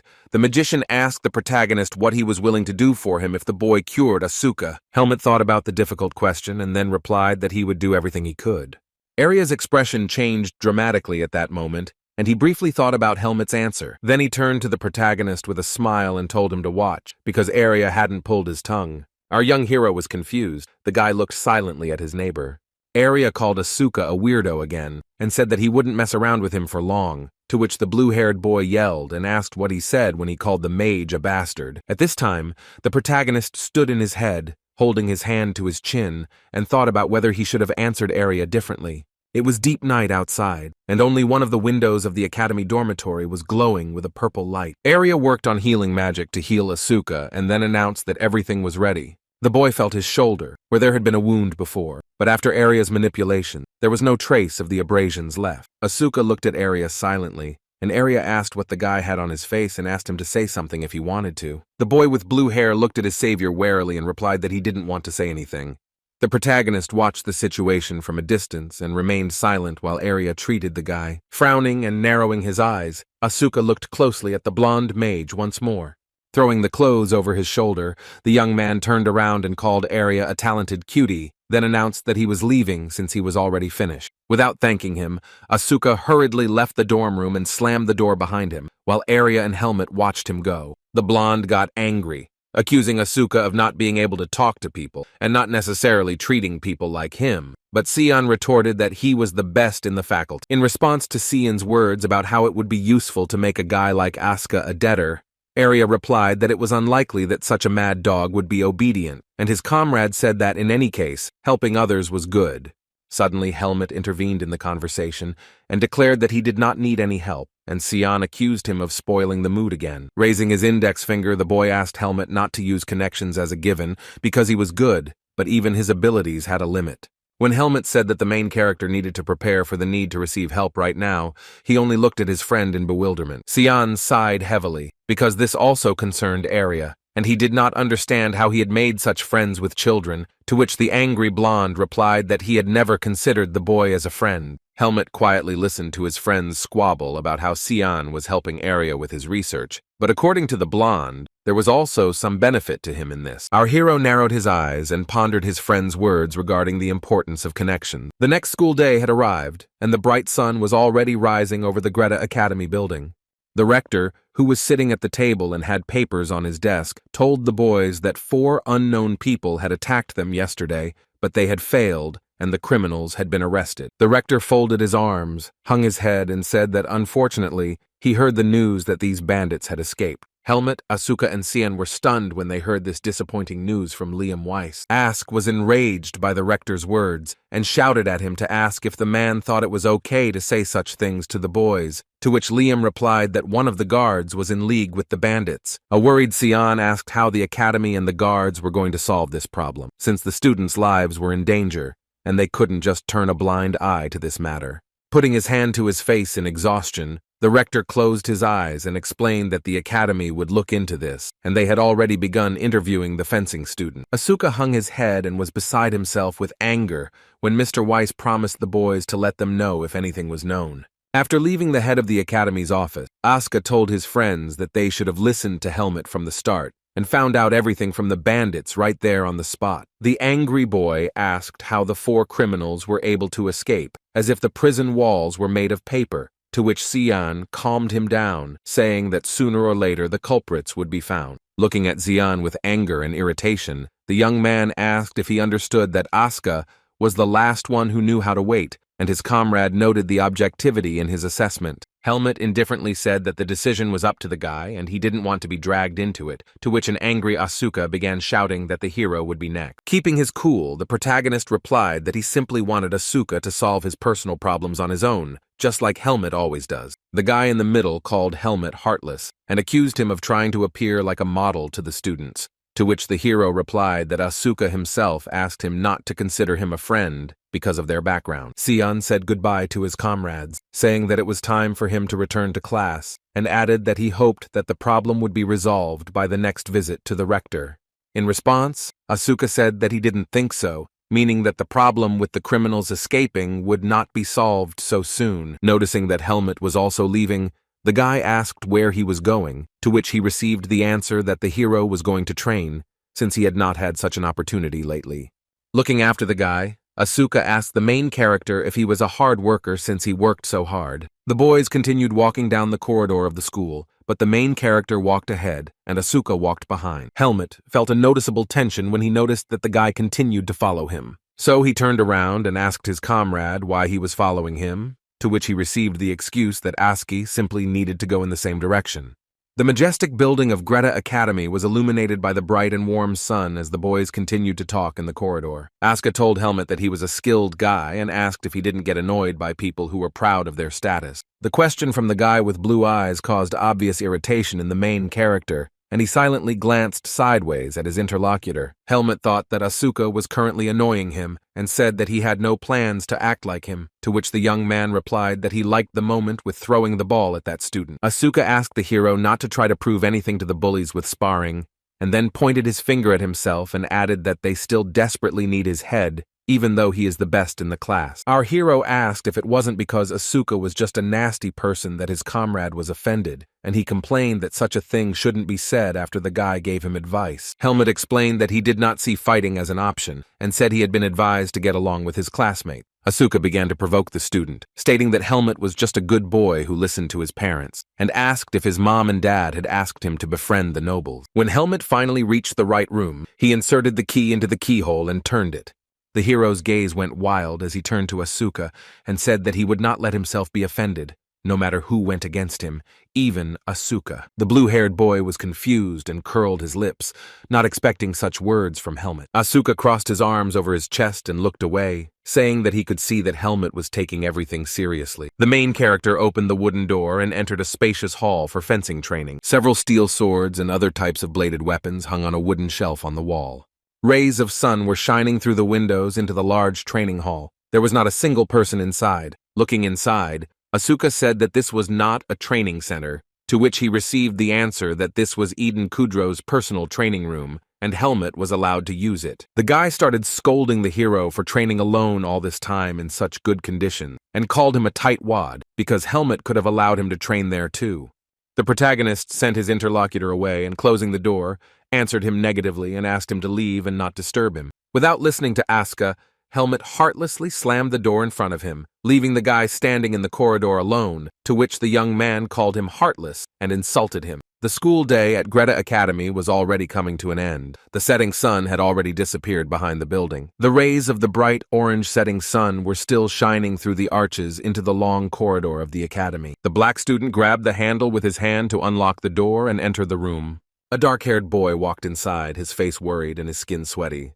The comrade asked the student if he had told them anything, to which he replied that he had reported that he knew nothing, and that he had been bombarded with questions because Asuka had pointed them out. The young man began to calm his friend, saying that the academy had no methods of contacting the Black Hawks, and besides, the guys were aristocrats. A puzzled Sabat sat silently to the side when his friend came up and asked what had happened, then added that they were now in a bad situation because of their stupid act. The blonde didn't say anything in response. He was deep in thought and looking ahead, his face expressing obvious dissatisfaction. He clenched his hands together as he mentally cursed the Black Hawks for being unable to deal with a child, calling them incompetent degenerates.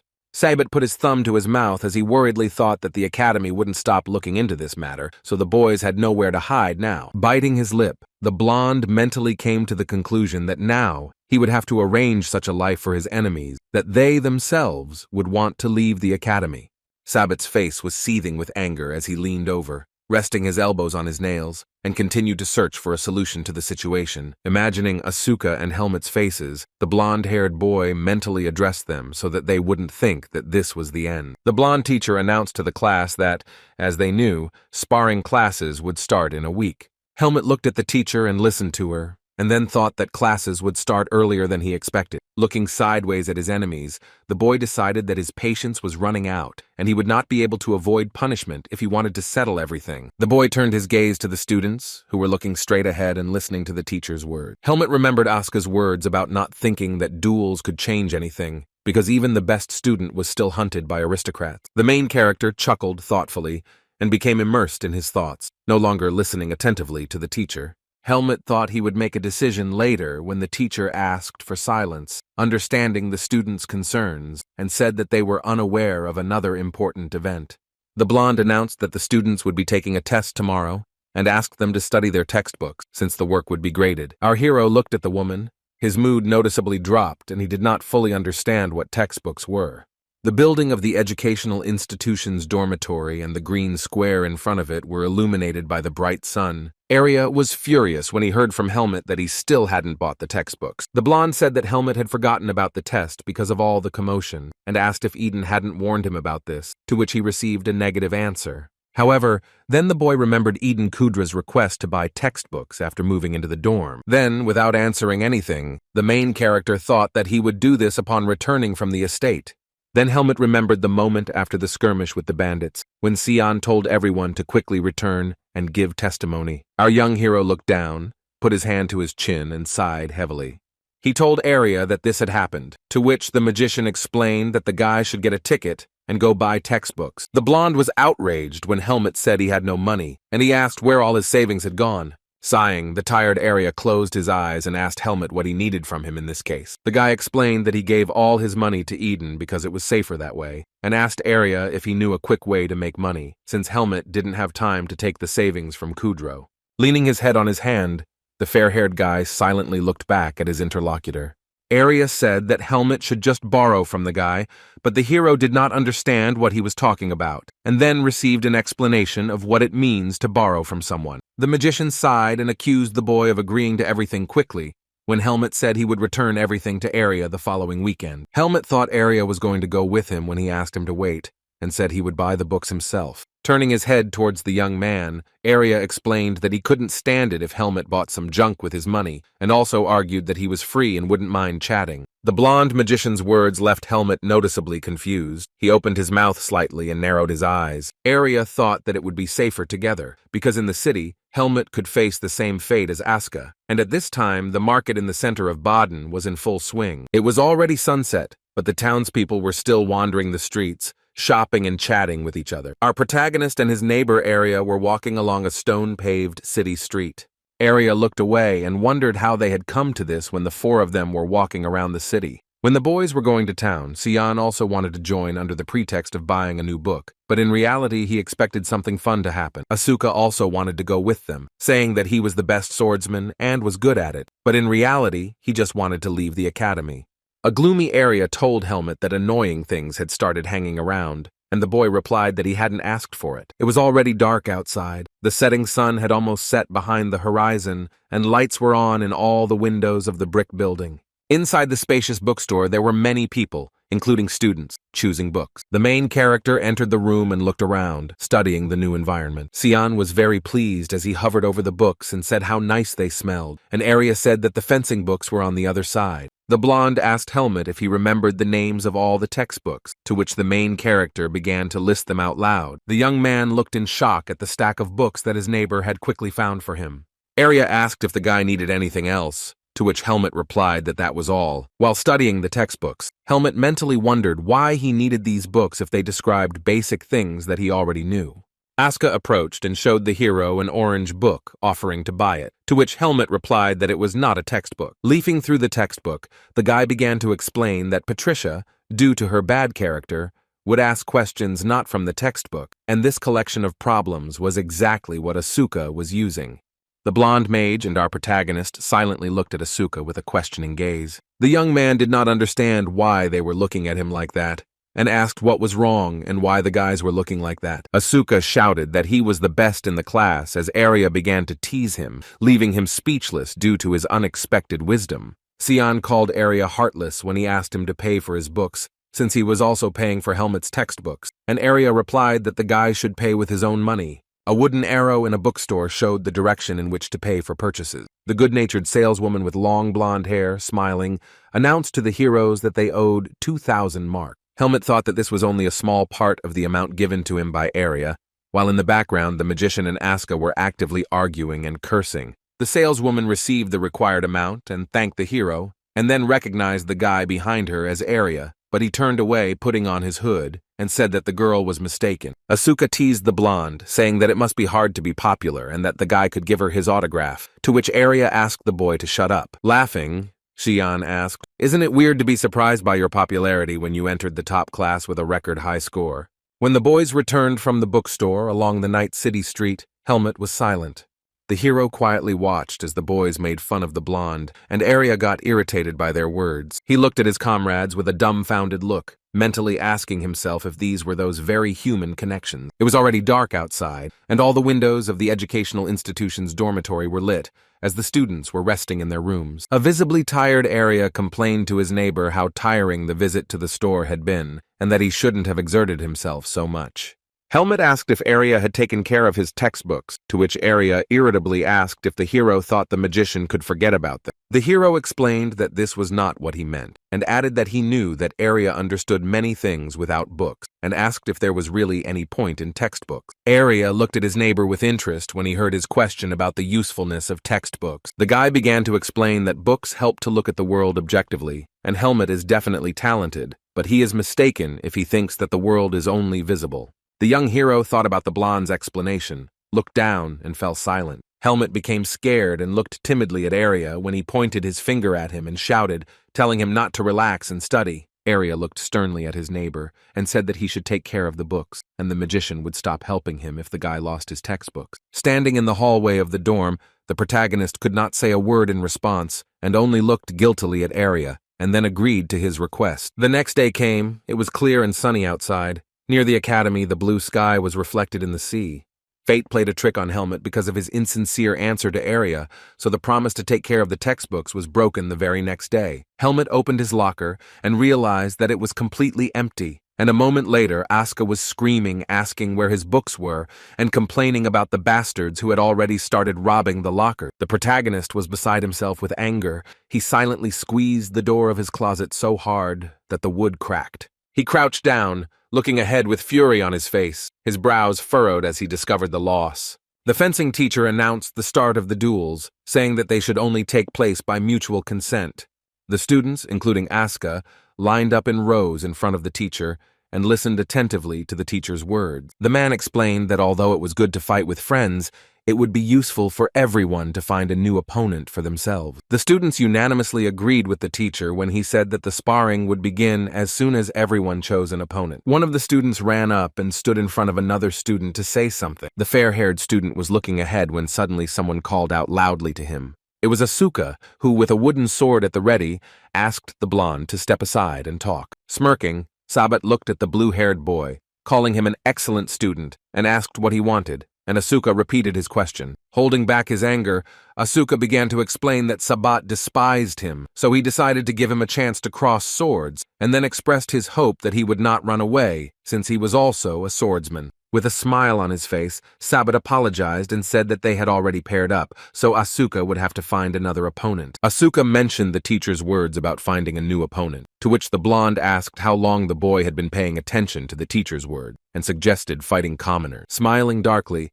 the blue-haired boy looked at Sabat and asked if this was how he had decided to play it out. There was obvious tension on the faces of Sabat and his comrade behind him, and they remained silent in response. Smiling widely, the fair-haired student was about to agree with Asuka, but was interrupted. It was the protagonist who came up and asked Sabat what about him then, offering himself as a new opponent. Looking at the enemy, Helmet said that he didn't care even if they all attacked at once, because the result was still obvious, and added that only weaklings grouped together.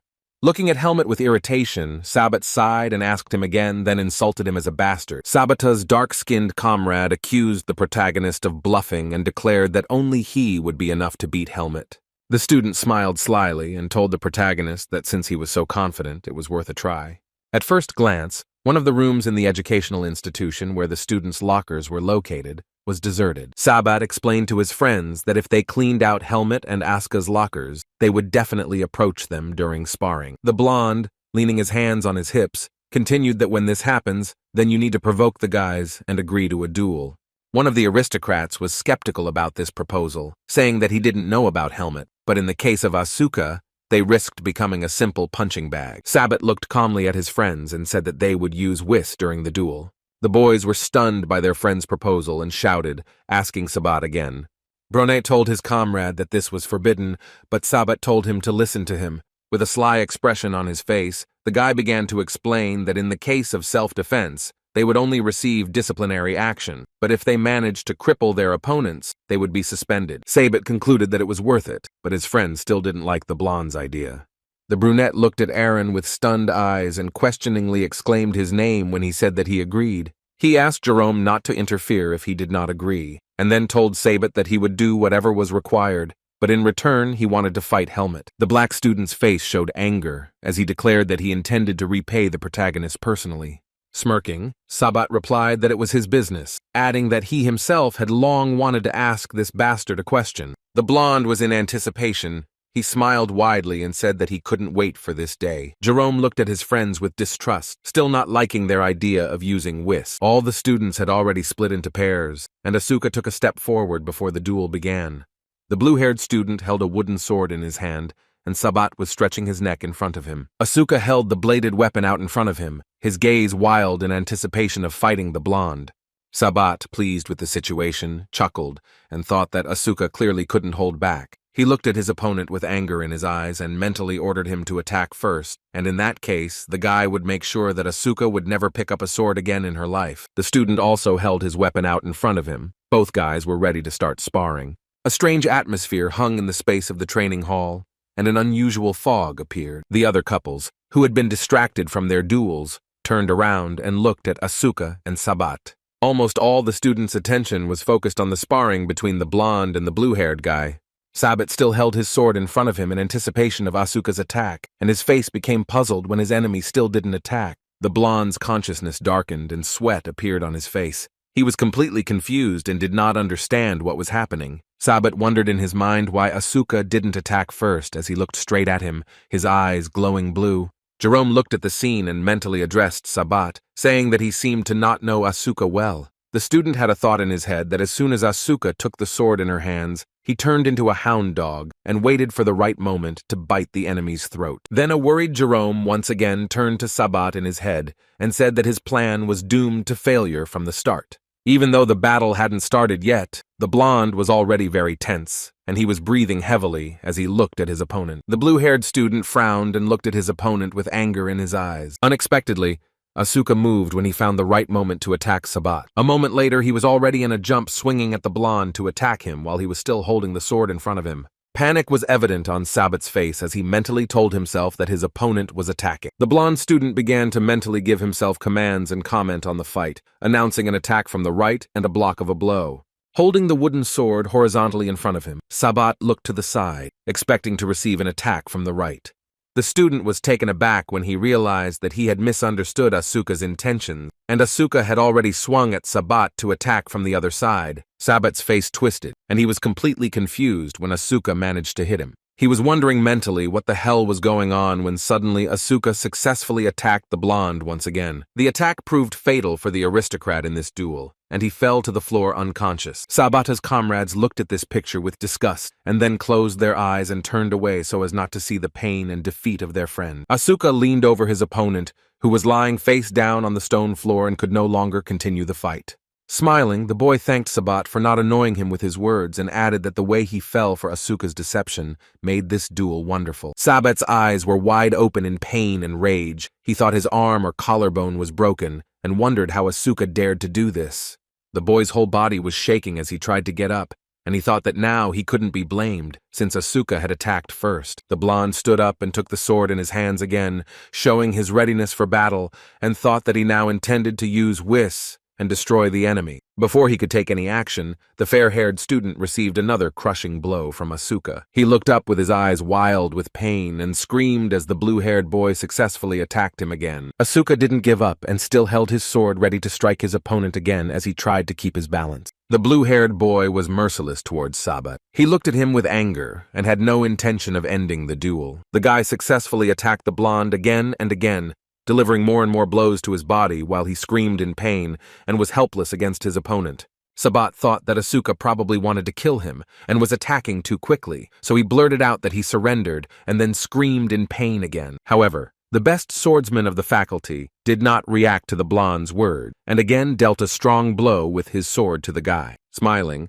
Asuka stated that it was too early to end the duel and that he had not played enough yet. Looking at his opponent with a mad look, the guy asked Sabat to show at least half of his previous contempt and told the young man to keep his mouth shut, because with every word of surrender, he would receive 3 new blows. In response, the helpless Sabat, who was sitting on the floor, only looked furiously at his enemy, his mouth wide open. At this moment, Aaron, who was supposed to fight Helmet, took his wooden sword into his hand. The student, holding his weapon in front of him, approached the hero and said that he looked strange, assuming that the guy was worried about his friend. Helmet, who stood to the side and remained calm, only looked at Aaron with disdain in response. Squinting, the protagonist threatened his opponent that he'd better worry about himself. The training hall was not quiet as the duels were still going on, and the sounds of blows echoed throughout the room. Sabat was still losing to Asuka in sparring and continued to take more and more hits. After another attack, the blonde fell to the ground with a thud as Asuka hovered over him, maintaining his balance. The student was still conscious, so after another fall, he attempted to get to his feet. Sabat's body was shaking and he couldn't get up, and the blue-haired boy asked him if he thought he would feel sorry for the blonde if he lay like that. The student trembled and cursed in his mind, calling himself a swordsman of the Rugal family and stating that he couldn't lose to someone like Asuka. Seeing the legs of his comrades in front of him, Sabat asked himself, insulting his friends, why they were just watching when they should call the instructor. When the blonde was able to come to his senses a little and look up at his comrades, his expression changed to shock. The blonde swordsman of the Rugal family became furious and began cursing in his mind when he saw the offensive picture before him. Looking at the faces of his fellow academy members, Sabat asked himself why they were looking at him like that, when those looks should be directed at another person. Not wanting to give up, the blonde again grabbed his wooden sword lying on the stone floor. Taking the weapon in hand, Sabat finally managed to get back on his feet after taking numerous blows. The blonde spread his legs wide and grabbed the blade with both hands, while Asuka watched from the side. The guy watched his opponent's actions with suspicion on his face and raised his sword in front of him again. Sabat's insides darkened as he made a certain decision in his head. Mentally calling for Asuka to disappear, the blonde swung his sword, causing it to flare up with yellow energy. Asuka clearly didn't expect such actions from his opponent and simply stood there, staring at Sabat. However, the guy still managed to react in time, and in a jump he delivered another blow to the enemy, and Sabat's sword flew into the air. The fair-haired student was stunned by the unexpected blow, and a red abrasion immediately appeared on his chin. After doing a somersault in the air, Asuka landed on the ground behind Sabat, and now the opponents had their backs to each other. The top student activated his power, saying that the aristocrat had broken the rules, so it would be fair if the guy did the same thing now.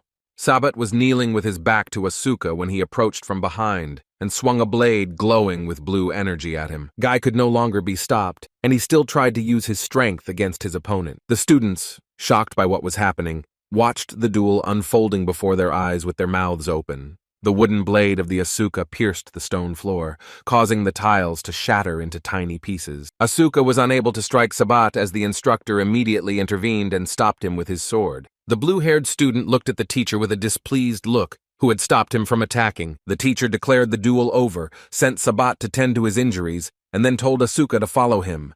Asuka felt unfair and complained that Sabat was the first to break the rules, to which the teacher responded that the boy had not shown respect to his opponent, and he needed to stop making excuses. Gritting his teeth in anger, the teacher said that he didn't understand why Instructor Patricia was so coddling Asuka. In response, the blue-haired boy hung his head and looked at the floor, without saying anything. The man asked the students to take the blonde to the medical center, and then said that he knew that Asuka had recently had problems. Suddenly, a student approached the teacher and addressed him, to which he replied that he was talking. The student looked at the teacher with a worried look, pointed his finger to the side, and asked that perhaps those guys should be stopped.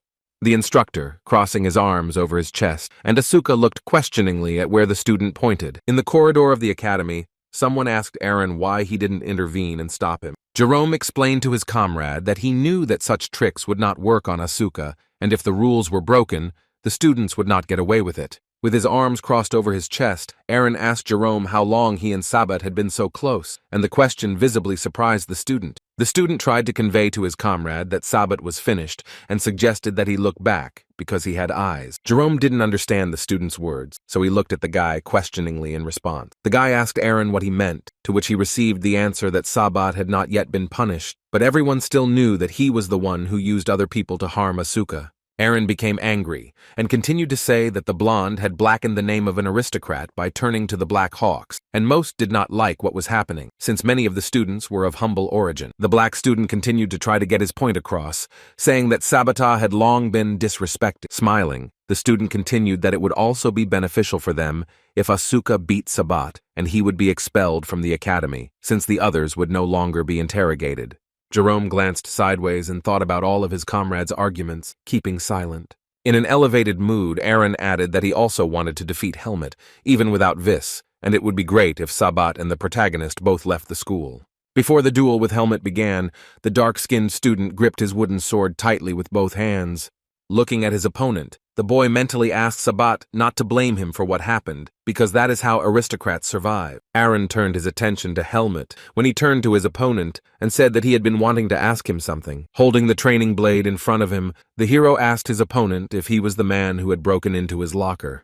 Eren was amused by his opponent's question, and he asked if Helmet had any other option. The main character did not say anything in response. He looked at his opponent with indifference on his face. Closing his eyes, the young hero answered Eren's question in the negative and said that he shouldn't have asked. Helmet's opponent made a movement with his wooden sword, and the hero responded by waving his weapon as well. Smiling, Eren mentally asked Helmet where there were so many holes in his defense, and then asked himself whether his opponent was so self-confident or just bluffing. Helmet was ready for the duel when his opponent threw all thoughts aside, thinking that it didn't matter, and he would give it to him anyway. Having decided that he needed to attack the legs first, Eren, focused on the sparring, swung his sword.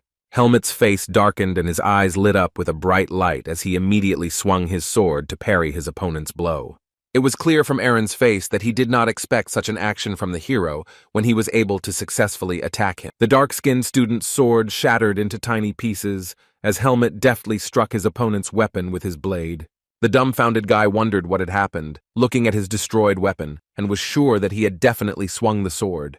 While Eren was trying to figure out what had happened, the protagonist again pointed his sword straight at the guy. Without having time to react, Helmet's opponent took a direct hit and his face became distorted. The student grunted in pain as Helmet continued to successfully attack his opponent. When the main character hit the guy again, he screamed in pain, clutching his throat with his hands. Tears welled up in his eyes as he panicked and realized he couldn't breathe after Helmet's blow. The protagonist lowered his sword down after a crushing blow and took a few steps towards his offender. At this time, Eren lay helplessly on the floor, coughing and holding his hand to his throat. Squatting down, Helmet told the boy that on the first day he had asked him a question, and then asked him to ask him something now. The hero looked ahead, then asked in a dark and threatening tone if Eren thought his status as an aristocrat would protect him outside the academy. Looking sideways at his opponent with eyes full of malice, Helmet threatened him that he could even break the guy's neck with this blow, and then asked whether the status of an aristocrat is taken into account in heaven. Gritting his teeth in fear, Eren looked at his opponent in a panicked mood and remained silent in response. The dark-skinned boy's pupils narrowed as he came to the conclusion in his head that Helmet was not human. The protagonist stood up straight again and looked at the offender. His eyes glowed with a purple light, as did the aura around him, and Eren wondered what kind of creature was in front of him. Returning to his previous state, Helmet closed his eyes and apologized, asking if Eren could not speak because his vocal cords were torn. Wanting to cause his opponent even more pain, he stepped with all his might right onto Eren's palm with his boot.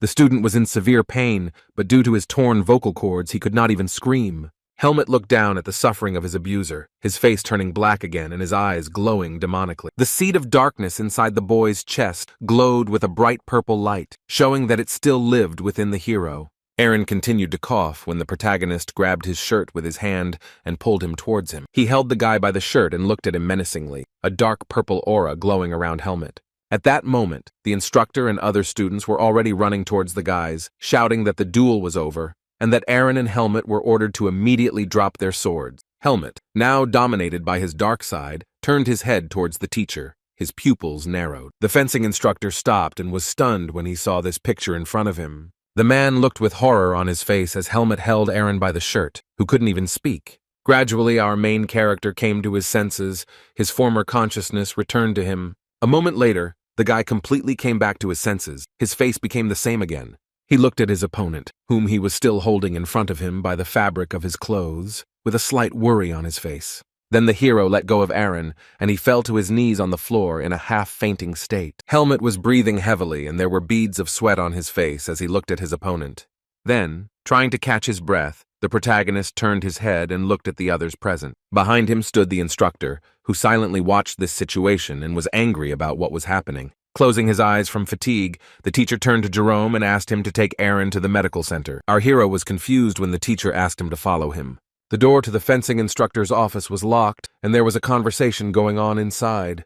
The teacher, angry at the student's behavior, crossed his arms over his chest, said that he would give the boys a chance to justify themselves, and ordered them to speak. Helmet and Asuka hung their heads, feeling ashamed of what had happened, so they remained silent in response. The teacher said it was a good idea because the boys were in no position to make excuses. Turning to Helmet, the teacher said that he expected something similar from Asuka, but not from the main character. The young hero looked at the teacher with guilt on his face and replied that he had not broken the rules of the duel. Turning around, the teacher asked Helmet if he really thought so. The man continued that he checked Aaron's condition before coming to the office. The teacher said the student had a torn trachea and the bones in his right arm were shattered. Raising his voice, the teacher said that he could have had respiratory failure if Aaron had not received first aid, and now he would hardly be able to hold a sword with his right hand. Asuka got angry, shouting that these guys tried to kill him by hiring the Black Hawks, and it's not a big deal that they won't be able to hold a sword now. The instructor decided to calm the student down by hitting him on the head with his hand, causing Asuka's face to twist in pain. The teacher sternly replied that he had not asked him, and asked if he had gone too far, even if he had not broken the rules of the duel.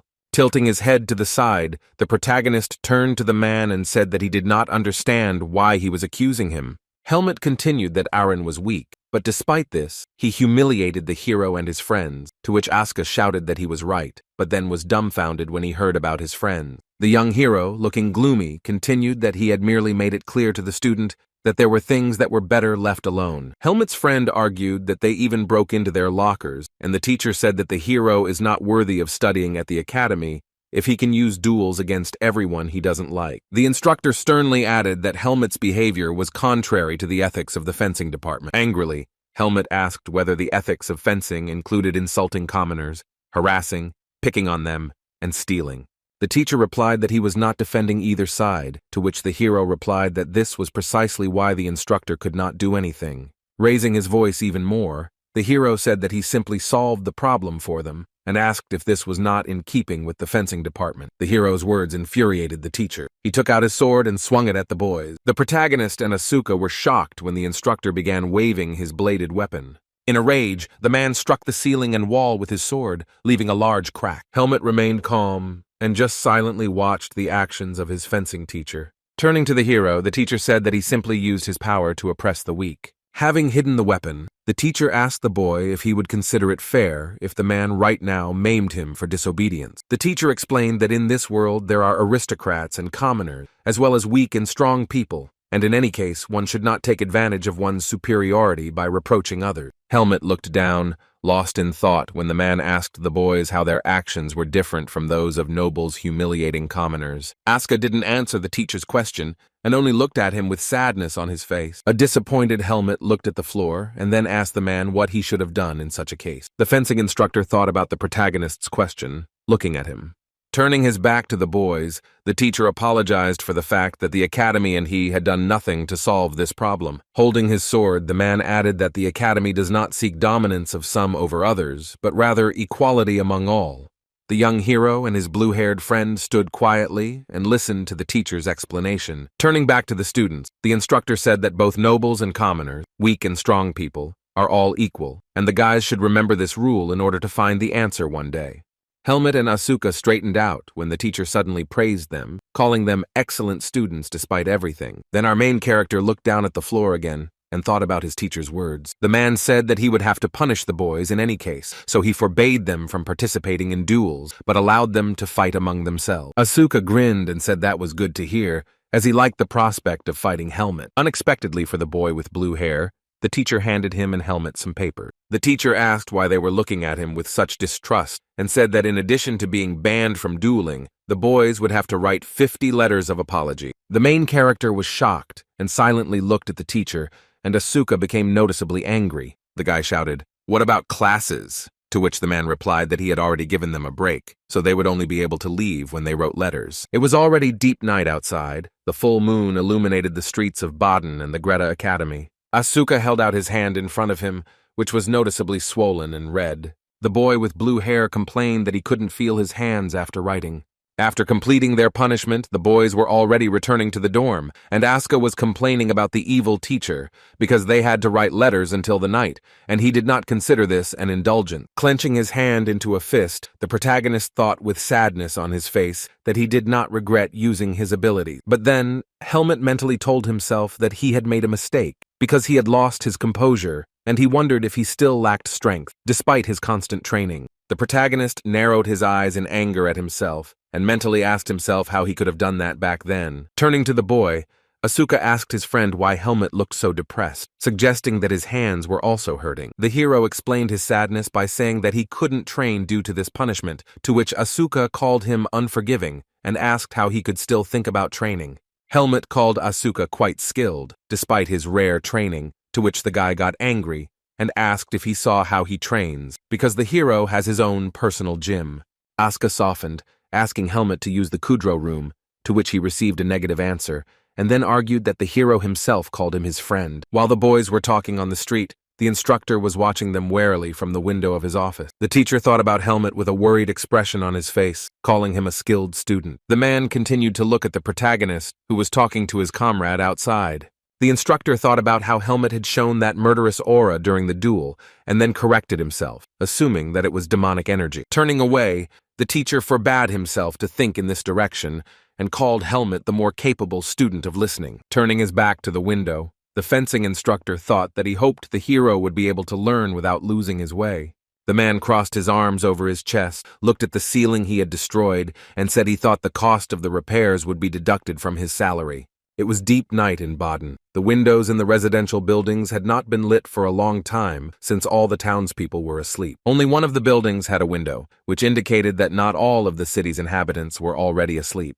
There was a white candle on the table which dimly illuminated the space around. In this room, an unknown man placed his hand on the wooden floor, palm down. The 4 bandits who had attacked Asuka earlier sat with their eyes down and kneeling. In front of these men, Sir Anton sat on a chair with his hands folded, and his assistant stood next to him.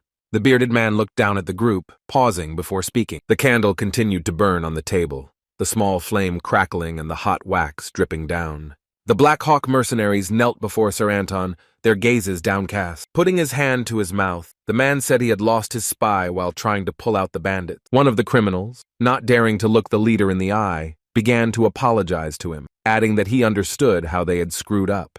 The guy with the eye patch started making loud excuses, begging him to listen, saying that the guy didn't move at all like a second-year student. Anton put his palm in front of him and said that was enough when the mercenary explained that the student was equal in strength to a rank 2 mercenary. The man said that he had not gathered them to look for the guilty parties, and in truth, he should have even rewarded the bandits for managing to survive. The 2 mercenaries were confused by their leader's words and looked ahead with questioning eyes. Sir Anton gestured with his hand and turned to his assistant and told him to tell them. Raising his finger up, Crom began to explain that among those kids there should have been a boy with long black hair and the face of an aristocrat. The criminals became alarmed after these words and began to shout that it was that guy who killed them all single-handedly. Continuing to look at the piece of paper, Crom explained that last year, Helmet had killed 5 of their people, and since then the organization had been looking for him, and to everyone's surprise, he had been discovered at the academy. One of the mercenaries was very surprised when he heard Cromo say that Helmet had killed one of the Black Hawks. Sir Anton put in his word, saying that there wasn't much intelligence coming out of Baden, but Helmet had done well to set himself up in the perfect spot. He warned the men that it was better not to anger the beast in their own home, and if they were careless, he would show his claws. The bandit stuttered and asked the leader what they should do in that case, to which he replied that he was sorry that he had to ruin the guy's new mission. Having handed the papers over to his assistant, Anton said that the task was simple and that he simply needed to pass the report on to the top brass, and then everyone would get a vacation. The criminals stood up, put their hands on their hearts, and thanked their master, promising that they would not let him down a second time. The bearded man and his assistant silently watched the bandits as they hurriedly left the leader's office.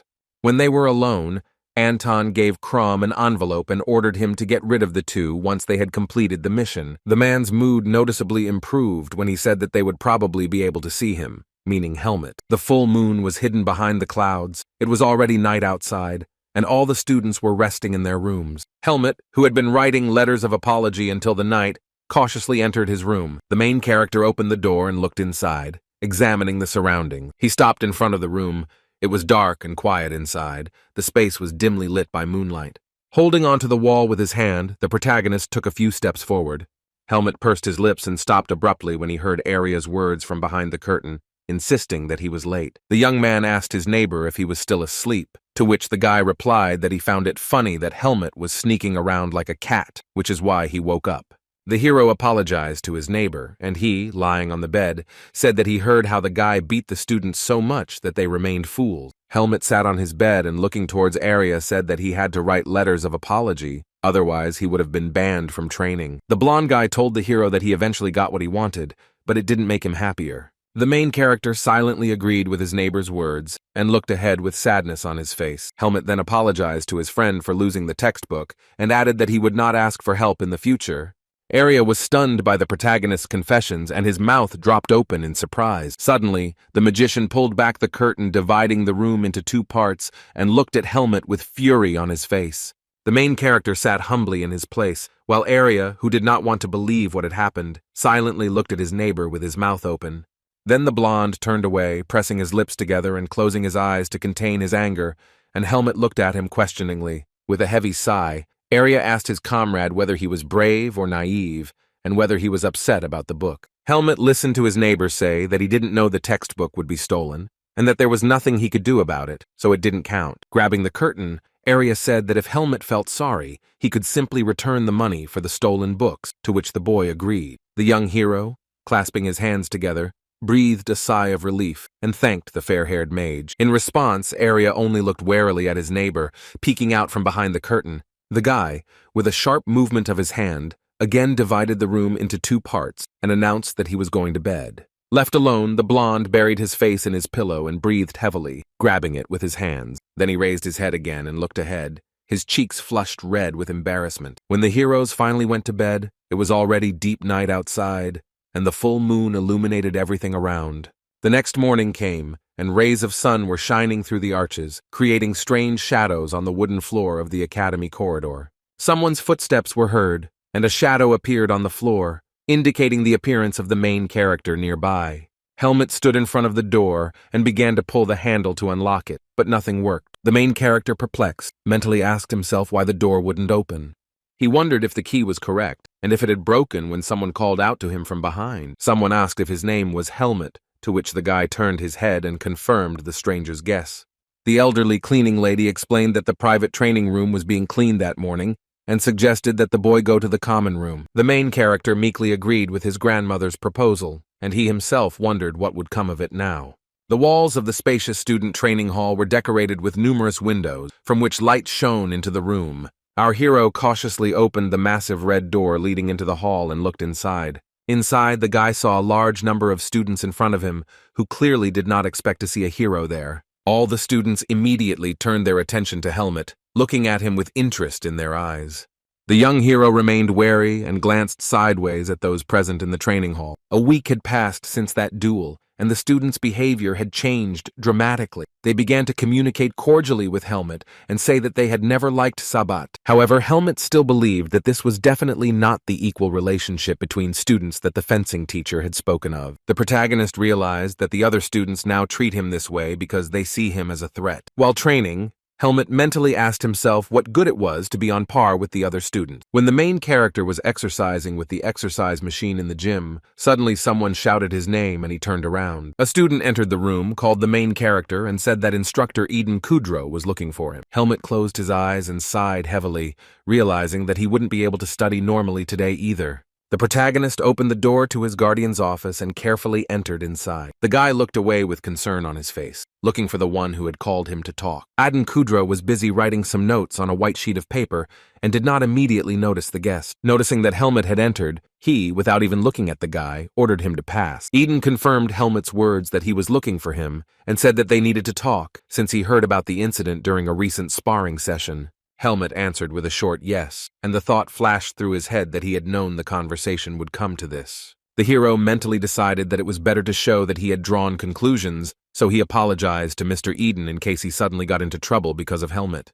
The young man began to justify himself, saying that he thought he needed to show his strength, but after the instructor's words, he realized he was wrong and would now be more careful. In response, Eden Kudrow continued to look at the table and take notes. Then the man with the mustache chuckled thoughtfully, pondering his charge's explanation. Looking up, Eden thought that he hadn't called Helmet to scold him, but apparently the guy needed to be told this. Helmet was surprised when Kudrow said that it was enough that the guy thought about his actions, and soon everyone who offended him would get what they deserved. The protagonist looked at his guardian with bewilderment on his face when he said that he thought that Coach Allen had already told the young man everything. The man leaned back in his chair and, crossing his arms over his chest, said that one of the offenders had confessed everything to the instructor, and now they would probably be expelled. Eden Kudrow added that nothing could justify using the services of the Blackhawks organization. Helmet was surprised when he heard these words from his guardian, so he even remained silent in response. The hero briefly replied that he understood everything, and Eden said that he saw that he was surprised that they didn't scold him, and added that Allen was an idealist. Pointing a finger at the young man,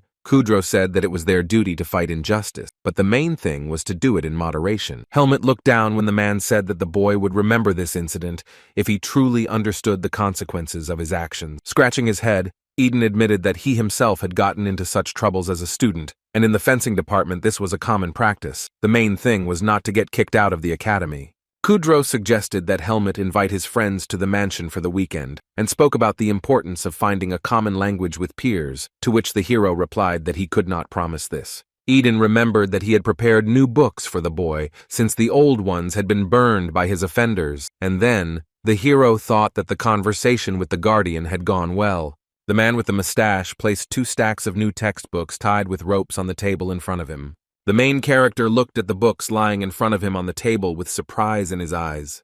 The young man asked why he had been given 2 sets, to which Kudrow replied that his friend Aska had also been robbed, and Helmet should give the second stack of textbooks to him. Helmet asked his guardian with displeasure why he had to do this, and then thought that it was useless to argue with the man anyway. After a while, Sion, seeing Helmet, shouted his name and said that he was just in time when Asuka was sitting next to him. The main character came closer to his friend. In response to the greeting, he at first timidly remained silent. Helmet said that wherever he went, Sion was there, to which the green-haired guy replied that he would take it as a compliment on his friendliness. The young man handed Asuka a stack of textbooks, to which Asuka was surprised, saying that he would not have thought that Helmet would have bought him new ones. Helmet explained that Eden had asked him to give the books to the boy, and Asuka replied that it was good to be an aristocrat, because you could afford to buy 2 sets at once. Sion, smiling, told the hero that he tried to talk to him, but it didn't work, and then asked if the guy had free time on the weekend. Not understanding what plans Sion had for Helmet, he only looked questioningly at his friend in response.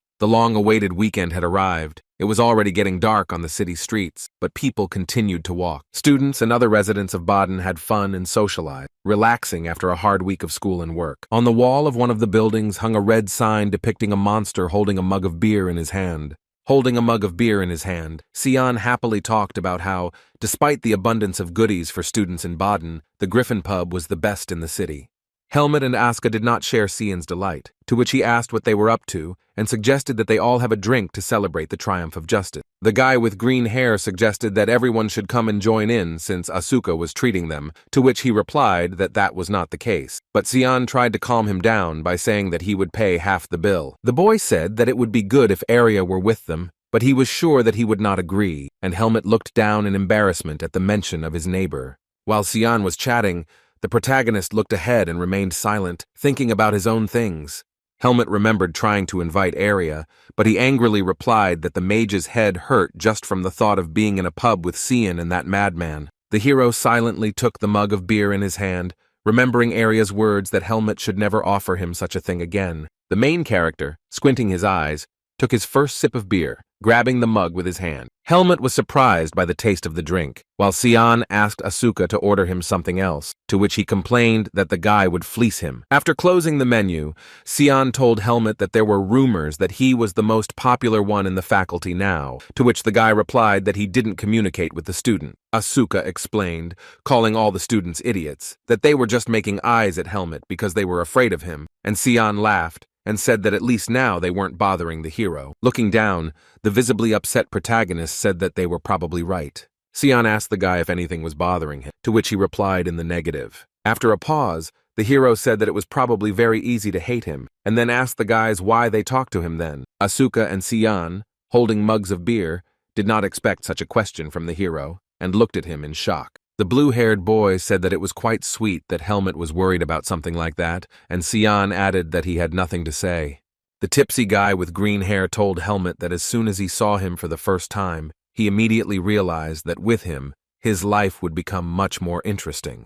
Asuka asked if that was why Jian followed Helmet around, and then suggested that the boy thought the same about him, to which the young man replied that he wasn't that interested in the boy. Cian added that, moreover, Asuka himself runs after Helmet like a puppy, to which he got angry and asked who else was running after whom, adding that the guy was unbearable.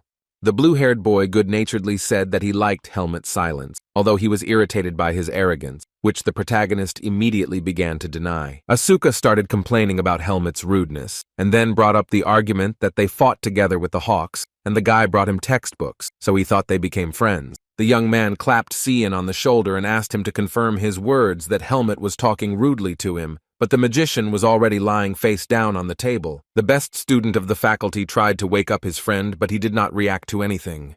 The protagonist and Asuka looked in confusion at their friend, who had passed out during the feast. Cian continued to lie face down on the table and remain silent, not reacting to his comrade. Then the guy with green hair said no, and then began to mumble something incoherently, remaining in the same position. Asuka started yelling, asking if Cian was drunk from a few drinks, and then started complaining that he was trying to trick him into buying a bunch of booze. Helmet drank his beer in silence when his friend said that he would get Cian drunk in the future if he started to drive him crazy. Looking into the mug, the main character thought and mentally told himself that perhaps he still doesn't understand much. It was deep night in the city of Baden, surrounded by a high stone wall, and the streets were deserted. Cian's cheeks were bright red from drinking alcohol. He was still unconscious from being drunk. The guy was sitting right on the floor in the middle of the street, and Asuka, sitting down next to him, tried to wake him up, asking why he brought them here then, if he was so drunk after one glass of beer. Helmet became wary and looked away, while Cian muttered something incoherently about wine, and Asuka ironically asked him what he was talking about. The main character noticed a group of several girls who were cheerfully discussing something nearby. The young man watched the actions of these strangers carefully, and interest was visible on his face. Among the girls, Helmet suddenly noticed the familiar silhouette of a man in a pink robe. Arya spent his free time in the library, browsing through the books he needed. The boy in the pink robe stood on the ladder to reach the right shelf and leafed through one of the textbooks. Then the magician again touched the shelf with his finger to get the necessary book from there, but did not find it. He looked at the shelf in surprise and thought that the book should definitely be there, and then assumed that he had made a mistake in the arrangement or had forgotten it at home. Holding a black book in his hands, the fair-haired guy chuckled and thought about something. Arya decided that since he had already read this book many times, it would be a good idea to buy it in a bookstore in Baden. Then the student narrowed his eyes and again became immersed in his thoughts, continuing to stand in front of the bookcase. A memory of Helmet asking Arya to go out together for the weekend popped into his head, since Cian and Asuka had asked them to come along. The fair-haired guy continued to hold the book with a black cover tightly in his hand and think about something. Standing on the stairs in the library, the guy thought that he should have agreed to Helmet's offer.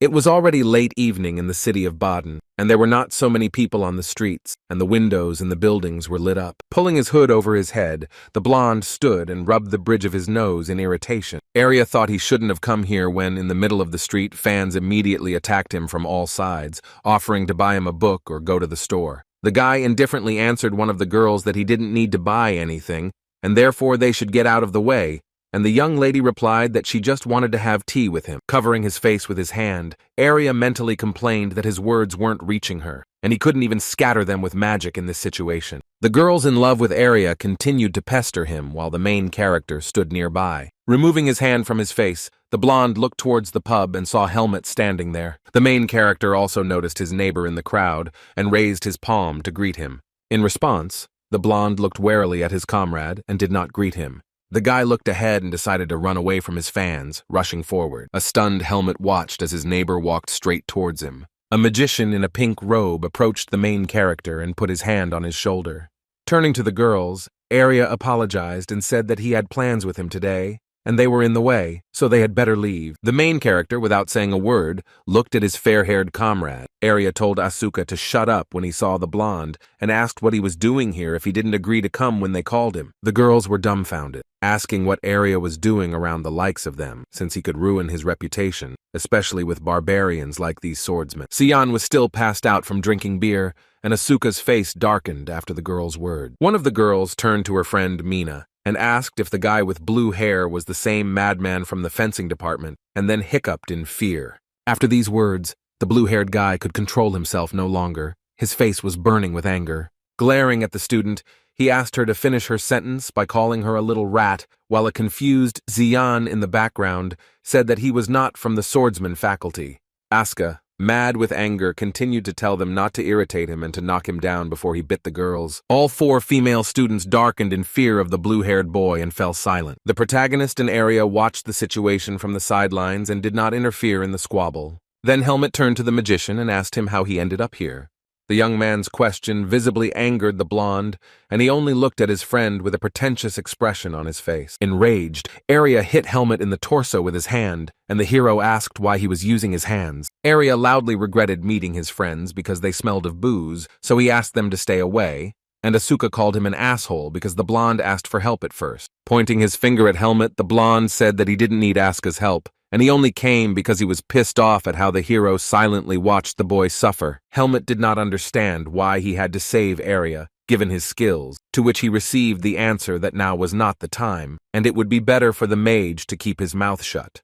Looking at the drunken Xian, Arya asked what happened to him, and Asuka asked to leave him alone, although the green-haired guy had been asking for something for a long time. The young man became angry at Arya's suggestion to look for the necessary thing in Xian's pockets, asking whether he had yet thought of giving him orders. Still listening to the blonde, Asuka found a small test tube with a green potion inside in Xian's pocket. Arya explained that it was an antidote, and that it simply needed to be poured into his mouth, to which the guy replied that it should have been done earlier, because Xian had brought a lot of problem. Asuka inserted a small bottle into Xian's mouth, and green liquid flowed into his oral cavity. The potion worked very quickly, and a moment later the green-haired guy opened his eyes. Finally the boy woke up and stood up, and then, to his surprise, he saw Arya.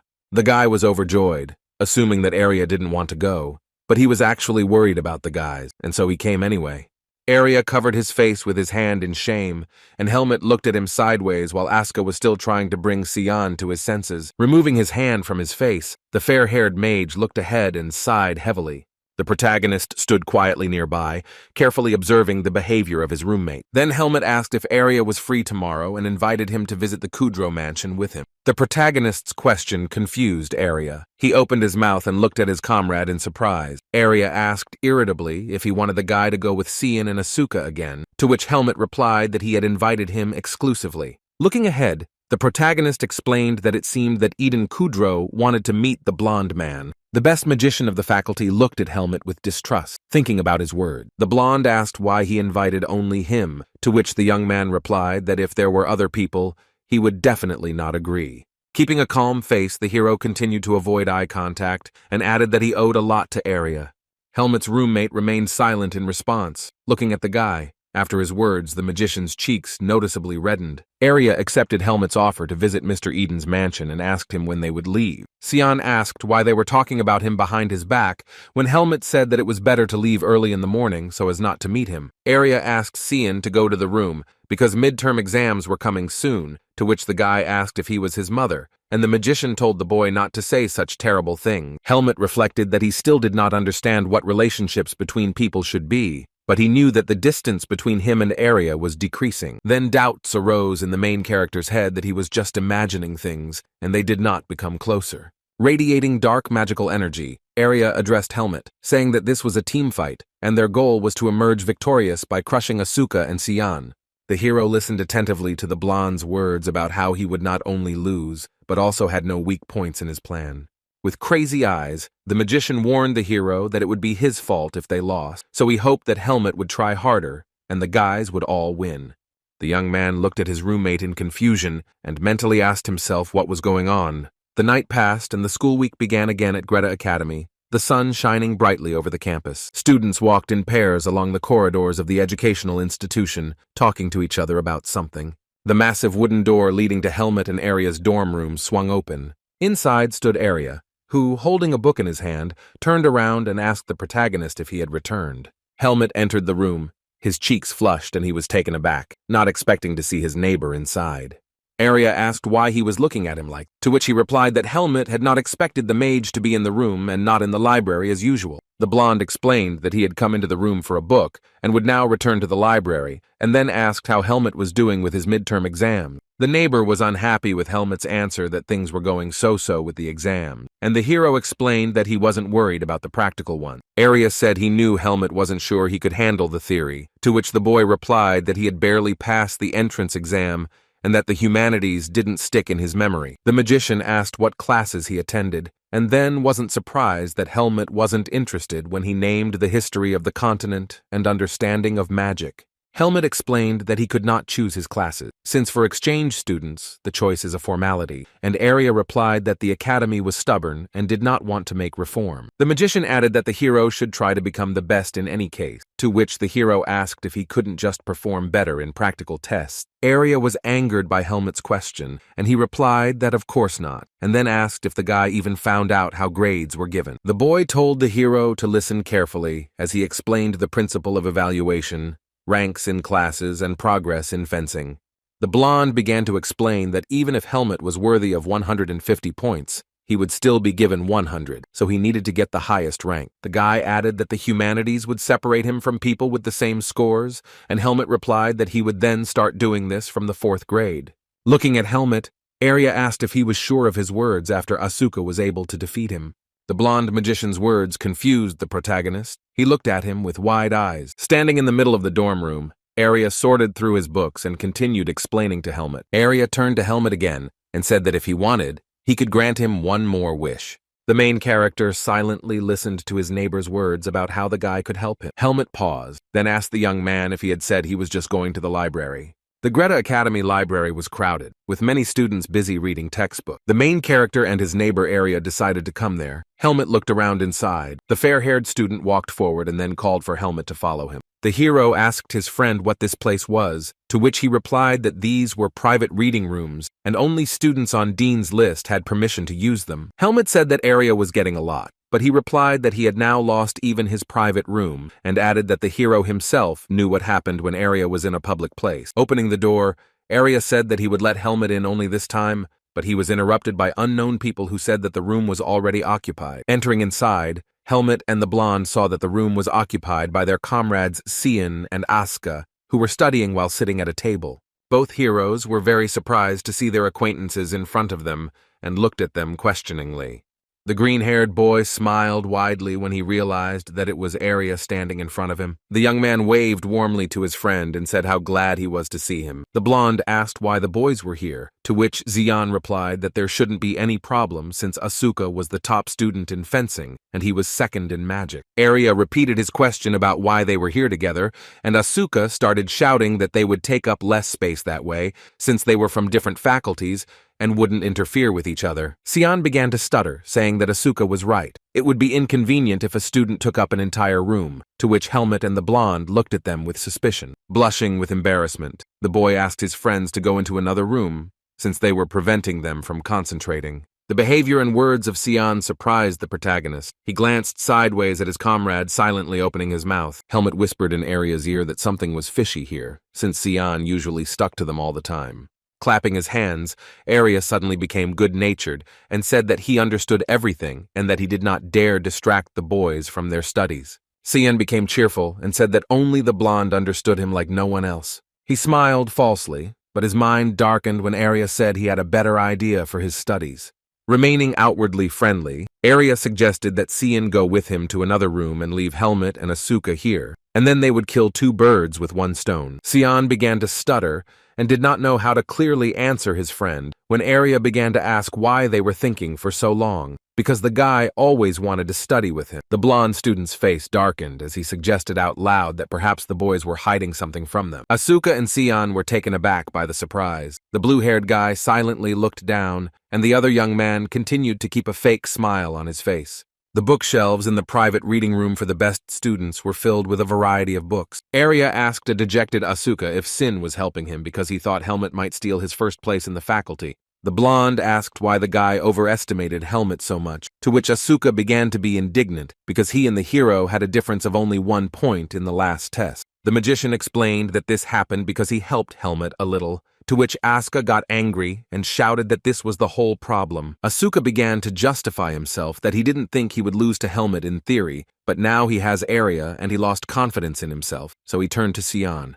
Arya was surprised that Asuka had a humble side and was secretly preparing for the exam, and the boy asked if he wanted to say that he had no intention of helping Helmut. The blonde replied that of course he was going to help Helmut, and Asuka asked if he was trying to find out how much the guy could endure before punching the mage in the face. The guy was still surprised why Asuka chose Sion, since he was second in the faculty, to which the green-haired youth replied that he was upset, since he was better than Asuka in magic. Sion stated that since everyone now knew everything, they could compete openly, and challenged Arya to a bet on who would take first place, Asuka or Helmut. Arya did not agree, because he was sure that he would win anyway, to which Sion replied, why not argue, since he was so confident in his victory. The green-haired boy announced the condition that the loser would have to go 100 laps around the court without using magic, and expressed his hope that Arya would not escape. In response, the fair-haired student looked down at his friend with a displeased face. Asuka whispered to his friend why he thought they would win, to which Sion assured his comrade that he already had a plan ready. Helmut's roommate smiled widely, sighing, and looked forward to his imminent victory over Sion. The main character watched the argument between Arya and the guy with green hair silently with a puzzled expression on his face. After a while, Helmut was already sitting at the table. He continued to be silent and indifferent. Arya asked the hero to follow him, adding that if they lose, Helmut will be 100% to blame, so he hopes for the guy's efforts. The boy looked at Helmut with hope and threat in his eyes, asking him if he understood everything. The young hero answered his friend briefly and indifferently, thinking that Arya seemed to have forgotten that he was training Helmut out of desire. The blonde began to explain that the matter now concerned not only the boy's grades, but also the magician's pride, so there would be no breaks until the end of the chapter's analysis. Asuka and Sion sat in the back while Arya told Helmut to open the textbook and study the basic principles first. Looking at his friends, Helmut wondered why they were also studying here, and mentally asked them to go to the next room. The weather in Baden turned bad, and the leaves on the trees in the garden at the Greta Academy were wet from the pouring rain. It was dark outside. The windows in the building of the educational institution were already lit. Despite the rain, students were walking on the street. The boy with green hair looking out the window said that it suddenly started pouring like a bucket. Sion sat back down at the table, and Arya, who was studying the notes, answered him, agreeing with his word. The fair-haired boy looked at the notes Helmut had made, which contained many mistakes. With his head down, tired, Arya put the papers on the table and sighed heavily, while Helmut looked ahead. Arya hoped that there would be at least a little progress, which amused Asuka, saying that it seemed like the great mage was at a dead end. The magician turned to Helmut and told him that he could give the boy answers to objective questions, and he would only need to remember them. Losing his composure, Arya showed the boy a piece of paper and shouted at him to ask what he was doing with the tasks that required a detailed answer. The student began to explain to Helmut that he needed to answer the question about the difference between dark and light magicians and the harm of the former. A puzzled Helmut said that he had told him to write down his thoughts. When Arya read out loud his stupid answers about evil dark magicians, Arya was furious, asking the hero to give answers based on theory and not personal experience, to which the young man replied that in his personal experience, this was how it was. Siana and Asuka found this situation amusing, and they asked the fair-haired magician to show them the answers Helmut had also written. Losing hope, Arya grabbed his head with his hands and leaned face down on the table, seething with anger and irritation. Sion grabbed the tests written by the main character, and both boys began to study them with interest. The second magician in the faculty immediately realized that Helmut simply never wrote essays, because exchange students rarely have to write anything. Asuka asked what the item was, then realized it was the understanding of magic, and asked the hero why he chose it. Sion explained for Helmut that exchange students have little choice in the humanities, and Asuka suggested that the hero skip this semester. Asuka and Sion's discussion was interrupted, and they were stunned when suddenly Arya slammed his palm down on the table with all his might. Trying to hide his anger, the mage repeated Asuka's words about skipping the semester and called them nonsense.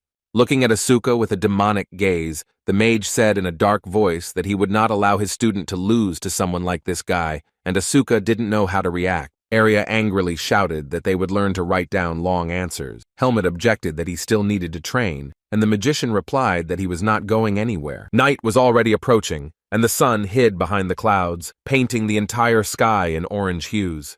The main character sat at the table and continued to take notes on sheets of paper, carrying out the instructions of his tutor. Sion and his subordinate also remained in the private reading room. The guy with green hair was actively engaged in teaching his comrade. After a while, Arya began to swear angrily at his friends, who decided to take a lunch break and brought bags of food. Asuka and Sion set the table, which was decorated with a variety of delicious dishes. The heroes decided to pause their training to eat together and discuss something. The downpour over the school had already stopped, and raindrops were running down the green leaves. A lot of time passed, but the main character did not give up and continued to make notes with a pencil.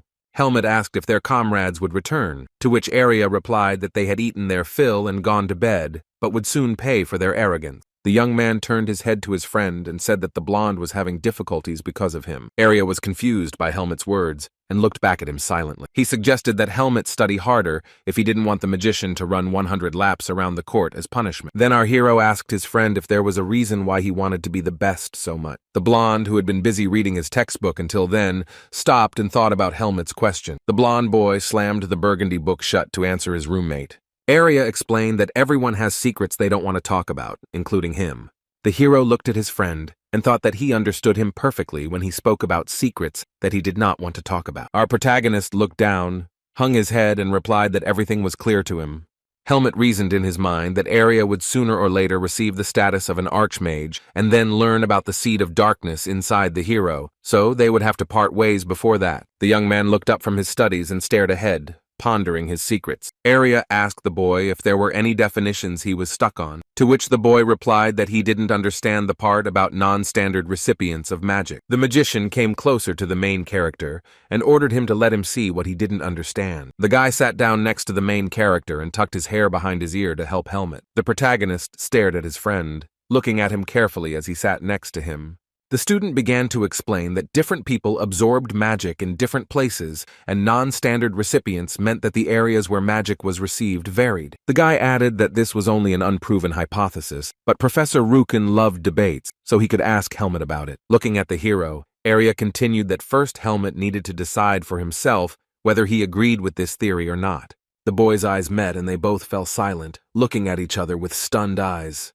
The fair-haired student could not utter a word. He carefully examined his friend's face. In response, Helmut also looked down at his tutor and did not utter a word in response. Arya got angry, asking Helmut what was wrong with him, and asked him not to fly in the clouds, because the guy doesn't like to repeat something twice, after which the hero apologized. A tired Helmut rubbed his face with his hand when Arya noticed that he was having trouble concentrating and suggested that the boy take a rest. Helmut covered his face with his hand and looked ahead silently, questions swarming in his head, and he asked himself if he was overtired. Arya stood up from the table and picked up a burgundy textbook to leave Helmut alone. Holding a book in his hand, the fair-haired boy turned his back to the main character. His cheeks were flushed, and he tried to hide it by holding the book in front of his face.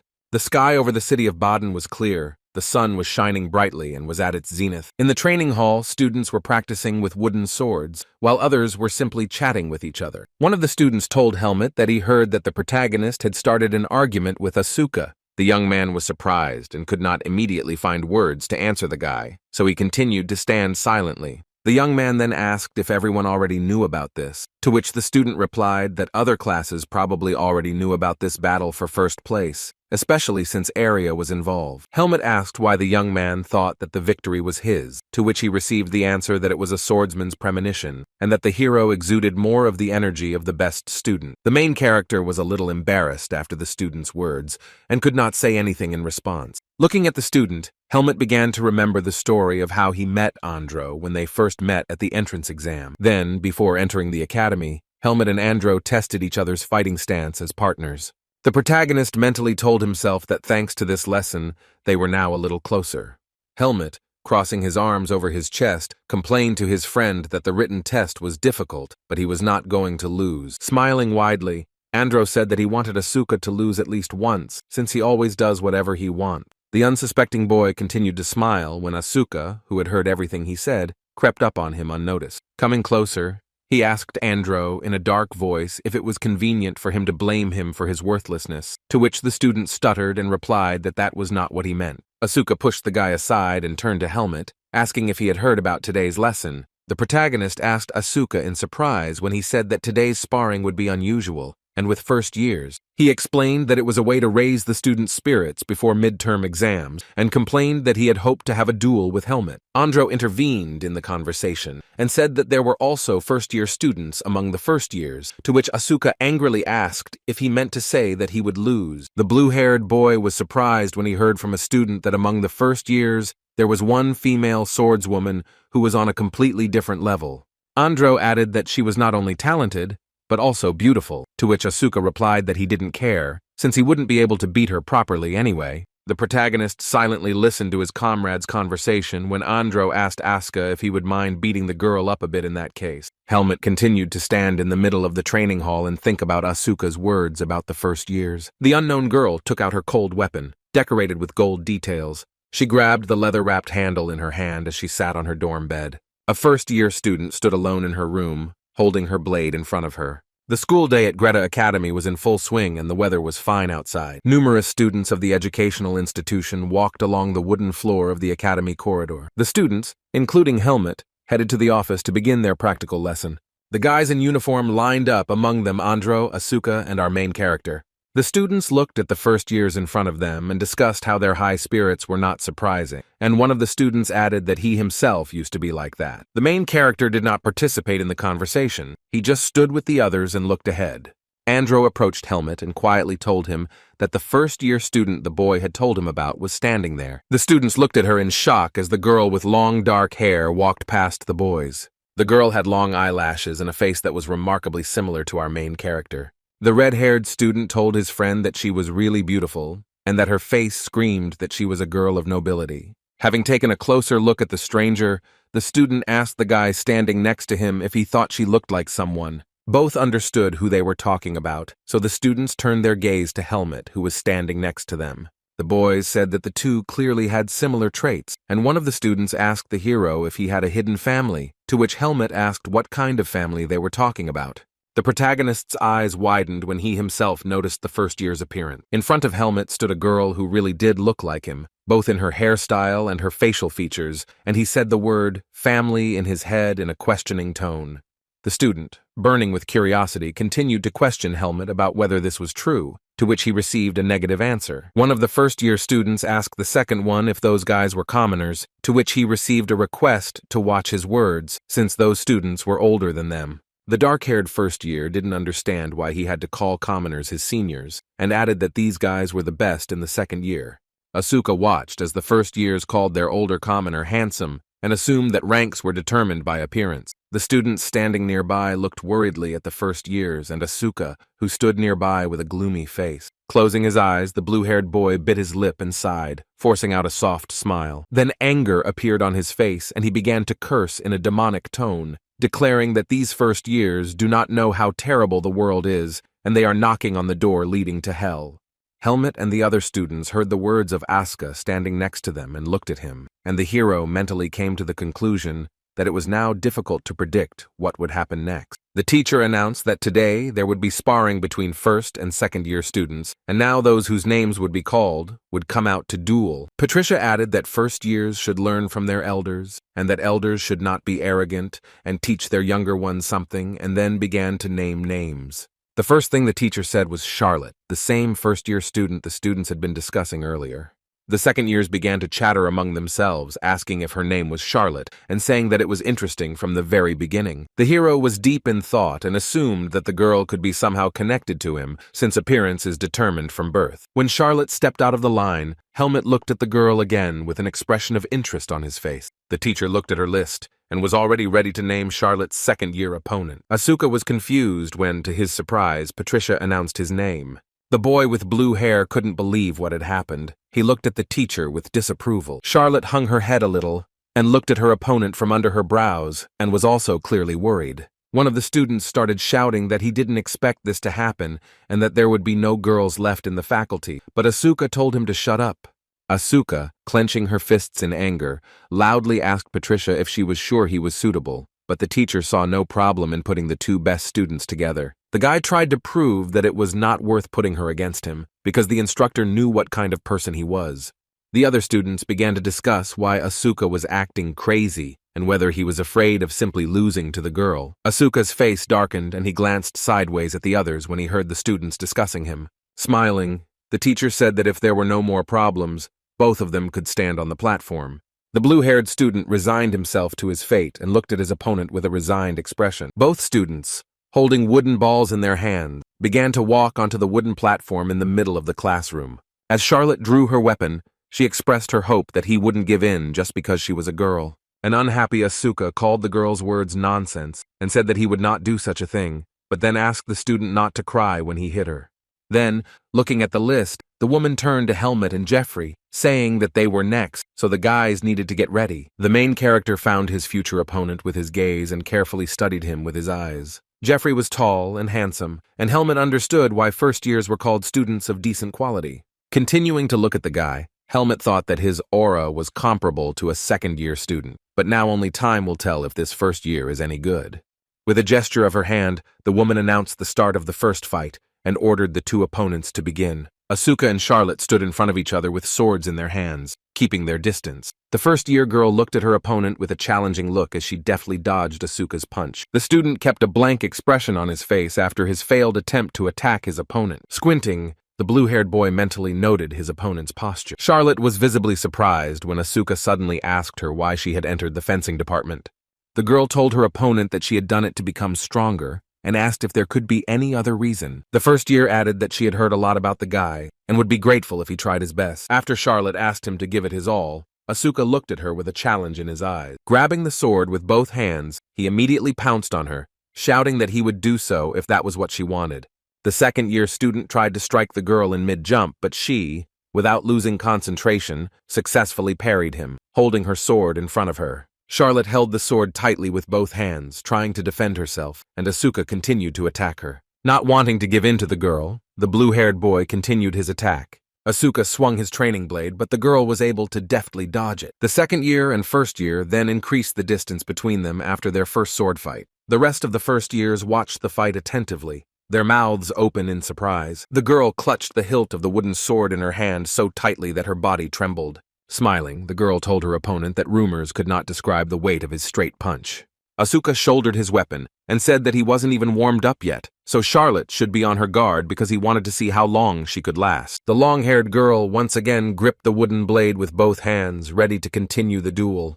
Our main character watched the duel between his comrade and the stranger, amazed by what was happening. In a threatening tone, Charlotte told the guy, apologizing, that now she also did not intend to be an easy opponent. Asuka was the top swordsman in the second year of Greta Academy. His sword was fast and unpredictable. His classmates couldn't keep up with the speed of his punches and didn't know how he attacked, which justified the guy's reputation as the best student. Asuka's duel against freshman Charlotte continued. He tried to land multiple blows, but Charlotte dodged them. Attacking again, the blue-haired boy was surprised when the girl was able to stop his sword with her weapon. The puzzled student thought about how amazing the girl's concentration was, and even though he wasn't fighting with all his strength, she was successfully blocking all his blows. Looking at his opponent, he concluded that, judging by the way Charlotte moved, she had definitely been carefully practicing the basic technique. Asuka narrowed his eyes, and an idea popped into his head that maybe he should let her counterattack. At that moment, Charlotte gripped the training sword tighter with both hands, ready to counterattack.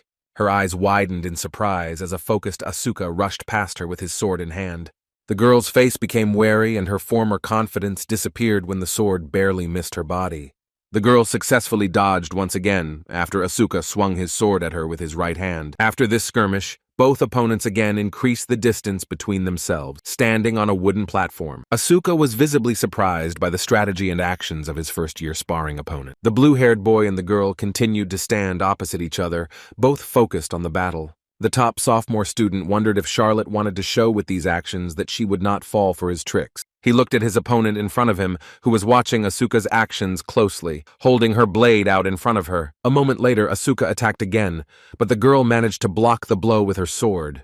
The blue-haired student attacked the girl with a training blade, but she did not let him hit her. As Charlotte held Asuka's sword with her blade, she looked warily at the boy straight in the eyes. The student asked the girl if the first year was trying to get a draw. The long-haired girl swung her cold weapon and Asuka immediately backed away. As he increased his distance, Asuka told Charlotte that he didn't like arrogant people, nor did he like those who had no self-respect. He began to explain to her that she had no hope of winning from the start, due to fear, and asked where her confidence lay if Asuka was just a commoner. Charlotte said nothing in response, but simply looked silently at her opponent, holding the blade in front of her. The guy got angry, and added that she should never take up a sword if she wasn't going to win, because there were enough people willing to do so without her. The rest of the first years watched the battle taking place on the wooden platform with interest and concern on their faces. Helmet, who was standing nearby, mentally agreed with Asuka, thinking that he was telling the truth.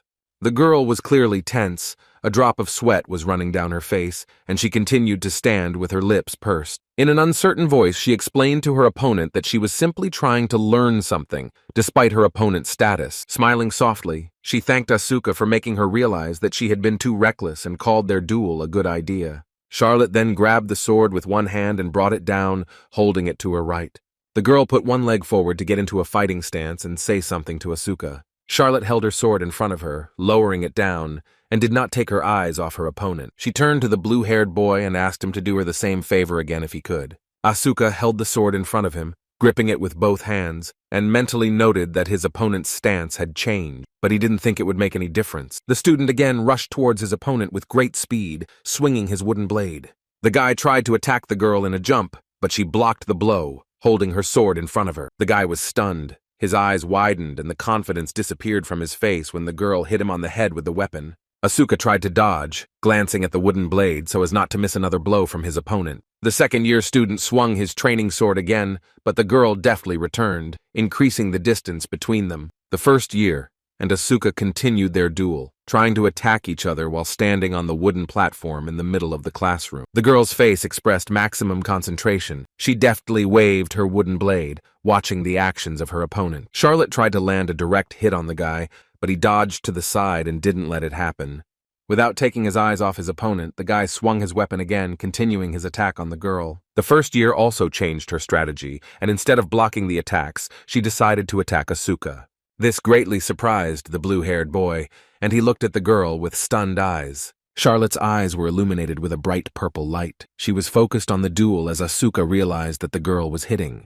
The girl was dumbfounded when she swung her weapon again, but instead of Asuka, she hit the air, as her opponent simply disappeared. Charlotte didn't immediately notice how at that moment the boy jumped high into the air, not allowing her to hit him. Asuka noticeably cheered up. From above, he shouted to his opponent that she should tense her shoulders, otherwise she would get hurt. The girl looked up at her opponent with a panicked expression on her face and tried to avoid his blow. However, at that moment, Asuka landed with his feet right on her shoulders, swinging his sword behind her head. Charlotte lost her balance and fell to the floor, her blade flying to the side, and Asuka was ready to deliver the finishing blow. The girl closed her eyes as Asuka, pinning her to the floor with his weight, struck her with the tip of his sword centimeters from her face. The pleased guy said that it was a good try, and told Charlotte that it wasn't her fault that he became her rival. She looked at Asuka in silence and shock, completely defeated, and continued to lie on her back. The other first-year aristocrats were clearly wary of what was happening, and surprised by the blue-haired boy's technique. Patricia raised her palm and announced that the winner of the duel was Asuka, a second-year student. After the sparring ended, Charlotte began to try to get up while Asuka was still sitting on her.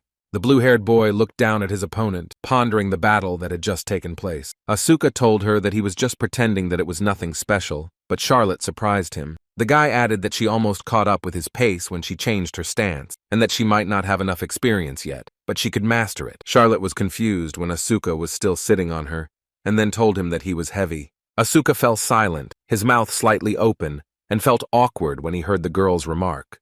He began to climb off her with words of apology, and the girl, rubbing her head with her hand, good-naturedly replied that everything was fine. Embarrassed, Charlotte lowered her head, closed her eyes, laughed, and called Asuka a good person. The best second-year student couldn't find the words to answer the girl, so he silently looked at her. The other students began to tease Asuka, asking if he liked sitting on a girl and calling him a slut, to which the boy asked them to go out onto the platform. Asuka continued to yell at the offenders, telling them to get up if they had any complaints, and Charlotte, trying to get to her feet, turned her attention to Helmet. The main character, standing surrounded by other students, did not take his eyes off the mysterious stranger. Charlotte's expression changed as she took a closer look at the young man in front of her. Helmet continued to stare at the girl with wide eyes, a drop of sweat running down his face. Then Charlotte nodded her head towards the young man, smiled amiably, and threw him a questioning glance. Helmet, who found similarities with himself in the girl, still silently looked at the unfamiliar first-year student. Noticing that she greeted him silently, the main character nodded back to her, closing his eyes. Charlotte was walking down the platform when the teacher announced Jeffrey and Helmet as the next participants in the duel. One of the students approached the girl and said that he did not believe that she could lose to a commoner, and accused her of burying the reputation of the first year. The student's words clearly angered Charlotte, and for a moment her eyes glowed purple due to negative emotion. Maintaining a friendly tone, the girl replied that the guy would have to pay if he did not change his views, because talent makes no difference who is a commoner and who is an aristocrat. The first year felt awkward after Charlotte's comments, and the boy did not respond to the girl. Meanwhile, Helmet was already climbing the steps to the platform to prepare for a duel with Jeffrey. The main character looked at his future sparring opponent with indifference and calmness on his face. Jeffrey smiled slyly, saying that we will check that now, in response to Charlotte's remark. Andro asked Helmet during training whether he thought strength or technique was more important in fencing. The main character was surprised by his friend's question, and he thought about his words for a while. While Andro was practicing, Helmet replied that he didn't know for sure, and then asked if the technique wasn't designed to increase strength. The guy shared his concerns that he was not that good in terms of combat power, and that he would never be able to overcome a person with naturally strong muscles, and that was not fair in his opinion. Andro became upset, asking Helmet if he would die if he showed compassion when the hero said that the guy had a lot of stupid things in his head. The student said that Helmet had the highest strength and best technique among the second-year students, and asked what he would do against a man stronger than him. The protagonist put his finger to his chin and looked thoughtfully into the distance, pondering his comrade's question. Already during the sparring, Helmet took a step closer on the wooden platform to get closer to Jeffrey. Holding the sword in his hand, the protagonist looked at his opponent, who was much taller than him and broader in the shoulders. Jeffrey chuckled and said it was a good thing he got the chance to fight Helmet. Our hero responded indifferently to his opponent, looking at him and saying that he felt the same way. The first year wondered if Helmet was that commoner, and then he thought that he didn't look like Asuka, who could beat someone half to death. The protagonist mentally told himself that Jeffrey had a familiar look, as if everyone and everything in this world was beneath him. Helmet was distracted when the fencing instructor Patricia, standing nearby, called out to him. She warned the student that this time the protagonist had better not cross the line, recalling the previous incident. The hero did not answer the teacher and only silently glanced sideways in her direction. Asuka said it was strange to hear Patricia say things that he usually said, and a student next to him responded that the boy should treat his peers better. Helmet had already taken a fighting stance and was holding his training sword when the teacher spoke again. The duelists immediately moved from their places when the instructor said that if they were ready, the sparring began. Jeffrey didn't hesitate and immediately swung his wooden blade, trying to strike Helmet. In response, the protagonist also began to attack his opponent, holding the weapon with both hands above his head. Helmet's eyes widened, and he was taken aback when something during the sparring session did not go according to his plan. Suddenly, the main character stumbled and began to lose his balance while standing on a wooden platform. The guy still managed to stay on his feet, but stepped back when the tip of Jeffrey's blade almost hit him. The first-year student tried to land another direct hit on Helmet, but the protagonist managed to dodge it. The duel at Greta Academy continued, with both opponents persistently trying to attack each other. Asuka and the other red-haired student watched the battle with wide eyes, dumbfounded. Helmet's face remained calm as Jeffrey's latest attack ended. The opponent said that Helmet realized quickly, because if he had blocked the blow with the sword, it would have fallen to pieces. Smiling, the guy expressed hope that during the battle the main character would not only dodge. Watching the enemy's actions, Helmet mentally concluded that this guy had only strength. The thought arose in the hero's head about how unlucky Jeffrey was, because Helmet had fought so many times with opponents who had nothing but fighting power that he was already sick. The duel between the first-year student and the second-year student continued, the boys attacking each other. Jeffrey made another attempt to hit Helmet with his blade, but the protagonist deftly dodged it. The young man only glanced sideways at the wooden sword, which constantly tried to hit him. The hero was completely focused on attacking the enemy, and did not allow the freshman to make a successful attack. When Jeffrey swung again and struck, Helmet had to throw his head back to avoid the hit. The main character ducked and ran behind his opponent to block his next blow. The first year was furious at Helmet's tactics, shouting for Helmet to stop just dodging and start attacking. The confident protagonist thought that no matter how hard you hit, there was no point if you kept missing. Helmet thought it would be better to finish the fight instead of waiting for Jeffrey's stamina to run out, since he had promised Eden not to cause any more problems. The second-year students watched closely what was happening in front of them on the wooden platform.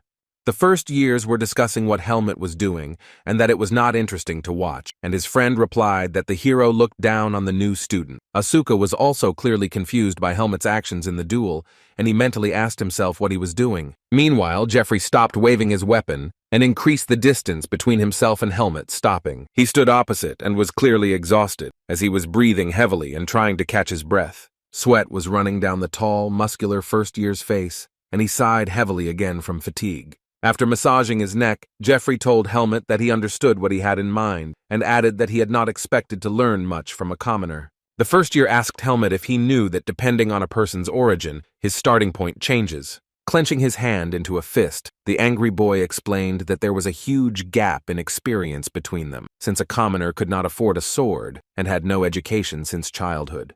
The hero's opponent asked him if that was why he was running away from him, and Helmet thought that it was a rather stupid provocation from Jeffrey. Jeffrey continued by saying that he didn't know who taught Helmet fencing, but he immediately understood the level of his teacher. These words from the first-year boy clearly made Helmet furious, and he looked at his opponent with anger. The teacher yelled at Jeffrey to have manners and asked Helmet not to think about nonsense and to concentrate. The protagonist continued to control himself, and then Helmet took a loud and heavy sigh. Helmet's face darkened, and his eyes lit up with a violet light as he indifferently responded to his opponent that even playing with him was a burden. A moment later, Helmet rushed towards his opponent, making a leap towards him while he just stood and watched. Jeffrey panicked and swung his sword to try to block the hero's strike or counterattack. While the first year was still waving his weapon, looking in that direction, Helmet was already behind him. The tall guy noticed that the main character had beaten him and ran behind his back. Having increased the distance between his opponents, our young hero stopped, his boot creaking on the floor. Helmet attacked his opponent from behind before he even had time to turn around and react normally.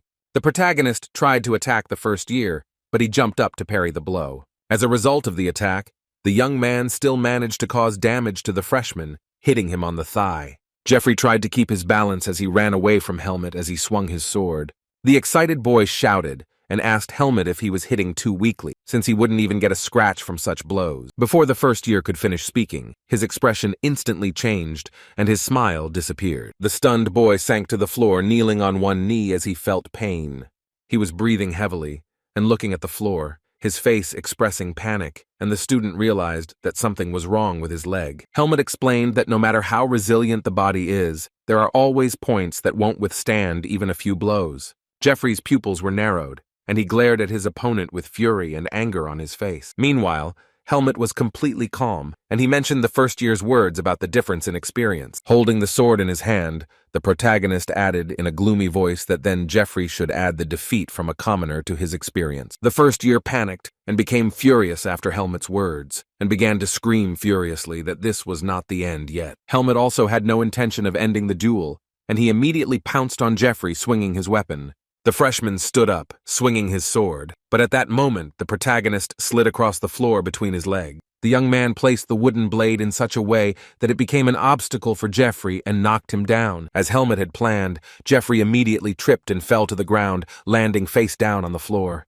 However, the tall guy did not give up and immediately tried to stand up, gritting his teeth in anger and pain. Helmet immediately took away his chance to attack by striking his sword in the arm so hard that Jeffrey's blade flew off to the side. The first-year student looked at his opponent with his mouth wide open, in a panicked mood. Standing over the guy, the hero said that as an exchange student, he had nothing to teach Jeffrey and advised him to work on himself and not insult other people's teachers. The agitated teacher tried to stop Helmet, saying that the outcome of the duel was already clear. The main character did not listen to the teacher and again dealt a strong blow with his sword to the first-year student. The blow knocked the guy off his feet again, and he fell backwards onto the wooden floor, unable to defend himself or counterattack. The rest of the first-year aristocrats watched what was happening on the platform attentively and warily. Patricia covered her face with her hand and sighed heavily from fatigue due to the protagonist's negligence. Jeffrey could no longer continue the fight. He only lay on the floor, his mouth wide open, almost unconscious from the pain. Helmet looked down at his defeated opponent as the instructor declared him the winner of the second duel. A wooden sword was knocked out of a student's hand and flew high above the floor as the duels between the students continued. The red-haired second year managed to knock his first-year opponent off his feet, and he fell to the floor with a thud. The excited and pleased with himself guy asked his opponent how he was doing and then called him a freak. A gloomy Patricia asked Jameen to address his opponent with respect, to which the young man apologized to her. The red-haired student walked up to his opponent and offered him his hand to help him get to his feet. That day, absolutely all duels between first years and seniors were won by second-year students. Then the first-year students realized the difference in strength and technique between them and the older students. Having lost confidence in themselves, all the newcomers at Greta Academy became more vigilant towards the second years. After a hard day of school, the sun was already setting, its last rays illuminating the courtyard of the academy. The girl was resting after the duel in the yard, scooping water from a street drinking fountain into her palm. Leaning her hand on the stone edge of the fountain, she drank some water and turned off the water. At this time, our main character passed by Charlotte, and the girl immediately paid attention to him. Charlotte was embarrassed when she saw the guy and looked at him with wide eyes while her whole face was in water. The main character passing by also turned his attention to the stranger and stopped. Covering her face with her hand in embarrassment, Charlotte began to stutter and greeted Helmet, to which the boy said hello in return. Helmet mentally repeated the first year's name and wondered if he should ask her something right away.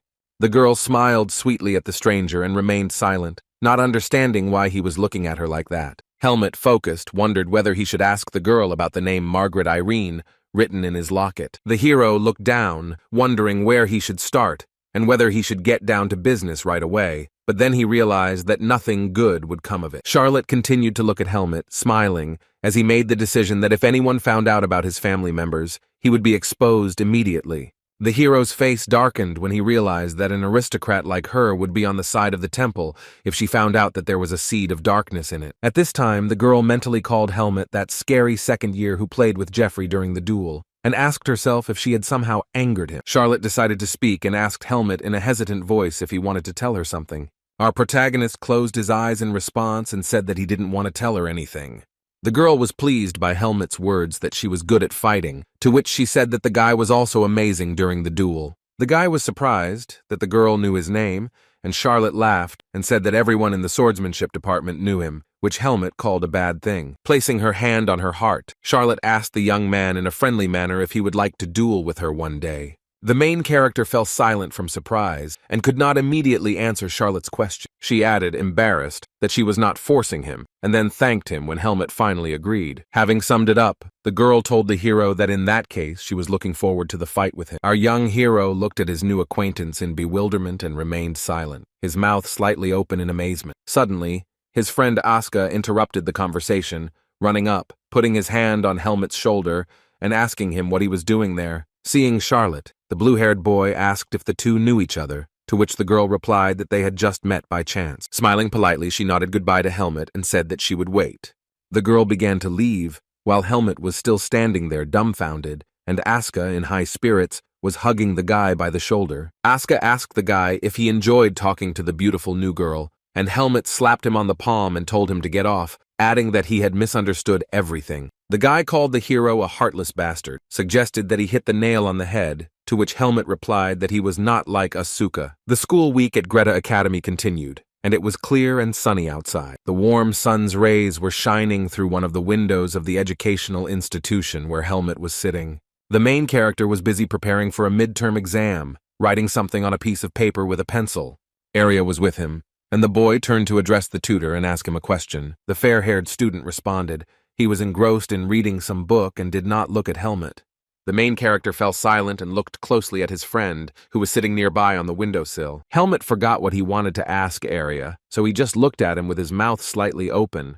Meanwhile, the blonde still didn't pay attention to the guy and continued to enthusiastically read the book. Helmut reflected that it had been years since his instincts had been on edge, and he had been beaten repeatedly by Darien in the root forest. The protagonist felt that he was now experiencing the same danger as he had in the native forest. The boy tilted his head, looked at his friend, and asked him what had happened. In response, Arya pressed his lips together, not answering his roommate's question. Instead, the blonde said Helmut's name and told him that he had a question for the guy. The protagonist took a wooden glass from the table and brought it to his mouth, and then asked what question he had from Arya. After drinking water from a glass, Helmut almost choked when Arya asked if it was true that some first-year girl had asked him out on a date. Helmut bowed his head, covered his mouth with his hand, and began to cough, to which Arya concluded that it was true. The young man replied that this had not happened, and the magician said that rumors had already spread, and besides, the girl was beautiful, and then suggested that the hero was dying of happiness because of his popularity. The protagonist asked if Arya was angry about this, to which he became furious, and began to deny that he was angry. Helmut began to justify himself that this was not true, and Charlotte simply invited him to have a duel together. The hero reassured Arya, saying that he couldn't speak for others, but he wouldn't lie to the blonde. Arya paused, and opening the book again said that he believed Helmut, and in that case there was no point in trusting rumors. Turning around, the guy added that he had always thought about it, but Helmut was his neighbor and close associate. Slamming his textbook shut again, Arya became visibly angry, and began to explain that he was saying this because Helmut had relaxed too much and that he should listen carefully. Pointing his finger at the hero, the enraged blonde began to shout that Helmut should never believe the girl's words, because they most likely just want to get closer to Arya through the guy. Helmut, dumbfounded, with his mouth slightly open, obediently listened to his neighbor's instruction. The guy replied that he didn't think that was the case, and Arya said that it was 100% true, considering the kind of people that usually crowded around the maid. Arya went on to explain that some of the girls who stalk him are quite smart, and sometimes dress up as boys to sneak into his quarters. The student raised his voice and said that this meant that some of these deceptions could fool Helmut with their acting. Helmut put his hand to his chin, looked down, and agreed with Arya, saying that he understood everything.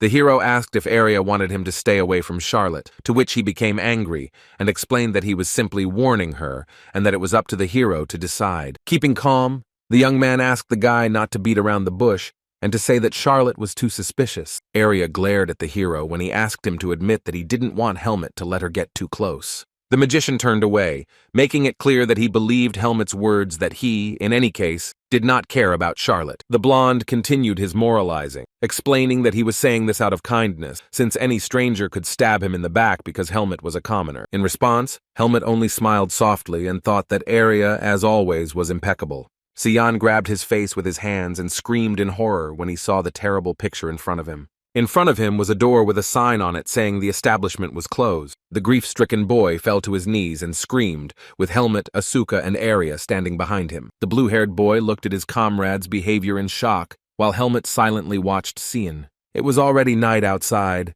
and only a few windows in the Greta Academy library building were lit. The fair-haired student was reading something attentively, looking at a sheet of paper covered with writing in pen. Arya sat on a chair, focused, holding a piece of paper in his hand. The room was quite dark. The main character, who was sitting opposite him, watched his friend attentively and silently. Along with them were Asuka and Sion, who stood nearby and waited for Arya's reaction. After examining the contents of the sheet of paper, the fair-haired magician said nothing at first, pursing his lips. Raising the paper higher and looking at it again, Arya declared that their answers were not so stupid now.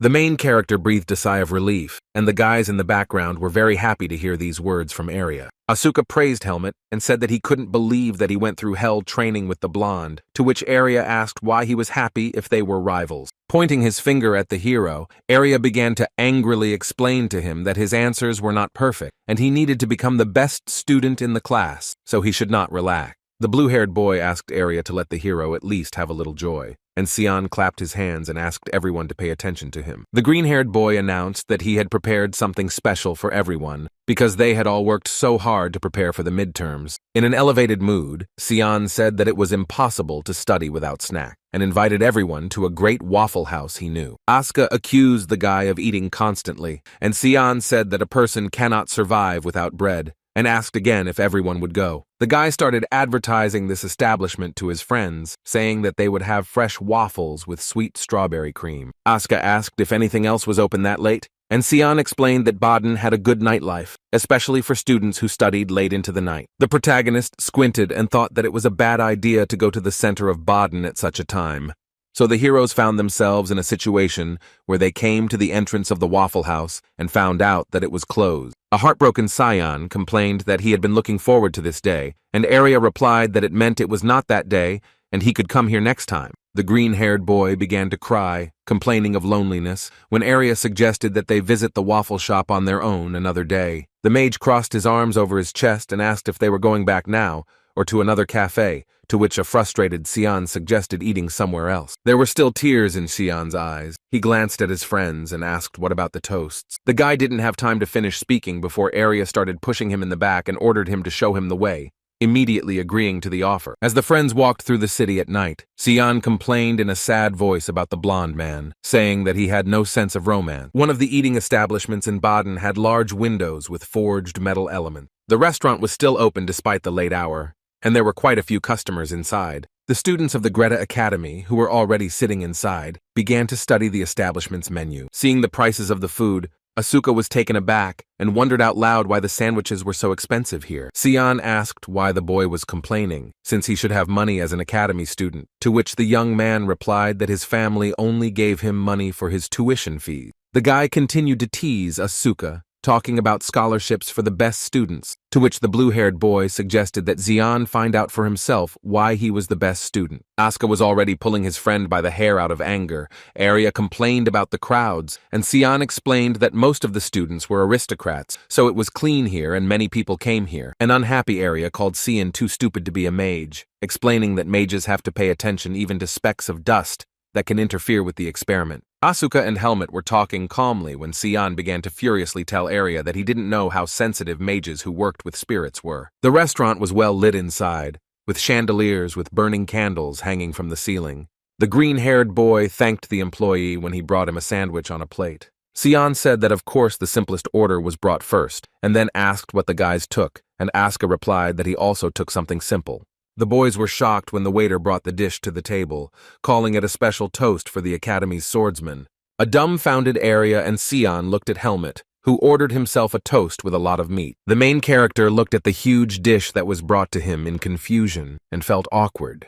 Asuka laughed, asking if Helmet was going to eat it on the way back, and the boy explained that he ordered it because it was written that it was a special dish for swordsmen. Arya asked how big the stomachs of the fencing students were, and Xian offered to help Helmet eat it. While the friends were sitting at the table and continuing to discuss this dish, unknown people approached them. The heroes looked at the strangers in surprise when suddenly someone greeted the senior. It turned out that Charlotte and her classmate Jeffrey, with whom Helmet had previously dueled, had come to the same establishment. The main character recognized his new acquaintance, squinted and looked at her, saying her name out loud. Helmet then turned his attention to the student standing behind him and called him that strong guy, to which Jeffrey formally greeted the elder and stated his name. Charlotte saw the dish and said that they also came here to eat a special toast for the swordsman student. The girl explained that Jeffrey wanted to argue with her, and Asuka began to confront him about why he, huge as a rock, was arguing with a fragile girl. Charlotte didn't like this. She accused Asuka of looking down on her and said that he also ate a lot,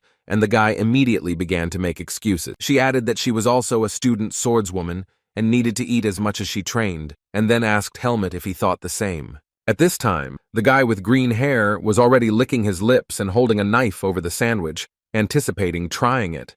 However, the protagonist did not let him do this, and hit Xian's hand with the edge of his palm, causing him to drop the knife. Then Helmet agreed with Charlotte's words, and questions swarmed in Xian's head, and he looked at what was happening in bewilderment. Coming closer, Charlotte asked Helmet cordially if he would like to eat together, since they were both there. Asuka and Xian, sitting next to each other, silently and with interest, watched what was happening in front of them. Suddenly, Arya stood up from the table and looked indifferently straight at Charlotte. Helmet didn't understand anything when the blonde, without saying anything to anyone, stood up and went somewhere. Arya approached the girl and asked her if her name was Charlotte. She answered in the affirmative and asked why. The magician looked down at her suspiciously, then introduced himself and asked in a dark voice if she knew him. Helmet, Asuka, and Xian watched Arya and Charlotte silently, their mouths open in surprise. The protagonist and his blue-haired comrade did not look away, and Sion took advantage of the moment and began to cut the sandwich. The night in the city passed, and a new school day began again. The sun illuminated the building of the Greta Academy. Eden Kudrow and the rest of the commission members watched the duel unfold before their eyes. Our main character took part in the duel, blocking the blows of his opponent Charlotte. The sparring was in full swing. The second-year student and the first-year student were attacking each other. Helmet's face was concentrated. He held the sword out in front of him, pointing it at the girl. At the last moment, Charlotte dodged and prevented the main character from hitting her in the face with a weapon. While Helmet was still looking ahead, at that moment the girl had already bent down and changed her position. She took advantage of the moment and decided to attack Helmet. Her face was focused. The protagonist glanced down and saw the tip of his opponent's wooden blade approaching his face. The young man managed to repel the attack, and he immediately knocked the training sword out of the girl's hand so that it flew upward. The weapon landed with a crash somewhere behind Patricia, and Charlotte sat stunned on the floor without her sword. She touched her shaking hand, bruised by Helmet, and then admitted out loud that she had lost. The blonde teacher watched the duel closely, and Eden Kudrow nodded to indicate the end of the duel. The fencing instructor said both had done well, and then asked them to wait while they gave their grade. Helmet glanced sideways at first-year Charlotte, who had already gotten to her feet and was checking the condition of her hand with a sad face. Our main character remained silent for a long time after the duel ended, looking away. Then in the restaurant, the conversation between Arya and Charlotte continued when all the guys gathered to eat. The magician in the pink robe stood in front of the girl, said his name and asked her if she knew it. Alarmed, the girl replied that of course she knew Arya, because he was the best magician in the faculty, and it was an honor for her to meet him. In response, the blonde looked warily at his interlocutor, saying, "That's how it is." The guy suddenly ended the conversation and turned around, and Helmet watched his neighbor from behind a chair. Charlotte cupped her face in her hands. Her cheeks flushed. She felt awkward and wondered what was wrong with her. Asuka looked at Arya with annoyance, and Sion, who was chewing on a sandwich, said that he realized that as long as Arya was with them, none of the guys would be able to get a girlfriend. The main character, without saying a word, watched the behavior of his roommate from under his brows. Arya, who was walking back to sit down at his seat, also glanced sideways at Helmet for a second. Then the fair-haired student looked ahead again, no longer paying attention to Helmet. The top student of the magic faculty quietly walked past the protagonist while the young man was still watching Arya. Keeping silent, our protagonist looked warily at his friend Arya. Then the guy looked away and mentally came to the conclusion that, judging by Charlotte's reaction to Arya, his neighbor was right. Helmet thought that he and the girl had no similarities except for their appearance, so he shouldn't tell her anything about himself, and it would be better not to let her get close. Already standing in the academy office after the duel, the main character realized that now the most important thing was to become stronger. In his head, he added that this was necessary in order to cope with any challenges. The spacious corridor of the educational institution was light, but there were no students there at all. Asuka lounged and stared at the ceiling, leaning his back against the back of the chair and stretching his legs out in front of him. The blue-haired boy was thinking out loud that he needed to avoid being suspended next semester. Suddenly, Helmet appeared and asked what would happen if Asuka was not removed, and the frightened guy began to scream that the hero had scared him to death. Asuka said he was just talking to himself, and then asked if Helmet had a hard time dueling Charlotte since the fight took so long. The hero explained that the fight ended quickly, but they were delayed because the instructor held him back, and Asuka asked if the hero was becoming like his neighbor. Helmet suggested that Asuka's practice had also gone smoothly, which he agreed with, and then gave advice to prepare for the theory so as not to see the bad side of Arya. Arya said that Asuka was right, and this almost scared him to death again, so the guy started screaming that his heart almost stopped because of his sudden appearance. The protagonist confirmed Arya's suspicions that his next test would be understanding magic, and the blonde told him to open the textbook to go over the material one last time. Helmet asked how Arya's tests were, to which he replied that he had already dealt with them, and now the hero had better take care of himself in order to help the blonde not lose the argument. Asuka asked where Sion was, and the magician replied that he was probably very busy preparing for the exams, which is why he couldn't help the blue-haired guy. Helmet stared at Arya silently while Asuka complained that Sion had no sense of responsibility. The blonde immediately brought the hero to his senses, ordering him to quickly open the textbook, since Arya had no time at all. Then the main character asked the blonde if he really didn't want to run 100 laps around the court if he lost. The guy sighed and explained that he hated losing and would simply die of anxiety if a variable beyond his control appeared in his life. Arya added that he wanted to do everything thoroughly and again ordered Helmut to open the textbook, and Asuka, pleased with himself, advised the hero to study because it would be difficult to defeat him. The blonde's face darkened as he looked at Asuka and told him to leave the room because he was in the way, which the guy disagreed with, arguing that the mage had not rented it entirely. Feeling awkward, the hero silently listened to his friends argue, in which Asuka asked the guys to leave if they didn't like something, and Arya threatened to push him out himself. Helmut sighed and closed his eyes from the fatigue of this squabble, thinking that it would be difficult to study for some time. On the table lay Helmut's notes, in which Arya had made notes in red pencil, pointing out errors. Preparation for the theoretical exam continued. The main character diligently wrote something in a book. Arya put his hand to his chin and chuckled as he studied what the protagonist had written on the paper.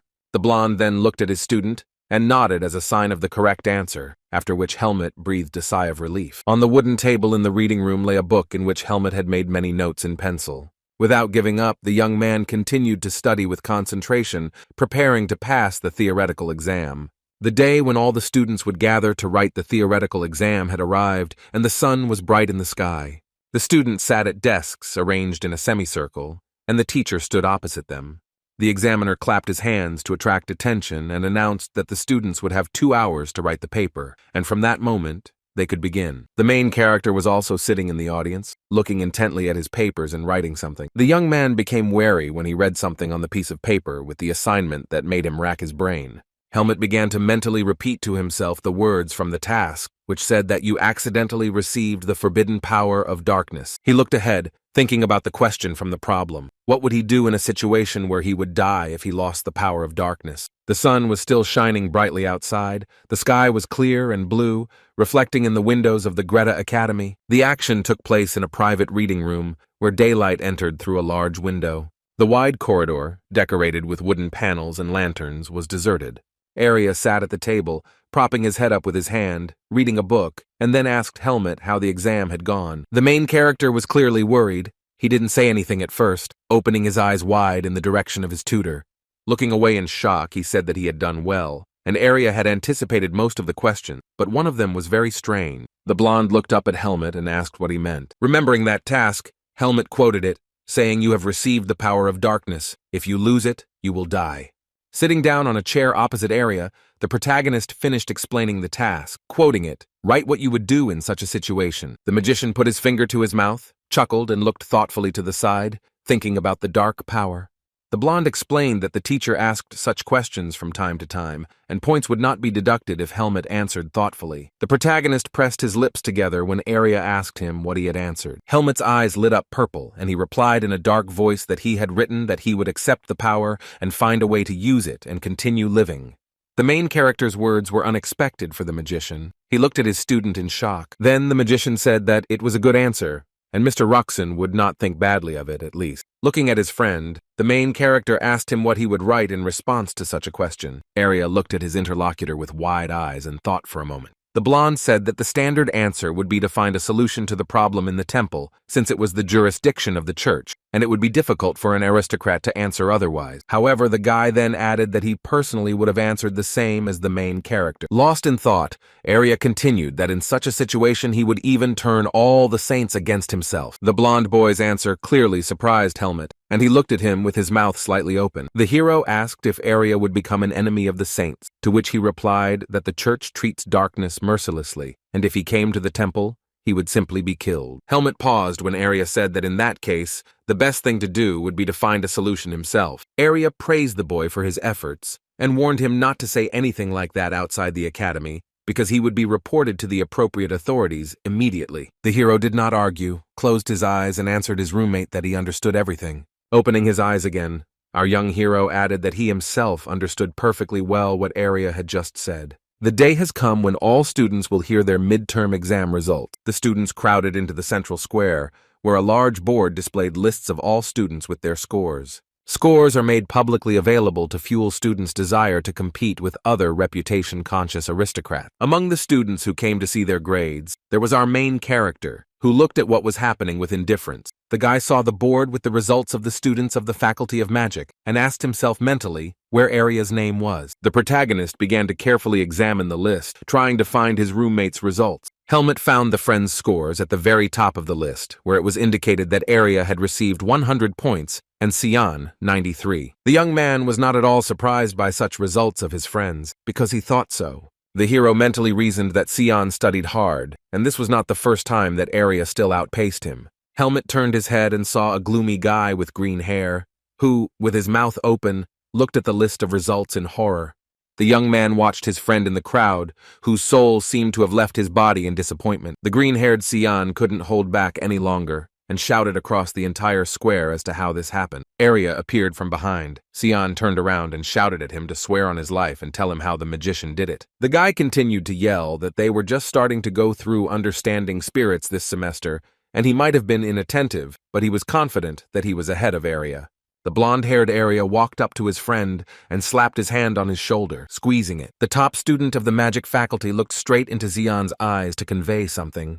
Aria approached the boy, saying that 3 months was enough to fully study one subject of the academy. Sion was taken aback by Aria's words and felt completely defeated, continuing to stand silently in place. As he left, Sion told Aria that he was right when the blonde was already surrounded by his fans, praising him. Turning around, the boy perked up and shouted that the outcome was not yet decided, and it would be a draw because he should not have lost. On the right side of the notice board in the central square of the academy, the results of the swordsman students were written. According to the list, Helmet scored 1 point more than Asuka, making him the top student in the fencing department. Sion screamed again, beside himself with rage, not understanding how this happened when he saw these results. The protagonist stood silently behind, dumbfounded both by the results and by the reaction of his green-haired friend. Helmet's eyes widened and he continued to stare at the list of grades, trying to believe what he saw. Aria, standing next to him, looked at his roommate while the hero was still looking at the results, his mouth open silently. The blonde smiled slightly and congratulated the main character, admitting that he had succeeded. Helmet also looked at his friend, smiled softly, and thanked him for the congratulations. Asuka scratched his head and looked at the list, and said that the difference was only 1 point, so he was unlucky, and added that the fight was even. Aria asked if he was angry, to which Asuka replied that he had lost and naturally felt bad. Taking another look at the results, the blue-haired guy added that it was better this way than giving first place to someone else. Pointing his finger at Helmet, Asuka shouted that next time this wouldn't happen, and the guy would get around him without anyone's help. A defeated Sion approached the blue-haired student and grabbed him tightly by the jacket with his hand.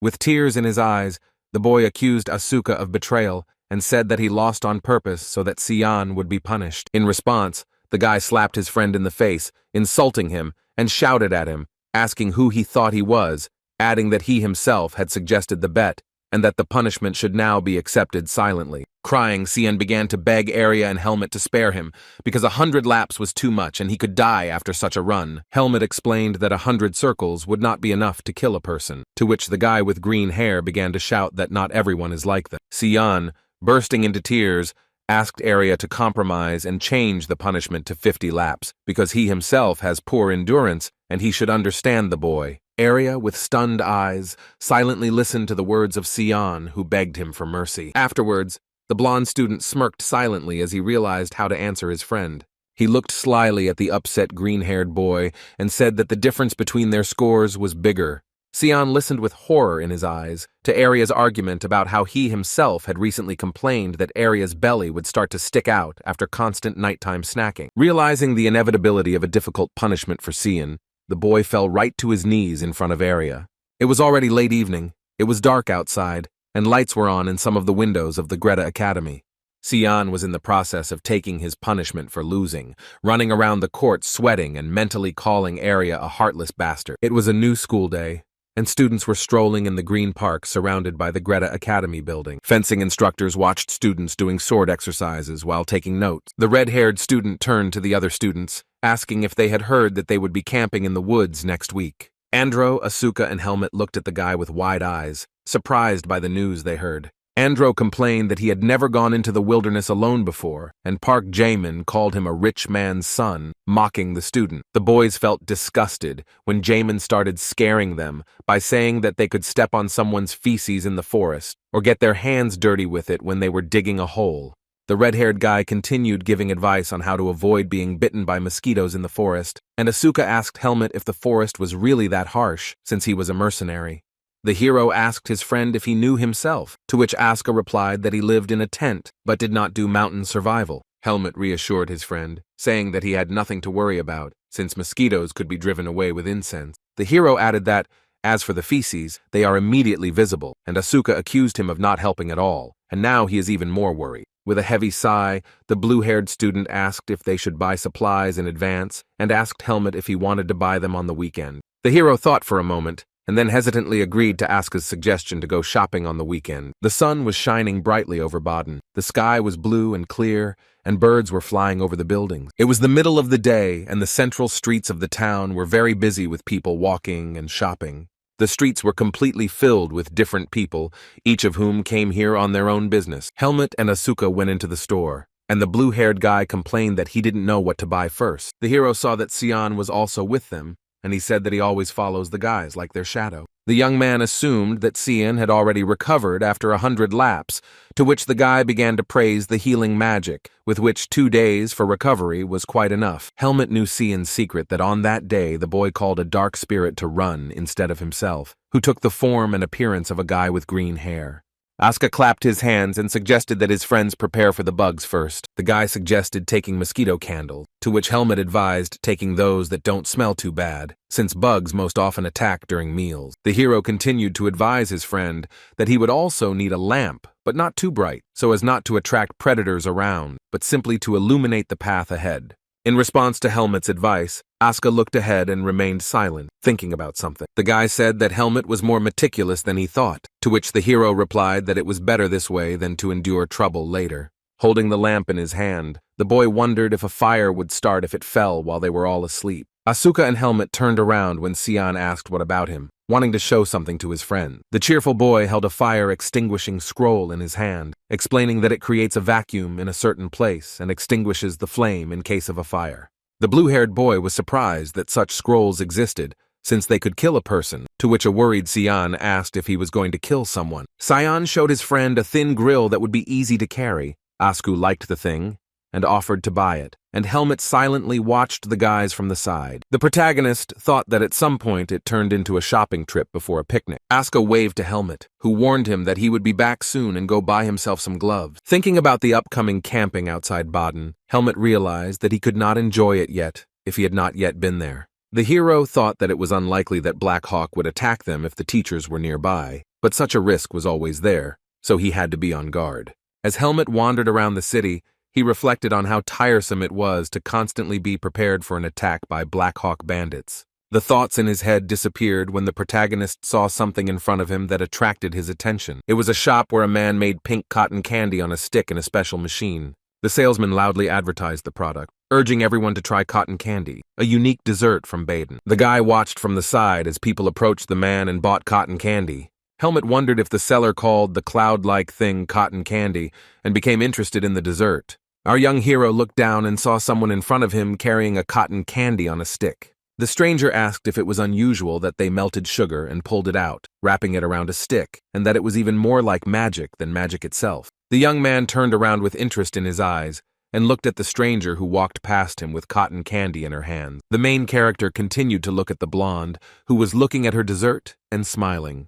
Looking at Helmet, she asked his name and said that the guy was taking lessons in understanding magic. The puzzled hero asked the stranger who she was, to which she laughed and asked how he didn't know her, and said that they had the same item. Smiling charmingly, the girl introduced herself as Teresa, stated that she was interested in Helmet, and asked him to spare her 1 minute. In response to Teresa's words, the main character silently and indifferently looked at his new acquaintance. His eyes widened as Aria's words about all the girls using Helmet just to get to the mage and not to trust their words came to mind. The hero immediately refused Teresa, turned around and said that they were waiting for him, to which the girl began screaming at him several times to stop. Glancing sideways at the blonde, the main character told her that if the girl needed Aria, then she should come to him herself. Teresa tried to stop Helmet, explaining that she was not here because of Aria, and that she was interested in him specifically. The blonde girl wanted to reach out to Helmet to touch the young man. Someone suddenly put out a hand, creating an obstacle between Teresa and Helmet.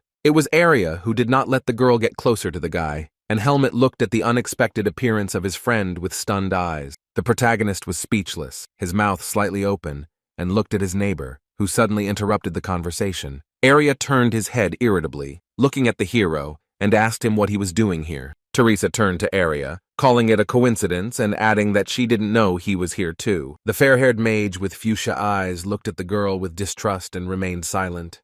Arya called Teresa the best among the third years, adding what an unexpected meeting it was, to which the girl said that she just wanted to talk to his roommate. The blonde looked at the girl and asked if she had any business with him. In response, Teresa fell silent in amazement. Her eyes wide open, she looked at Arya and her cheeks were flushed. The girl began to stutter and become embarrassed, and was unable to answer Arya's question clearly. The best magician of the faculty closed his eyes, and answered his acquaintance from the academy indifferently. Arya then turned around sharply, grabbing Helmet and giving the order to get rid of him while Teresa tried to stop the magician. The streets of Baden were busy, people were going about their business, some of the townspeople were chatting with each other. Arya continued to pull Helmet somewhere behind him, grabbing the main character by the sleeve. Helmet followed the magician without complaint, who scolded him for listening to Teresa.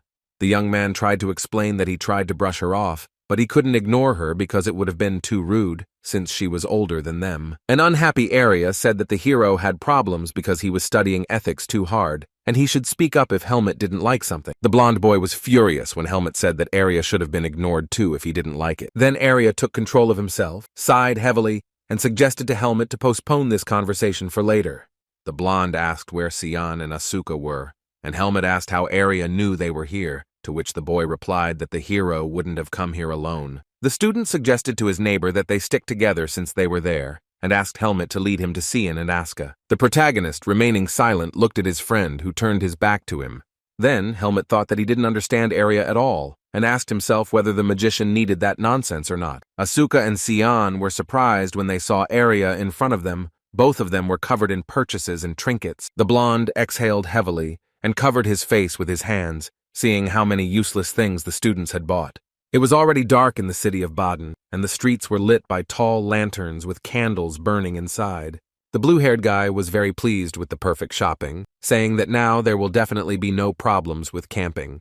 Sion asked if they had bought too much and could hang it all on the horses, to which Asuka suggested handing the bags to those who had free hands. Arya asked the boys not to tell him that they were always so stingy, and that was why they never had money. And Helmet smiled softly as he watched his friends. The main character stopped. At that moment, his facial expression changed dramatically. He turned around, sensing danger. The friends continued walking along the deserted night street, while Helmet looked behind him warily. Helmet was always on the alert, so he sensed something was wrong and glanced sideways in the direction from which he sensed danger. Having calmed down, the main character turned his head back again and continued to follow his friends. The main character, thinking that the danger had passed, walked behind the other students with a calm face. A strange, translucent creature in a red robe, reminiscent of a ghost, was flying in the air behind him, and Helmet did not notice it. Unaware that they were being followed, the students of Greta Academy continued on their way, heading home. This male ghost followed the guy and had a white mask on his face, and at that time the main character did not yet suspect that these were his last minutes as a student at the academy.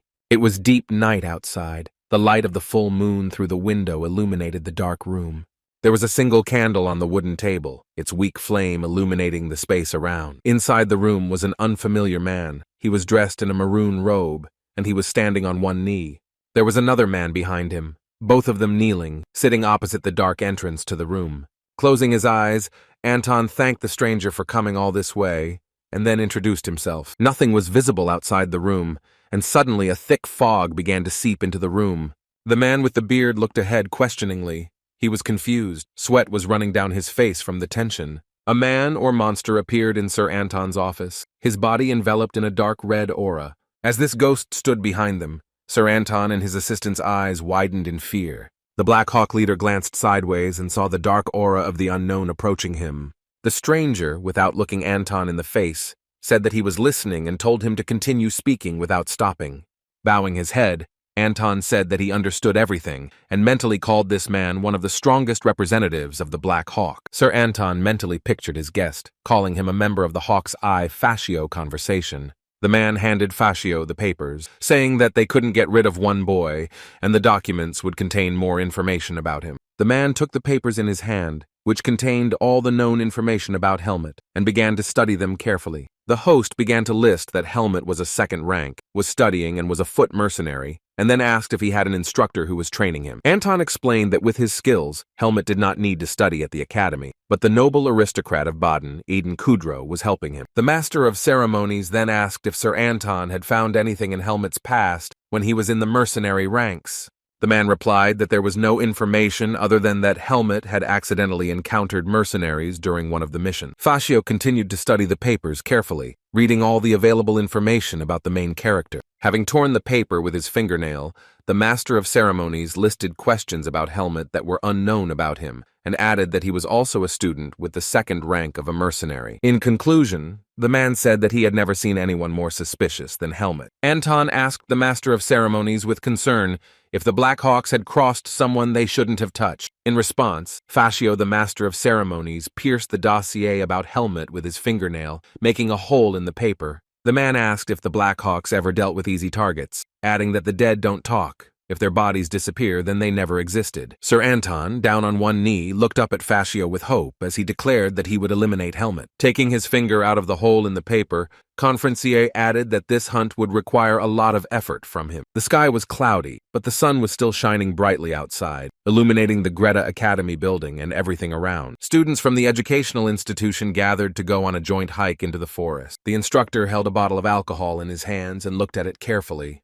He said it was a 30-year-old Marin and added that such wine was rare to find in bars. The man turned around and said he would take it and have a drink with the other instructors, and the student started shouting, justifying himself by saying he had saved up for a long time to buy it.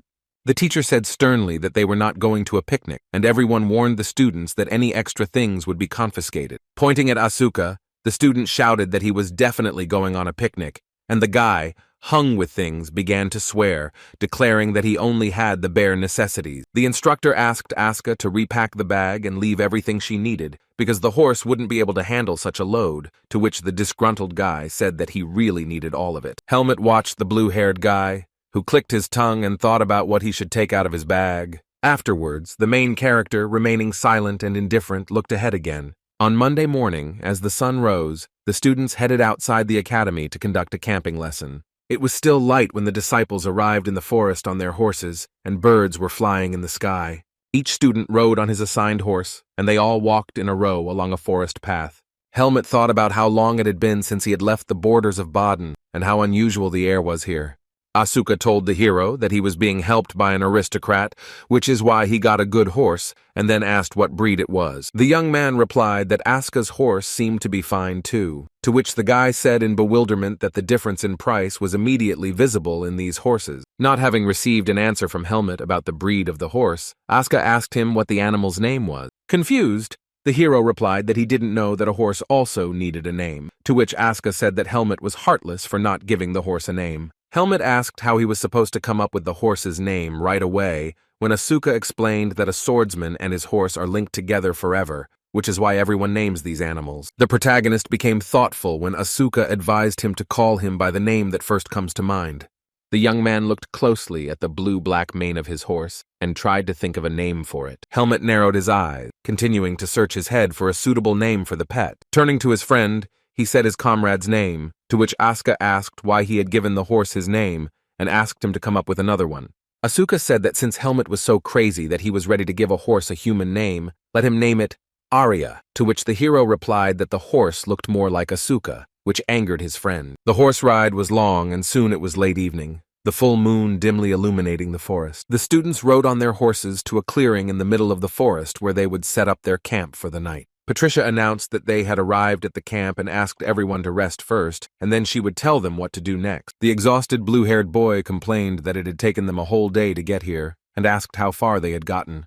The main character was examining the place where the students would set up their camp for the night. The guy began to remember the trip plan on his fingers, according to which on the first day they would grill shashlik, on the second day they would hunt, and on the third day they would do a group task. Helmut was glad that on the way to the camp, he did not feel anything strange that could become a danger to the hero. Lost in thought, the hero kept telling himself that the third day was the best day for him to be attacked, so he needed to stay on guard, while Asuka looked at his friend with interest. The protagonist returned to reality when he was called by a blue-haired guy standing nearby. Asuka asked Helmet where his horse was, to which the hero turned around and saw that his horse had indeed disappeared somewhere. Looking back, the boy's eyes glowed purple as he noticed something unusual. Helmet's face was grim as he looked away, and Asuka continued to wonder where the protagonist's horse had gone. The hero looked warily somewhere behind him, clearly sensing danger nearby. The main character held a belt in front of him, which he needed to prevent the horse from running away. When the boy looked at the end of this belt, he noticed that it had been cut off. A look of concern crossed Helmet's face as he realized that the belt had been cut off with a sharp object. Confused, the protagonist did not understand how this could happen and when, because he always held on to the rope. The hero's face became dark and angry as he mentally asked himself how he could not notice this if he always held on to the rein. The boy was taken aback when the boys turned around and Asuka pointed at his horse, calling his friend clumsy. Nearby, surrounded by trees, the main character's horse really was standing and waiting for its owner. The protagonist turned his head to the side and stared at his stallion, not understanding how he could have escaped. Helmet asked his friend to lend him his sword. Asuka asked why, and the guy replied that he only needed it for a minute. Grabbing the blue-haired boy's sword, Helmet cautiously walked into the forest, heading towards his horse. Helmet remained cautious and wary of something as he walked through the night forest thickets, holding his weapon straight in front of him. The main character approached his steed and, without losing his vigilance, began to look around. The boy mentally confirmed his suspicions that he saw no one, and then ordered the horse to come to him. The protagonist's expression changed a moment later when he saw the danger in front of him. Helmet looked down with concern on his face. His eyes narrowed, a drop of sweat running down his face. The boy almost stepped on a large trap that was securely hidden in the tall green grass. Our young hero very carefully moved his foot away from the trap, as it was millimeters away from the trap. The young man's mood darkened when he realized that the trap was now prohibited in the forest lands, and it was so well hidden that it could not be seen with the naked eye.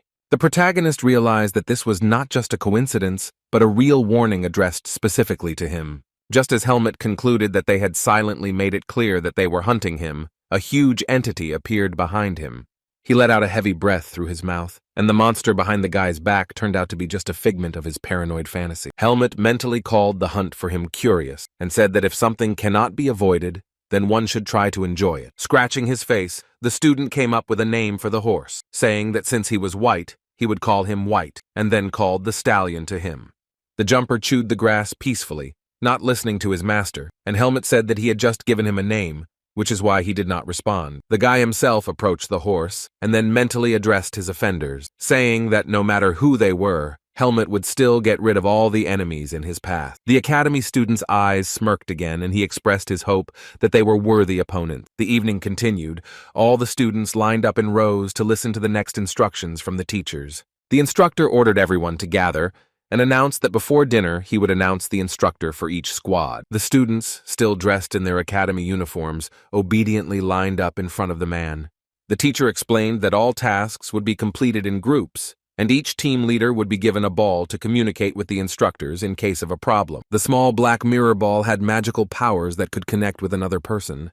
Helmet became the leader of his squad, and after a while he stood in the middle of the camp, holding this ball in his hands. The protagonist stirred and turned his gaze to the side when someone called Helmet. Asuka told the guy not to yawn, because he was now the boss, and brought the rest of the team with him. All the students who were in Helmet's squad crowded around him without complaint, and looked at him with respect in their eyes. The second-year students were also on the team, including Puck and his friend with green hair. The main character, with indifference on his face, silently looked at everyone who became a member of the squad under his leadership. Helmet said that there were many unfamiliar faces among them, which angered the guys, and they shouted that the hero saw them when he was gathering the squad. Andro decided to defuse the situation by saying in a friendly manner that now they could all get acquainted, since fate itself had gathered them in this detachment, and then he introduced himself. After this, Michael, Bashiel, Wesley, and Dino each said their names in turn. Helmet asked the red-haired guy who he was, to which he got angry, and introduced himself as James, complaining that they had seen each other many times already. James asked Asuka and Helmet to introduce themselves too, to which the guy asked why they should do that, since everyone already knows them. The guy agreed with Helmet's words, and he turned around and ended the conversation, explaining that he needed to report something to the instructor. Asuka asked what he needed to report, and the hero said that he saw a trap nearby. The blue-haired student said that traps were prohibited here, and Helmet replied that this was the reason he was going to see the instructor. Helmet agreed to let his friend go with him, when he said that he understood why the boy had that face, and that he wanted to go see it too. Wesley and Dino were very angry at Helmet and Asuka, and the green-haired boy mentally called them freaks who ran away to avoid cooking dinner. It was still night. The trees were illuminated by the camp lights, and the sky was filled with bright stars and clouds. In the tall grass in the middle of the forest, where the trap that Helmet had found was supposed to be, it turned out to be completely empty. Patricia knelt down to look and asked Helmet if he had said the trap was here. The instructor asked the hero if he was sure that there was a trap there, to which the guy replied that there definitely was a trap, and he almost stepped on it. Having risen, the woman said that she would not start an investigation without evidence, but as a security measure, she would announce to everyone that there was a trap nearby. Helmet looked worriedly at where the trap was supposed to be, and Asuka asked if there really was a trap there. The guys looked again at the green lawn where the main character had previously discovered the trap, and it was not there. Squinting his eyes, the hero analyzed the situation and realized that the grass in this place had sagged, and there was definitely a person here who had recently taken the trap. The young man came to the conclusion that they had demonstratively destroyed the evidence before the instructor arrived to show that Helmet was being closely watched. Looking up, Helmet mentally told himself that during his life in the native forest, thanks to Elga, he had learned that you need to have an advantage over a target that is stronger than you. The student said the word resilience in his head and explained that humans have exceptional endurance. The hero continued that people slowly but surely work on conquering their target during the hunt until it falls from exhaustion. Helmet and his blue-haired friend were returning from the place to the camp where the rest of the squad was preparing dinner. The guy grinned and mentally called his unknown enemy cautious, but he didn't know him well, so he clearly chose the wrong one if he wanted to make Helmet's life difficult. The guys reached their destination, and Helmet reassured himself that while he was in the mountains, he was definitely not in any danger. Basil, holding a pair of tongs, asked the students why they were taking so long, and said that they had already started preparing the food, namely the meat. The guy handed Asuka and Helmet a plate on which lay charred pieces of completely burnt meat. The boys looked at their dinner in confusion, speechless, and came to the conclusion that it was dangerous to eat. The night wore on, and the students were finishing their first day at the camp in the middle of the forest. On the plate lay a large piece of delicious meat, which was still hot and steaming. The students from Helmet's squad looked in amazement at the delicious dish that had been prepared. The boys chewed the meat and praised its taste, and Asuka asked them how they were going to cook for themselves if they couldn't even fry meat for themselves at that age. The guy with green hair said that he was convinced that commoners were completely different people, to which Asuka asked if maybe it would be better to feed them coal then. The main character stood behind and was silent. He silently ate his dinner and thought about something. Wesley tried to defuse the situation by approaching the blue-haired student and asking him to look at what he had brought. The boy took out a bottle of wine and solemnly showed it to the other student. Surprised, James recognized the bottle as cognac and asked the blonde how he managed to smuggle alcohol in, to which Wesley replied that he had one way. The student showed the others the cloth and called it a magic robe with a storage spell, adding that even the trainers didn't know about such a thing. Surprised, Dino asked where the guy got it, and James asked if the boy really wanted to drink that badly, and Wesley replied that there could be no meat without alcohol. The guy asked Wesley why he brought only one bottle, to which he replied that he should at least thank him for that. The blonde said that Patricia would soon be making her rounds, so they would have to drink alcohol later, and Helmet remained indifferent to the guy's conversation. In the students' camp at Greta Academy, a flame burned, illuminating the space around and warming the student. Patricia stood near the fire, darkened with anger at the students, holding 6 bottles of alcohol in her hands. The woman asked if the guys really had nothing, to which they replied that they wouldn't dare, since Helmet and Asuka attract too much attention. The wary teacher asked Helmet if it was true that they had nothing, to which the boy lied that it was true. In response, the fencing instructor remained silent and looked at the main character with distrust. She turned around and said one last thing. The leader is responsible for the mistakes of the entire team, so Helmet needs to keep an eye on the others. As she left, the woman wished the students bon appétit, and they told her to be careful on the way back. Wesley and Dino watched the instructor go, smiling slyly, looking forward to drinking the hidden bottle of alcohol. The guy with green hair asked his friend if the danger was over, to which Wesley said that now they could get the bottle out. The students poured cognac into wooden glasses and raised them up with a loud call to clink them. James clearly did not like the taste of the drink, and called it some kind of poison, to which Wesley urged him to continue drinking and promised that he would not die. The main character did not share the joy of his team. He sat indifferently with the others. The expression on his face was sad. He turned his attention to Andro, who was wondering why Helmet had that expression on his face, and asked if it was the taste of the drink. The guy replied that it wasn't a matter of taste, and Asuka asked if his worries were related to that trap. The others reassured Helmet, insisting that he had nothing to worry about, since he was the best in the faculty, and the trap was probably just set by Hunter. James turned to everyone and said that they hadn't seen anything yet, and Helmet was much cooler, and Asuka asked why the guy was bragging about it. The protagonist was asked where he learned to fight like that, to which he replied that he lived in the forest and was taught how to handle a sword by his mentor. One of the students did not believe that Helmet was taught by a hermit, and another asked the hero to introduce him to the teacher. Sighing, the hero closed his eyes and explained that it would be difficult to get to know each other since the teacher was no longer alive. All the students sitting at the table looked at Helmet in shock when they heard these words from him. The boys started apologizing to Helmet, and James tried to console him, saying that the teacher would be proud of him, knowing that he was the best student in the faculty. Looking down, the protagonist smiled softly after James's warm words and agreed with him. Bashiel, sitting opposite, also smiled, and the guys continued to sit at the table, eating dinner and drinking alcohol. The students said that it was enough to talk about sad things and suggested that they drain the bottle before they were caught and started pouring alcohol again. Holding a glass in his hand, Helmet looked at the others in a friendly manner and smiled, thinking how alcohol brings people together, because it was the same with Cian. Time passed. It was still dark outside. The students were sleeping and their snoring could be heard. The wooden table in the camp was strewn with cutlery, a bottle and plates left over from dinner. The fair-haired boy was sleeping unconscious, his head resting on a stump, his mouth open and drooling directly onto the tree. Having had too much to drink, the red-haired student lay passed out on the bare ground. Asuka, whose face was red from drinking cognac, asked the hero where he went. Helmet replied that he was going to the toilet, and Asuka asked him, waving her hand, for him to go away. The main character walked through the forest, holding his sword, and looked for a suitable place to relieve himself. The guy's face was alert. He had a clear mind, as he was able to neutralize the effects of alcohol. Stepping carefully on the grass, the protagonist understood that the unknown enemies were probably still watching him. Helmet glanced sideways menacingly, mentally addressing his opponents that he was all alone, and asked them if they would dare to attack. Our young hero stopped in the middle of a thick night forest and expected danger. The guy closed his eyes and took a breath. His face seemed peaceful and calm.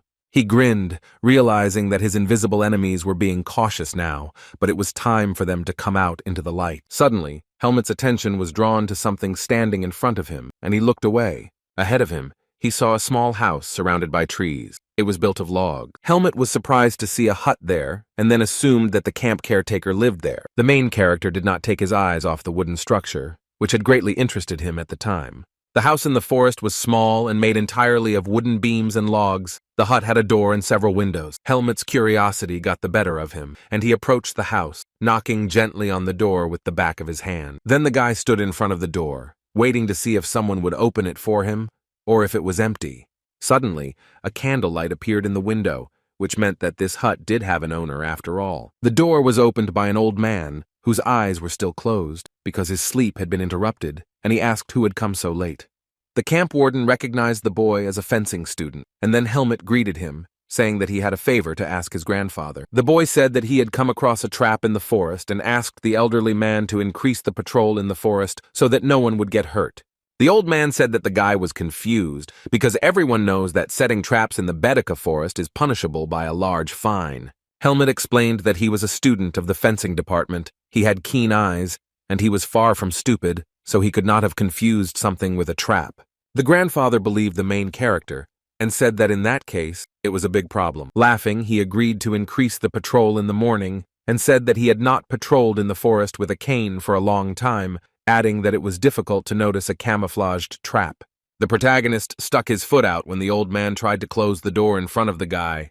Grandfather had already turned around to return to his business, but Helmet did not let him close the door. Looking at the old man, the young man said that he had not had time to clarify that it was specifically a trap. The old man, who had covered his face with a hood, became gloomy after these words from Helmet, because he had given himself away. The man with the wrinkled face looked at Helmet from under his brows, his eyes glowing red. Grandfather asked what kind of trap they were talking about, since in most cases, they set bear traps, trying to justify themselves. The protagonist narrowed his eyes and looked warily at the stranger, remaining silent in response. The old man with the long nose smiled slyly after he was able to justify himself and get out of the situation. Grandfather put his hand on the door. The hero carefully watched all his actions. Helmut did not take his eyes off the stranger. His face showed suspicion and concern.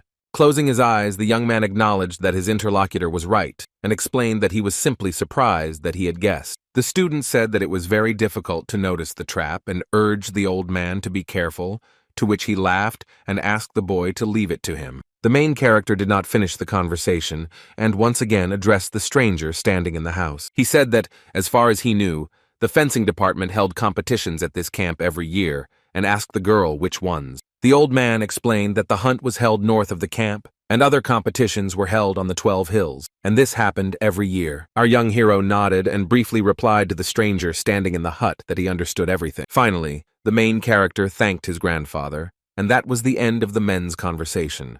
The old man closed the door behind him, and the hero began to walk away, still looking at the hut behind him. Helmut walked back to camp and thought about the old man he had just met in the wooden cabin in the forest. The young man concluded that this grandfather was a simple forester because he did not feel any bad energy from him. The dark side of the hero spoke up, and he told himself that his instincts still pointed to danger, and the old man might talk if he held a blade to his throat. Helmut grabbed the scabbard in which his cold weapon was hidden and was about to take out his sword. However, the guy immediately changed his mind, telling himself that there was no need to rush, since he was not alone here. Placing his hand on the tree trunk, the hero thought that he would fight as soon as someone appeared in front of him, because this enemy could not hide forever. Helmut returned to camp to find Patricia holding a drunk Wesley and an empty bottle of cognac by his jacket. The hero was stunned when he saw how the teacher revealed their crime related to drinking alcohol. The teacher was silent. She just looked at Helmut, and her face turned pale with anger at the boys. Commenting on the situation, Helmut said that he would like to hide what happened forever. The next morning arrived and all the students were lined up, waiting for instructions from the instructor. The guys from Helmut's team were noticeably feeling unwell after the previous night, when they all got drunk. Nearby in the camp sat a bald old man with a long beard, meditating and making hand gestures. Our main character stood surrounded by other students, holding a bow in his hand and looking at the teacher. The man asked if everyone was there, and then announced that he would now explain the rules of the hunting competition, and everyone was told to listen carefully. Raising his voice, the instructor said that the most important thing was the guy's safety, so they should only shoot after they had carefully aimed. Patricia and the statric were talking off to the side as the instructor explained to the students that they needed to walk in pairs and, if they were injured, to contact the crystal ball. The man continued that before going hunting, everyone would be given a bow, arrows, a map, and rations, and if someone had a personal bow, they could use it. The instructor said that places would be allocated depending on the catch, so the kids should try hard. A student raised his hand and asked if the ranking was based on the amount of catch, to which the coach began to explain that someone would decide to cheat by catching 10 rabbits. The student standing to the side smiled slyly as the instructor began to talk about the possibility of cheating. However, the man said that the place will be determined by the value of the catch. For example, a fox will be more valuable than a rabbit, and the most points will be given for a bear. The students answered in one voice, exactly as they said when the coach announced the start of the competition, which would last until 5 o'clock in the evening. Asuka sighed, closing his eyes, and said that it was already clear who would win the competition. The boy with blue hair smiled, put his hand on Helmut's shoulder, and said that they would win. Wesley began to loudly complain that Asuka had no conscience in being paired with the best student, and asked the coach if he would really allow them to team up. The coach confirmed the students' concerns, and said that the boys had no right to interfere with this. Asuka asked them to prove everything with their skills if the guys thought it was unfair, and even better to follow him and Helmut if they wanted to win. When the hunting competition started, it was a sunny and warm day, and everything around was illuminated with bright light.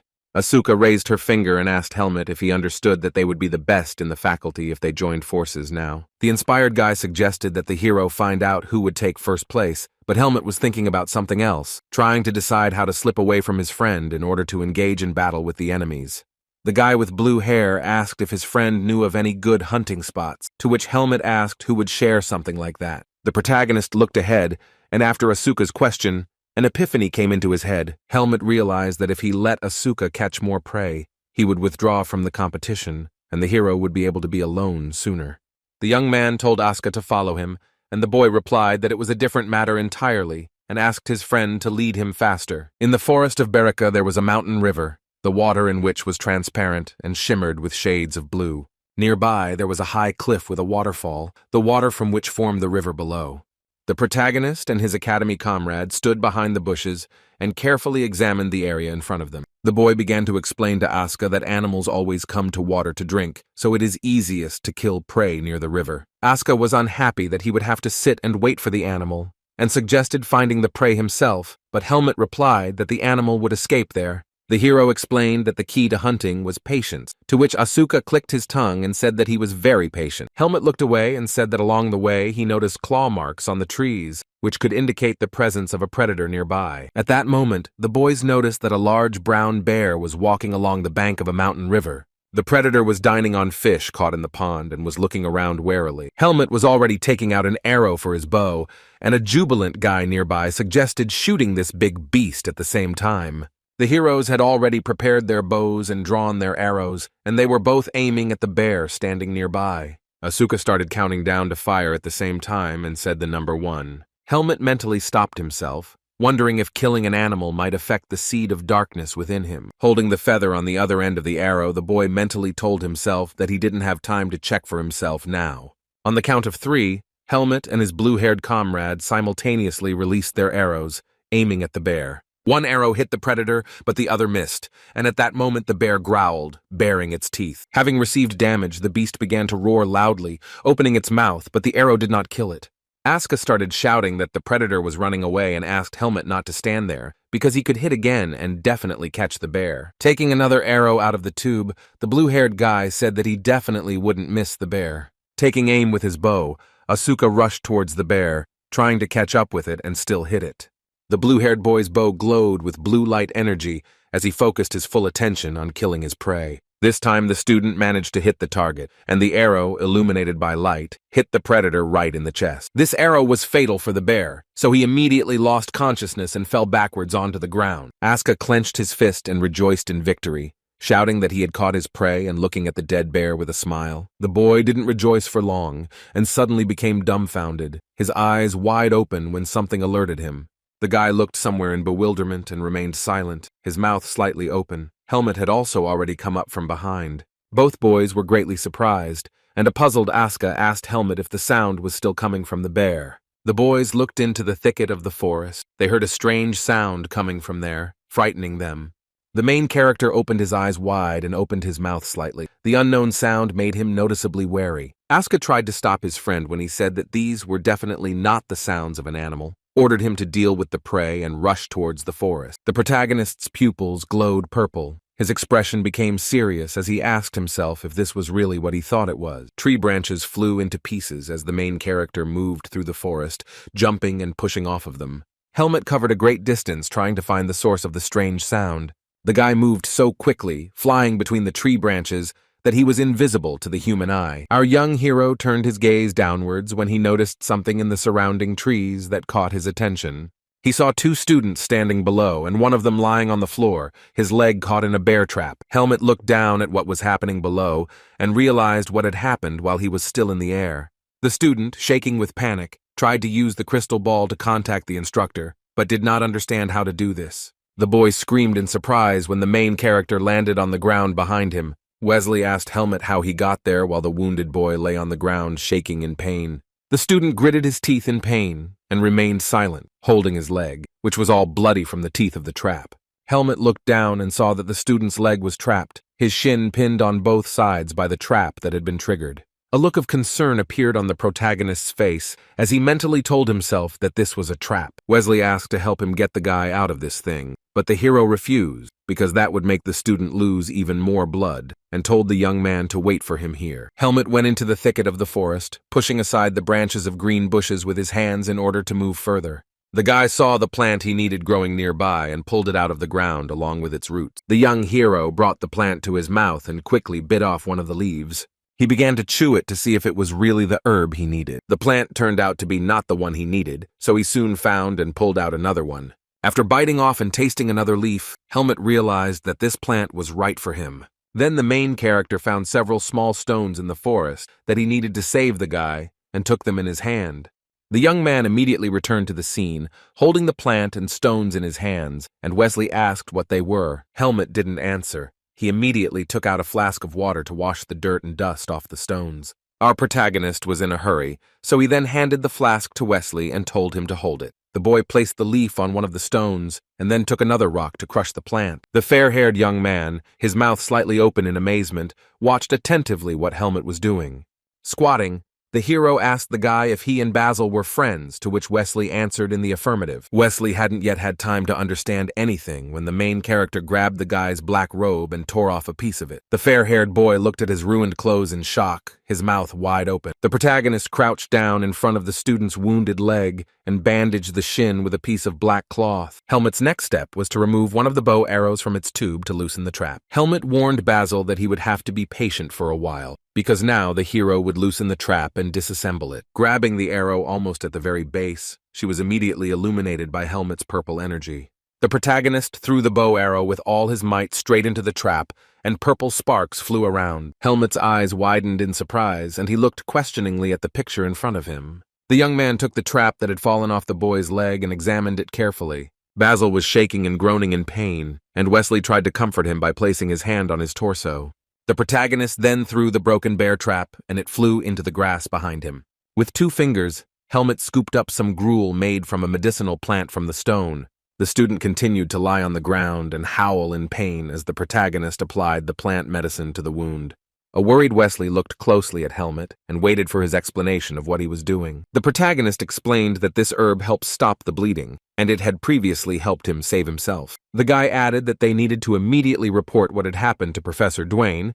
Wesley agreed and immediately grabbed the crystal ball. Meanwhile, Basil continued to lie on the ground, suffering from the pain he was experiencing. Our hero looked at the wounded guy with concern after helping him get out of the trap. Helmet thought that he had thought things would get much worse, and decided that in that case this was only the beginning. Remembering the trap, the hero thought that its fastenings were deliberately installed weakly, otherwise the student's leg would have simply been cut off. The boy came to the conclusion that the enemies had failed to catch him and had acted recklessly in attacking the aristocrats, and then he grabbed his head, which was aching from worry.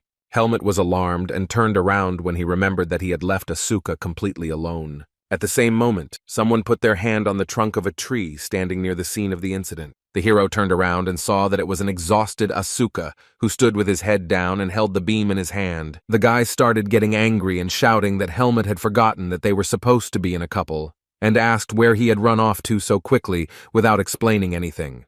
In response, the hero only sighed, and Asuka asked why he was sighing, since it wasn't the guy's fault that he was slower than him. Then Wesley came and said that he had managed to contact Professor Duane, and he would be there soon, and the boys were told to wait for him here. The fair-haired youth called it incredible that Helmet remained calm in such a situation, to which he replied that it was simply not the first time he had encountered something like this. Wesley bowed and thanked Helmet for saving his friend, adding that he would never forget this act, swearing on the honor of an aristocrat. The protagonist silently listened to the student's gratitude and looked at him with wide open eyes. Helmet said that Professor Duane would save Basil, not him, because the wound needed to be treated urgently to prevent blood poisoning. The boy mentally told himself that this was the first time he had heard such warm words of gratitude addressed to him since entering the Greta Academy.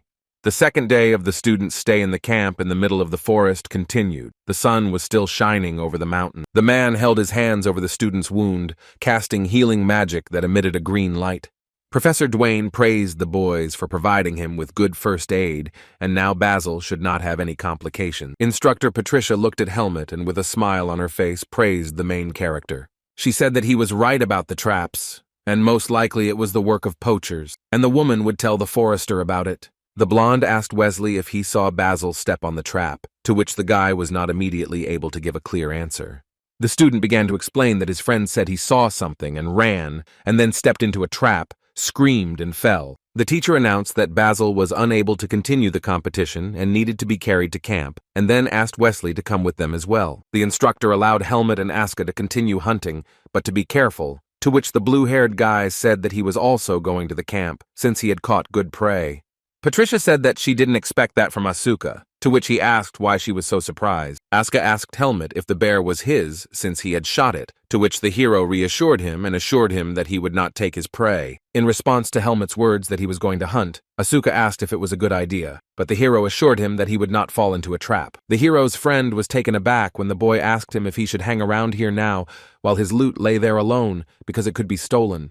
Asuka said that he was leaving and asked his comrade to know his limits and not to overdo it, to which Helmet responded in monosyllables. The protagonist fixed his gaze in front of him and concentrated again on his main task. Helmet began to move along the forest road at a speed imperceptible to the human eye. The guy thought that this was his chance because they were supposed to be watching him, which meant that they were somewhere nearby now.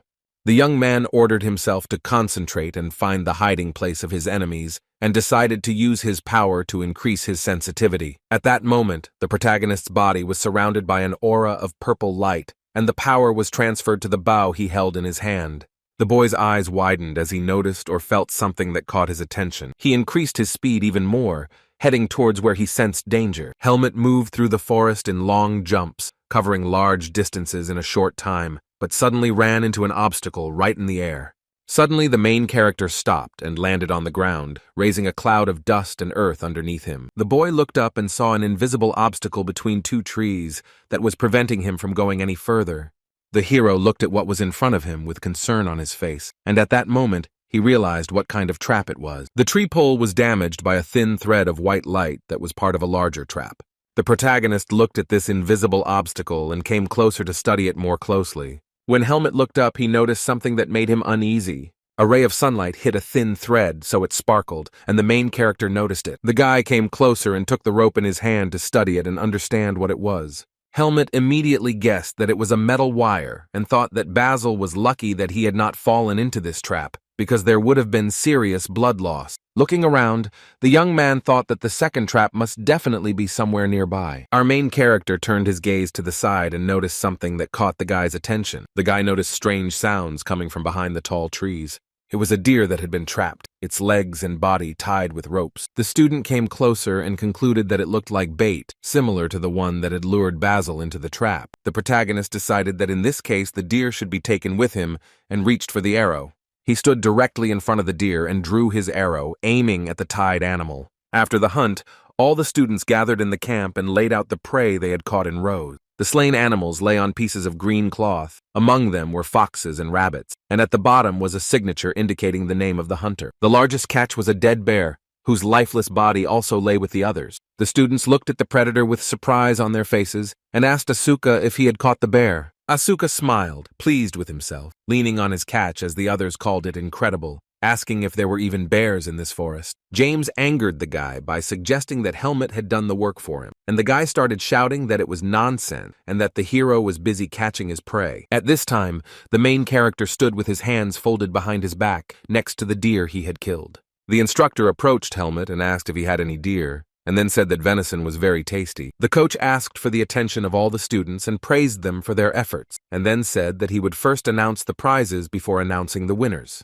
According to the instructor, for 5th place, the student will receive 10 food cards at the academy, and for 4th place, an excellent pen and ink. The enthusiastic students listened to the trainer's words that for 3rd place, the student would receive 10 certificates to the bookstore, and for 2nd place, a pass to a private room for study. Having summed up, the man solemnly announced that for 1st place, the student would receive all the above-mentioned prizes. The gifts intended for the main winner were beautifully laid out on the table. In high spirits, Asuka said that he certainly didn't need the pen and ink, and he could give them to Helmet. The instructor announced that he would now begin announcing the results, and began reading out names from a notebook. The sun had long since set below the horizon, and it was deep evening. A bright flame was burning in the middle of the camp. The students lit a fire to warm themselves and illuminate the area around them, and the prey they had caught during the day lay next to it. James was talking about how great the prize was, a week's pass to a private study room, since only students like Arya could use those. The blue-haired boy sat silently, looking at the ground. He was in a state of shock when James asked him not to be upset, calling the second Asuka. Asuka was beside himself with anger, shouting that he had caught the bear and asking how there could be anything bigger than this animal. James said that Bruce still deserved the 1st place, because he was able to catch an unusual gray fox, which surprised surprised even the instructors. Then the winner boasted to Andro that he thought he had managed to catch some mythical creature. Helmet tried to console his friend by saying that he wanted his own room, and that was certainly better than pen and ink.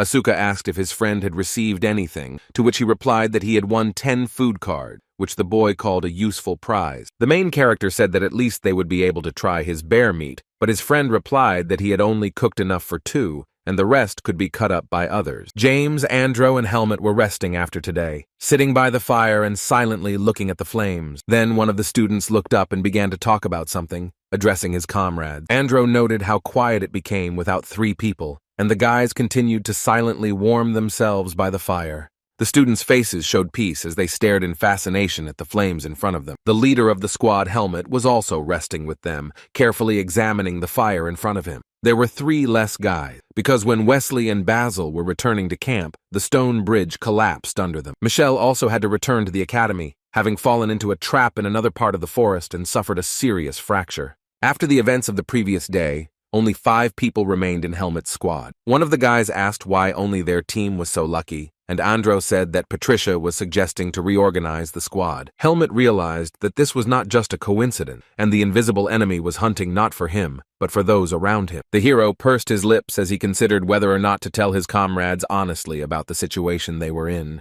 Dino assumed that the 3 boys were okay, to which Asuka replied that they were definitely okay, since they were sleeping in the academy, and starting tomorrow they would have to do it on the bare ground. James and Dino looked at Asuka with their mouths open, thinking how cruel he was. Andro said that the wilderness survival class would start tomorrow, and hoped that there would be no traps in the camp. The protagonist remained silent and then looked at one of his friends, deep in thought. The guy made the final decision that there was no need to tell them anything yet, because that would only make them worry even more. When one of the students said that the team now needed to work together, Helmet thought that everything would be fine with them as long as he was around. The night passed, and the morning sun illuminated the entire forest in which the students of the Greta Academy temporarily lived. The main character held a map in his hands, on which his team's destination was indicated by a red dot. Pointing to the spot, Helmet said that his team had been assigned to this location and that it would take about 4 hours to get there. Holding the horse close to him, the leader of the squad looked ahead and gave the command to the rest of the boys to move out. The forest where the students of Greta Academy set up camp was surrounded by various mountains and hills. By the time Helmet and his team reached their destination, the sun was already setting behind the mountains. James called Helmet and asked him to come over so the guy could look at something. Helmet, who was sitting astride his horse, looked back at the worried James. The guy wanted to show the team leader a small spring with clean water, surrounded by trees. The student said that it was a nice place, and the land was flat so they could rest there, and they were very lucky to come across such a place in the middle of the mountain. The main character jumped off his horse and began to examine the place for rest, suggested by his friend. The guy went up to the spring and scooped up some water in his palm to check its purity. Helmet tasted the water and thought it was clean, otherwise it would be sad if something like what happened when he accompanied Lady Yina happened. The hero was dumbfounded when Asuka asked why he immediately started drinking water as soon as they arrived. Andro suggested unloading the horses and resting, since they had arrived earlier than the appointed time, and James said that they would need to collect firewood for the fire. One of Helmet's team members complained about how his back hurt after such a long ride. The main character did not participate in the guy's conversation and only looked away, thinking about his own. When it got dark, 5 guys pitched a tent near a spring and made a fire, sitting around it.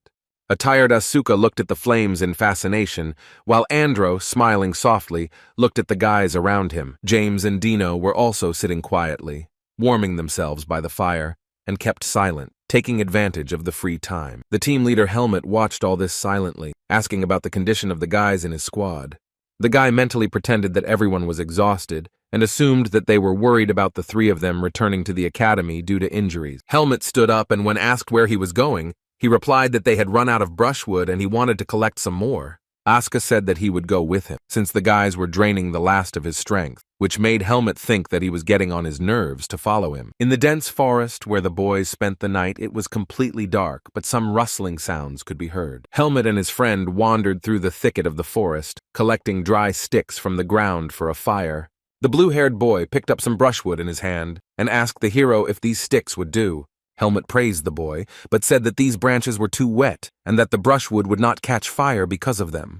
The boy began to complain that it was so dark in the forest that he would probably go blind when they returned to Baden. The main character looked at his friend, who was collecting brushwood nearby, with irritation on his face. Asuka asked Helmet to answer him at least something, to which the guy asked him to collect normal brushwood. The blue-haired boy carefully picked up thin sticks from the ground and quietly hummed a song to himself. Helmet called out to the boy, to which the young man asked if he really couldn't even sing a song.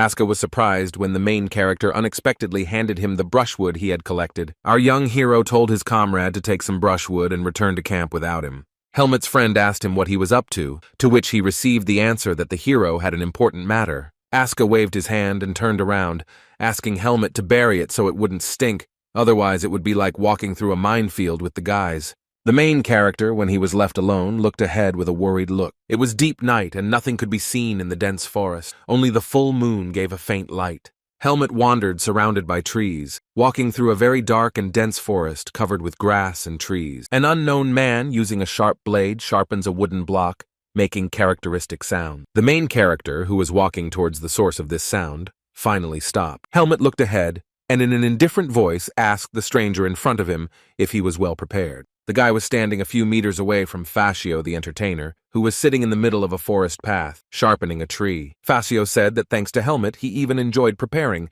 and then thanked him for accepting his invitation. The stranger added that they both had something to talk about, and invited Helmet to sit down and chat, while the hero glanced sideways at a nearby stump. The main character decided to agree to the man's offer, and sat down on a stump that was nearby. Meanwhile, Fascio, sitting at a great distance from the young man, continued to sharpen the wood with his blade. The host said that he was in a very good mood now because he could finally communicate with Helmet in person. The man chuckled evilly, saying that he was tired of looking at the guy's face, and then asked what his first impression of the attacking predator was. Helmet said that his mask is very strange, and it shows that he is a dishonest person. Ryaz does not even show his face. Looking at the sharpened wooden spear, Fascio said the hero was very different from his other victims. Pointing a spear at Helmet, he explained that his victims usually run away from him, but the guy, on the contrary, showed his claws and tried to catch them, which makes him a predator, too. Fascio approached Helmet, who was sitting on the stump, closer and closer, pointing the tip of his spear straight at him. As he approached, the man said that he and the guy were not so different, and he came to Helmet to give him one last chance. A moment later, the master of ceremonies raised his arm to throw something at his victim sitting in front of him. The object fell at the protagonist's feet, and he instinctively reached out to grab his sword. It turned out that Fascio had thrown some kind of large caterpillar towards Helmet. The man sat down and introduced himself as the leader of the elite Blackhawks, and a mercenary for Hawkeye. The host continued that he has the power to accept talented fighters into the squad, which includes Helmet, so he cannot simply kill him. The man then offered the boy to eat the bug if he wanted to join in, since without their medication it would cause heart complications. The leader of the elite squad began to threaten that if the hero refused, he would kill him and all his friends, so he suggested that the young man think carefully. The main character looked warily at his interlocutor, and did nothing in response to his proposal. He stood up and called all the Dark Jester's sayings lies, adding that he was not the one to be obeyed. The man explained, bending his body, that it was not a matter of trust at all, but of Helmet's freedom. The guy asked if he could really kill the children of aristocrats so easily, to which Fascio replied that he had already taken care of those dear to Helmet in advance. Helmet's memories flashed back to the faces of Basil, Wesley, and Dino, who had suffered recently, and he continued to look silently at his interlocutor. The man in the mask asked Helmet not to bother his head with this, because now he has no choice, and the only way for him to survive is humility. Under the main character's feet there still lay a large larva, which was still alive. Helmet silently watched the bug, not answering his pursuer, and thought about his own. The protagonist's eyes widened and his pupils glowed purple as he realized something. After this, the young man closed his eyes, continuing to sit on the stump opposite the elite mercenary from the Black Hawk. Our young hero finally found the words to answer the master of ceremonies and said that they were both very different. The guy looked again at the larva lying in front of him, crawling along the ground. Suddenly, Helmet stepped on the bug with his boot with all his might, which became the last moment of life for the larva. The boy rose to his feet and immediately grabbed his weapon, stating that it seemed the man had not learned enough about him. Our hero activated his power and instantly rushed towards his opponent, intending to attack him from the air. Helmet's pursuer held his hand out in front of him as his battle with the hero began. The man activated some kind of trap that he had prepared earlier to hunt Helmet. Chunks of earth and grass flew up when something exploded in the night forest clearing. At the same moment, another explosion occurred nearby, creating a cloud of earth and dust above it.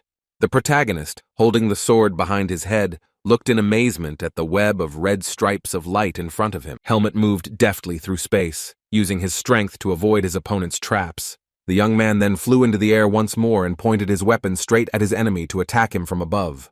Looking into the mercenary's eyes, he asked that no matter what, if he killed the man now, everything would be decided. A moment later, the guy, using all his strength, tried to strike the blade directly at the man.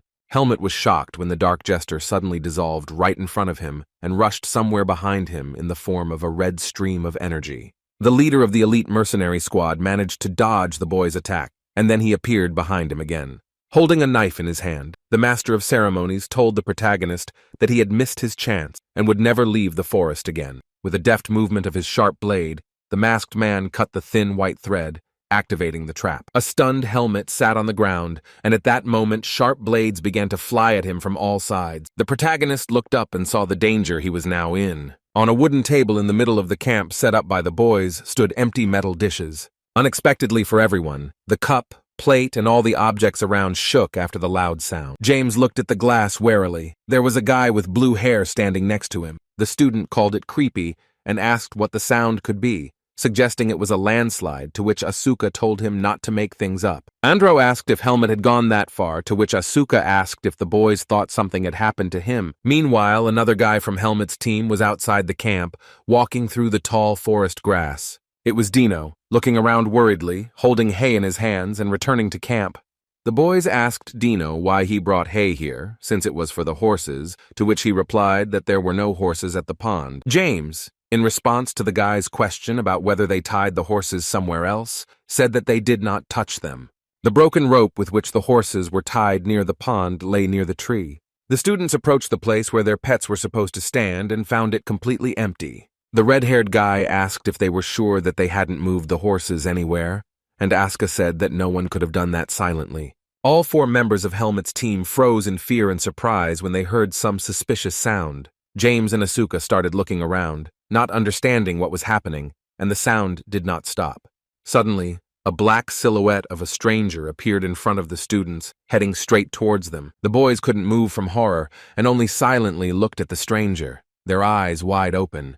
As the man came closer, it turned out to be Helmet, who was breathing heavily and was clearly exhausted. The boys shouted his name, saying that he had scared them, then began to talk about the horses, but stopped, noticing that something had happened to Helmet. Helmet asked if all the guys were there, to which they asked why he was asking and what had happened. The worried comrades looked at the main character, not understanding what had happened to the guy. The main character looked into the eyes of his friends and thought that it would be best to tell them the truth. The students looked at their leader in shock as he briefly told them to gather everyone together, as he had something to tell them. In Helmet's camp, a fire continued to burn, surrounded by small stones, and illuminated the area around it.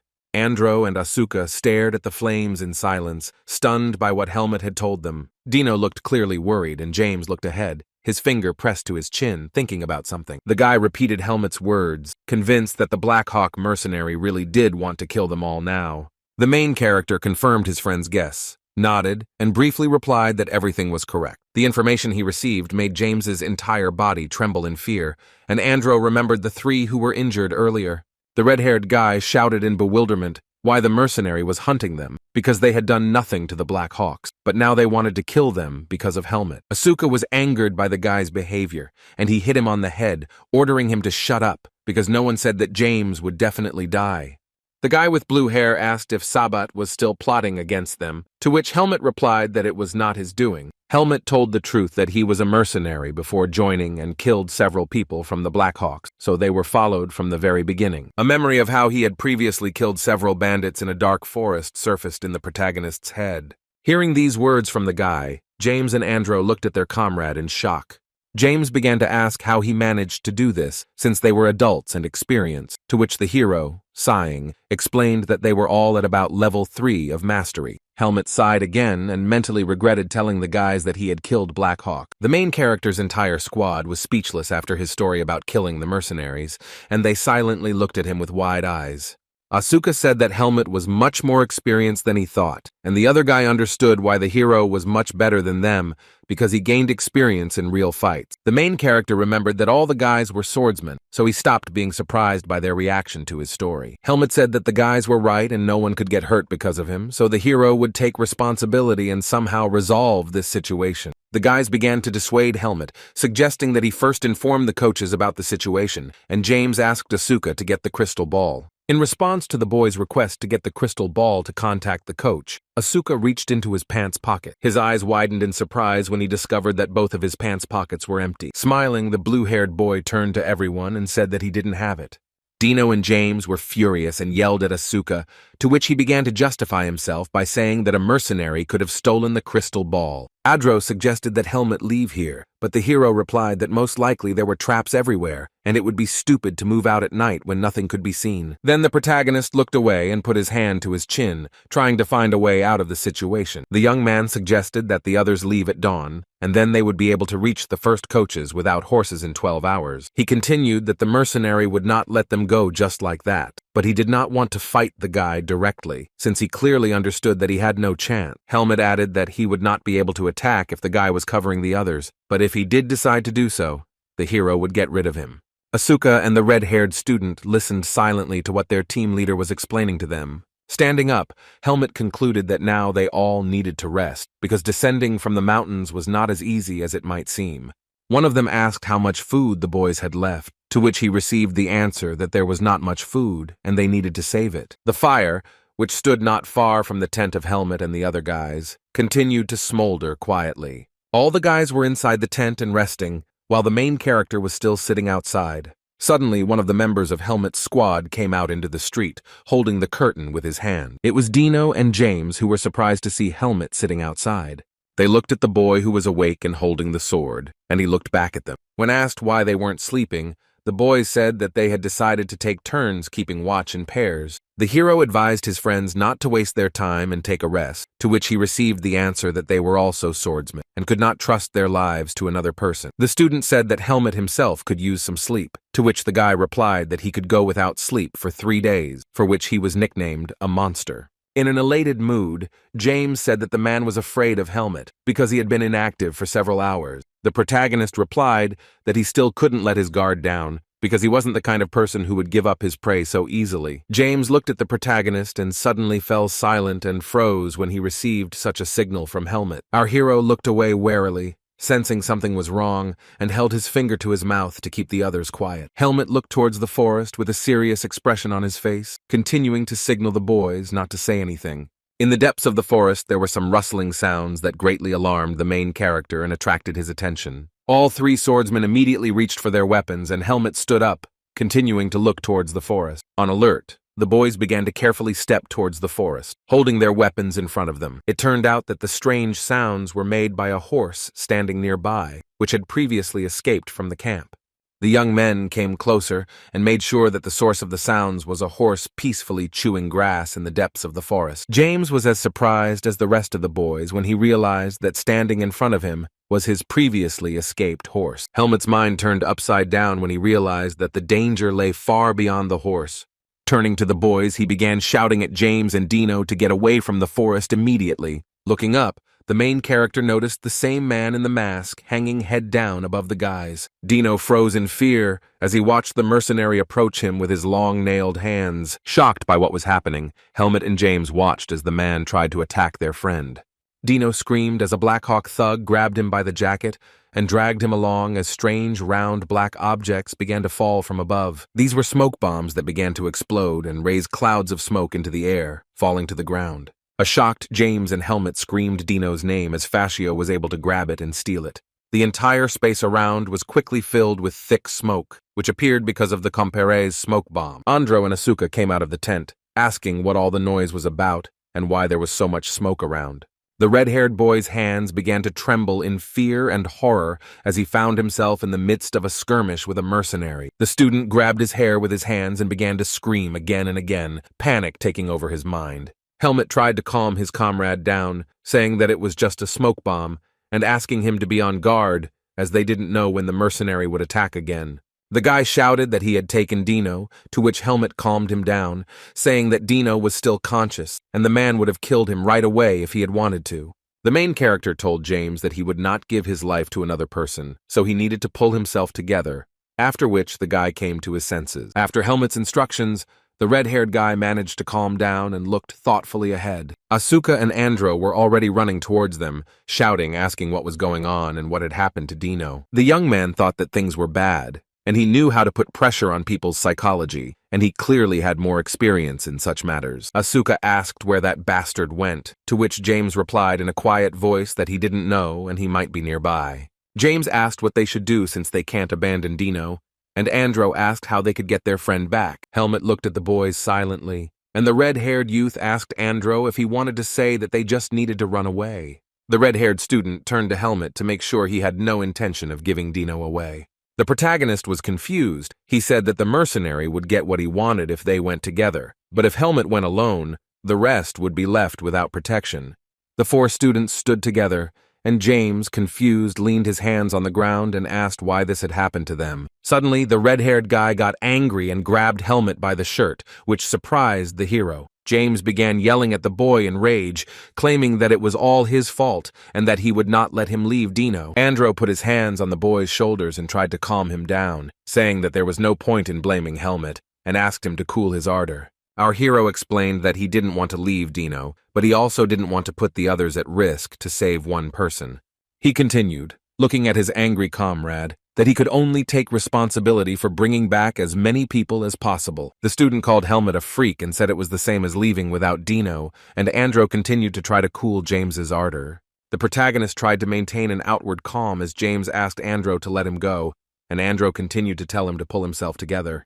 Andro asked the hero if he was okay, to which he replied that James was not far from the truth. The young man explained that he also did not agree with Helmet's conclusions and believed that it was impossible to leave without Dino. He suggested to the squad leader that they talk about this when their friend calmed down, because together they could think and come up with a plan. Our protagonist looked away and thought about Andro's words, chuckling quietly. The night continued, and the dense forest near the camp was still dark and deserted. The students lit the fire again to use it as a source of light and heat. The main character stood nearby and silently looked at the flame, thinking about something. Helmet turned around when he heard James and the rest of the guys approaching him from behind. The guy with red hair, closing his eyes, asked the hero for forgiveness, explaining that he was scared and had not thought with his head at all then. In response, our young hero did not say anything to his comrade, but only decided to sit down near the fire. Then Helmet spoke up, addressing everyone, and said that he had only one thing to ask of them all.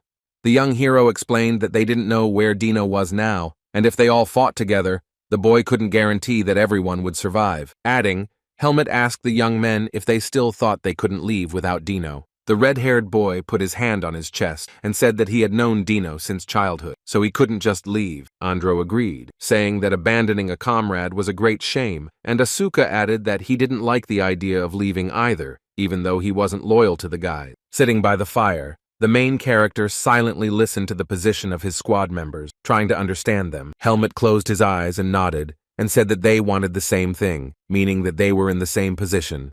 The hero stood up straight and declared that now they had no time to sleep, because they needed to come up with a plan to kill the assassin and save Dino. The heroes didn't have time to develop a plan, and Helmet perked up at that moment, noticing the danger. Luckily, the hero managed to react and held his sword in front of him when the shuriken almost hit him. Helmet looked up and saw the knife fly high into the air and spin around its axis. Then he saw an arrow stuck in the ground nearby, and a small bag was tied to it. All four of them flinched and stared at the arrow, asking each other what it was. Asuka told everyone to wait and drew his comrade's attention to the fact that something was attached to the arrow. A small bag with unknown contents was tied with rope directly to the base of the arrow. Helmet was not afraid and took this bag inside, untied it, and looked inside while the rest of the guys surrounded him. Our young hero and Andro froze in horror and looked down when they saw the shocking discovery inside. A human finger was sticking out of a small bag, which scared the students so much. Stuttering, Andro asked in a quiet voice if there was a human finger there, and James looked at the find in bewilderment. Helmet asked the red-haired guy if he could determine if the finger belonged to Dino, to which he shouted that given the circumstances, it was definitely him. After examining the severed body part, Helmet reassured the boy, saying that the finger was cut off while the blood was still circulating through the body.